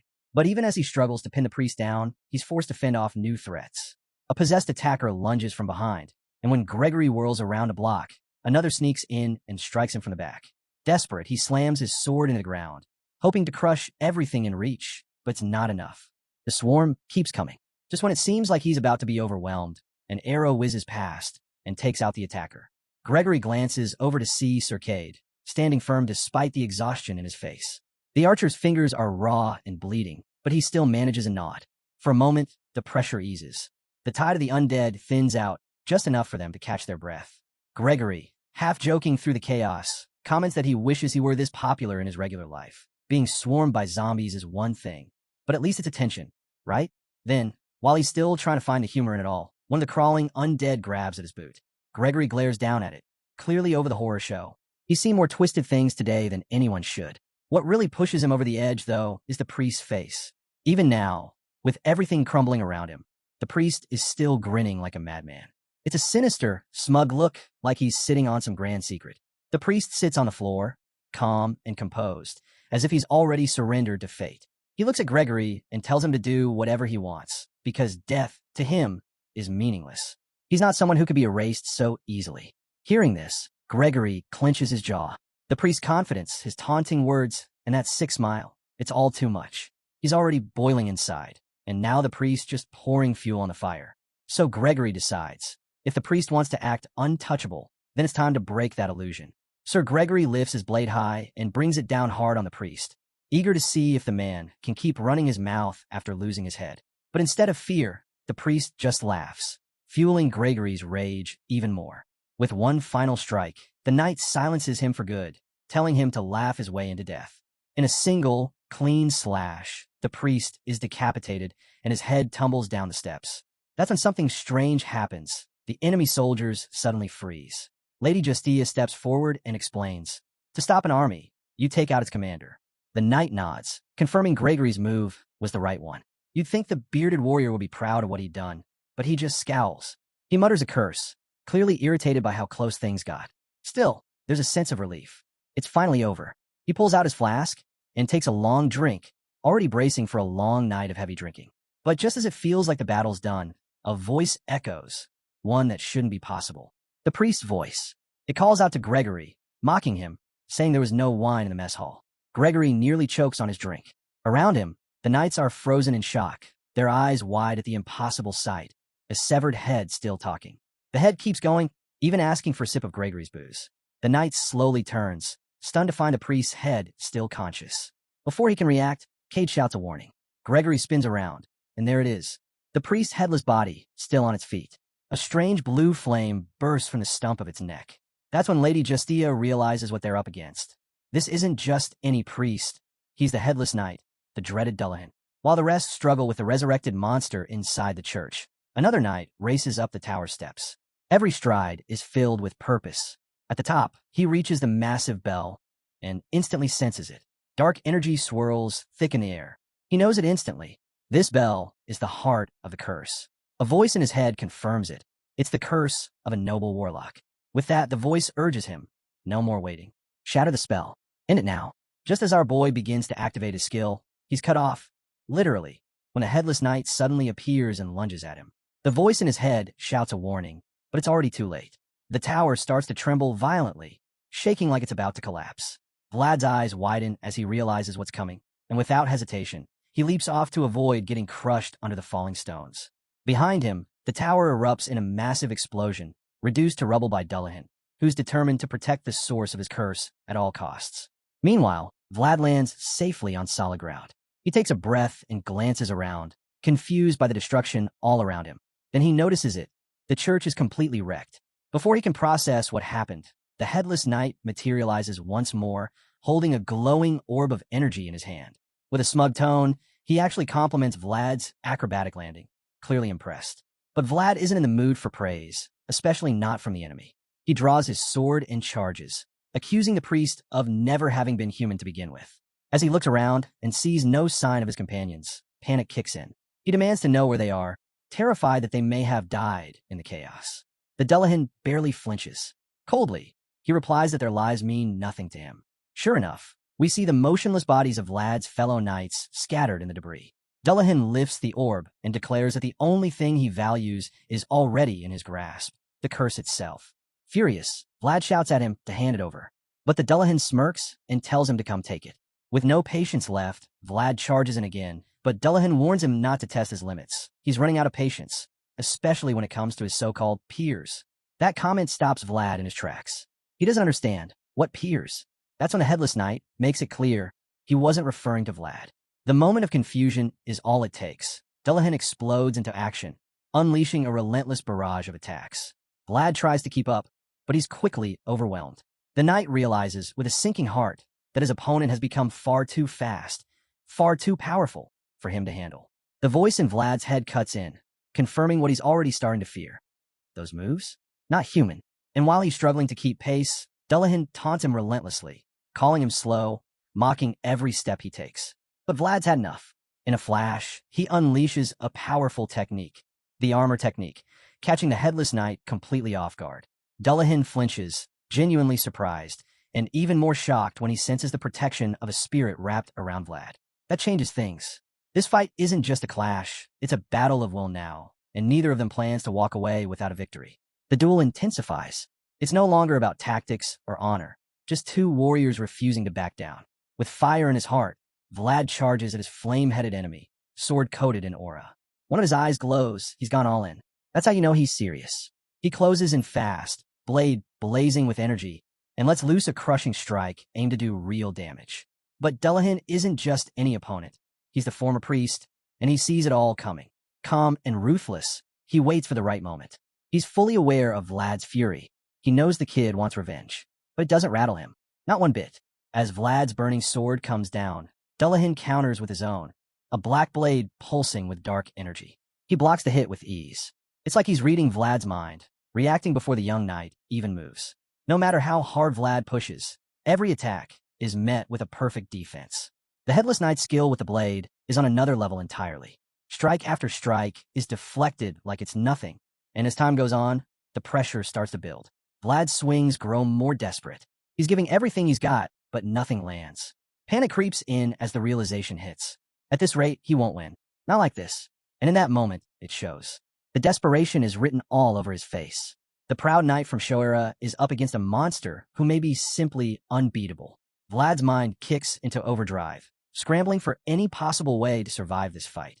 He's running out of time, and his face says it all. He's in serious trouble. Desperate, he wishes he had the kind of focus Mr. Ratiger was always known for, the kind of clarity that could cut through chaos. And then something shifts. A spark ignites deep within him. His glowing eye flares brighter, as if a surge of understanding just hit him out of nowhere. It's not just about fighting harder. It's about what fills his world. And right now, the only thing fully connected to his world is the voice in his head. It makes perfect sense. The two have been linked for as long as he can remember. And now, for the first time, something big is happening. They're reaching the horizon where their two worlds collide. But this isn't some puppet show where the voice hijacks Vlad's body. This time, they agree. They're merging, not just in spirit, but in purpose. The voice confirms it. From now on, they're not two separate beings. They are one. If they're going to stand a chance against someone like Dullahan, they can't do it alone. So the voice gives Vlad what he needs most, his world. The fusion begins. Dullahan narrows his focus. He can sense something's changed, something dangerous. He watches closely as the blue glow in Vlad's eye fades, only to erupt into crackling lightning. His expression shifts. For the first time, he's unsettled. The voice's world manifests, pure lightning, surging through Vlad's body.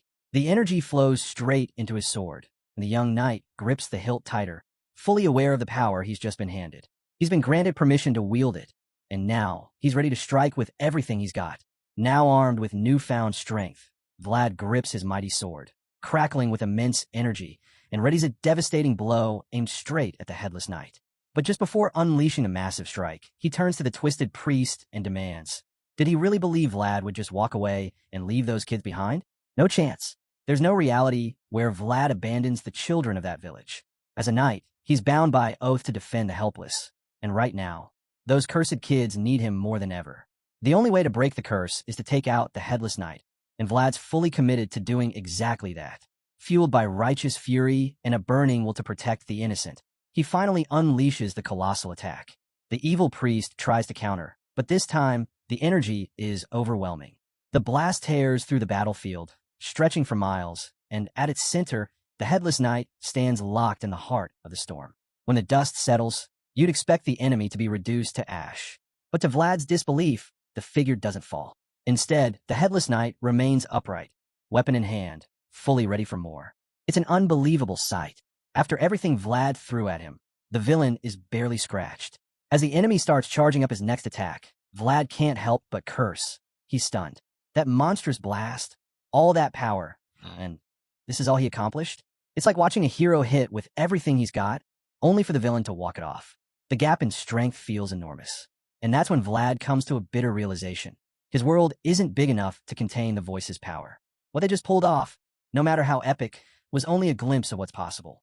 His attack fell short because their worlds don't align, and that mismatch meant he couldn't tap into the full potential of their combined might. Right now, Vlad is running on fumes. He's tried everything he can think of, and nothing's worked. You really can't blame him. He's thrown out every move in his arsenal, but it's all been for nothing. Worse still, he figures he's only got 2, maybe 3 shots left in him before he's completely drained. At first, it looked like his opening strike did some real damage. He managed to slice into Dullahan's wrist. But that small victory is about to flip into a nightmare. The blood dripping from the wound doesn't just fall. It morphs into a dark, swirling energy, and it's clear Dullahan plans to use it. The headless knight starts laughing, mocking Vlad. Turns out, the first time they clashed, Dullahan held back. He thought Vlad was just another swordsman who shared his style. But now that he sees the kid might actually pose a threat, he drops the act and goes full monster mode. In a flash, he dons a terrifying set of armor, glowing with eerie blue flames from within. It's a chilling sight. Vlad is stunned speechless. He can hardly believe what he's seeing. The transformation is insane, and Dullahan now looks more like a demon than a knight, fully prepped for another brutal showdown. Every swing of Dullahan's sword pulses with that dark, unstable energy. Vlad's still trying to wrap his head around the transformation when the first attack flies straight at him. He doesn't spot it in time, but the voice inside his head does, shouting a warning just before the energy blast hits. Dullahan doesn't stop there. He charges in with lightning speed. Again, the voice calls out, telling Vlad to dodge. He reacts quickly, trying to leap out of the way. But even then, he can't avoid the brunt of it. The next blow slams into him with brutal force, launching him through the air and kicking up a storm of dust. Dullahan doesn't even move. He just watches, standing still as the dust begins to settle. And then, as he scans the battlefield, he actually pauses to wonder, how did Vlad manage to summon his aura fast enough to shield himself? Even just a little? For the first time, the Headless Knight admits it. This kid might actually have real potential. Flat on the ground, barely clinging to consciousness, Vlad is completely drained. And Dullahan sees it. Whatever he thought of Vlad before, just some kid swinging a sword. He knows now he was wrong. There's more to this boy than meets the eye. That unknown potential makes Vlad dangerous, which is exactly why Dullahan decides this is the perfect time to eliminate him. Right here, right now. The kid's out of strength, completely exposed. If he doesn't take care of him now, Vlad will become a major problem later. With that, the Headless Knight approaches, sword in hand, ready to end it. He raises the weapon high, prepared to plunge it straight into Vlad's chest. Vlad sees it coming, but he's too weak to move, too worn out to even lift a finger. All he can do is stare, horror written all over his face. This feels like the end, and what makes it worse is it looks like he's given up. Dullahan leans in with cold intent, blade aimed for the kill. Just before he strikes, he mutters that Vlad should have known his place and kept things simple. Then he drives the sword downward, but just before it hits, Vlad catches it. Hand bleeding, eyes locked, he grabs the blade mid-strike and stops it cold. The sword doesn't pierce. It doesn't even move. Time seems to freeze. And then, something even more unexpected happens. The voice inside Vlad finally speaks, loud enough for someone else to hear it. For the first time, it doesn't just whisper to Vlad. It shouts directly at Dullahan. Didn't you hear what he said? A pause. He told you to leave the children alone. The instant those words hit the air, a massive burst of energy erupts from Vlad's body. A shockwave so powerful it launches Dullahan into the distance, screaming as he's engulfed in the blast. And just like that, Vlad starts to rise. But something's changed. The energy swirling around him is different, stronger, sharper. As he stands, it's clear this isn't just a boy from Showa anymore. The one speaking now is something else. The voice, now in control, admits something strange. He doesn't even know who he really is. His memories are gone, scattered across time. But one thing remains. A single duty etched deep into his very soul. In that moment, it all clicks. The voice finally understands the truth. His very existence revolves around one thing, fulfilling that buried duty. And now, with that purpose clear, he's more than ready to see it through, no matter what it takes. Taking full control of Vlad's body, the voice steps forward. He's done watching the Headless Knight bully children. If Dullahan wants to fight, then it's time he picks on someone his own size. Back on the battlefield, Dullahan is still reeling from that last attack. His body smolders with smoke, evidence of real damage. But that doesn't shake his resolve. He still believes he can win, still convinced the fight is his. He's wrong. As Dullahan tries to recover, Vlad suddenly blasts into the sky, energy flaring around him. In a flash, he rockets down with another devastating strike. The moment catches Dullahan off guard. He raises his weapon to counter, but it's not enough. The blow knocks him back hard, slamming him to the ground. Still, he refuses to quit. Gritting his teeth, Dullahan starts to rise again, but Vlad's already there. This time, he grabs him mid-motion, locking in a brutal, energy-charged chokehold and slamming him straight back into the earth. The voice doesn't hold back. He mocks Dullahan's so-called skills, disgusted that he'd dare challenge a mere boy with such pitiful power. What seemed overwhelming to Vlad, the voice finds it laughable. That's when Dullahan starts to realize he's completely outmatched. Shaken, he finally asks, "Who are you?" The voice doesn't entertain it. Cold and direct, he says, "I've got nothing to say to scum who feed off children's blood." Then comes the final verdict. You don't deserve to live. And with that, he begins charging a final deadly skill. Dullahan starts to panic. He doesn't understand why he's so afraid, but something deep inside tells him this fear is justified. He can feel it now. This isn't just a fighter he's up against. It's something else entirely. He senses a beast, feral, savage, and hungry, emerging from Vlad's aura. It's coming for him, ready to rip him apart. He can see it taking shape, massive and menacing, baring its fangs. And then, suddenly, it's gone. The creature vanishes. Now all Dullahan can do is tremble and wonder. Where'd it go? The evil priest spins around, looking for the devourer, only to have Vlad suddenly appear right behind him. A cold voice mocks the villain, asking if all that talking is just to cover up how slow he's gotten. Offended, the headless knight lashes out, unleashing a powerful energy wave. But it barely makes a dent. Vlad stands there unfazed. Watching Dullahan's weak attempt, the voice decides it's time to get serious. Furious, he unleashes a relentless series of strikes, all while expressing his disgust that someone like Dullahan would dare to belittle the power he now possesses. Now, the headless knight is rattled. His body, which is supposed to be beyond pain and death, is reacting. He can feel every single hit. The pain is real, tearing through his soul, and he can't make sense of it. But Vlad doesn't let up. The barrage continues, and it's clear he's far from finished. Finally, Vlad lands a devastating blow that sends the knight crashing hard into the ground. Buried in rubble, Dullahan groans, barely able to move. As he lies there, he starts to question everything. How could someone like Vlad even exist? He once thought he stood at the top, untouchable. But after facing Vlad, he realizes he's completely outmatched. Still down, the headless knight tries to process it all, but Vlad doesn't give him time. He drives his blade straight through his chest, pinning him where he lies. Then, the voice demands something from him. Dullahan stays silent, unsure of what he means. But Vlad repeats himself, this time with force. With a raised fist, he channels an immense amount of power, then slams it into the villain's chest, sending shockwaves tearing through the battlefield. At this stage, you'd think Vlad might give the guy a moment to breathe, but he doesn't. Without hesitation, he dives back in, jamming his fingers straight into Dullahan's chest. Slowly and mercilessly, he tears it open. It's brutal, but effective. And there it is, the very thing he's been demanding all along, a radiant, glowing orb pulsing with dark energy. Satisfied, the voice acknowledges it. Wasting no time, Vlad reaches in and yanks the curse core out. As he does, the voice gives a firm command, ordering the curse to return to wherever it came from. The priest, powerless, can only scream in rage as he watches his beloved curse being forcefully expelled. Dullahan screams and thrashes in agony, but Vlad stays focused, ignoring the cries. He presses on, determined to purge the evil completely. It's clearly not a simple process. The struggle intensifies, and as the curse is pulled free, its energy begins to ripple outward across the village. That glowing energy flows back to the children who have been suffering under its influence. The life stolen from them is finally returned, leaving families stunned and overwhelmed. As the power drains from Dullahan, he slumps, breathing heavily, clearly spent and defeated. In the midst of all this, the voice admits something. He remembers that there's a way to truly destroy beings like Dullahan, but he can't recall the exact method. Dullahan tries to defend himself, insisting he was never allied with the curse. He claims they were both just creatures who defy death in their own way. The voice responds coolly, saying there are other ways to end beings like them, even if the most effective one has slipped his memory. With that, Vlad rises and steps over the broken villain, staring down at what's left of him. Then, the voice makes a grim decision. He's going to tear off all of Dullahan's limbs.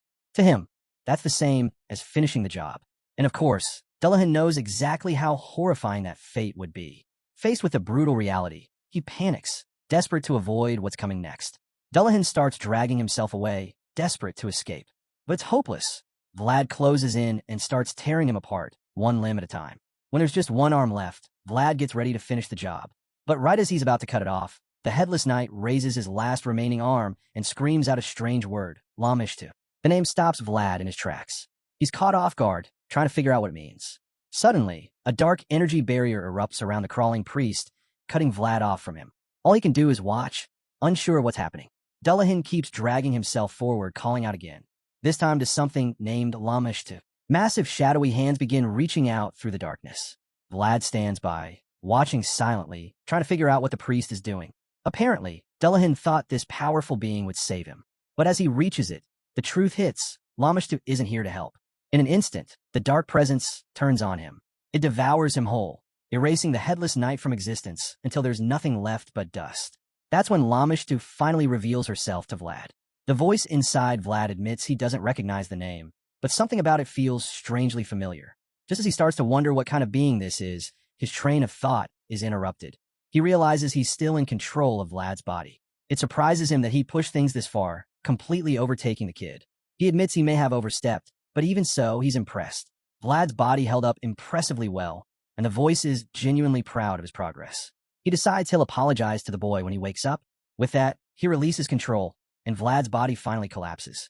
The swordsman lies unconscious through the night, motionless, as the sun slowly rises over the ruined church. Meanwhile, in the barony of Uthman in the city of Mashayam, a cloaked figure sits alone. She sensed something, traces of the magic Vlad used. It's old magic, the kind that hasn't been felt in ages, and it piques her interest. She's certain something has begun to stir. The echoes of the past are returning, as she can feel the cracks forming. This, she decides, is the moment she's been waiting for. The era of chaos has finally arrived. With everything falling into place, the Dark Woman gives her next command. Her knights are free to loot the corpses of Baron Uthman's men. After all, the Baron has already paid the ultimate price for his son, who's now been brought back from the dead. The witch has fulfilled her end of the deal, and now it's time to collect a reward. Having revived the boy, she declares that Mashayam will now serve as a new haven for darkness. In other words, she and her Dark Knights have no intention of leaving. The land is theirs now. Days pass, and the scene shifts back to the small village. It's here we finally see Vlad again.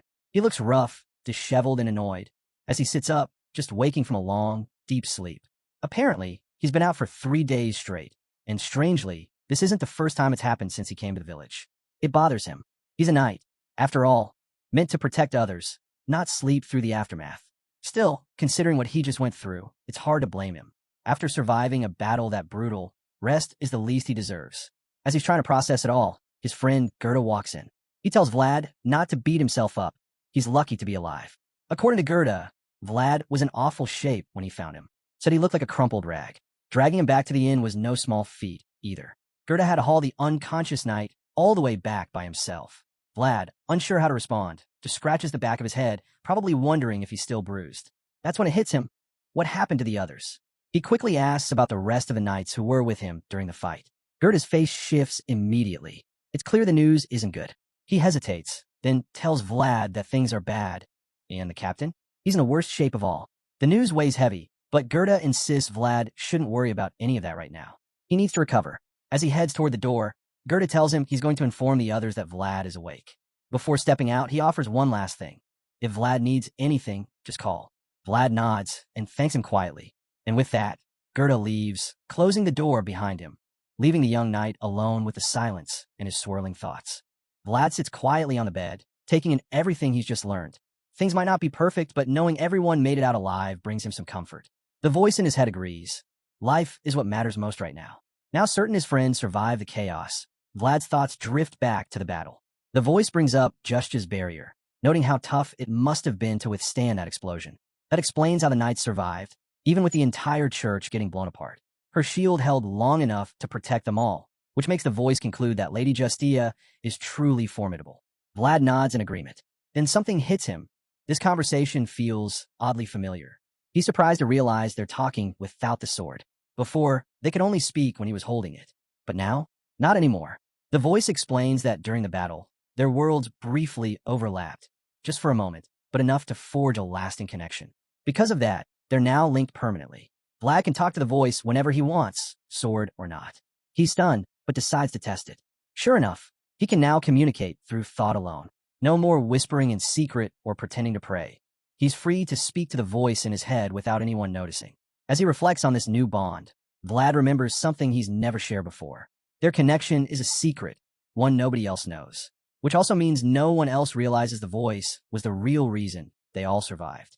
If he hadn't tapped into the voice's world, there's no way he could have beaten Dullahan, saved the knights, or protected the village kids. With that, Vlad thanks the voice, genuinely and from the heart. Because to him, the voice is just as much a hero as he is. Caught off guard, the voice falls silent. He's clearly moved, unsure how to respond. But before the silence gets too awkward, he finally speaks up, admitting Vlad fought just as hard. Hearing the compliment, a small smile tugs at Vlad's lips. Pride quietly settles in, warming him from the inside. The scene fades and picks up again. Vlad's already up and moving, heading into his next mission. but his path is suddenly blocked by a towering knight. The man orders him to stop right there. Not backing down, Vlad introduces himself, saying he's from Shoera and insists that Lady Justia will recognize him. He's confident she'd want to see him. Still, the guard remains suspicious, clearly unsure whether to believe the kid. He locks eyes with Vlad, trying to intimidate him, but Vlad doesn't flinch, answering with a cold, unshaken stare. Finally, the knight gives in and says he'll go check with Lady Justia. He tells Vlad to wait right there. Once he's alone, Vlad glances around and breathes a quiet sigh of relief. The villagers are safe now, finally able to rest. The holy knights might have shown up late, but their presence still means something. He's grateful, even if the fight is over. Before he can get too lost in thought, the big knight returns and gives him the go-ahead to enter. Vlad thanks him and steps inside, only to be met with a gut-wrenching sight. The hall is dim, but he can still see the bodies. So many of them, covered, lifeless. The chaos of the battle had masked the true scale of the tragedy. Now, with everything still and silent, the full weight hits him. He stares in shock, nearly brought to tears. Then, a familiar voice breaks the moment. Miss Justia steps forward, asking what he's doing there. Vlad straightens up and quickly requests permission to search the hall, hoping to find any remaining victims. But Justia calmly tells him that Sir Gregory already accounted for every missing woman. That should have been enough, but Vlad doesn't back off. He's looking for someone specific. Justia seems a little surprised. She doesn't know what to say at first, but then admits its possible traces of the curse are still lingering. She decides it's harmless to let him check one last time and grants him permission, asking only that he come see her when he's done. Grateful, Vlad bows and immediately gets to work. He begins lifting the tarps, one at a time, searching through the fallen. It doesn't take long. He finds her. As he stares at her lifeless face, the weight in his chest sinks deeper. A part of him had hoped, desperately, that she wouldn't be here, that maybe she'd made it. But here she is among the dead. The moment Vlad sees her face, he crumbles. He drops to his knees and just stares, frozen, unable to hold back the flood of emotions. A memory flashes back to his childhood. Young Vlad notices the same woman with a swollen bruise under her eye. Concerned, he gently tells her to take it easy for a few days.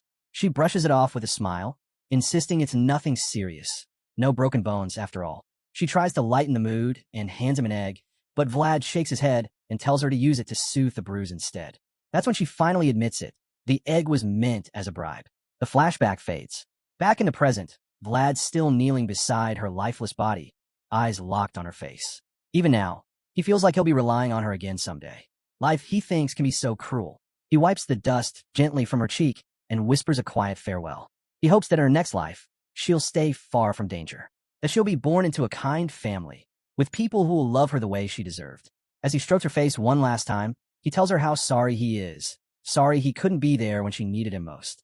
A while later, Vlad makes his way to Justia's tent. She did say to come see her when he was done. Inside, she prepares some tea, ready to listen. She hadn't been conscious when the final battle ended, so this is her first chance to hear how it played out. As Vlad begins to recount what happened, he explains how the enemy vanished into a strange black hole that opened mid-fight. Naturally, she wants to hear everything. She hands him a warm cup of tea and urges him to share all the details. But Vlad keeps it vague. He tells her he's already said everything he remembers. The fight was intense, and he was too focused on dodging attacks to make sense of anything else. Justia isn't convinced. She narrows her eyes at him, clearly suspicious, silently waiting to see if he'll say more. Vlad, cool as ever, simply takes a slow sip of the tea, using it as the perfect excuse to stay quiet. Just then, the voice in Vlad's head chimes in, complimenting him on how well he spun that story. A perfect blend of fact and fiction. It's almost too believable. Vlad smirks, taking the praise in stride. For him, it's nothing new. After all, he grew up hustling in the backstreets, talking his way through life alongside working girls. Talking his way out of trouble is second nature by now. But outside the tent, the battlefield tells a grim story. The devastation left behind makes one thing painfully clear: they were outmatched. No matter how hard they fought, the enemy's power was overwhelming. Lady Justia feels the weight of that truth. It lingers in her mind as she listens to Vlad, still not fully convinced he's telling her everything. Something doesn't add up. She senses there's more beneath the surface, but she can't quite figure out what. Noticing her doubt, Vlad throws in something to keep her distracted. He casually mentions that the enemy shouted a name before disappearing. Justia immediately leans in, interested. What name? Vlad shrugs, saying he doesn't remember. He was barely conscious at the time, after all. Unwilling to let it go, Justia offers him an apple, hoping it might jog his memory. He takes it, and, after a pause, finally says the name sounded like llama. That stops her cold. Lady Justia freezes, eyes wide. Her fingers twitch around the apple. She tries to keep it together, forcing a composed, "Thank you," but Vlad can see it.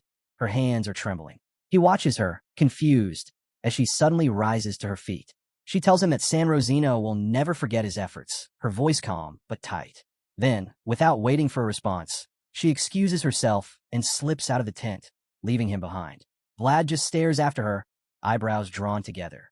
Something about her reaction fell off, like she turned into someone completely different the moment he said that name.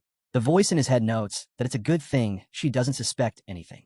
Maybe so, but Vlad can't shake the feeling that something's not right. Her face, her reaction, that name, it all felt wrong. The scene shifts again. This time, we're inside the mayor's residence. Joseph Bayezid, the newly appointed mayor of Shoera, is entertaining an unexpected visitor. As he pours tea for his guest, he casually asks when he arrived in town. The visitor is an elderly man named Lamond, who replies that he's actually been in the city for a while now. Surprised, Joseph says he would have gone out to welcome him properly, if only he'd been told in advance. But Lamond brushes that off, calling himself the lowest-ranking person at the moment. He says it wouldn't be right to trouble the young master over something so trivial. He then cuts straight to the point. He's here for something more serious. Without wasting any more time, Lamond asks where the young boy is. Joseph answers that the boy, Vlad, is currently out on a mission. He explains that Vlad went to the Uthman barony and expects they'll hear back from him soon. This surprises Lamond. He didn't expect someone still labeled a servant to be sent out on missions. He then reveals that he visited the Patriarch before stopping by here. With only one ducat left, he's hoping to get everything settled quickly. The moment he mentions that, Joseph looks visibly shaken. It's clear that a ducat holds significant value. At this point, it's clear Lamond's visit isn't just a casual check-in about Vlad. Lamond finally lays his cards on the table. He says the servants in Sturma are hopelessly dull, a real disappointment, considering they're supposed to carry on the Bayezid legacy. He then wonders aloud if the ones Joseph trained are any better. That's when Sir Jaeger, who's been silent until now, finally speaks up. He confirms that the young swordsman is far better than the others. Though, he adds, the kid does tend to do his own thing. Lamond is amused by the remark. It's not easy to earn praise from someone like the stern advanced knight. And now, he's more convinced than ever that the boy must be something special. Sir Jaeger is caught off guard. He's stunned that the old man can read him so easily. He doesn't say a word, but Lamond already knows what's on his mind. The elder casually mentions that there's no need to be so surprised. After all, he's already seen every embarrassing side of Jaeger back in the day, grumpiness included. Joseph, hearing this, just grins, while the one-eyed knight looks flustered. Lamond then shifts the focus back to Vlad. He hopes he'll like the kid when they finally meet. But he makes one thing clear. If Vlad turns out to be anything like that knight in training, Sobanin, who bullies others just because his parents are influential, then he won't hesitate to discipline him properly. That's when Joseph drops some key information. Vlad actually has no parents. Lamond looks stunned. Joseph takes this opportunity to reel him in further. Now that he understands the old man's real interest, he begins to stir that curiosity even more. He tells Lamond that Vlad grew up in the slums, no family, no support, and made it to this point entirely on his own. Joseph brings this up intentionally, knowing full well that Lamond would relate. The old man also came from hardship and carved his own path to success. And just as Joseph predicted, Lamond starts to show genuine interest in Vlad. Seeing this, Joseph backs off a bit, saying there's no need to give Vlad the last ducat. Just teach him something valuable, and that alone would mean a lot. It's a sly move, and Lamond knows it. But instead of brushing it off, the old man admits that none of the youngsters he's met lately have impressed him. Still, this time might be different. Since Joseph made the request personally, he agrees to take a serious look at the blonde swordsman. Meanwhile, back in the village, the Holy Knights are saying their goodbyes to Vlad and his group. They're standing outside as the Order spokesperson tells the team that San Rosino will always remember their courage. Sir Gregory replies in his usual blunt style. He just hopes she'll put in a good word for them, especially since their own mayor isn't exactly known for being thorough. The Holy Knight replies bluntly. She can't lie in her official report. Still, she promises to keep his position in mind when she writes it. But Sir Gregory doesn't buy it. He tells her he'd rather she not mention anything at all. Just as the Bayezid Knights prepare to leave, Justia spots something unexpected. Vlad is carrying a flag. She's clearly surprised. Gregory steps in, explaining that the Bayezid family has finally found someone worth watching. He adds that they're treating the boy well, too. As he speaks, the Holy Knight silently observes Vlad. She takes in the signs of battle, his skills, and the scars that prove he fought Dullahan head-on. All of it paints a clear picture. This boy might just become someone exceptional. Gregory then offers his farewell, and the Holy Knight responds with a quiet prayer, wishing the blessing of Saint San Rosino upon them all. As they leave the village, Vlad looks back and waves. The scenery feels lighter, brighter now that the dark fog has lifted. Gregory, watching the boy, recalls how the village once basked in sunlight and peace. Everything changed because of Dullahan. Now that the threat is gone, Vlad feels some relief. Anna would have wanted to rest in a place like this, warm and free from shadows. He hopes her soul finds peace here in the brightness she was denied. Later that night, the group sets up camp. Everyone else soon dozes off under their blankets. Vlad, however, stays awake, lost in thought. The campfire flickers as he stares into the flames, replaying everything that happened in the village. To him, the mission was a total failure. He's painfully aware that he would have died without that mysterious voice guiding him. He realizes how far he still has to go, that he's nowhere near strong enough. He thinks of Jorge and Anna, how close he came to sharing their fate. The weight of it all hits hard. The vastness of the world feels suffocating, like something he couldn't possibly rise against. His self-doubt runs deep, but just before he's completely swallowed by it, Gregory breaks the silence, asking what he's thinking about so seriously. Vlad isn't ready to open up. He simply says he was thinking about a few things. Gregory doesn't push. He knows it's not the truth, but he lets the quiet settle between them. Vlad suddenly speaks up. He says there are just too many amazing people out there, and honestly, he's not sure he can keep up while living among them. Gregory hears him out and reassures him that everyone feels that way at some point. There's no perfect answer to those thoughts, but the bearded knight says he's come to his own conclusion. When Vlad asks what that is, Gregory keeps it simple. Keep burning. He explains that there's no secret to keeping a flame steady when the wind blows. It'll flicker no matter what. But as long as there's fire, it can always burn again. So, the key is to hang in there again and again until you're burning nonstop. The words hit Vlad hard. They make perfect sense. He realizes there's no easy path to strength, no instant rise to match those who've gone before him. If he wants to stand against the vast world that's coming his way, then he'll need a flame just as vast to push through it. Back in the city, Gregory and his team return. Young Master Joseph welcomes them and praises their dedication to the mission. But he also points out the obvious. He can't ignore the fact that Bayezid family sword were drawn on foreign land, territory that belongs to another lord. Without hesitation, Sir Gregory steps up and takes full responsibility. He's ready for whatever punishment Joseph decides. That's when Lamond speaks up, cutting through the room with his stern voice. He berates Gregory, saying the worst part isn't that the rules were broken. It's that Gregory knew the risks and still stepped into a situation far outside their authority. Vlad, standing nearby, hears the old man's voice and is struck by it. There's something about Lamond's presence, an unusual weight that makes Vlad wonder who he really is. Joseph agrees with Lamond, adding that this situation hit a nerve at the worst possible time. The empire is starting to crumble, with the imperial family losing its grip. The chaos is spreading, and Joseph fears the North will feel it next. Gregory keeps apologizing, but Joseph seems distracted now. He believes the Iron Duke is already paying attention to what happened in the village, especially since the situation involved curses.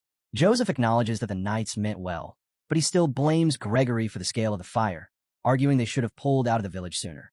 That comment hits our boy hard. It's like they're saying the cursed children should have just been left behind to suffer.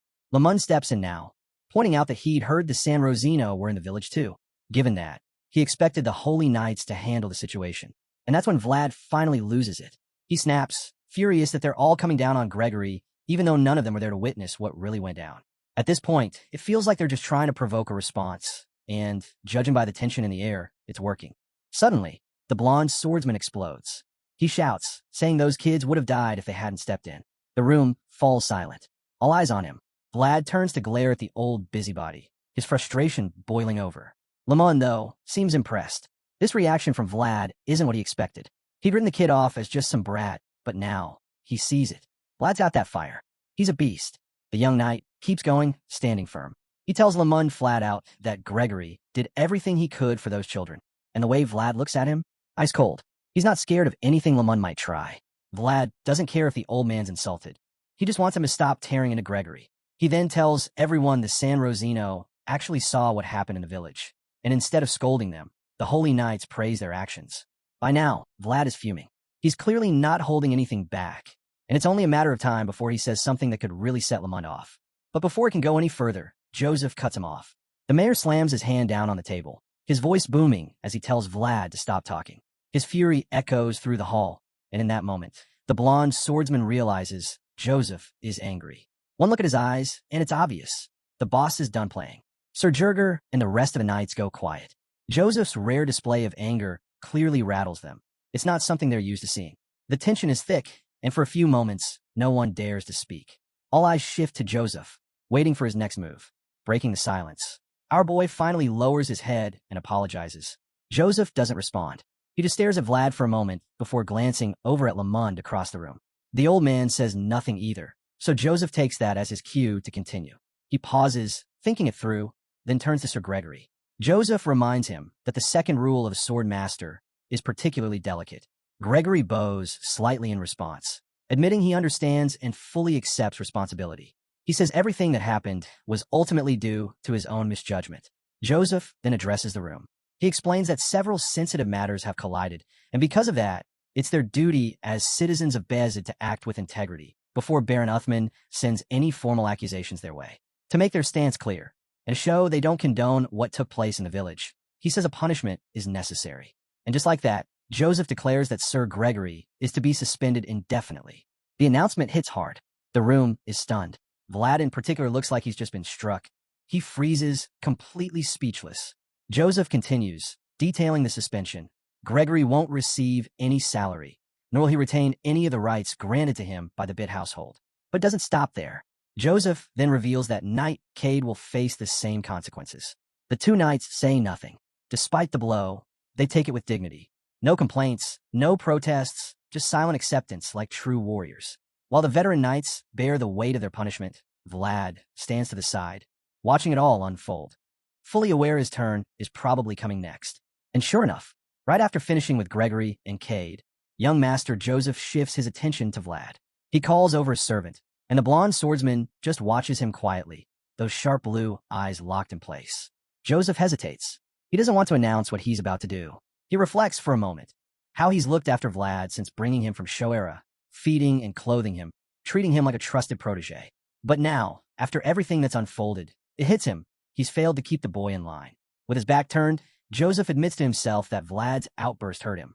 The boy had spoken out of turn, and it stung. Still, he can't say he's angry. What he really feels is disappointment. Once he sorts through his thoughts, Joseph turns back to face Vlad. Calmly, he delivers the blow. Vlad, too, is suspended indefinitely. But that's not all. Joseph feels like he's let Vlad grow too defiant by being too lenient. That ends now. To drive the point home, he adds one final restriction. Vlad is not to come anywhere near him unless he's called. Just like that, the boy is cut off. No more access, no more special treatment. And Vlad?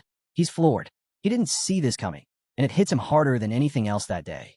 With the decision made, Vlad turns and walks down the hall, wanting nothing more than to get away from Joseph as fast as possible. His emotions are a mess, but the thought of seeing Sir Jaeger's disappointed face makes everything worse. That alone crushes him more than the punishment. But before he can clear his head, someone steps into his path. A voice speaks up, surprised that a simple servant could provoke the young master so deeply.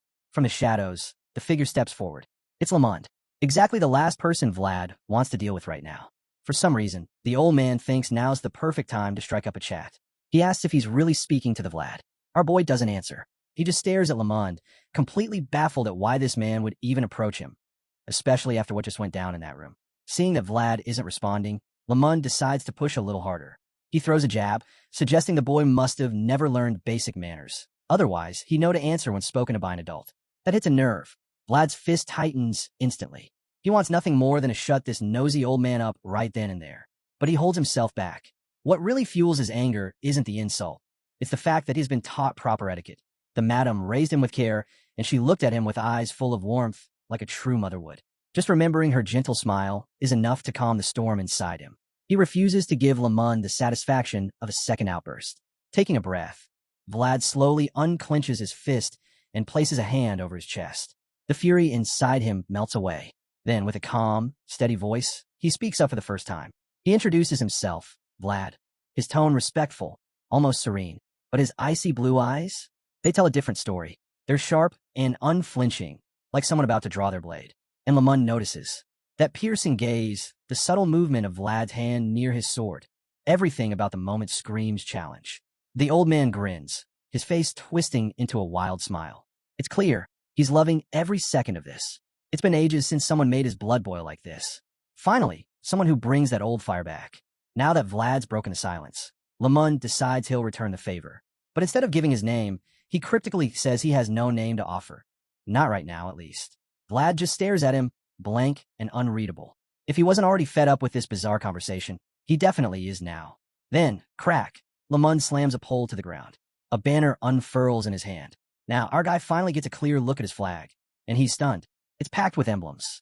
Never in a million years would he have guessed that this frail-looking old man ranked that high. But just as he's trying to wrap his head around it, Lamund calmly introduces himself as someone who treads the lowest path. He then admits that his mission isn't over yet. There are knights out there who've grown old without ever falling in battle, unable to retire with honor. For them, walking these low roads is the only way to reclaim the pride they've lost. It's the same choice the founding king, also a swordmaster, made in his final days. The scene shifts quickly. We're back in Dirmar now. Here, the princess and her advisors are deep in some kind of tactical discussion. The old strategist explains that Count Gaidar has set up a bridgehead leading north. More precisely, he secured the region where such a bridgehead could be built. On hearing this, the princess realizes something crucial. If Gaidar wants to head north, he'll have to get past them. That thought unsettles her. What if he really does come their way? Her advisor doesn't have a clear answer either. All he knows is that they need to be ready for anything. This only deepens her worry. She understands all too well. The center is already locked down, and it's only a matter of time before the West tightens its grip. With no time to waste, she decides she must send a letter to Count Bayezid before it's too late. She's certain he'll support them now. He has both the reason and the responsibility to do so. Her advisor agrees, pointing back to the map. He reveals the next likely target, Bayezid County, once the enemy pushes past Dirmar. Fear creeps in again for the princess, but there's a small comfort. She's relieved she gave Vlad her handkerchief. The old advisor adds that rumors of a blonde swordsman keep circulating lately. He's heard the boy is becoming quite the warrior. The princess nods, wondering if Vlad might have even crossed paths with the San Rosino. That thought eases her nerves a little, because, in her mind, any tie to the church is bound to be a good thing. Hearing that, the old man can't help but tease her, saying she seems awfully proud of him. The princess blushes, knowing deep down it's true. She did believe in him, after all. The man nods, agreeing with her. He even points out that thanks to her constant watch over Vlad's movements, their intelligence network has grown stronger than ever. It's grown so much, in fact, that people might start saying Dirmar's real export isn't lemons, but spies. That joke earns him a sharp glare, but she doesn't take it to heart. It's clear their spy system is solid now. And with that in mind, she proposes expanding their surveillance range. If they can detect any strange movements early, it might give them the time they need, especially with how few soldiers they have right now. Looking out over her city, she silently hopes the enemy will just pass by Dirmar without causing any trouble. The old man agrees. He's just as anxious as she is. The world is shifting fast, so fast that not even he can guess what's coming next. But even so, he believes this change might not be entirely bad. Just like how those flowers bloomed after Vlad left the city, maybe something good is about to grow from this chaos. Meanwhile, over in Shoara, night's already falling, and Vlad is ranting inside a smithy. He's still fuming from his earlier talk with the old man and mutters that he seriously wanted to smack Lamund right in the head. Right now, he's in the workshop of the bearded blacksmith from earlier in the story. The older man's quietly fixing Vlad's sword while listening to the boy vent. Eventually, he can't hold back anymore and asks what the hell Vlad did with the blade this time. He just repaired it not long ago, and it's already banged up again. Vlad stares at him and casually says he used it on a headless man. He admits that Dullahan was one hell of a fighter, but the blacksmith is just left blinking. What's that supposed to mean? A headless man? Seeing the confusion on the old man's face, Vlad tries to explain, but honestly, he doesn't even know how. Lately, it feels like every fight throws him against something completely new, beings he never imagined existed.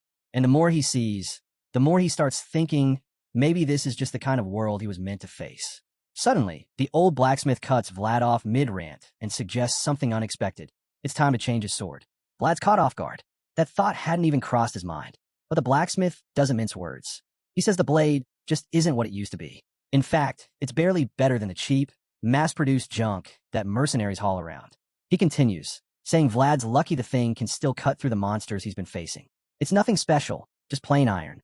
And, judging from its build, the smith who originally made it was nothing more than average. This catches Vlad completely off guard. He asks what the old man's getting at. The blacksmith doesn't sugarcoat it. He tells Vlad straight up, if you keep relying on a tool that's beneath your level, it's only a matter of time before it fails you. He then holds a worn blade up so Vlad can see for himself. And just like that, something clicks.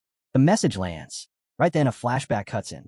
We see a scarred man, tough-looking and serious, step into the very same smithy. He walks up to the counter and demands a sword that can cut ghosts. Naturally, the old blacksmith doesn't even know how to respond. That kind of weapon shouldn't exist. He just stares blankly. The scarred man, confused by the silence, repeats himself. Yes, he's asking for a blade that can cut through ghosts. The flashback fades, and the blacksmith picks up the story from there.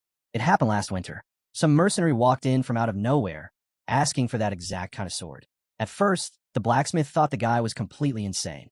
But then the man mentioned a name, Vlad of Shoara. Said he saw that boy cut a ghost. The second Vlad hears that, it all comes back to him. He remembers that guy, one of the mercs from the goblin subjugation. Back then, the man kept pestering him about where his sword came from. Now it all makes sense. The blacksmith begins piecing things together too. But one thing still doesn't add up. Vlad was too young back then to have mastered his aura. So if he did manage to cut through a ghost, it couldn't have been because of skill alone. That's probably why the mercenary came asking if the sword itself was special. The old man admits he felt an odd sense of relief the moment the stranger mentioned Vlad. It was the only way he knew the blonde kid was still alive. What amazes him even more is how much the boy has accomplished with that sword. Still, Vlad doesn't quite get what he's talking about. Instead of explaining, the old man simply hands the sword back to him without a word. He believes the boy will continue to grow, facing more and more challenges. Yet, the sword will never change. And if it ever breaks, it won't be the only thing that does. The old man always hoped the weapon wouldn't become a burden to the boy, and he's sure the blade wouldn't want that either. He tells Vlad he's not asking him to change the sword right now, just to give it some thought. Hearing that, Vlad asks if he takes custom orders. But to his surprise, the old man reveals this sword is his final creation. As far as he's concerned, Vlad will have to find a different blacksmith next time. Even though Vlad thinks he's matured, moments like these remind the old man that he's still very much a kid. For the young, dreading goodbyes is part of life. For someone his age, though, farewells have become routine. The old man then asks if Vlad will be back with the sword anytime soon. Vlad says there's no rush, though, now that he thinks about it, he might need it sooner than expected. That's all the old man needs to hear. He grabs the blade and starts working on it immediately, while Vlad quietly watches. Soon after, he returns the sword to Vlad, its surface gleaming like a mirror. The edge is sharper than ever, and Vlad is clearly impressed. Smiling, he thanks the old man and says he'll be counting on him again. But the blacksmith isn't too thrilled by that idea. He tells Vlad not to come around too often. He needs some rest. After all, not wanting to get on his bad side, Vlad quickly promises to bring some high-quality meat next time. Still not satisfied, the old man tells him that won't be enough if it's the only thing he brings. Vlad, catching on, promises to throw in some good liquor as well when he visits again. At this point, the old man bids Vlad farewell, saying he's looking forward to what's ahead. As Vlad disappears into the dark alley, the old man suddenly breaks into a harsh coughing fit. It's clear his strength isn't what it used to be. Realizing he's pushed himself too hard, he decides it's time to call it a day. Before heading back, he glances one last time at Vlad, noticing the steady, confident way he walks. The old man feels content. Vlad can now leave this place, this maze of backstreets, without hesitation. With that thought, the old man retreats into his home and turns in for the night. Meanwhile, Vlad continues on through the dim alleys. But someone's trailing behind, hidden in the shadows. It's Lamont. He's trying to tail the boy unnoticed, but just when he thinks he succeeded, Vlad suddenly halts and whirls around. He sensed the presence instantly. Lamont is taken aback by how sharp Vlad's instincts are. Now he truly understands why this kid was chosen to wear the Bayezid family armor. He's impressed. Vlad doesn't waste time and asks straight up why Lamont's been following him. The old man brushes it off, pretending it's just a coincidence that they're heading the same way. But Vlad's had enough. He knows Lamont has been on his trail ever since he left the city. It's starting to feel like the old man's messing with him on purpose, and it's getting under his skin. Lamont, on the other hand, enjoys this fiery edge. What impresses him more is how well Vlad keeps it in check. He's convinced now that the boy's potential is even greater than he imagined. Vlad isn't someone who loses himself to emotion. Lamont thinks back to their first meeting. Vlad could have easily kept his mouth shut, but he chose to speak up. It wasn't like Lamont said anything too provoking, so it had to be intentional, maybe a test of sorts. Seeing the old man deep in thought, Vlad calmly tells him to stop skirting around and just spit out whatever's bothering him. Seeing how boldly the kid stands his ground, Lamont can't help but be thrilled. It's been ages since he's met someone who speaks with such raw defiance. Fueled by the thrill, he reaches for his sword, declaring that blades say more than words ever could. Vlad watches closely, And just like that, he knows it's go time. He doesn't know what this guy's deal is or why he's pushing for a fight, but he remembers that Joseph once vouched for him as a former knight of the Bayezid family. That's all he needs to know. Without hesitation, Vlad strikes first. Lamund blocks it with ease. Their blades crash together, and as they exchange blows, the old man admits that Vlad's technique isn't bad. But Vlad doesn't say a word. He just keeps attacking with everything he has. Lamund parries every strike, again and again. Vlad quickly notices something. The old man is using just the tip of his blade to shut down each attack. It's no fluke. He's reading Vlad's every move with terrifying precision. After just a few clashes, it's clear to Vlad that this guy has fought through more battles than he can imagine. Realizing he's being completely outmatched, Vlad pauses. Lamund smirks and taunts him, asking if he's already out of steam. But Vlad isn't done, not even close. Gripping his sword tighter, Vlad dashes forward, and this time he unleashes his aura. Lamund's eyes widen. Even during the chaotic days of old, only a rare few could wield aura like this, especially at such a young age. And yet, here's this boy from Show era, using it as if it's second nature. A fierce duel erupts. Lamund looks like he's loving every second of it. Vlad goes in hard, swinging his aura-charged blade in a wide arc. But no matter how many times he strikes, Lamund blocks every blow with casual finesse. Again and again, Vlad's slashes are met with perfect defense. Determined to break through, Vlad winds up for a decisive strike. He aims for a clean kill, but Lamund is just too fast. The old man steps aside, and Vlad's sword crashes into the ground with brutal force. Lamund just laughs. It's been a long time since a fight felt this good. Watching Vlad's fierce spirit in action, the old warrior can't help but admire it. But right after that, Vlad manages to land a solid hit. It sends Lamund flying several meters back. The force of the blow pushes the old man off balance, and Vlad doesn't waste a second. Spotting the opening, he charges in, determined to end it right then and there. In his mind, Vlad knows he can't let Lamund slip away. The old man might have sharper technique and far more experience, but that doesn't shake Vlad's resolve. He believes he can overpower him with pure strength and youth. That should count for something, or so he thinks. With that belief fueling him, Vlad launches himself forward, clashing swords with Lamund once again. This time, the battle turns into a brutal test of strength. Their blades lock, and the two warriors stare each other down, pushing against one another with everything they've got. And here, Vlad seems to be gaining the advantage. He's younger, stronger, and it's starting to show. Bit by bit, he forces Lamund back. The veteran's feet begin to slide across the ground, proof that he's being pushed into a corner. Seeing this, Lamund lets out a laugh, remarking on how cruel time can be. Vlad picks up on the shift and smirks, taunting the old man. He wants to see how long that grin will last. Lamund admits the kid's approach was smart, but his eyes say he's nowhere near finished. He's still enjoying this, and if it comes down to endurance, he's ready to fight till dawn. The clash continues, relentless, fierce, and dead even. Neither side gives an inch. Both swordsmen remain locked in place, and despite the pressure, neither one shows any sign of backing down or slowing up. It's a standoff of sheer will. Lamund grins and teases Vlad, saying he's not bad for an old man. He then casually mentions that this little clash is nothing more than physical training for him. Meanwhile, Vlad is clearly starting to struggle. The tension in his body, the sharp breaths, he's feeling it. Unlike the old man, he doesn't seem built for this kind of prolonged pressure. To make things worse, Lamund's strength is only growing. Vlad can sense it.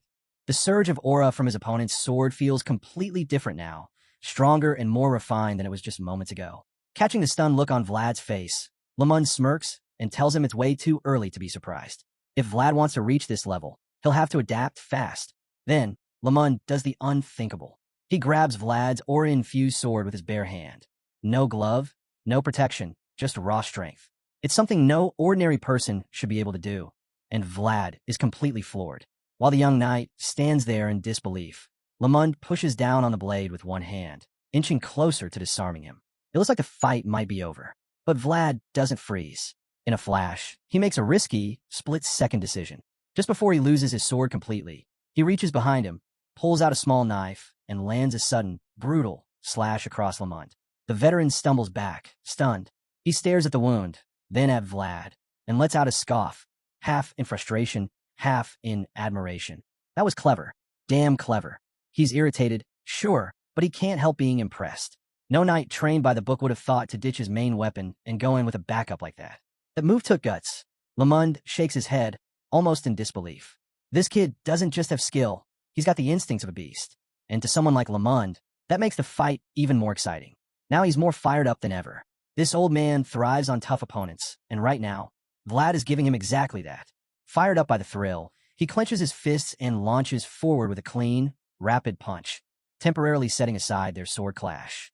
Fueled by sheer intensity, he builds up enough speed and force to deliver a brutal hit that sends Vlad flying several meters through the air. Vlad's body tumbles across the ground like a rag doll, bouncing violently from the impact. Not many could survive a blow like that. By the time Lamund realizes just how much force he used, the damage is already done. The moment hits him, he may have gone too far. Suddenly worried, the old man rushes over to where Vlad landed, hoping he didn't just finish the kid for good. He calls out, trying to check if Vlad's okay. But when he gets there, he finds a young fighter lying face down in the rubble, motionless, unresponsive. Seeing Vlad like this, Lamund starts to suspect he might have knocked him out cold. And honestly, that disappoints him. He had hoped Vlad could take more of a hit. As he stares at the still body, something Master Joseph said flashes through his mind.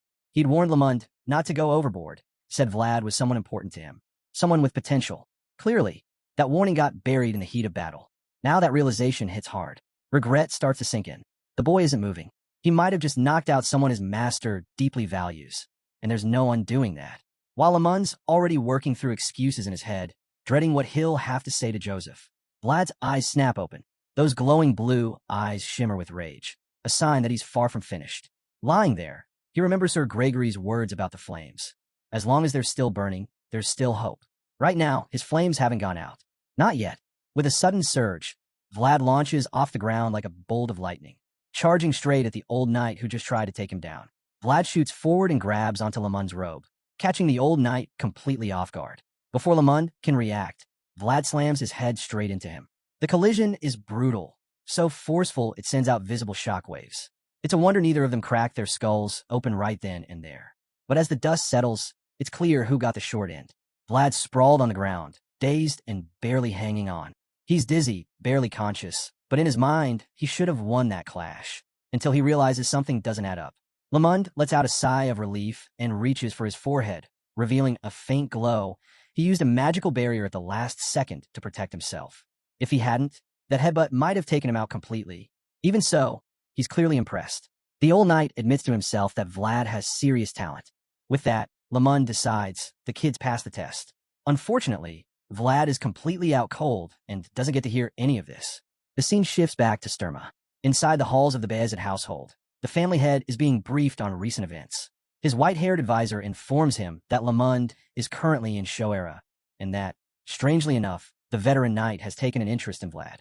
The noble raises an eyebrow, intrigued but not shocked. The advisor adds that this development comes as a relief. Bayezid agrees. He recalls that Lamund once served the previous patriarch, a knight known for being tough to please. Even Bayezid finds him difficult to handle. He remembers the last time Lamund visited Sturma, how disappointed the old man looked after reviewing the quality of knights they had. That moment stung. So now, knowing that Lamund finally sees promise in someone, even if it's just one swordsman, restores a bit of lost dignity. Still, there's a lingering feeling of uncertainty. All they had to impress Lamund was Vlad's talent. That's it. Sensing this, the advisor calmly reminds him, the world isn't what it used to be. And right now, Vlad is living proof of just how much things have changed. Lamund's rise from a lowly servant to a full-fledged knight shaped his outlook. Because of that journey, he has little interest in the current generation of pampered, sheltered servants. That's just not the kind of strength he respects. But Bayezid isn't entirely on board with that view. He insists that while times may change, some principles remain the same. He doesn't think Lamund's criticisms of Sturma's servants were just passing complaints. They cut deeper. Still, Bayezid keeps those thoughts to himself for now. Despite all that, he can't deny that Vlad left a lasting impression. It's not just a feeling, there's proof. The San Rosino themselves acknowledge Vlad by sending him a new set of armor.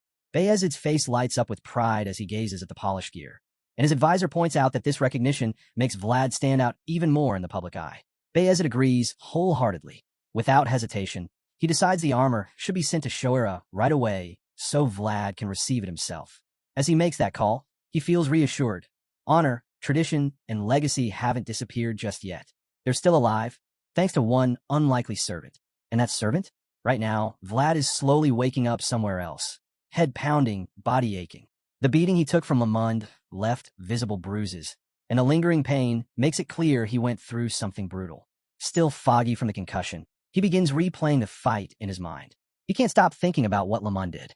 Using aura, not on the blade, but on his own body, that was something Vlad had never seen before. It blows his mind. As these thoughts swirl, the voice in his head speaks up, pointing out that Lamont might be the perfect person to learn from. Talent shows itself in many ways, and this old knight clearly knows his stuff. Vlad agrees.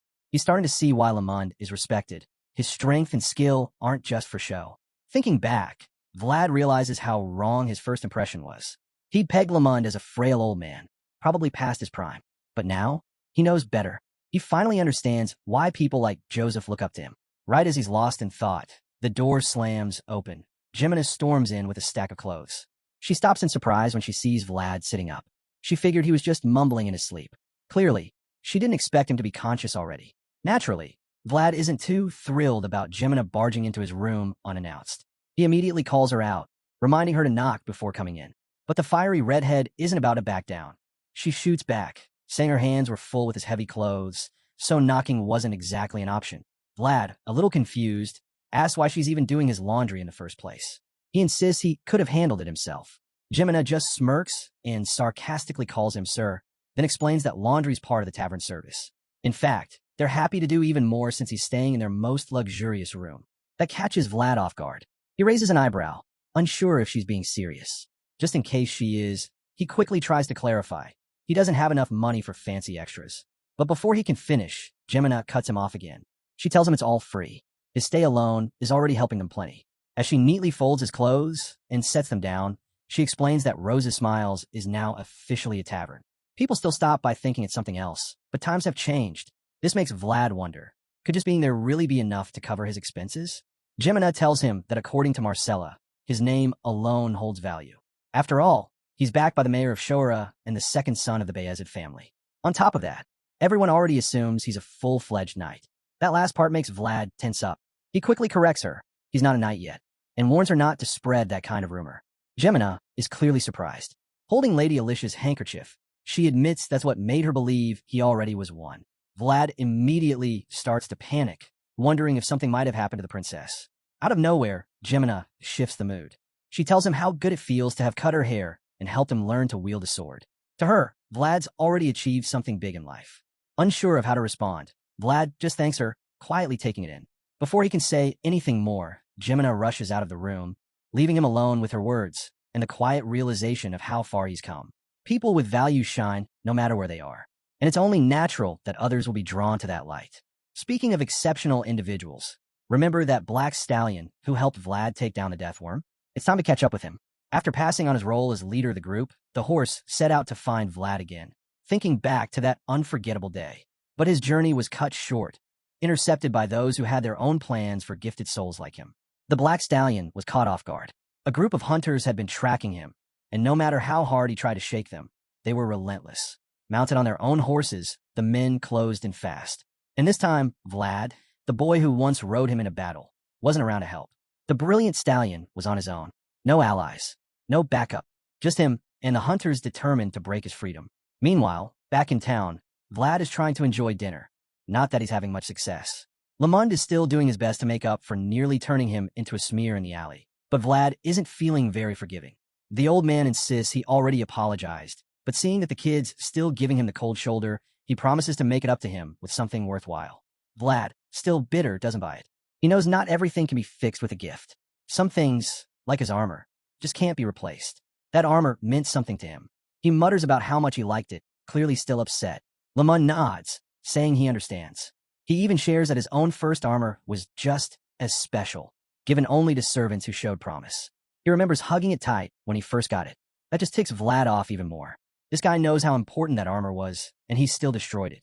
Feeling the weight of guilt, Lamond tries a new approach. He asks Vlad to come with him somewhere. Naturally, Vlad wants to know where they're going. Lamond tells him they need to prove something to Joseph, that he's not just wasting time during his suspension. If he keeps lying low, people might start labeling him a troublemaker. The way Lamond phrases it works. He's sharp with words, and Vlad gets the point. Even the voice inside Vlad's head agrees. Joseph values Lamond's opinion, so this could help.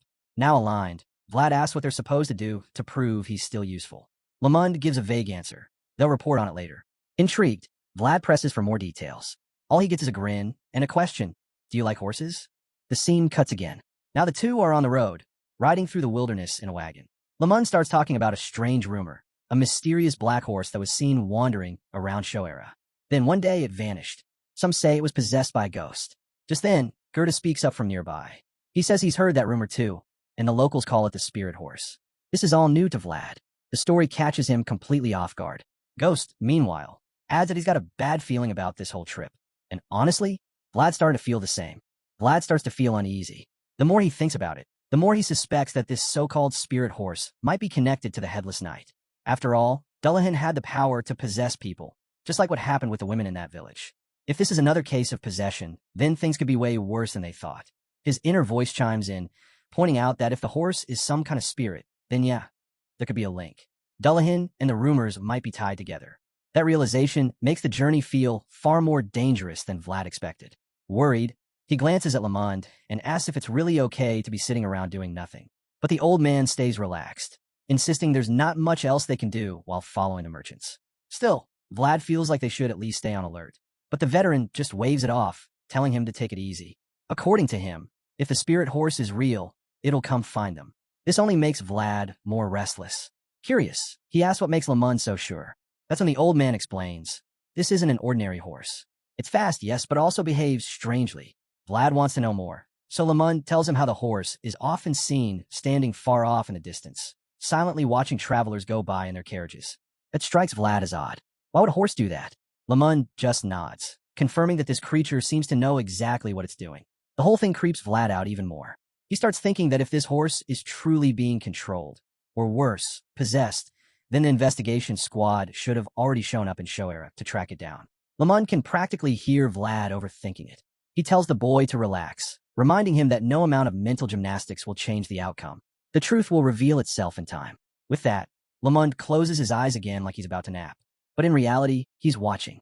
He admits to himself that the whole spirit horse story was a setup, a way to observe Vlad more closely over the next few days. A quiet test. If Vlad impresses him, he might finally teach him something. Then, out of nowhere, Lamond asks how long it's been since Vlad started using aura. Vlad replies that it's only been about 3 or 4 months. Lamond raises an eyebrow, impressed. That's fast. But what really surprises him is that Vlad still hasn't found his color yet. That throws Vlad off. Color? No one's ever mentioned that to him before. Lamond explains that aura reflects the heart, and every user has a unique color. Vlad hasn't found his yet because, as Lamond puts it, his world hasn't been decided. Now completely intrigued, Vlad immediately asks what he needs to do to find it. The eagerness in his voice catches Lamond off guard. He didn't expect the kid to be so anxious or so uninformed. He's genuinely surprised no one's ever taught Vlad the basics of aura. Fed says he was only taught the basics. Hearing that, Lamond figures Sir Jaeger must have his own reasons for keeping things from the kid, so he decides not to go too deep into training just yet. Instead, he tells Vlad to stop hiding and start expressing more of who he is. That only leaves Vlad even more confused. Lamond believes he needs to help the boy unlock his inner world, what knights refer to as the key. He reminds Vlad that the knights who used aura weren't doing it with brute force alone. There was always something more. He urges Vlad to think. Did any of them do something specific before unleashing their power? Vlad tries to recall, but most of his memories are a blur. Those moments were always intense, high-stress situations. Still, he digs deeper and begins to remember. Sir Pablo would always raise his sword behind his shield. Sir Gregory moved in sync with his feet and blade, and Rutiger had a habit of flicking his sword with his finger. Seeing the realization dawn on him, Lamond tells him, that's the key. It's not just a move, it's the ritual, the trigger that opens the heart's world. Vlad mentions he's only ever used the basics, which confirms Lamond's earlier suspicion. The boy hasn't found his own color yet. Lamond reassures him. Jaeger will explain when the time comes, but it doesn't hurt to start thinking about it now. Suddenly, the veteran senses something off. He snaps at Vlad to get down. Right as a voice echoes the same warning, an arrow zips past them. In that instant, Lamond realizes their journey won't be as smooth as hoped. He immediately warns the rest of the group. They're under attack. Before anyone can react, someone is struck in the head. Chaos breaks out. The horses panic, people scramble, and no one can tell where the arrows are coming from. Then, one of the knights spots a massive group approaching from the horizon. Bandits. Lamond shouts at Gerda to drive the horses forward and hold them steady. Vlad is stunned. Bandits in a place like this? But Lamond clarifies. These aren't your average roadside thugs. They're much worse. They're barbarians. Out on the plains, soon to become a battlefield. A storm of arrows suddenly rains down. The barbarian army has launched their first assault, and just like that, chaos explodes across the open field. The mercenaries and travelers are completely blindsided. None of them had expected to face the infamous heathen army, especially not out here. Caught unprepared, they scramble to defend themselves, raising their shields in desperation to block the incoming arrows. They manage to form a basic defense and brace themselves, trying to hold the line. But it doesn't take long to realize they're outmatched. Still, they shout to each other, pushing through the panic, trying to keep the formation steady just long enough to weather the storm. But the barbarians aren't slowing down. The archers notch their next arrows without missing a beat, and in the blink of an eye, a second deadly wave comes flying in. Right behind it, the barbarian warriors begin their charge, charging forward with terrifying speed and bloodlust. From the looks of it, these attackers have been itching for a fight, and the unfortunate mercenaries just happen to be in their path. The heathens have the upper hand right now, and they're not wasting the chance. They rush in without hesitation. At the back of the caravan, our boy and his small group watch the ambush unfold. They're far enough behind the chaos to slip into hiding before the enemy gets close. It almost seems like Lamund saw this coming. He doesn't look surprised at all. He'd clearly planned for something like this, which explains why he insisted on traveling with the merchants at the tail end of the convoy. Thanks to that decision, they've bought themselves precious time to hide, to regroup, and to think. Watching the ambush unfold, Vlad is completely thrown off. Why are barbarians even here? Everyone knows they stay north of the border. What are they doing this far into the country? Lamund admits it too. This isn't normal. In all his years, he's never seen anything like it. The barbarians have never crossed this deep before. This unexpected turn of events leaves the old knight clearly irritated. He'd been hoping for a quiet, uneventful journey, but that hope is long gone now. With no other option, he prepares to draw his sword and face the ruthless heathens head-on. Lamund grabs his weapon and tells Gerda, the coachman, to saddle up the horse, making it clear he's heading straight into the chaos to handle things personally. Up until now, we haven't seen the veteran in real combat since his intense spar with Vlad. Facing a wave of enemies on the battlefield, this will be the first real look at what the old swordsman is truly capable of. Go hesitates. That horse isn't made for battle. It's just a pack animal. He's worried it won't make it. But Lamund shuts that down fast. Better to ride into a storm on a basic horse than try to dodge enemies on foot. And he's not wrong. With the barbarians already charging in on horseback, fighting them without a mount would be suicide. Lamund spells it out. Barbarians are terrifyingly skilled riders. It's in their blood. Male or female, young or old, it doesn't matter. They're born on horseback and live most of their lives in the saddle. But even so, Lamund says there are exceptions, and that's where knights come in. He tells Vlad, this is important, so don't forget it. If you're ever up against a barbarian, take away their movement. Their mobility is both their greatest strength and their greatest weakness. Just as Lamund is trying to drill this lesson into Vlad's head, their talk is cut short. A booming, thunderous voice crashes through the noise, commanding enough to grab everyone's attention in an instant. Even the battered mercenaries lying on the field stop and listen. The man at the center of the barbarian horde speaks up, clearly their leader. He addresses the battered mercenaries and shaken merchants, assuring them that he and his warriors have no intention of killing anyone, as long as they agree to pay the toll. This sudden pause in the assault catches everyone off guard. The mercenaries glance at each other, stunned. Relief flickers in their eyes, but so does confusion. Could it really be that simple? Just pay a toll and be on their way? While most of them are still processing the situation, a terrified merchant at the rear raises his hand. Desperate to survive, he speaks up on behalf of the others, saying they're willing to pay whatever is asked. His only concern is making it out alive. How much is the toll? He asks. The barbarian leader answers without hesitation. Everything. They can keep their lives, but everything else must be left behind. Every coin, every item, every bit of food and gear. If they want to pass, they walk away with nothing but the clothes on their backs. The merchant stands frozen, completely blindsided. He'd hoped for a sum he could manage, anything but this. The weight of the barbarian's words crushes him. His expression says it all. Shock, disbelief, and growing despair. The leader doesn't stop there. He warns them. Any attempt to hold back, even a single item, will be seen as a refusal. And those who refuse will pay their toll with their lives. It's clear now. This man has no interest in mercy. All around, the travelers crouch behind their battered shields, still trembling from the earlier barrage. The same merchant who spoke earlier takes a hard look at the battlefield. Mercenaries injured, scattered, disoriented. It's painfully obvious they stand no chance. They paid good money for this escort, trusting the mercenaries would protect them. But now, surrounded by mounted warriors in enemy territory, it all seems meaningless. They never expected to run into bandits here, let alone barbarian raiders. the worst kind of enemy any traveler could face.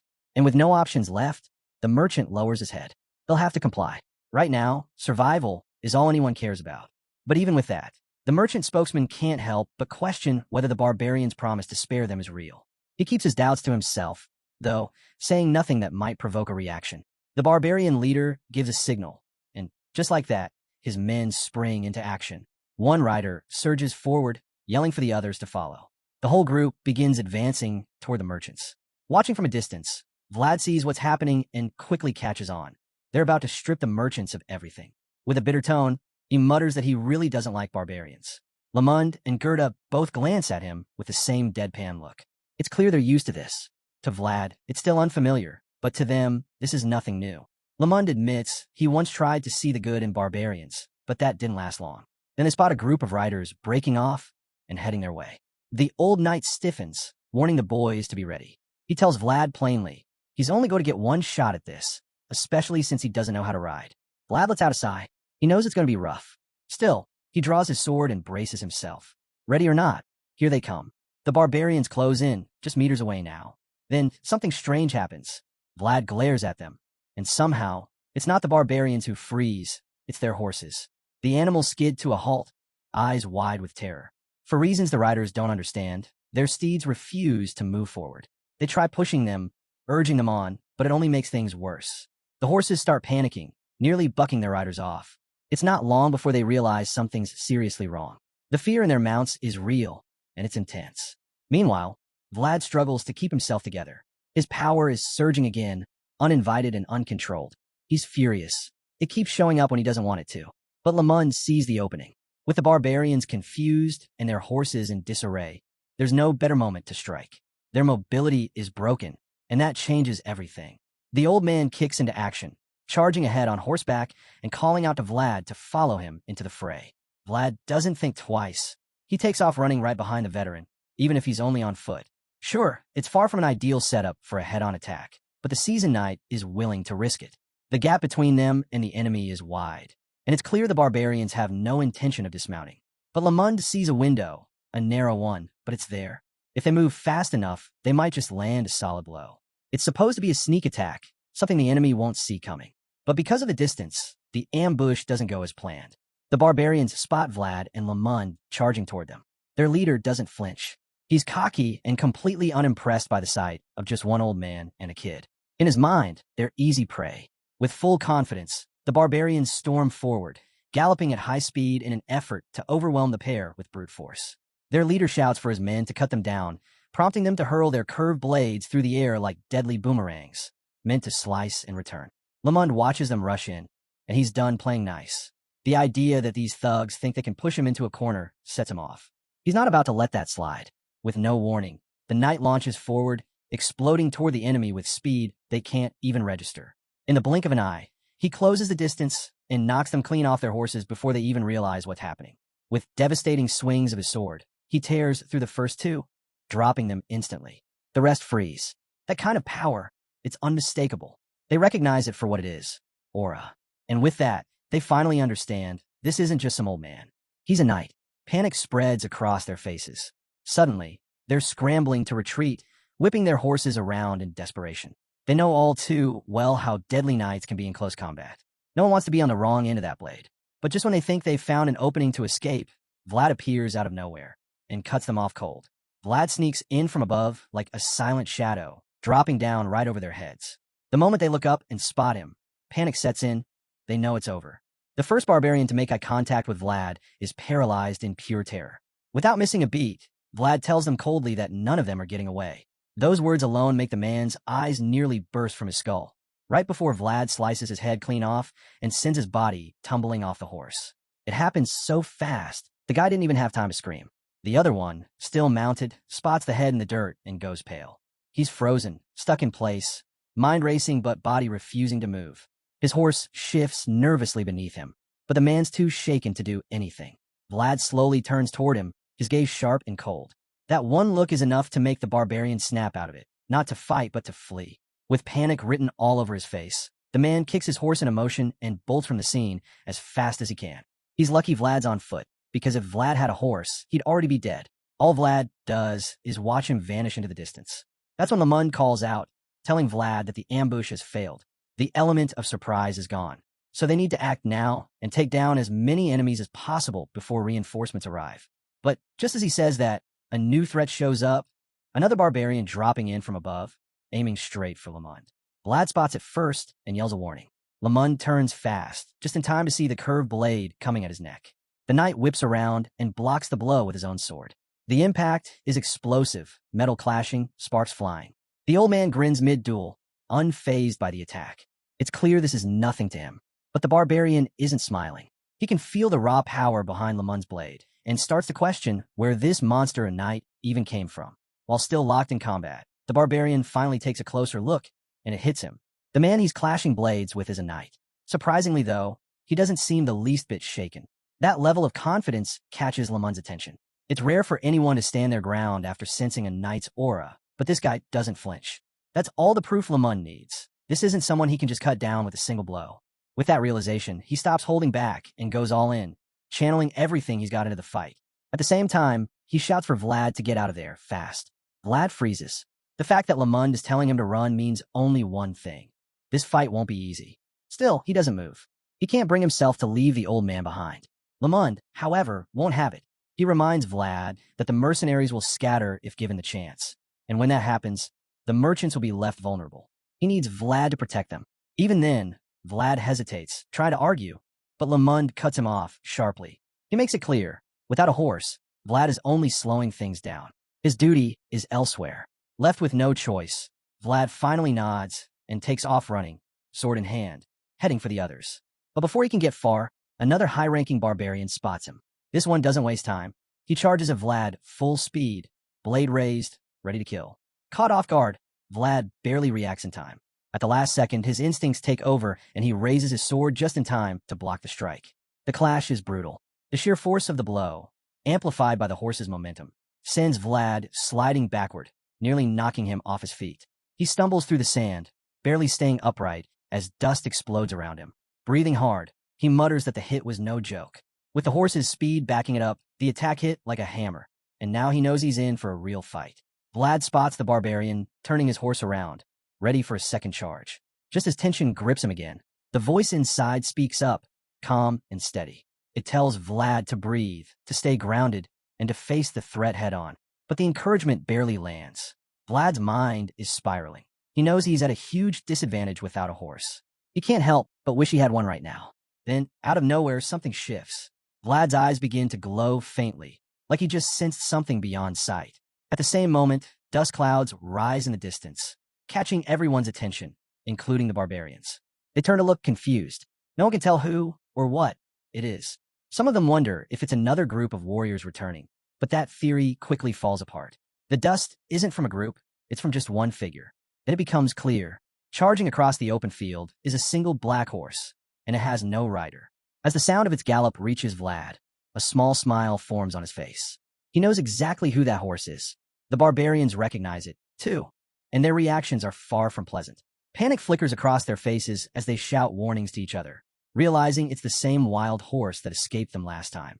This isn't just any horse. It's the legendary son of the grasslands, a creature known across the region. And now, unbelievably, it's charging straight toward them. The barbarians' priorities shift instantly. Forget the merchants. Forget the fight. They've got a bigger prize in sight now. They regroup, rallying their numbers to capture the wild horse once and for all. With ropes and weapons in hand, they prepare to bring it down. But the horse has no intention of running. It storms toward them, completely unfazed by their weapons or numbers. Ropes fly through the air, but every throw misses. No one can land a single hit. The wild beast moves like lightning, slipping through every trap as if it already knows their every move. The son of the grasslands bolts right through the first wave of barbarians like they're not even there. They're left stunned and frustrated, watching as the wild horse escapes without breaking a sweat. But they're not ready to give up. Fueled by greed and pride, they push each other to chase after it. Even so, it's obvious the wild stallion is in a league of its own. No matter how hard they push their horses, they can't close the distance. Meanwhile, Vlad climbs onto a high platform, knowing the horse will be looking for him. He calls out, signaling his location. His eyes glow once again, and so do the horses, as if their spirits are in sync. The son of the grasslands suddenly skids to a stop when it spots Vlad glowing with aura on that cliff. Then, without hesitation, the majestic creature turns and charges directly toward him. Everyone watching realizes the truth. They're connected. A barbarian nearby notices Vlad racing to meet the horse and rushes in to stop him. But it's too late. Vlad runs full speed toward the edge, and just as the curved sword swings down at him, he leaps. It's a daring jump, pure instinct and faith. For a moment, he's suspended in the air, probably realizing just how dangerous this move really is. But then, just in time, the son of the grasslands launches into a leap of its own, rising up to meet him midair. Perfectly timed. Vlad lands right on its back. No saddle, no reins, just him gripping tightly to its flowing mane. The barbarians freeze. What they just witnessed shouldn't even be possible. To them, the son of the grasslands is a divine creature, untamable, untouchable. And now it's carrying a boy who's not even from the grasslands? They're left speechless, trying to make sense of the impossible. Our boy charges into the fray, no longer burdened by any disadvantage. He's got a horse now, and that changes everything. With speed on his side, he heads straight for the embattled merchants who are being robbed blind across the plains. As he rides, Vlad suddenly bursts into laughter. The sheer rush of galloping forward brings back memories. This is exactly how it felt when he went up against the Deathworm. That raw, unfiltered excitement. That sense of holding nothing back. And it's not just him. His horse feels it too. The wind, the speed, the liberation, it's pure freedom. So much so that Vlad releases the reins, trusting the bond between them. He knows he won't fall. All that matters now is charging ahead with no limits. While Vlad is reveling in this long-lost thrill, the barbarians have their eyes locked on a prize of their own, the horse. To them, it's not just any horse. It's the legendary son of the grasslands. And they'll stop at nothing to claim it. No way are they going to lose it to some imperial upstart, or so they think. As a few bandits try chasing Vlad down, he isn't retreating. He's heading right for the heart of the enemy forces. Confident, composed, and ready to take them all on. The barbarians, on the other hand, believe they've got the upper hand with sheer numbers and brute force. They rally together, prepared to crush this lone warrior. But Vlad knows it's time. He unleashes his aura. Instantly, the son of the grasslands follows suit. In that moment, man and beast move as one. Powerful, precise, and completely in sync. Their combined energy lights up the battlefield, a radiant force that stuns everyone around. The barbarians are caught off guard, frozen in disbelief at the blinding intensity surging through the plains. Then it hits, like lightning. Each bolt of that radiant power, an unstoppable killing ray, strikes with deadly precision. Wherever it lands, it leaves no survivors. The aura, now fully awakened and fused between Vlad and his horse, sweeps through the enemy like a storm. With a single, ferocious swing of his blade, Vlad unleashes a strike that instantly multiplies. One slash becomes many. In a heartbeat, wave after wave of barbarian soldiers fall before him. After wiping out the first wave of heathens, the rest of the barbarian forces are left in complete shock. They finally realize something they hadn't before. This kid is no ordinary empire brat. He's a full-fledged knight. That revelation alone sends a wave of fear crashing through their ranks. Just moments ago, they were mocking him. Now, they're staring at the carnage, counting how many of their own fell in the blink of an eye. It's clear now, going toe-to-toe with him is suicide. The smarter ones immediately back off, deciding there's no point trying to overpower him up close. Their best chance is to retreat and hit him from a distance. But Vlad? He's already one step ahead. Before they can even regroup or reposition, he wheels his horse around and flips the situation on them completely. The hunters become the hunted. Now they're running, desperately trying to gain enough space to fire their long-range attacks. But outrunning the son of the grasslands? That's wishful thinking. The black horse is a blur across the battlefield, faster than anything they've ever seen. Vlad is gaining on them, his aura-infused sword raised and ready to strike. Cornered and out of time, the barbarians make a desperate call. They split up, hoping to flank him from both sides and trap him in a pincer move. But the horse knows better.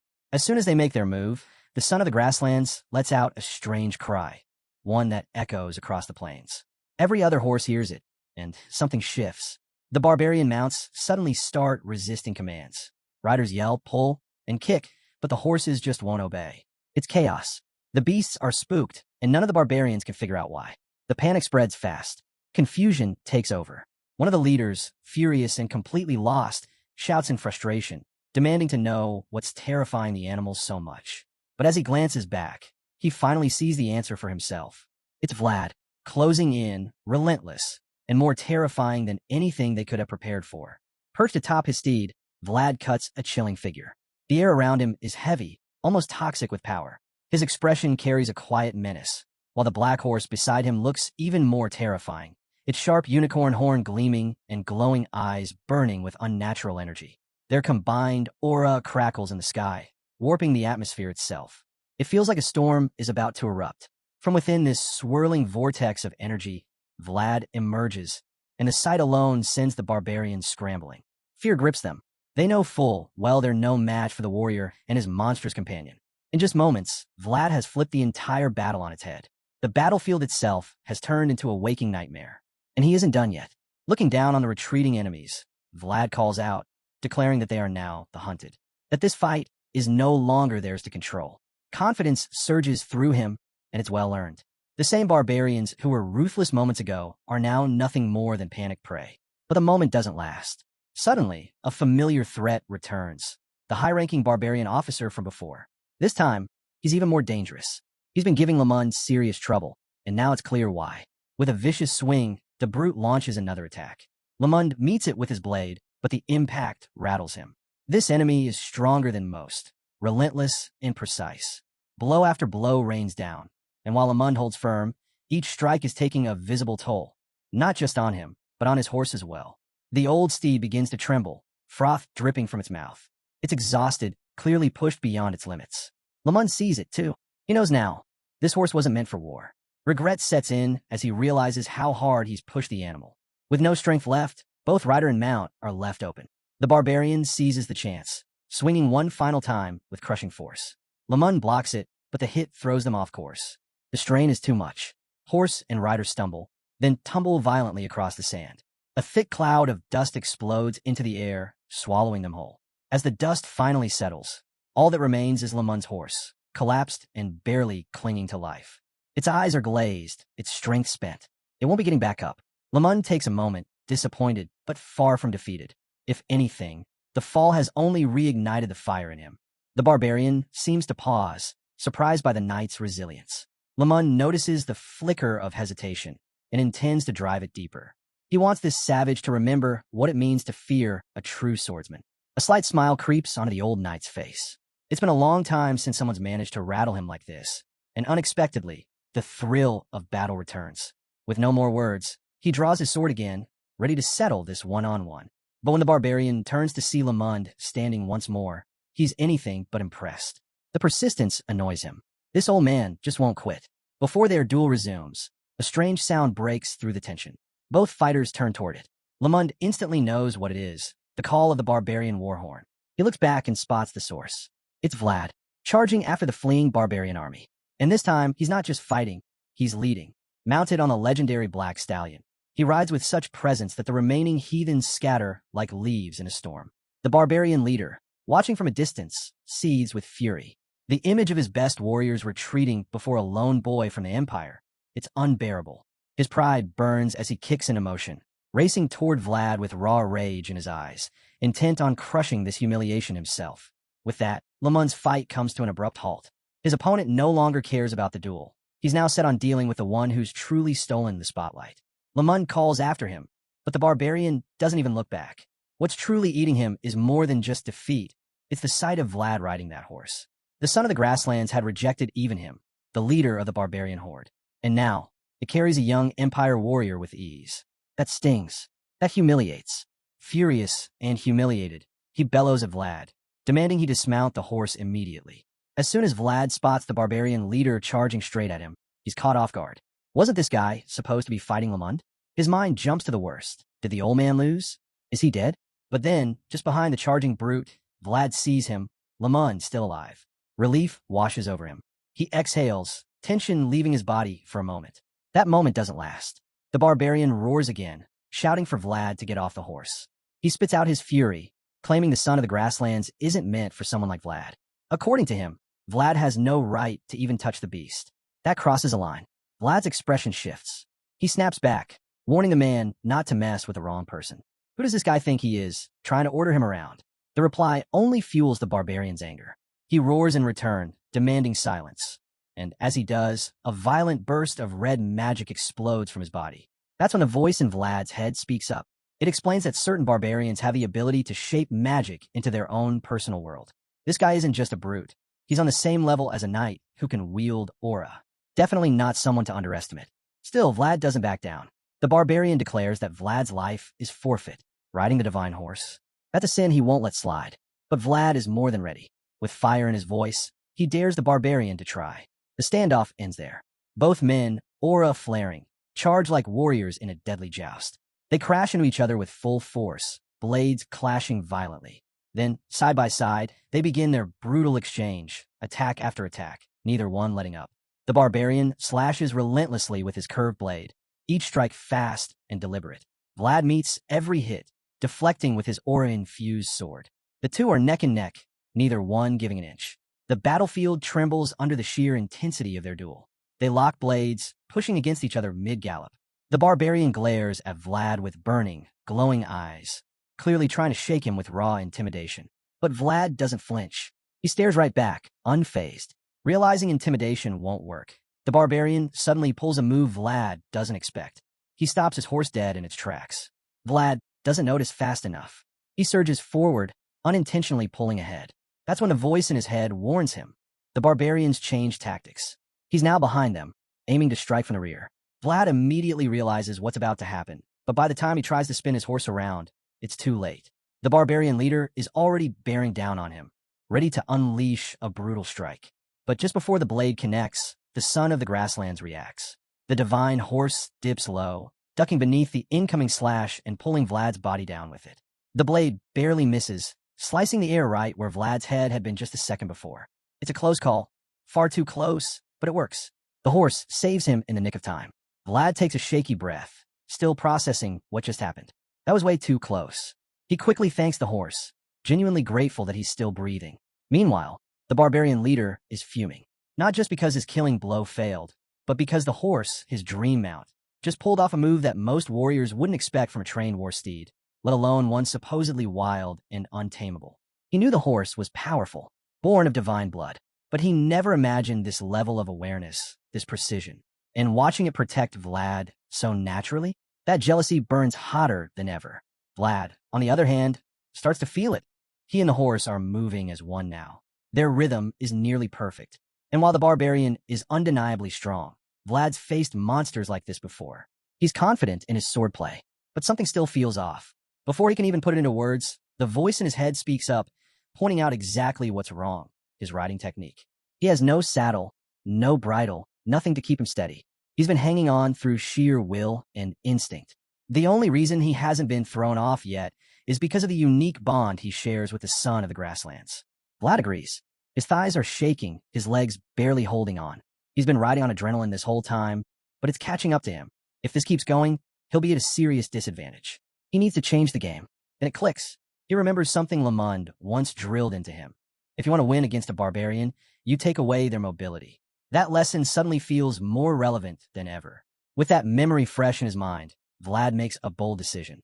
Time to bring the fight to the ground. No more charging. No more chasing. It's time to get dirty.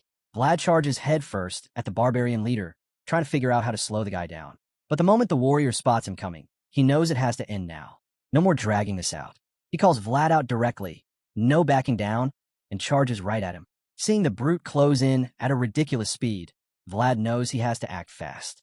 Without hesitation, he whips his horse around. The sudden move kicks up dirt straight into the barbarian's face. That brief distraction is all Vlad needs. He takes off in the opposite direction. The other warriors are caught off guard, and their reactions are mixed. Age, the leader, watches this unfold and isn't just shocked. He's furious. In his eyes, Vlad's retreat looks like cowardice, and worse, it stains the honor of riding the sacred horse. He already wasn't thrilled with our boy, but now he's seething with rage. Fueled by that fury, the barbarian chief charges after Vlad, gaining ground quickly. Almost too quickly, like Vlad's letting him catch up. It's clear there's a plan in play, and that sly smirk on Vlad's face, that's a dead giveaway he's got something up his sleeve. Once the leader's close enough, Vlad starts talking. He says he's heard barbarians are born in the saddle, while he himself has always lived in the dirt beneath those horses. The warlord doesn't care one bit for this chatter. He thinks Vlad's just rambling nonsense. But Vlad glances back and calmly explains that he's been generous, keeping the fight on horseback the entire time. And now, Now, it's the barbarian's turn to return the favor. With perfect timing, Vlad lets his cloak fly off, aiming it right at the guy's face. It should have been a perfect distraction, but the barbarian's instincts are too sharp. He sees it coming, swats it away with one hand, and roars in frustration, telling Vlad his little tricks won't work anymore. But just as the barbarian leader starts to shout out his warning, he looks up and freezes. Vlad is already mid-air, diving straight at him from above. The blonde knight has launched himself off his horse in a bold move, aiming to tackle his opponent straight off the saddle and take the fight to the ground. Even with his sharp instincts, the barbarian can't react in time. Vlad moves too fast. In a flash, he's got the guy by the neck, locking him in and saying it's time they brawl in the mud. The barbarian's eyes widen. He can tell Vlad means every word, and it's a terrifying thought. But there's no escape. Vlad slams into him, dragging the warlord off his mount and down the slope, holding him tight in a headlock. It's not a clean fall either. They tumble and crash down the hillside, kicking up dust and dirt as they wrestle. And then, suddenly, they're both over the edge, falling off a cliff. The sight of their leader plunging down the cliff stuns the rest of the warriors. Even Lamund looks shaken when he sees Vlad going down with him. No matter how skilled a knight is, a fall from that height should be deadly. He stands at the cliff's edge, filled with dread for the young swordsman's fate. But then, something catches his eye. There's a glowing light at the bottom. Lamund narrows his gaze and bursts out laughing. He instantly recognizes the move. That glowing aura means Vlad used a technique Lamund hadn't even taught him yet. He can't believe it. The kid pulled off an advanced aura focus skill on his own. That skill saved his life. And now we see Vlad, alive and well, standing over the fallen barbarian leader. He's got the man pinned, his sword pressed close to the guy's throat. The warlord, clearly defeated, finally gives his name, Age of the Budat tribe. Maybe he hopes his name will earn him some mercy. But Vlad? He doesn't care one bit. The scene shifts back to Shoera, where his sister from the convent visits Joseph with a stern warning. She tells him to be cautious with Vlad, though her wording makes it sound like he's trying to groom his servant, something Joseph clearly doesn't understand. Her glare sharpens with frustration. We're then taken to a flashback that explains her anger. It turns out Vlad took Jemina away from the convent without following any official process, even though the girl was practically living like a nun. In that memory, the sister confronts Vlad, saying he had no right to take her, not even with his noble status in the Bayezid household. But Vlad doesn't back down. He snaps right back, saying it's thanks to the Bayezid name that the convent even has a future. His eyes flare with energy, and the intensity of his words leaves them speechless. Back in the present, the sister is convinced Vlad is dangerous. She labels him as blasphemous, impulsive, and cruel. She warns Joseph that this boy will tarnish his honor. Joseph listens quietly, but when she finishes, he doesn't hide his doubts. He tells her he already knew Vlad had crossed the line with the convent, and if she was truly concerned, she had plenty of time to speak up. So why now? Why wait until Vlad received recognition from San Rosino, and even earned the blessing of Priest Andrea? Joseph sees right through it. There's only one person who can mobilize the convent's leadership, Bishop Pierre, and suddenly, everything clicks into place. Shoera is ruled by two powers, Mayor Joseph of the Bayezid line, and a bishop who serves the faith and its people. But now that balance is tipping. Vlad's achievements are strengthening Joseph's position, and the opposing side is starting to panic. It's becoming clear they were never after Vlad. They were after Joseph. The story continues with Joseph sitting down in his office, speaking with a visitor. Together, they reflect on Vlad's actions. While it's true Vlad has given their rival some ammunition, Joseph insists that certain lines shouldn't be crossed, no matter what his vassal did. He also reminds them that he doesn't owe anyone anything just because Vlad stepped out of line. Still, he can't shake the feeling that there's more to this situation than meets the eye. Some hidden motive must be driving it all. His thoughts are cut short when there's a knock at the door. A knock interrupts the meeting. The mayor's guest apologizes for the intrusion, and Joseph finally lifts his head to see who's entered. It's Sir Jaeger, and he's got news. Apparently, the stable hand who traveled with Sir Lamond has returned. The usher steps into the room, and Joseph just watches, silent and tense, waiting to hear what the man has to say. One look at Gerda's face is all he needs to guess. This won't be good. After a long pause, the stable hand finally speaks. His words hit hard. The barbarians have appeared. The sister from the convent is visibly shaken, gasping at the revelation. But Joseph stays calm, almost unaffected. He had a feeling something like this was coming. Without flinching, he turns to Gerda and asks him the only question that matters now. Where? Gerda quickly explains they're on the roads between Shoera and Varna, already attacking travelers. That's when Joseph hits him with another question. Did he run away and leave the others behind? Caught off guard, Gerda rushes to explain. No, he didn't abandon anyone. He says it was Sir Lamond who ordered him to return and call for help. He also adds that Vlad has managed to capture the barbarian leader and is currently holding his position. Joseph breathes a little easier hearing that, though concern still lingers. He then asks about the mercenaries who were supposed to guard the merchants. Gerda's face darkens. He admits the mercs bailed as soon as they saw an opening. If not for Sir Lamond and Vlad, everyone would be dead by now. With all the pieces now laid out, Joseph realizes it's just the old knight and Vlad standing between the raiders and the rest of the people. Gerda confirms it. Meanwhile, the sister looks like she just swallowed a bitter pill. Vlad, the same young swordsman she called reckless and blasphemous, is out there risking everything. That clear hit to her pride doesn't go unnoticed. Joseph catches the frustration written all over her face, and a faint smile creeps in. Having made his point without saying a word, the mayor turns to Sir Jaeger. It's time to act. He instructs him to personally lead the mounted troops and ride out to support Vlad and Lamont. Gerda is to guide them straight to the fight. They're to move fast, no delays. Both men nod, fully understanding the urgency. Without another word, they head off to carry out the mission. Once the others leave, the mayor casually resumes his talk with his sister, tossing out a comment about how impressive his vassal is. Naturally, it's a jab meant to rile her up, and it hits the mark. She doesn't quite catch his drift at first, so he breaks it down for her. From his perspective, Vlad might be a commoner with a short fuse, but he's still doing God's work by protecting the innocent. That's when it dawns on her. She can't exactly argue with that. As much as she hates to admit it, he has a point. Sensing the shift, Master Joseph jumps on the moment. He figures he'll eventually have to meet Bishop Pierre, but before that happens, he wants the sister to deliver a message. She leans in, clearly nervous about what he'll say. Joseph keeps his tone even, expressing genuine thanks for the bishop's concern. But just before finishing, he drops the real kicker. He plans to visit the bishop soon. That line alone sends a jolt through the sister. She's visibly shaken, knowing full well what might come from such a meeting. And she's right to worry. Joseph isn't planning a polite conversation. He intends to confront the bishop head-on. And when that day comes, sparks are going to fly. The scene cuts away and brings us back to Vlad, who's deep in the wilderness alongside Sir Lamond and the merchant. He looks completely worn out in the saddle. As they move along, he glances to the side and spots a group of mounted warriors riding in formation.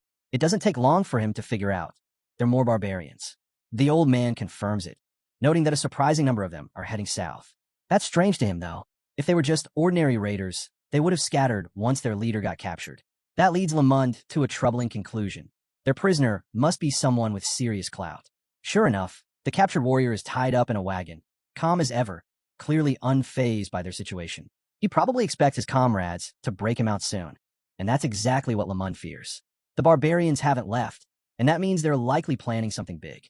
Lamond knows this isn't looking good. If things keep going this way, they might be in serious danger before they even get close to Shoera. For now, they press on, trying to stay ahead while the enemy waits for just the right moment to strike. The old man is visibly uneasy now, growing anxious over how long the stableman is taking to return with backup. Suddenly, the barbarians begin to scatter, and that shift in behavior sends a chill down his spine. He fears their plans may have changed and wonders if something went wrong. That's when Vlad and his horse snap their heads to the side, spotting something unexpected.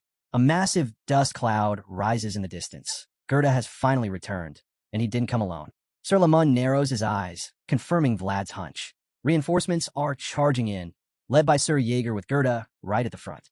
Relief washes over the old knight as he realizes he was worrying for nothing. The merchants let out sighs of relief too. They instantly recognize the cavalry from Shoera, and for the first time in a while, they believe they're safe. But while everyone else celebrates, the barbarian leader looks far from pleased. He clearly didn't expect reinforcements to arrive this fast. That sudden dispersal earlier? It all makes sense now. They must have seen the cavalry approaching and retreated to avoid being trapped. Seeing the tide turn, the barbarian chief lets out a grudging compliment. He admits that sending Gerda for help was a smart move and acknowledges Sir Lamond's judgment. Had they tried to stand their ground while still holding onto their loot, the outcome might have been disastrous. Lamond simply shrugs, saying it's one of the perks of getting old. But he doesn't waste time with banter. Now that the danger has passed, he has questions for the captive. The first thing he demands to know is why the barbarians came this far into their lands. The prisoner doesn't hesitate. He tells Lamond they came looking for the son of the grasslands. The old knight raises an eyebrow. If it was just about the horse, they could have gone after it directly instead of raiding the merchants. So he presses further. Why the looting? The bound warrior answers plainly. They needed money. The raids were a way to survive. Simple as that. In his view, it was a practical move. But now, things have changed. The horse, The legendary beast they came for has chosen someone else. Their mission has no point anymore. The barbarian leader admits he didn't expect the horse to bond with a mere imperial boy instead of a seasoned warrior like himself. Still, he accepts the outcome. And with that, he sighs, reflecting on how ruthless time can be, even to someone like him. Sir Lamond sits quietly, turning over everything the captive just said in his mind. That moment of stillness doesn't last long, though. Sir Jaeger finally shows up, and the first thing out of his mouth is a jab at the old knight. He jokes that he figured Lamond could handle a few barbarians on his own, especially since he's a seasoned veteran. Naturally, Lamond bristles at that and fires back. He snaps that if he'd had a proper warhorse, those thugs would have already been halfway to Varna by now. Jaeger smirks, realizing the old man has a point, and decides to drop the teasing. He shifts gears, saying he's just glad everyone made it out in one piece. Now it's time to escort them all back to Shoera. But before they can ride out, their attention shifts again. The barbarians are still lingering nearby, and Lamond eyes them cautiously. He asks Jaeger what he plans to do about the riders, since they clearly aren't backing off yet. Jaeger looks off toward the group, his expression calm. He reminds Lamond that things are already unstable enough as it is. The last thing they need is more chaos. Still, he doesn't plan on leaving it unresolved. He'll talk to them first, try to get them to leave Bayezid territory peacefully. Without waiting for a reply, Jaeger turns his horse and begins riding toward the barbarians. As he moves, something strange happens. His eye begins to glow beneath the patch, and an intense aura flares up from him. It's visible, unmistakable, and terrifying. The hostage's confidence shatters as soon as he sees it. Jaeger claims he just wants to have a civil conversation, but the energy radiating from both him and his sword says otherwise. It's not just the captive. Every barbarian watching this unfold is struck with fear. The leader stares at Jaeger approaching slowly, overwhelmed by the sheer force coming off him. He mutters that this world, the one Jaeger walks in, feels like a different realm altogether. And in that instant, he understands. If this one-eyed knight wanted to, he could wipe them all out without blinking. Panic sets in fast. The leader yells at the top of his lungs, ordering a full retreat before Jaeger even reaches them. The hostage joins in, shouting desperately for his army to pull back while there's still time. The mounted barbarians freeze for a moment when they hear their chief screaming at them to retreat. His voice is urgent, desperate, but the warriors hesitate. They're confused. Why would he give up so easily? Yes, Jaeger is terrifying, but some of them still believe they might have a shot at beating him. What they don't realize is their leader knows better, and he's losing his mind watching them stand there, debating. He can't believe they still don't see how dangerous the situation is. Despite his repeated shouts, they stay rooted, unsure whether to run or stay. If they retreat now, they risk leaving their leader behind. But standing their ground could get them all killed.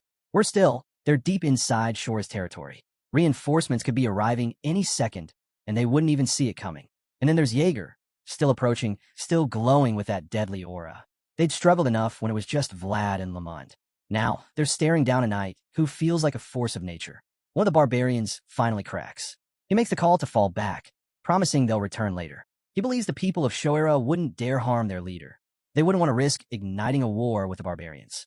His reasoning hits home with the others. Slowly but surely, the rest begin to turn. One by one, they mount up and start to retreat, finally listening to their chief's desperate commands. As they ride off, they shout back at him, urging him to survive and swearing they'll come back for him someday. With the barbarians now gone, the tension starts to fade. Sir Lamond watches Jaeger calmly and lets out a dry chuckle. He mocks him a little, asking how a civilized man could have been so obviously ready to tear through an entire army if they hadn't backed off. The green-eyed knight snaps back at the old man, brushing off the argument by pointing out that the outcome speaks for itself. While the others continue squabbling, Vlad is off to the side, surrounded by grateful merchants showering him with thanks for saving them from the mounted bandits. The praise doesn't sit well with the black stallion, though. It seems agitated by the noise. Without warning, the horse rears up on its hind legs, catching Vlad completely off guard. He scrambles to steady it, try to regain control. Meanwhile, the merchants begin murmuring among themselves about how wild and dangerous the horse looks. Some of them start to believe it might not be tamed at all, deciding it's safer to keep their distance. Vlad keeps calling out to calm the creature, wondering what suddenly set it off. As he tries to make sense of the horse's sudden behavior, Sir Jaeger walks up. The seasoned knight doesn't waste time. He asks Vlad who the horse belongs to. Vlad hesitates, unsure how to explain. Eventually, he admits this is the same horse he encountered during his battle with the Deathworm. He says the black stallion somehow found its way back to him. Jaeger's expression shifts. He remembers Vlad mentioning a wild horse on his last journey. Now that he sees it for himself, He's taken aback. The knight notes that the horse is clearly larger than usual and immediately senses there's something special about it. Vlad agrees, adding that once he returns to Shoera, he'll need to make a proper saddle for the son of the grasslands. Jaeger just smirks, telling him it looks like he's finally starting to earn his place. Later that night, the group reaches home.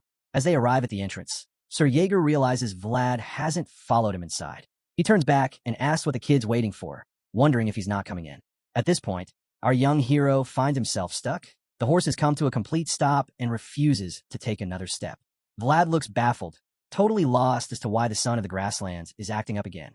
The veteran knight silently observes the boy struggle, saying nothing at first. But after a long pause, he finally throws out a theory. He recalls how the horse looked uncomfortable when the merchants got too close, and then jokes that maybe it's because the rider himself is disliked by other horses. That jab hits its mark. Vlad gets riled up, but Jaeger isn't entirely wrong. He continues, saying that the stallion doesn't just dislike horses, it probably hates humans in general, which only complicates things further. This kind of behavior is something Jaeger's never dealt with before, and it's clearly frustrating him. At this point, he feels like he'll never quite figure Vlad out. Still, there's a small silver lining. Maybe this horse, as wild and difficult as it is the perfect match for Vlad. At least someone finally speaks his language.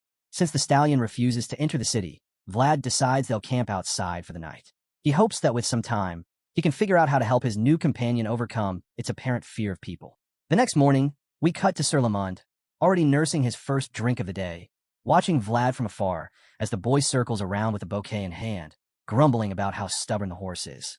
Lamond raises an eyebrow and asks if Vlad's little plan is actually working. Vlad admits it had some effect, though maybe not enough. Turns out they got the tip from an unexpected source, the barbarian they captured. Apparently, the hostage told them the black stallion is fond of the color red. He explained that in the frozen grasslands, wild horses instinctively follow rose vines because they only bloom in response to warmth, which signals safety and survival. That's why red has a strong pull on them. Vlad gave a shot using some rose vines, but they might not have been quite the right ones, or maybe just not enough. After hearing the whole explanation, Lamond figures Vlad should be able to crack this puzzle soon. He already knows what the horse likes. Vlad takes a second to think things through and figures his plan might actually work. He just needs more red. The old man agrees, saying the more, the better. Vlad then adds that making it bigger could help too. Sir Lamond nods at that as well, admitting that, yeah, bigger usually works best. Then Vlad throws in a curveball, saying it'd be even better if his bait could move. Lamond looks completely confused now, trying to wrap his head around what the kid means. But before he can ask, both of them get distracted. Walking by is none other than Jemina, carrying out her chores with a basket of laundry. Her vibrant red hair catches both their eyes immediately. It's the exact shade Vlad needs. Lamond remarks that she truly fits the name Rose, and from the way they're both thinking the same thing, he starts to worry. He glances at Vlad and asks if he's really up for this, knowing full well the two don't exactly get along lately. But Vlad just grins and shrugs it off, saying Jimina's always been grumpy since they were kids. Their bond, he says, goes beyond things like getting along or not. Judging by that smirk, he's pretty confident she'll help. Cut to the next scene, and things aren't going quite the way he expected. Before Vlad even says a word, Jemina coldly tells him to get lost. He hasn't even opened his mouth, and she's already shutting him down. When he tries to speak up, she sharply warns him not to get in her way. She's busy working. She lays out the sheets like he isn't even there, but Vlad keeps at it, saying he just needs a moment. That's when she snaps. Without missing a beat, she barks that if it's so important, he can go cry to Lady Alicia about it. The anger behind her words says it all. Still, Vlad doesn't back down. He tells her plainly that he needs her help. That's the final straw. She whirls around, clearly fed up, about to tear into him, but then she freezes. Her eyes fall on a massive bouquet of roses in his hands. Just like that, the fury melts from her face. Her brows furrow in confusion, and she stares at him, completely thrown off. "What is this?" she asks, clearly baffled by the unexpected gesture. Vlad calmly tells her he just wants her to hold the flowers and help him out with something. The moment Jemina realizes this is another one of his "can you help me" moments. She cuts him off, reminding him again, just like before, that he should take all his requests to Lady Alicia, not her. She says it a second time, more firmly now, but Vlad isn't budging. He plainly replies, no, he's not going to Lady Alicia, and that's final. He tells her this isn't something just anyone can do. It has to be her. As he says it, he offers her the bouquet again. This time, there's something different in his tone. It's soft, warm, and the smile on his face is the kind that's hard to resist. Jemina turns red instantly, blushing so hard she might as well be glowing. Still, she keeps up the act, refusing to take the flowers just yet. She insists on knowing exactly what he wants before agreeing to anything. Vlad, ever the clueless one, notices how flushed she looks and asks if she's feeling all right. He's genuinely concerned, but completely unaware that he's the cause of her overheating. To shut down any further awkwardness, Jemina snaps at him to shut the hell up. While that's going on, the scene shifts elsewhere to the underground prison of Shoera. Young Master Joseph, accompanied by Sir Jaeger, is making his way through the dim stone corridors. After a long walk, they finally reach their destination, the heavily guarded cell at the end of the hallway. Inside sits a massive figure, chained and silent. It's the barbarian leader they captured not long ago. Joseph introduces himself as the mayor of Shoera, clearly making his first direct contact with the prisoner. The man in chains responds without hesitation, introducing himself as Age of the Budat tribe. Though he's locked up tight and looks like a man who's been through plenty, there's no fear in his expression. Instead, a sly smile spreads across his face. He welcomes the visit from the mayor of Shoera and adds, with a calm, almost mocking tone, that he has a few questions of his own.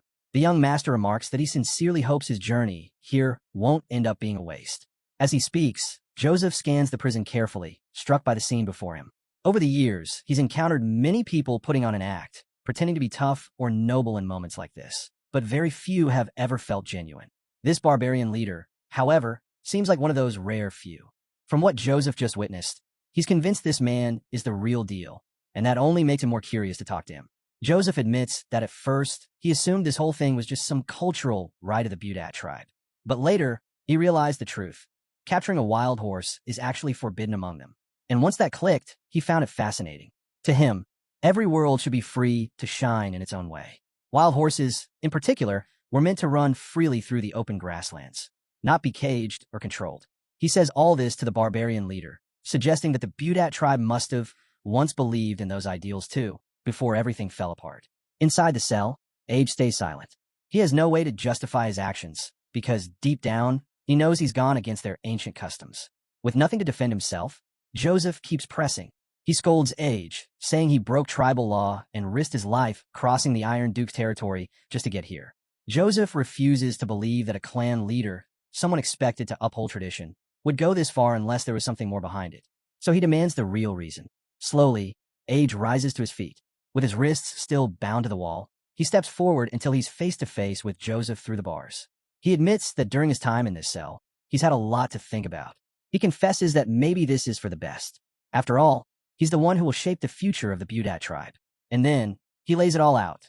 There was only one reason he would ever dare break tribal law and go after the wild horse, the son of the grasslands, because they needed the fastest being they knew. As soon as the words leave his mouth, he lets out a powerful roar and lunges toward Joseph, straining hard against the chains. Furious, he shouts that the people of Shoera ruined everything. And that's when he notices the tip of a blade inches from his forehead. Age's sword, now stretched into the cell, ready to strike if Age dares to move again. Master Joseph, clearly intrigued by Age's outburst, asks what exactly he's talking about. But instead of answering calmly, Age's rage only intensifies. He demands to know what the people of Shoera did to send the dragon into a violent frenzy. Joseph flinches slightly. From his reaction, it's obvious he knows what Age is referring to. Apparently, a dragon that had long remained dormant is now rampaging. Age, still fuming, keeps pressing him. What did Joseph do with the dragon's fragments? The mention of fragments makes Joseph uneasy. He doesn't know about them. As far as he's aware, the West's piece, known as the Path Fragment, was safely handed over to the Iron Duke. Everything should have been secure. Still, with the dragon going wild, he starts to wonder if something went wrong. Before he can get deeper into his thoughts, Age cuts in sharply. He demands that the boy who defeated him be brought to him immediately. Joseph isn't thrilled by the request and asks why he wants to see Vlad of all people. Age explains without hesitation. Only the son of the grasslands can match the speed of the raging dragon, and that black horse is now with Vlad. The beast must have chosen the young swordsman over him for a reason. That alone is proof to Age that there's something exceptional about the boy. Hearing this, Joseph begins to connect the dots. He tells Age that he'll consider the request, but Age pushes harder, warning him that time is running out. He reveals something even more alarming. The remnants of the fallen dragon carry the blood of the most flawless dragon ever known. Up until now, they lived unaware of their true nature. But something has changed. Age warns that once those beings awaken to what they really are, the threat will extend far beyond their borders. After this grave warning, he looks at Joseph once more. this time with unmistakable urgency, and asks again, "What did your people do with the dragon's fragments?" The desperation in his eyes makes it clear this isn't just some tribal dispute anymore. The danger is much bigger than Joseph had ever imagined. The scene shifts over to Vastapal, the main city, specifically to the Baranov dukedom. A blue flag bearing a flaming fist flutters high above the castle towers.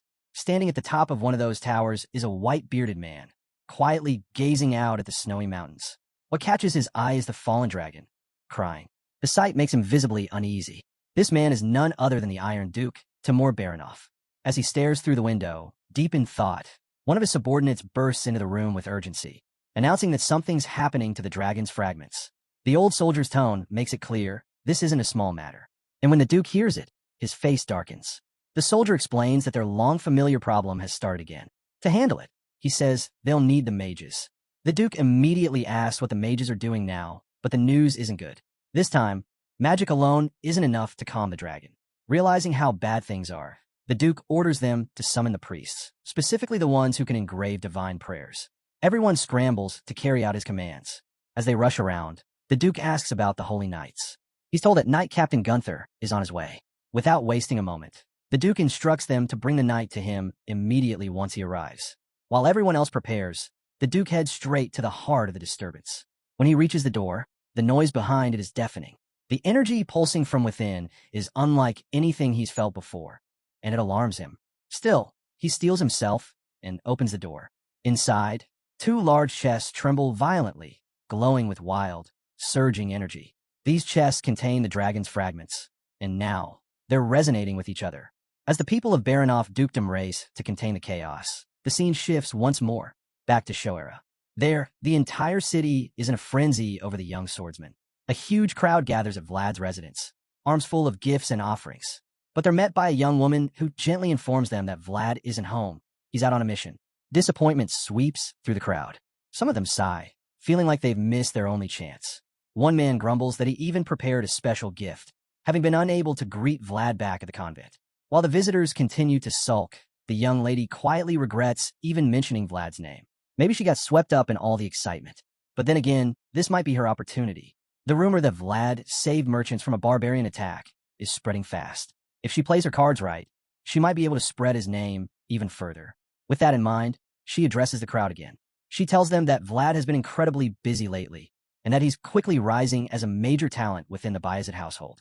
Naturally, the visitors agree with the young lady. They all feel it's only right. Vlad is clearly destined for great things. Since no one knows when he'll return, she suggests they leave their names behind. The crowd loves the idea and happily agrees. While the excitement continues outside, Jemina walks by carrying a fresh stack of clothes. She doesn't look thrilled by the crowd and feels a strange mix of emotions. Deep down, she knows she should be happy for Vlad. Everyone adores him, and his name is spreading like wildfire. But instead of joy, there's a heavy sadness growing in her chest, like he's slowly slipping further out of reach. Tears start to well in her eyes, just as the dark-haired woman from earlier calls out to her. Jemina quickly responds, and the woman invites her into the kitchen. Once inside, she informs her that she wants her to look after the guests who came to see Vlad. Jemina is stunned. The request completely catches her off guard. She hesitates, unsure how to respond. Sensing her confusion, the woman explains, those guests will only be able to reach Vlad through her from now on. The weight of that statement crushes any confidence Jemina has. She looks down, overwhelmed. These are important people, she says. She's not even sure she should be talking to them. Gently but firmly, she turns the job down, insisting the woman should be the one to handle it. Jemina admits she's scared. Scared she'll make a mistake and end up causing trouble for Vlad. Her words trail off, but the woman doesn't back down. She looks at her, lost for words for a moment, then says something that hits deep. If Jemina's talking about being qualified to meet Vlad's visitors, then she should know no one in Rose's Smile is more qualified than her. That makes Jemina freeze. The woman adds that the Vlad everyone's so proud of today might not even exist if it weren't for her. The realization stuns Jemina. Her eyes widen as the truth sinks in. She played a major role in shaping the young knight the world now admires. Still shaken, Jemina struggles to process what she's just heard. But the dark-haired woman doesn't let up. She tells her, plainly and sincerely, that all she needs to do is believe in herself. That confidence alone is more than enough. And with the unwavering faith the woman places in her, something begins to shift in Jemina's heart. Jemina admits she's bound to mess up. Truthfully, she doesn't even know where to begin. But the lady just smiles, brushing off the concern. A few mistakes? That's nothing. In her eyes, Vlad should be more than willing to shoulder that risk. After all, Jimina's out here dealing with his guests. Then, out of nowhere, the lady drops a bomb. She overheard Vlad asking Jemina to distract a horse. Clearly, he still needs her. If he's turning to her for something like that, it means she's not just a bystander. With that, she casually invites Jemina to her room. The redhead is visibly caught off guard and hesitant to accept. But the lady simply tells her, battlefields aren't just for men. Women fight their own battles too. She intends to help Jemina learn how to use her weapon, just like Jorge once handed Vlad his dagger. The scene cuts. Now we're with young Master Joseph, deep in conversation with Sir Lamond, while Sir Jaeger stands quietly nearby. Over tea, the older knight stresses the importance of stability when it comes to expansion. Based on that, he believes Count Gaidar won't be heading north anytime soon. Joseph responds, pointing out that remnants of Ravnoma, the previous alliance, are still scattered throughout the west. Even though Count Gaidar commands powerful forces, the dwarf movement's frontline is backing them. With everything going on, the Count will need to secure the west before thinking about any northern ambitions. Joseph agrees, but Sir Lamond still seems uneasy. Curious, Joseph asks what's really bothering him. That's when the knight opens up. He's troubled by the burden he carries. His gut tells him that his final mission should be aimed at someone from the Bayezid house. He knows it might sound harsh, even cold-hearted, and he apologizes if it offends. Still, he speaks from the heart. The knights of the West have already surpassed those of the North. It's a bitter truth, but one the young master needs to hear. Hearing all this, the mayor of Shoera is at a loss for words. Meanwhile, the old knight starts blaming himself. He admits he's grown complacent. Watching the rise of the Western Knights while trudging along the lowest path, he feels like he's failed in his duty. He remembers a time when the North stood unmatched, stronger, and more honorable than anywhere else. It was a North that pushed back the barbarians without rest. Back then, the only thing colder than its winter winds was the chilling indifference from the central region. Lamond says the Northern Knights were forged in struggle and battle, but that fire is fading. Now, as Master Joseph secures stability, the raw might that once defined the North is vanishing. Meanwhile, the West continues its rapid rise. That's why Lamond warns Joseph not to take Baron Heinel's request lightly. He urges the young master to start preparing before he finds himself outpaced. Joseph listens intently and agrees with everything, even the bitter truth that the North isn't what it used to be. Still, he believes that despite its decline, the North has continued to bear strong fruit in recent times. While Sir Lamond carries a heavy burden of worry, the mayor's expression shifts. He starts to show hope, faint at first but growing. It's a quiet kind of hope, and soon enough, even Lamond's grim face begins to soften. He speaks of how every generation eventually passes the torch, and his thoughts go straight to one person, the young blonde knight. Speaking of which, we finally catch up with him. He's still trying to get that stubborn horse into the city, and things haven't gotten any easier. But when he returns to the entrance, he's stunned by the size of the crowd waiting there. Why are so many people gathered? A voice speaks up, suggesting that something or someone must have caught their attention. Vlad doesn't get it first. What something is the voice talking about? The voice walks him through it. They tried covering the horse's eyes, dragging it by force, and even tempting it with food. Nothing worked. In the end, Vlad had to lower his head and beg the beast, and he doesn't deny it. The voice keeps going. This boy, Vlad, whose name is gaining more attention by the day, brought to his knees by a horse.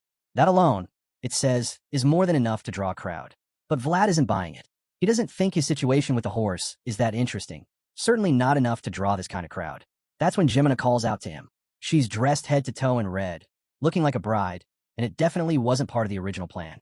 Vlad quickly asks what she's doing wearing something like that. The voice chimes in again, explaining that it's not just a dress, it's a woman's combat uniform. And, honestly, it's impressed with her level of preparation. Seeing that everything's ready, Vlad gives the signal. It's time. Jemina's been waiting for this moment. She slowly removes her veil, revealing her striking red hair. The crowd falls silent. Every man nearby is completely stunned by her beauty. They start murmuring, realizing just how well she'd been hiding it until now. Even the horse reacts. The moment Jemina reveals herself, the son of the grasslands is immediately drawn to her.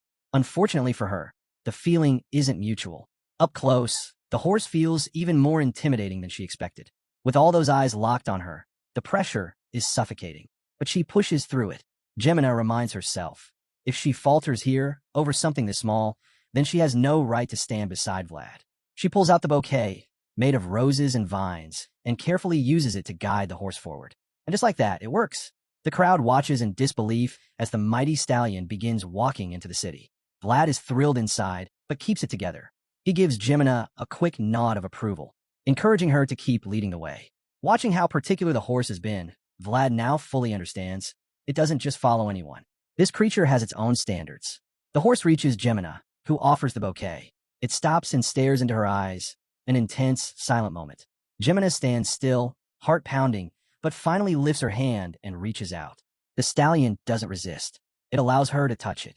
The moment sparks a wave of cheers from the crowd. Someone shouts, "The Crimson Lady!" Another voice calls her the Rose of Shora. Vlad turns to see who it was. It's his friend Harvin. More familiar voices join in, all of them chanting, praising Jemina. She stands there in the center of it all, taking it in. Watching from a distance, the Lady of the Roses smiles quietly, content with the sight of the children standing beside their cherished crimson rose. Some people in the crowd begin to ask the Lady of the Roses when she had time to prepare that stunning outfit for Jemina. With a calm smile, she simply tells them to take a good look, really look, at the red-haired girl standing in front of them. She then asks, "Have any of you ever seen someone from the back alleys get this much attention?" No one answers, because they all know the truth. No one from the alleys has ever been celebrated like this, at least not beyond their hidden corners. And yet, here it is. Shoera, for the first time, is paying attention, and not just to one, but to two children who came from nothing. The story shifts. Far away, high in the snowy mountains, two figures are on the move, clearly investigating something. As they move deeper into the frost-covered terrain, they stumble across a chilling sight. The bloodied corpses of orcs, scattered and torn apart. The beast girl among them instantly assesses the scene. It was a total massacre. She believes all the victims were killed in an instant, and based on the damage, she estimates there were over 50 gray orcs. Her partner nods grimly, agreeing that it must have happened so fast. The orcs likely didn't even realize they were dying. At this point, they both confirm that Joseph's report was accurate. The beast girl adds something even more startling. What everyone has started to realize now is that the most perfect existence was torn apart by a Swordmaster. When that powerful creature fell, its blood scattered across the world, and that event marked the birth of what's now known as the remnants of the fallen dragon. Some of those remnants lost their wings, others their scales, some even lost their eyes. Stripped of their memories, they were scattered, unaware of their origins. But one among them remembered. One of the creatures realized it was, in fact, a dragon. The beast girl makes this claim, and her partner agrees, saying it's that dragon that carries the most flawless leg. Right after this, we see it for ourselves, a massive footprint pressed deep into the snow, with every toe clearly defined. The creature they're speaking of is real. Suddenly, the scene shifts again. We're on a beach now, and a quiet voice reminds us that life is nothing but an endless chain of choices. No one else can decide for you, and it's in those defining moments that a person discovers who they truly are. Here, a broad-shouldered, red-haired man named Sigmund confronts someone. His tone is stern as he asks if the man really plans to defy orders. That man? Jorge. And Jorge doesn't flinch. He simply replies, cool and direct, reminding Sigmund that he's not the Lord. The man firmly insists on carrying out the complete extermination of the remaining members of the dwarf movement, Battlefront. He claims the order bears the official seal of his uncle, Count Gaidar. Hor steps in, urging Sigmund to take a closer look at the people nearby, pointing out that they're nothing more than refugees. But Sigmund isn't moved in the slightest. To him, if Count Gaidar has ruled them as enemies, then they're no different from dragons. Jorge refuses to accept that the Count would ever give such a ruthless command. That sets Sigmund off. He accuses Jorge of disloyalty and questions whether he's abandoned the oath he once swore beneath the Gaidar banner. Jorge answers bluntly. He's human, and he can't follow an order that makes no sense. The tension reaches a breaking point. Sigmund, now certain they stand on opposite sides, challenges Jorge and demands to know if the rest of his men plan to defy Count Gaidar as well. But one by one, the men silently walk away from Jorge, declaring that no matter what, a lord's orders must always be followed. In the blink of an eye, Jorge is left standing alone, except for one. That one is Godwin. Though still at Jorge's side, it's clear Godwin is having doubts. Sensing this, Jorge tells him that it's fine to go. He can follow the others and find a place where his talents will shine even brighter. The scene shifts. We now see Godwin seated at a meeting. He's the new leader. The topic on the table is the Knights of the Iron Duke. The group discusses troubling news. Baron Uthman has been making questionable moves. A list is handed over. Godwin immediately recognizes it. It's the same list mentioned in a report from years ago. From what's visible, Both the barons and the duke's houses seem to have failed in training a new generation of knights. The only notable exception is Rutiger, the eldest son. He's the one promising new knight among them.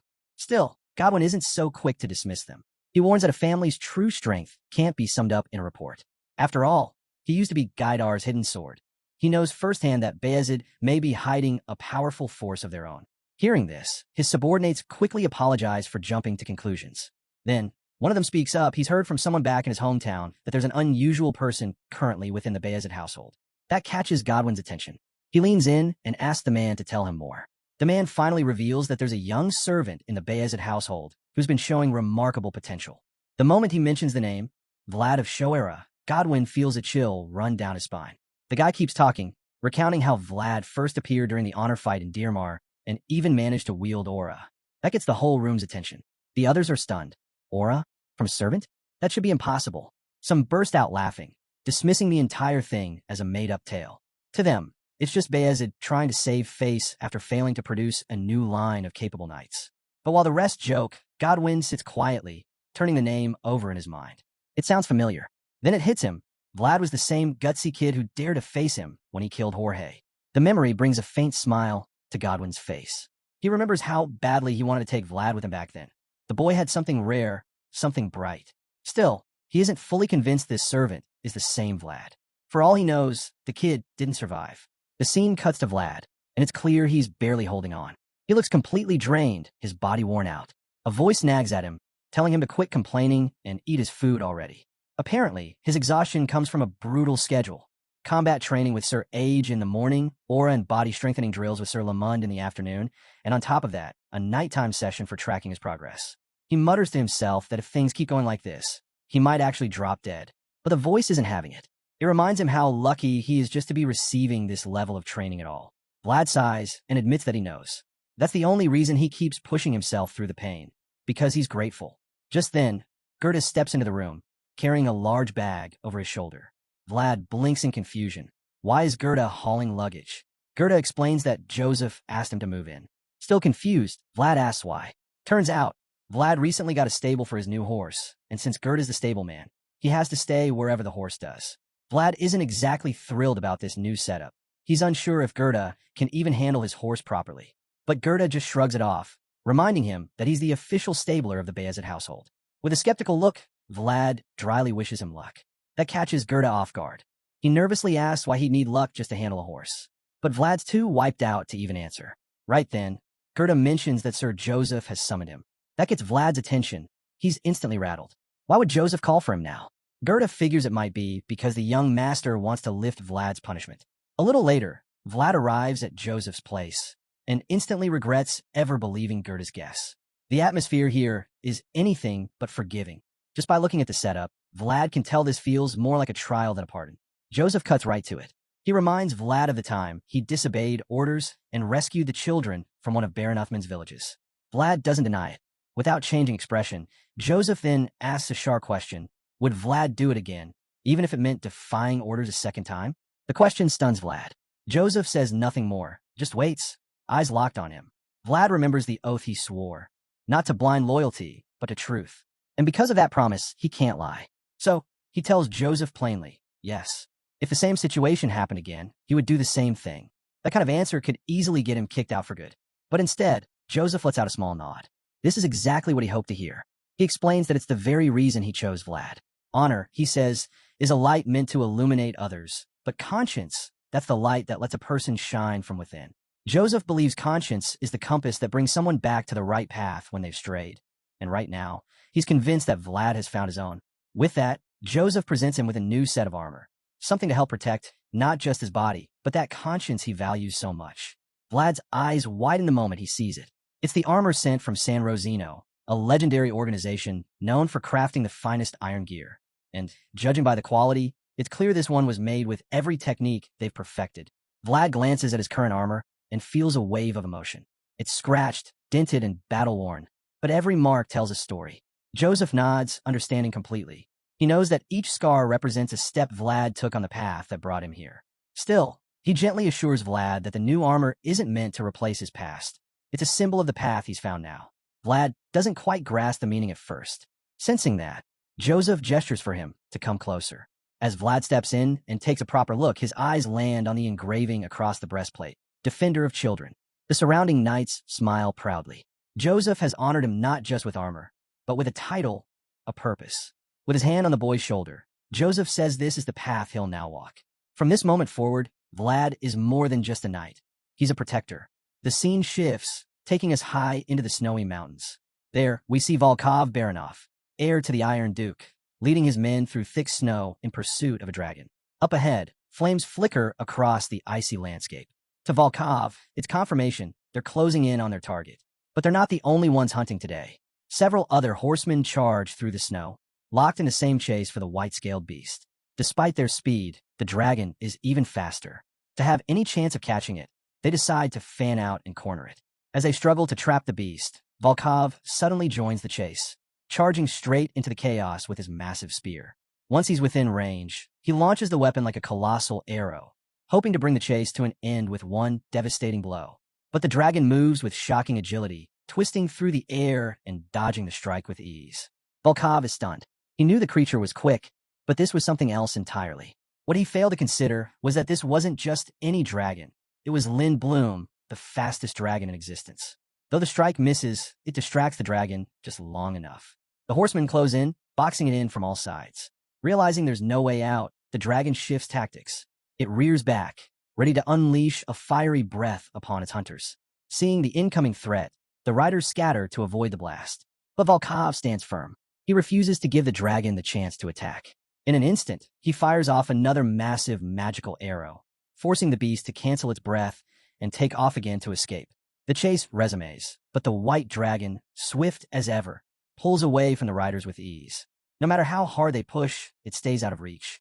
Volkov watches helplessly as the beast slips away once more, cursing under his breath while his men scatter in frustration.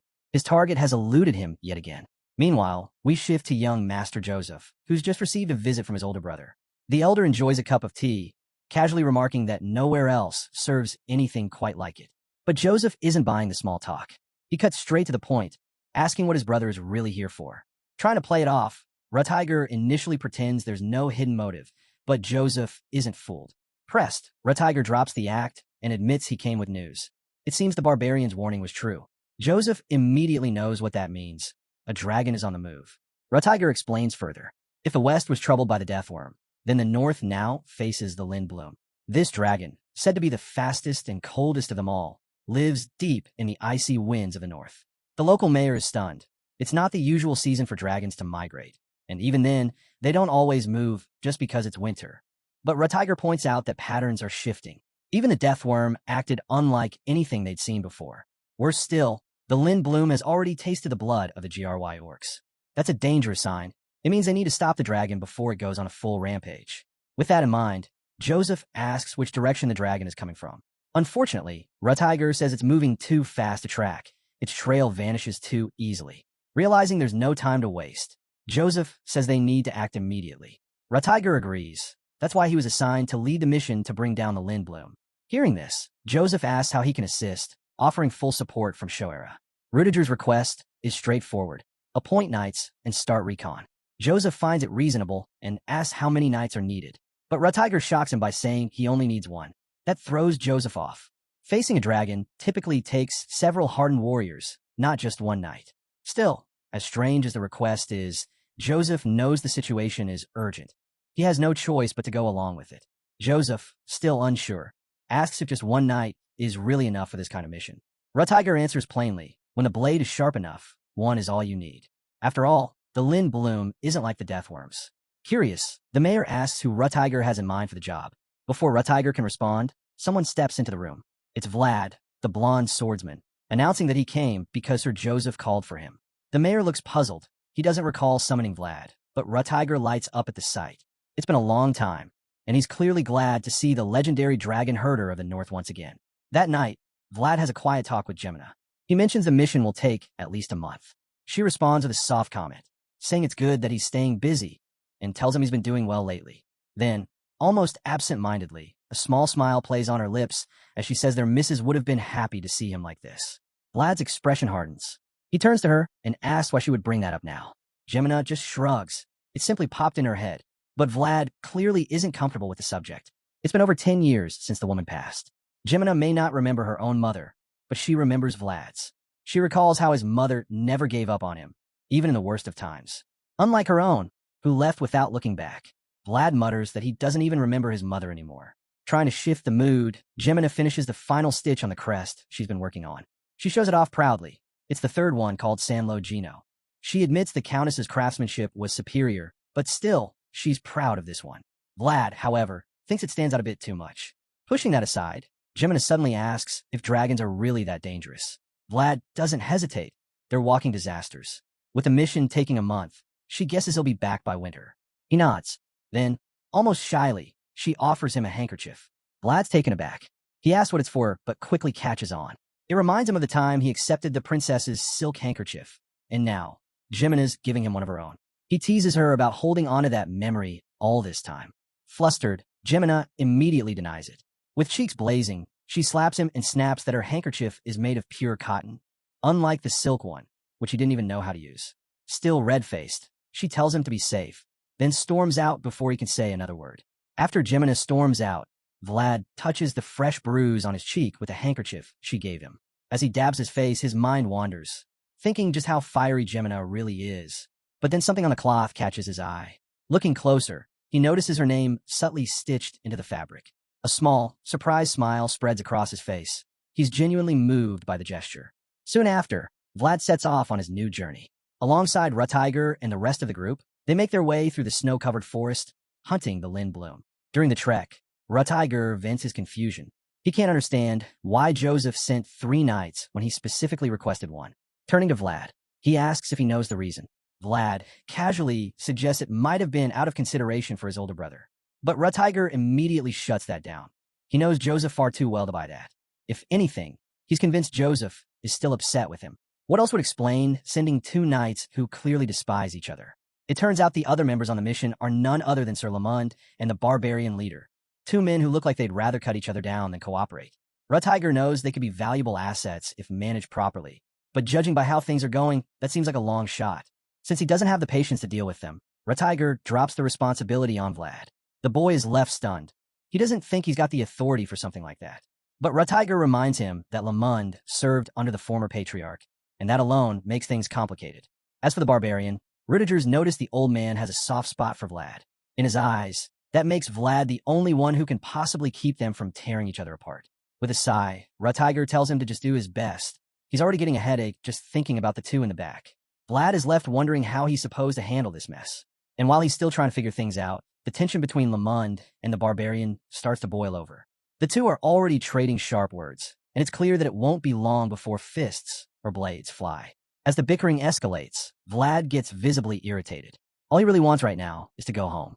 But before he can even collect his thoughts, a sudden, sharp scent hits his nose. Blood. Nearby. Rutiger picks up on the scent too, and just like that, the group comes to a stop. One of the crew, a beast girl, clearly isn't thrilled. Annoyed at the delay, she turns her irritation on Vlad, snapping at him and asking if he's part wolf or something. She can't believe he caught the scent of blood in a snowy field like this. Ignoring her sarcasm, Rutiger tells Vlad to take the lead. Without hesitation, Vlad moves ahead, and the rest follow close behind. It doesn't take long. After only a few moments of tracking the scent, they come across a brutal scene, an open area filled with blood-soaked corpses. The carnage is shocking, and Rutiger immediately recognizes that the place was utterly wrecked. Judging by the victims, he guesses they're barbarians, and turns to the one traveling with him, asking if they're from his tribe. The man replies that while the fallen warriors aren't from his own tribe, they were from a neighboring one he knew well. Still, that doesn't bring much comfort. The man reveals that his own tribe isn't far from here either, meaning they could be next. Lamond steps forward, analyzing the scene. What bothers him is how the bodies were cut down. It looks like the work of a sword, but not the kind of weapon a northerner would use. Rutiger agrees. The slaughter is excessive, and for no clear reason. The days of avenging blood with more blood have long passed. There's no reason for such savagery.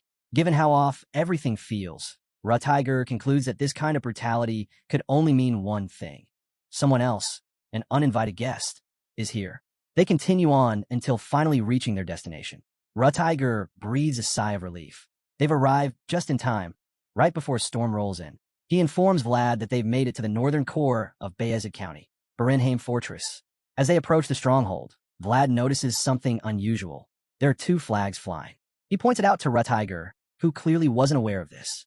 Curious, he takes a closer look, and then his expression shifts to shock. One of the flags is all too familiar. Vlad can't figure out what's going on, so he asks. That's when Lamund speaks up, revealing that the red banner belongs to her central. The name doesn't ring any bells for Vlad, not like the center everyone usually talks about. But Lamund explains, this flag belongs to the elite, direct knights serving the dragon blood, Duke himself. Bold on the crimson cloth is the unmistakable crest of the Dragon Killer Knights. Hearing that, it becomes clear they're not walking into a fortress guarded by your average swordsman. Still, Rutiger isn't the type to back down. He's ready to enter the fortress regardless.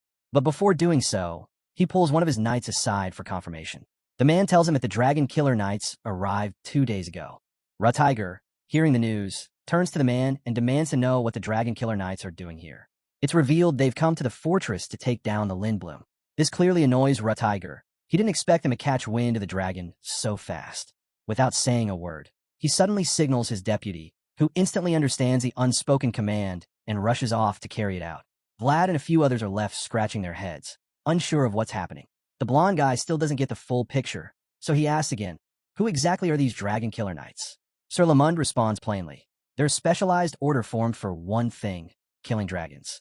He adds that they're officially recognized by the Emperor, and their ranks are led by none other than the Dragonblood Duke, one of the central nobles. Basically, if a dragon shows up, these knights have the legal authority to get involved. Vlad's eyes widen at that. It suddenly hits him. These aren't just regular knights. These are top-tier powerhouses. At that moment, something catches Vlad's eye. Up on the top levels of the fortress, he notices some signs of recent damage, maybe a fire. Curious, he mentions it, and the old knight responds. He says Barenheim Fortress is what they call a beacon mound of Bayezid. Vlad's confused again and asks what that even means. Sir Lamund answers, saying this fortress is meant to be taken and taken back, burned down and rebuilt. It's a wall against monsters and barbarian hordes, but for Bayezid County, it's a symbol of unshakable resolve. Listening to him speak so passionately, Vlad starts to understand why Rutiger is so fired up. The Dragon Killer Knights have just marched in and claimed a symbol of Bade's pride without so much as asking. As these thoughts whirl through Vlad's head, Rutiger steps up to the fortress's main gates and swings them open, ready to confront whoever is inside. What he finds is the Dragon Killer Knights already well settled inside. A loud voice booms from within, saying he's been expecting Rutiger and his men. The speaker steps forward, introducing himself as Maria, captain of the Dragon Killer Knights. This smug, pretty boy draped in a cape? That's Mircea Dragulia, the eldest son of the Dragonblood Duke's main wife. Yeah, that guy. After Mircea's bold entrance, Rutiger doesn't hold back. He snaps, asking how someone so important just waltzed into his tower without a word. Then he formally introduces himself as the acting commander of Barenheim Fortress. Mircea just gives a lazy smirk in response, which only fuels Rutiger's frustration. The two stare each other down, tension crackling in the air, until Mircea's gaze shifts. His eyes land on Vlad, standing in the back. In an instant, Mircea's interest pivots. He fixes his eyes on the blonde youngster and starts to toy with him for fun. Vlad, caught completely off guard, feels an intense pressure washing over him, one that instantly reminds him of when he encountered the Deathworm. He can't explain it, but Mircea's aura feels just as terrifying. As Vlad tries to make sense of what he's feeling, Mircea locks eyes with him and smirks again, clearly enjoying the effect he's having. But the moment is broken when Rutiger demands answers. Did the Dragon Killer Knights attack the barbarians? Shockingly, Mircea doesn't even try to deny it. He admits it like it's no big deal, saying it had to be done. He explains that the Dragon Killer Knights were sanctioned by the founding king himself, and their order has spent generations gathering experience and knowledge. He continues, stating that Lindblum, the swiftest of the remaining fallen dragons, is their target. Since they can't chase it down, their brilliant idea was to draw it in using piles of barbarian corpses as bait. The words hit like a slap. Rutiger's furious, but not as much as Age, the barbarian warrior. He's absolutely seething, ready to explode. Without warning, Age roars and lunges at Mircea, consumed with rage and bloodlust. But before he can get far, Sir Lamund tackles him to the ground, restraining him with surprising force. Pinned to the floor, Age thrashes and yells, demanding to be released.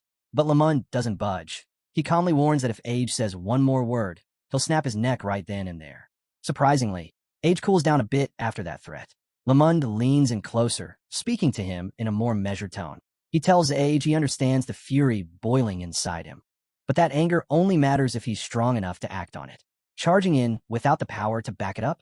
That's just throwing your life away for nothing. While the old knight tries to calm things down, Mircha watches with an amused smirk. He takes the chance to mock them even more, saying Rutiger must have raised a bunch of unruly subordinates. Then he throws a jab at the beast girl, calling her a cat and sneering that low-born creatures often forget their place once they're tamed. Rutiger doesn't let that slide. Calmly but firmly, he fires back. His people are exactly where they should be. Then he turns it around. If anyone's out of place here, it's Mircha. The tension skyrockets. The Dragon Killer Knights instinctively reach for their weapons, ready to throw down, but Rutiger doesn't flinch. He simply unleashes his powerful flame aura, the air around him igniting as he begins walking forward, unshaken. The pressure is immense. The knights can only stare as Rutiger strides straight through them, too overwhelmed by his presence to stop him. They part like waves, letting him through without a fight. Rutiger steps up, face to face with Mircha, whose smug smile hasn't faded. Locking eyes with him, Rutiger cuts straight to the point. Who gave him the right to raise his banner over Berenheim Fortress? Mircha doesn't even blink. He answers coolly, saying he did make a request. But since nobody responded, he went ahead and had his men raise it. That answer pushes Rutiger closer to the edge. He leans in and snarls, asking if Mircha even bothered to get anyone's permission before standing here and claiming the place as his own. Still, Mircha is completely unfazed. He shrugs it off and even jokes that it's silly to need permission, especially when, under Imperial law, the Dragon Killer Knights have full authority to use any manpower or stronghold within the Empire. Rutiger steps forward with authority, and that single motion is enough to make Mircha instinctively back up. With a commanding tone, the Fortress Master concedes that the Dragon Killer Knights do have those rights, but only if they request permission from the one in charge of the facility. Though visibly holding back his temper, Rutiger remains composed. Mircha, on the other hand, keeps trying to provoke him, flashing that same infuriating smirk. He casually asks if Rudiger's implying he won't cooperate, clearly fishing for a slip-up. But Rutiger doesn't fall for it. He replies firmly. He will cooperate, but only if Mircha follows proper procedure. As he speaks, he gestures toward the flags flying at the top of the fortress. Mircha doesn't get it first, but then he looks out and finally notices his house's red banners have been raised everywhere. That's when the message clicks. Still calm, Rutiger spells it out. If Mircha wants his flag flown over Berenheim, he needs to request it properly. His red eyes lock on Mircha with an icy stare, making it clear he's not asking twice. Rutiger reminds him that this is Bezid land, and the right thing to do would be to ask the locals for help in killing the dragon. The message is crystal clear. If they want to move forward, it starts with Mircha swallowing his pride and asking. By now, the Dragon Killer Knights are already shaken, and Lamund stepping forward only deepens their unease. With the balance of power tipping against him, Mircha realizes he's lost the upper hand. Grudgingly, he gives in. He stays silent for a moment, then tells Rutiger he'll regret this. But Rutiger doesn't even blink. He shoots back that regret isn't something Central nobles are known for. Mircha smirks faintly and says that no matter who you are, life's full of regrets either way. Before the tension can fade, a group of knights storms into the room, furious. They demand answers. Why would anyone dare disrespect the flag of the Central? Apparently, Captain Mircha wasn't too happy with the earlier arrangement, and now things are heating up fast. Sir Lamund clenches his jaw, clearly furious. He mutters that this kind of behavior is exactly why people steer clear of the Central. Even so, the old knight stays composed. His men do the same, holding their ground calmly. Lamund knows how fast a standoff can spiral, so he tells them to stay put.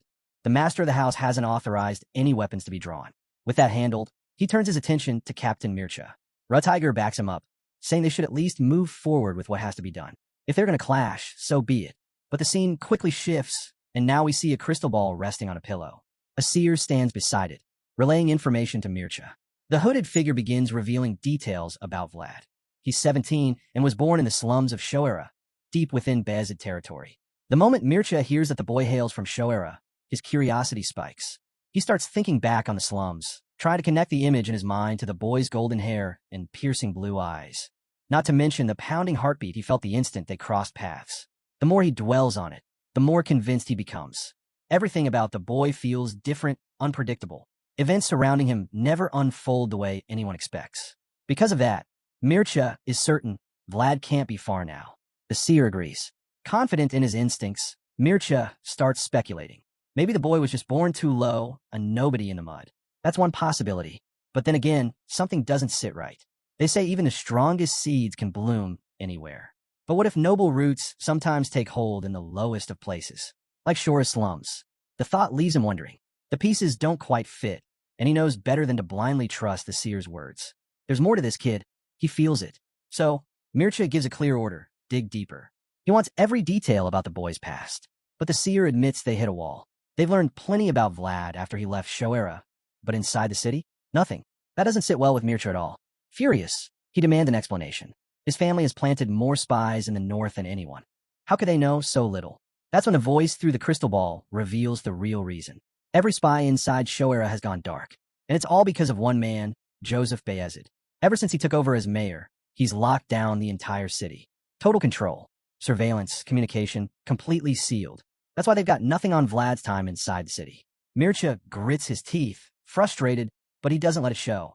He cools off with a slow sip of wine. He didn't expect Joseph to rise to power so fast, let alone seize total command of Shoera in such a short time. The spy on the other end of the crystal ball confirms that Joseph hasn't held power for long. Still, he somehow managed to gain full control in record time, using the recent string of missing person cases to justify tightening his grip on the city. Hearing that, all Mircea can think about is how closely swords resemble authority. Both need to be sharp, strong, and adaptable. That thought brings his mind back to Joseph Bayezid. He's heard a thing or two about the man. Supposedly, the guy can't even lift a sword. Yet he understands a sword's nature better than most warriors ever could. Mircea can't help but acknowledge the irony. For someone who lacks physical strength, Joseph seems to wield power like a seasoned general. Grudgingly, the arrogant captain admits, those Bayezid sons are sharper than he thought. While Mircea continues plotting in silence, the story shifts again. Back with the old knight, Sir Lamund is sternly lecturing the young men who suggested using barbarians as bait. He reminds them that the captured barbarians' centrals holding belong to Age's tribe. Provoking the clan leader, who only recently calmed down, would be a disastrous move. Sir Lamund stresses that the North and the barbarians have coexisted for generations. Exploiting them now could shatter that fragile peace.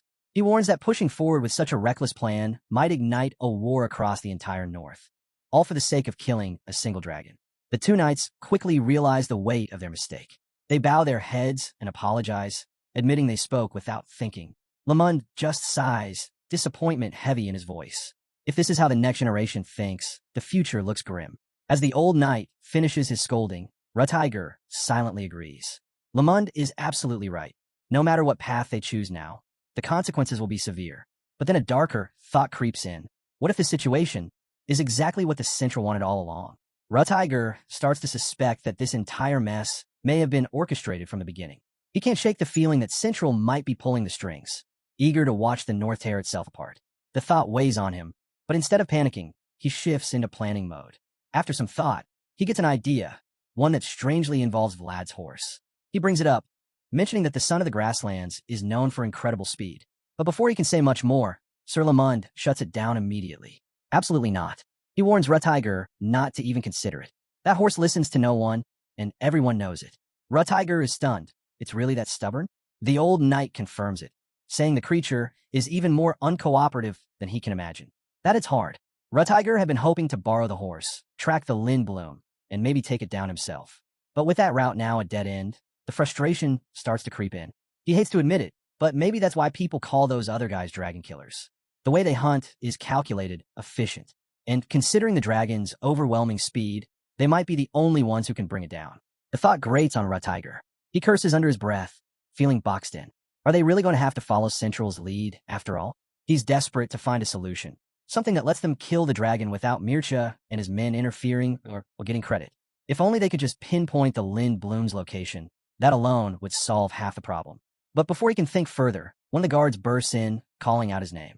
Rutiger immediately turns to him, demanding to know what's going on. The guard catches his breath and explains, there are people outside the fortress requesting entry. More guests?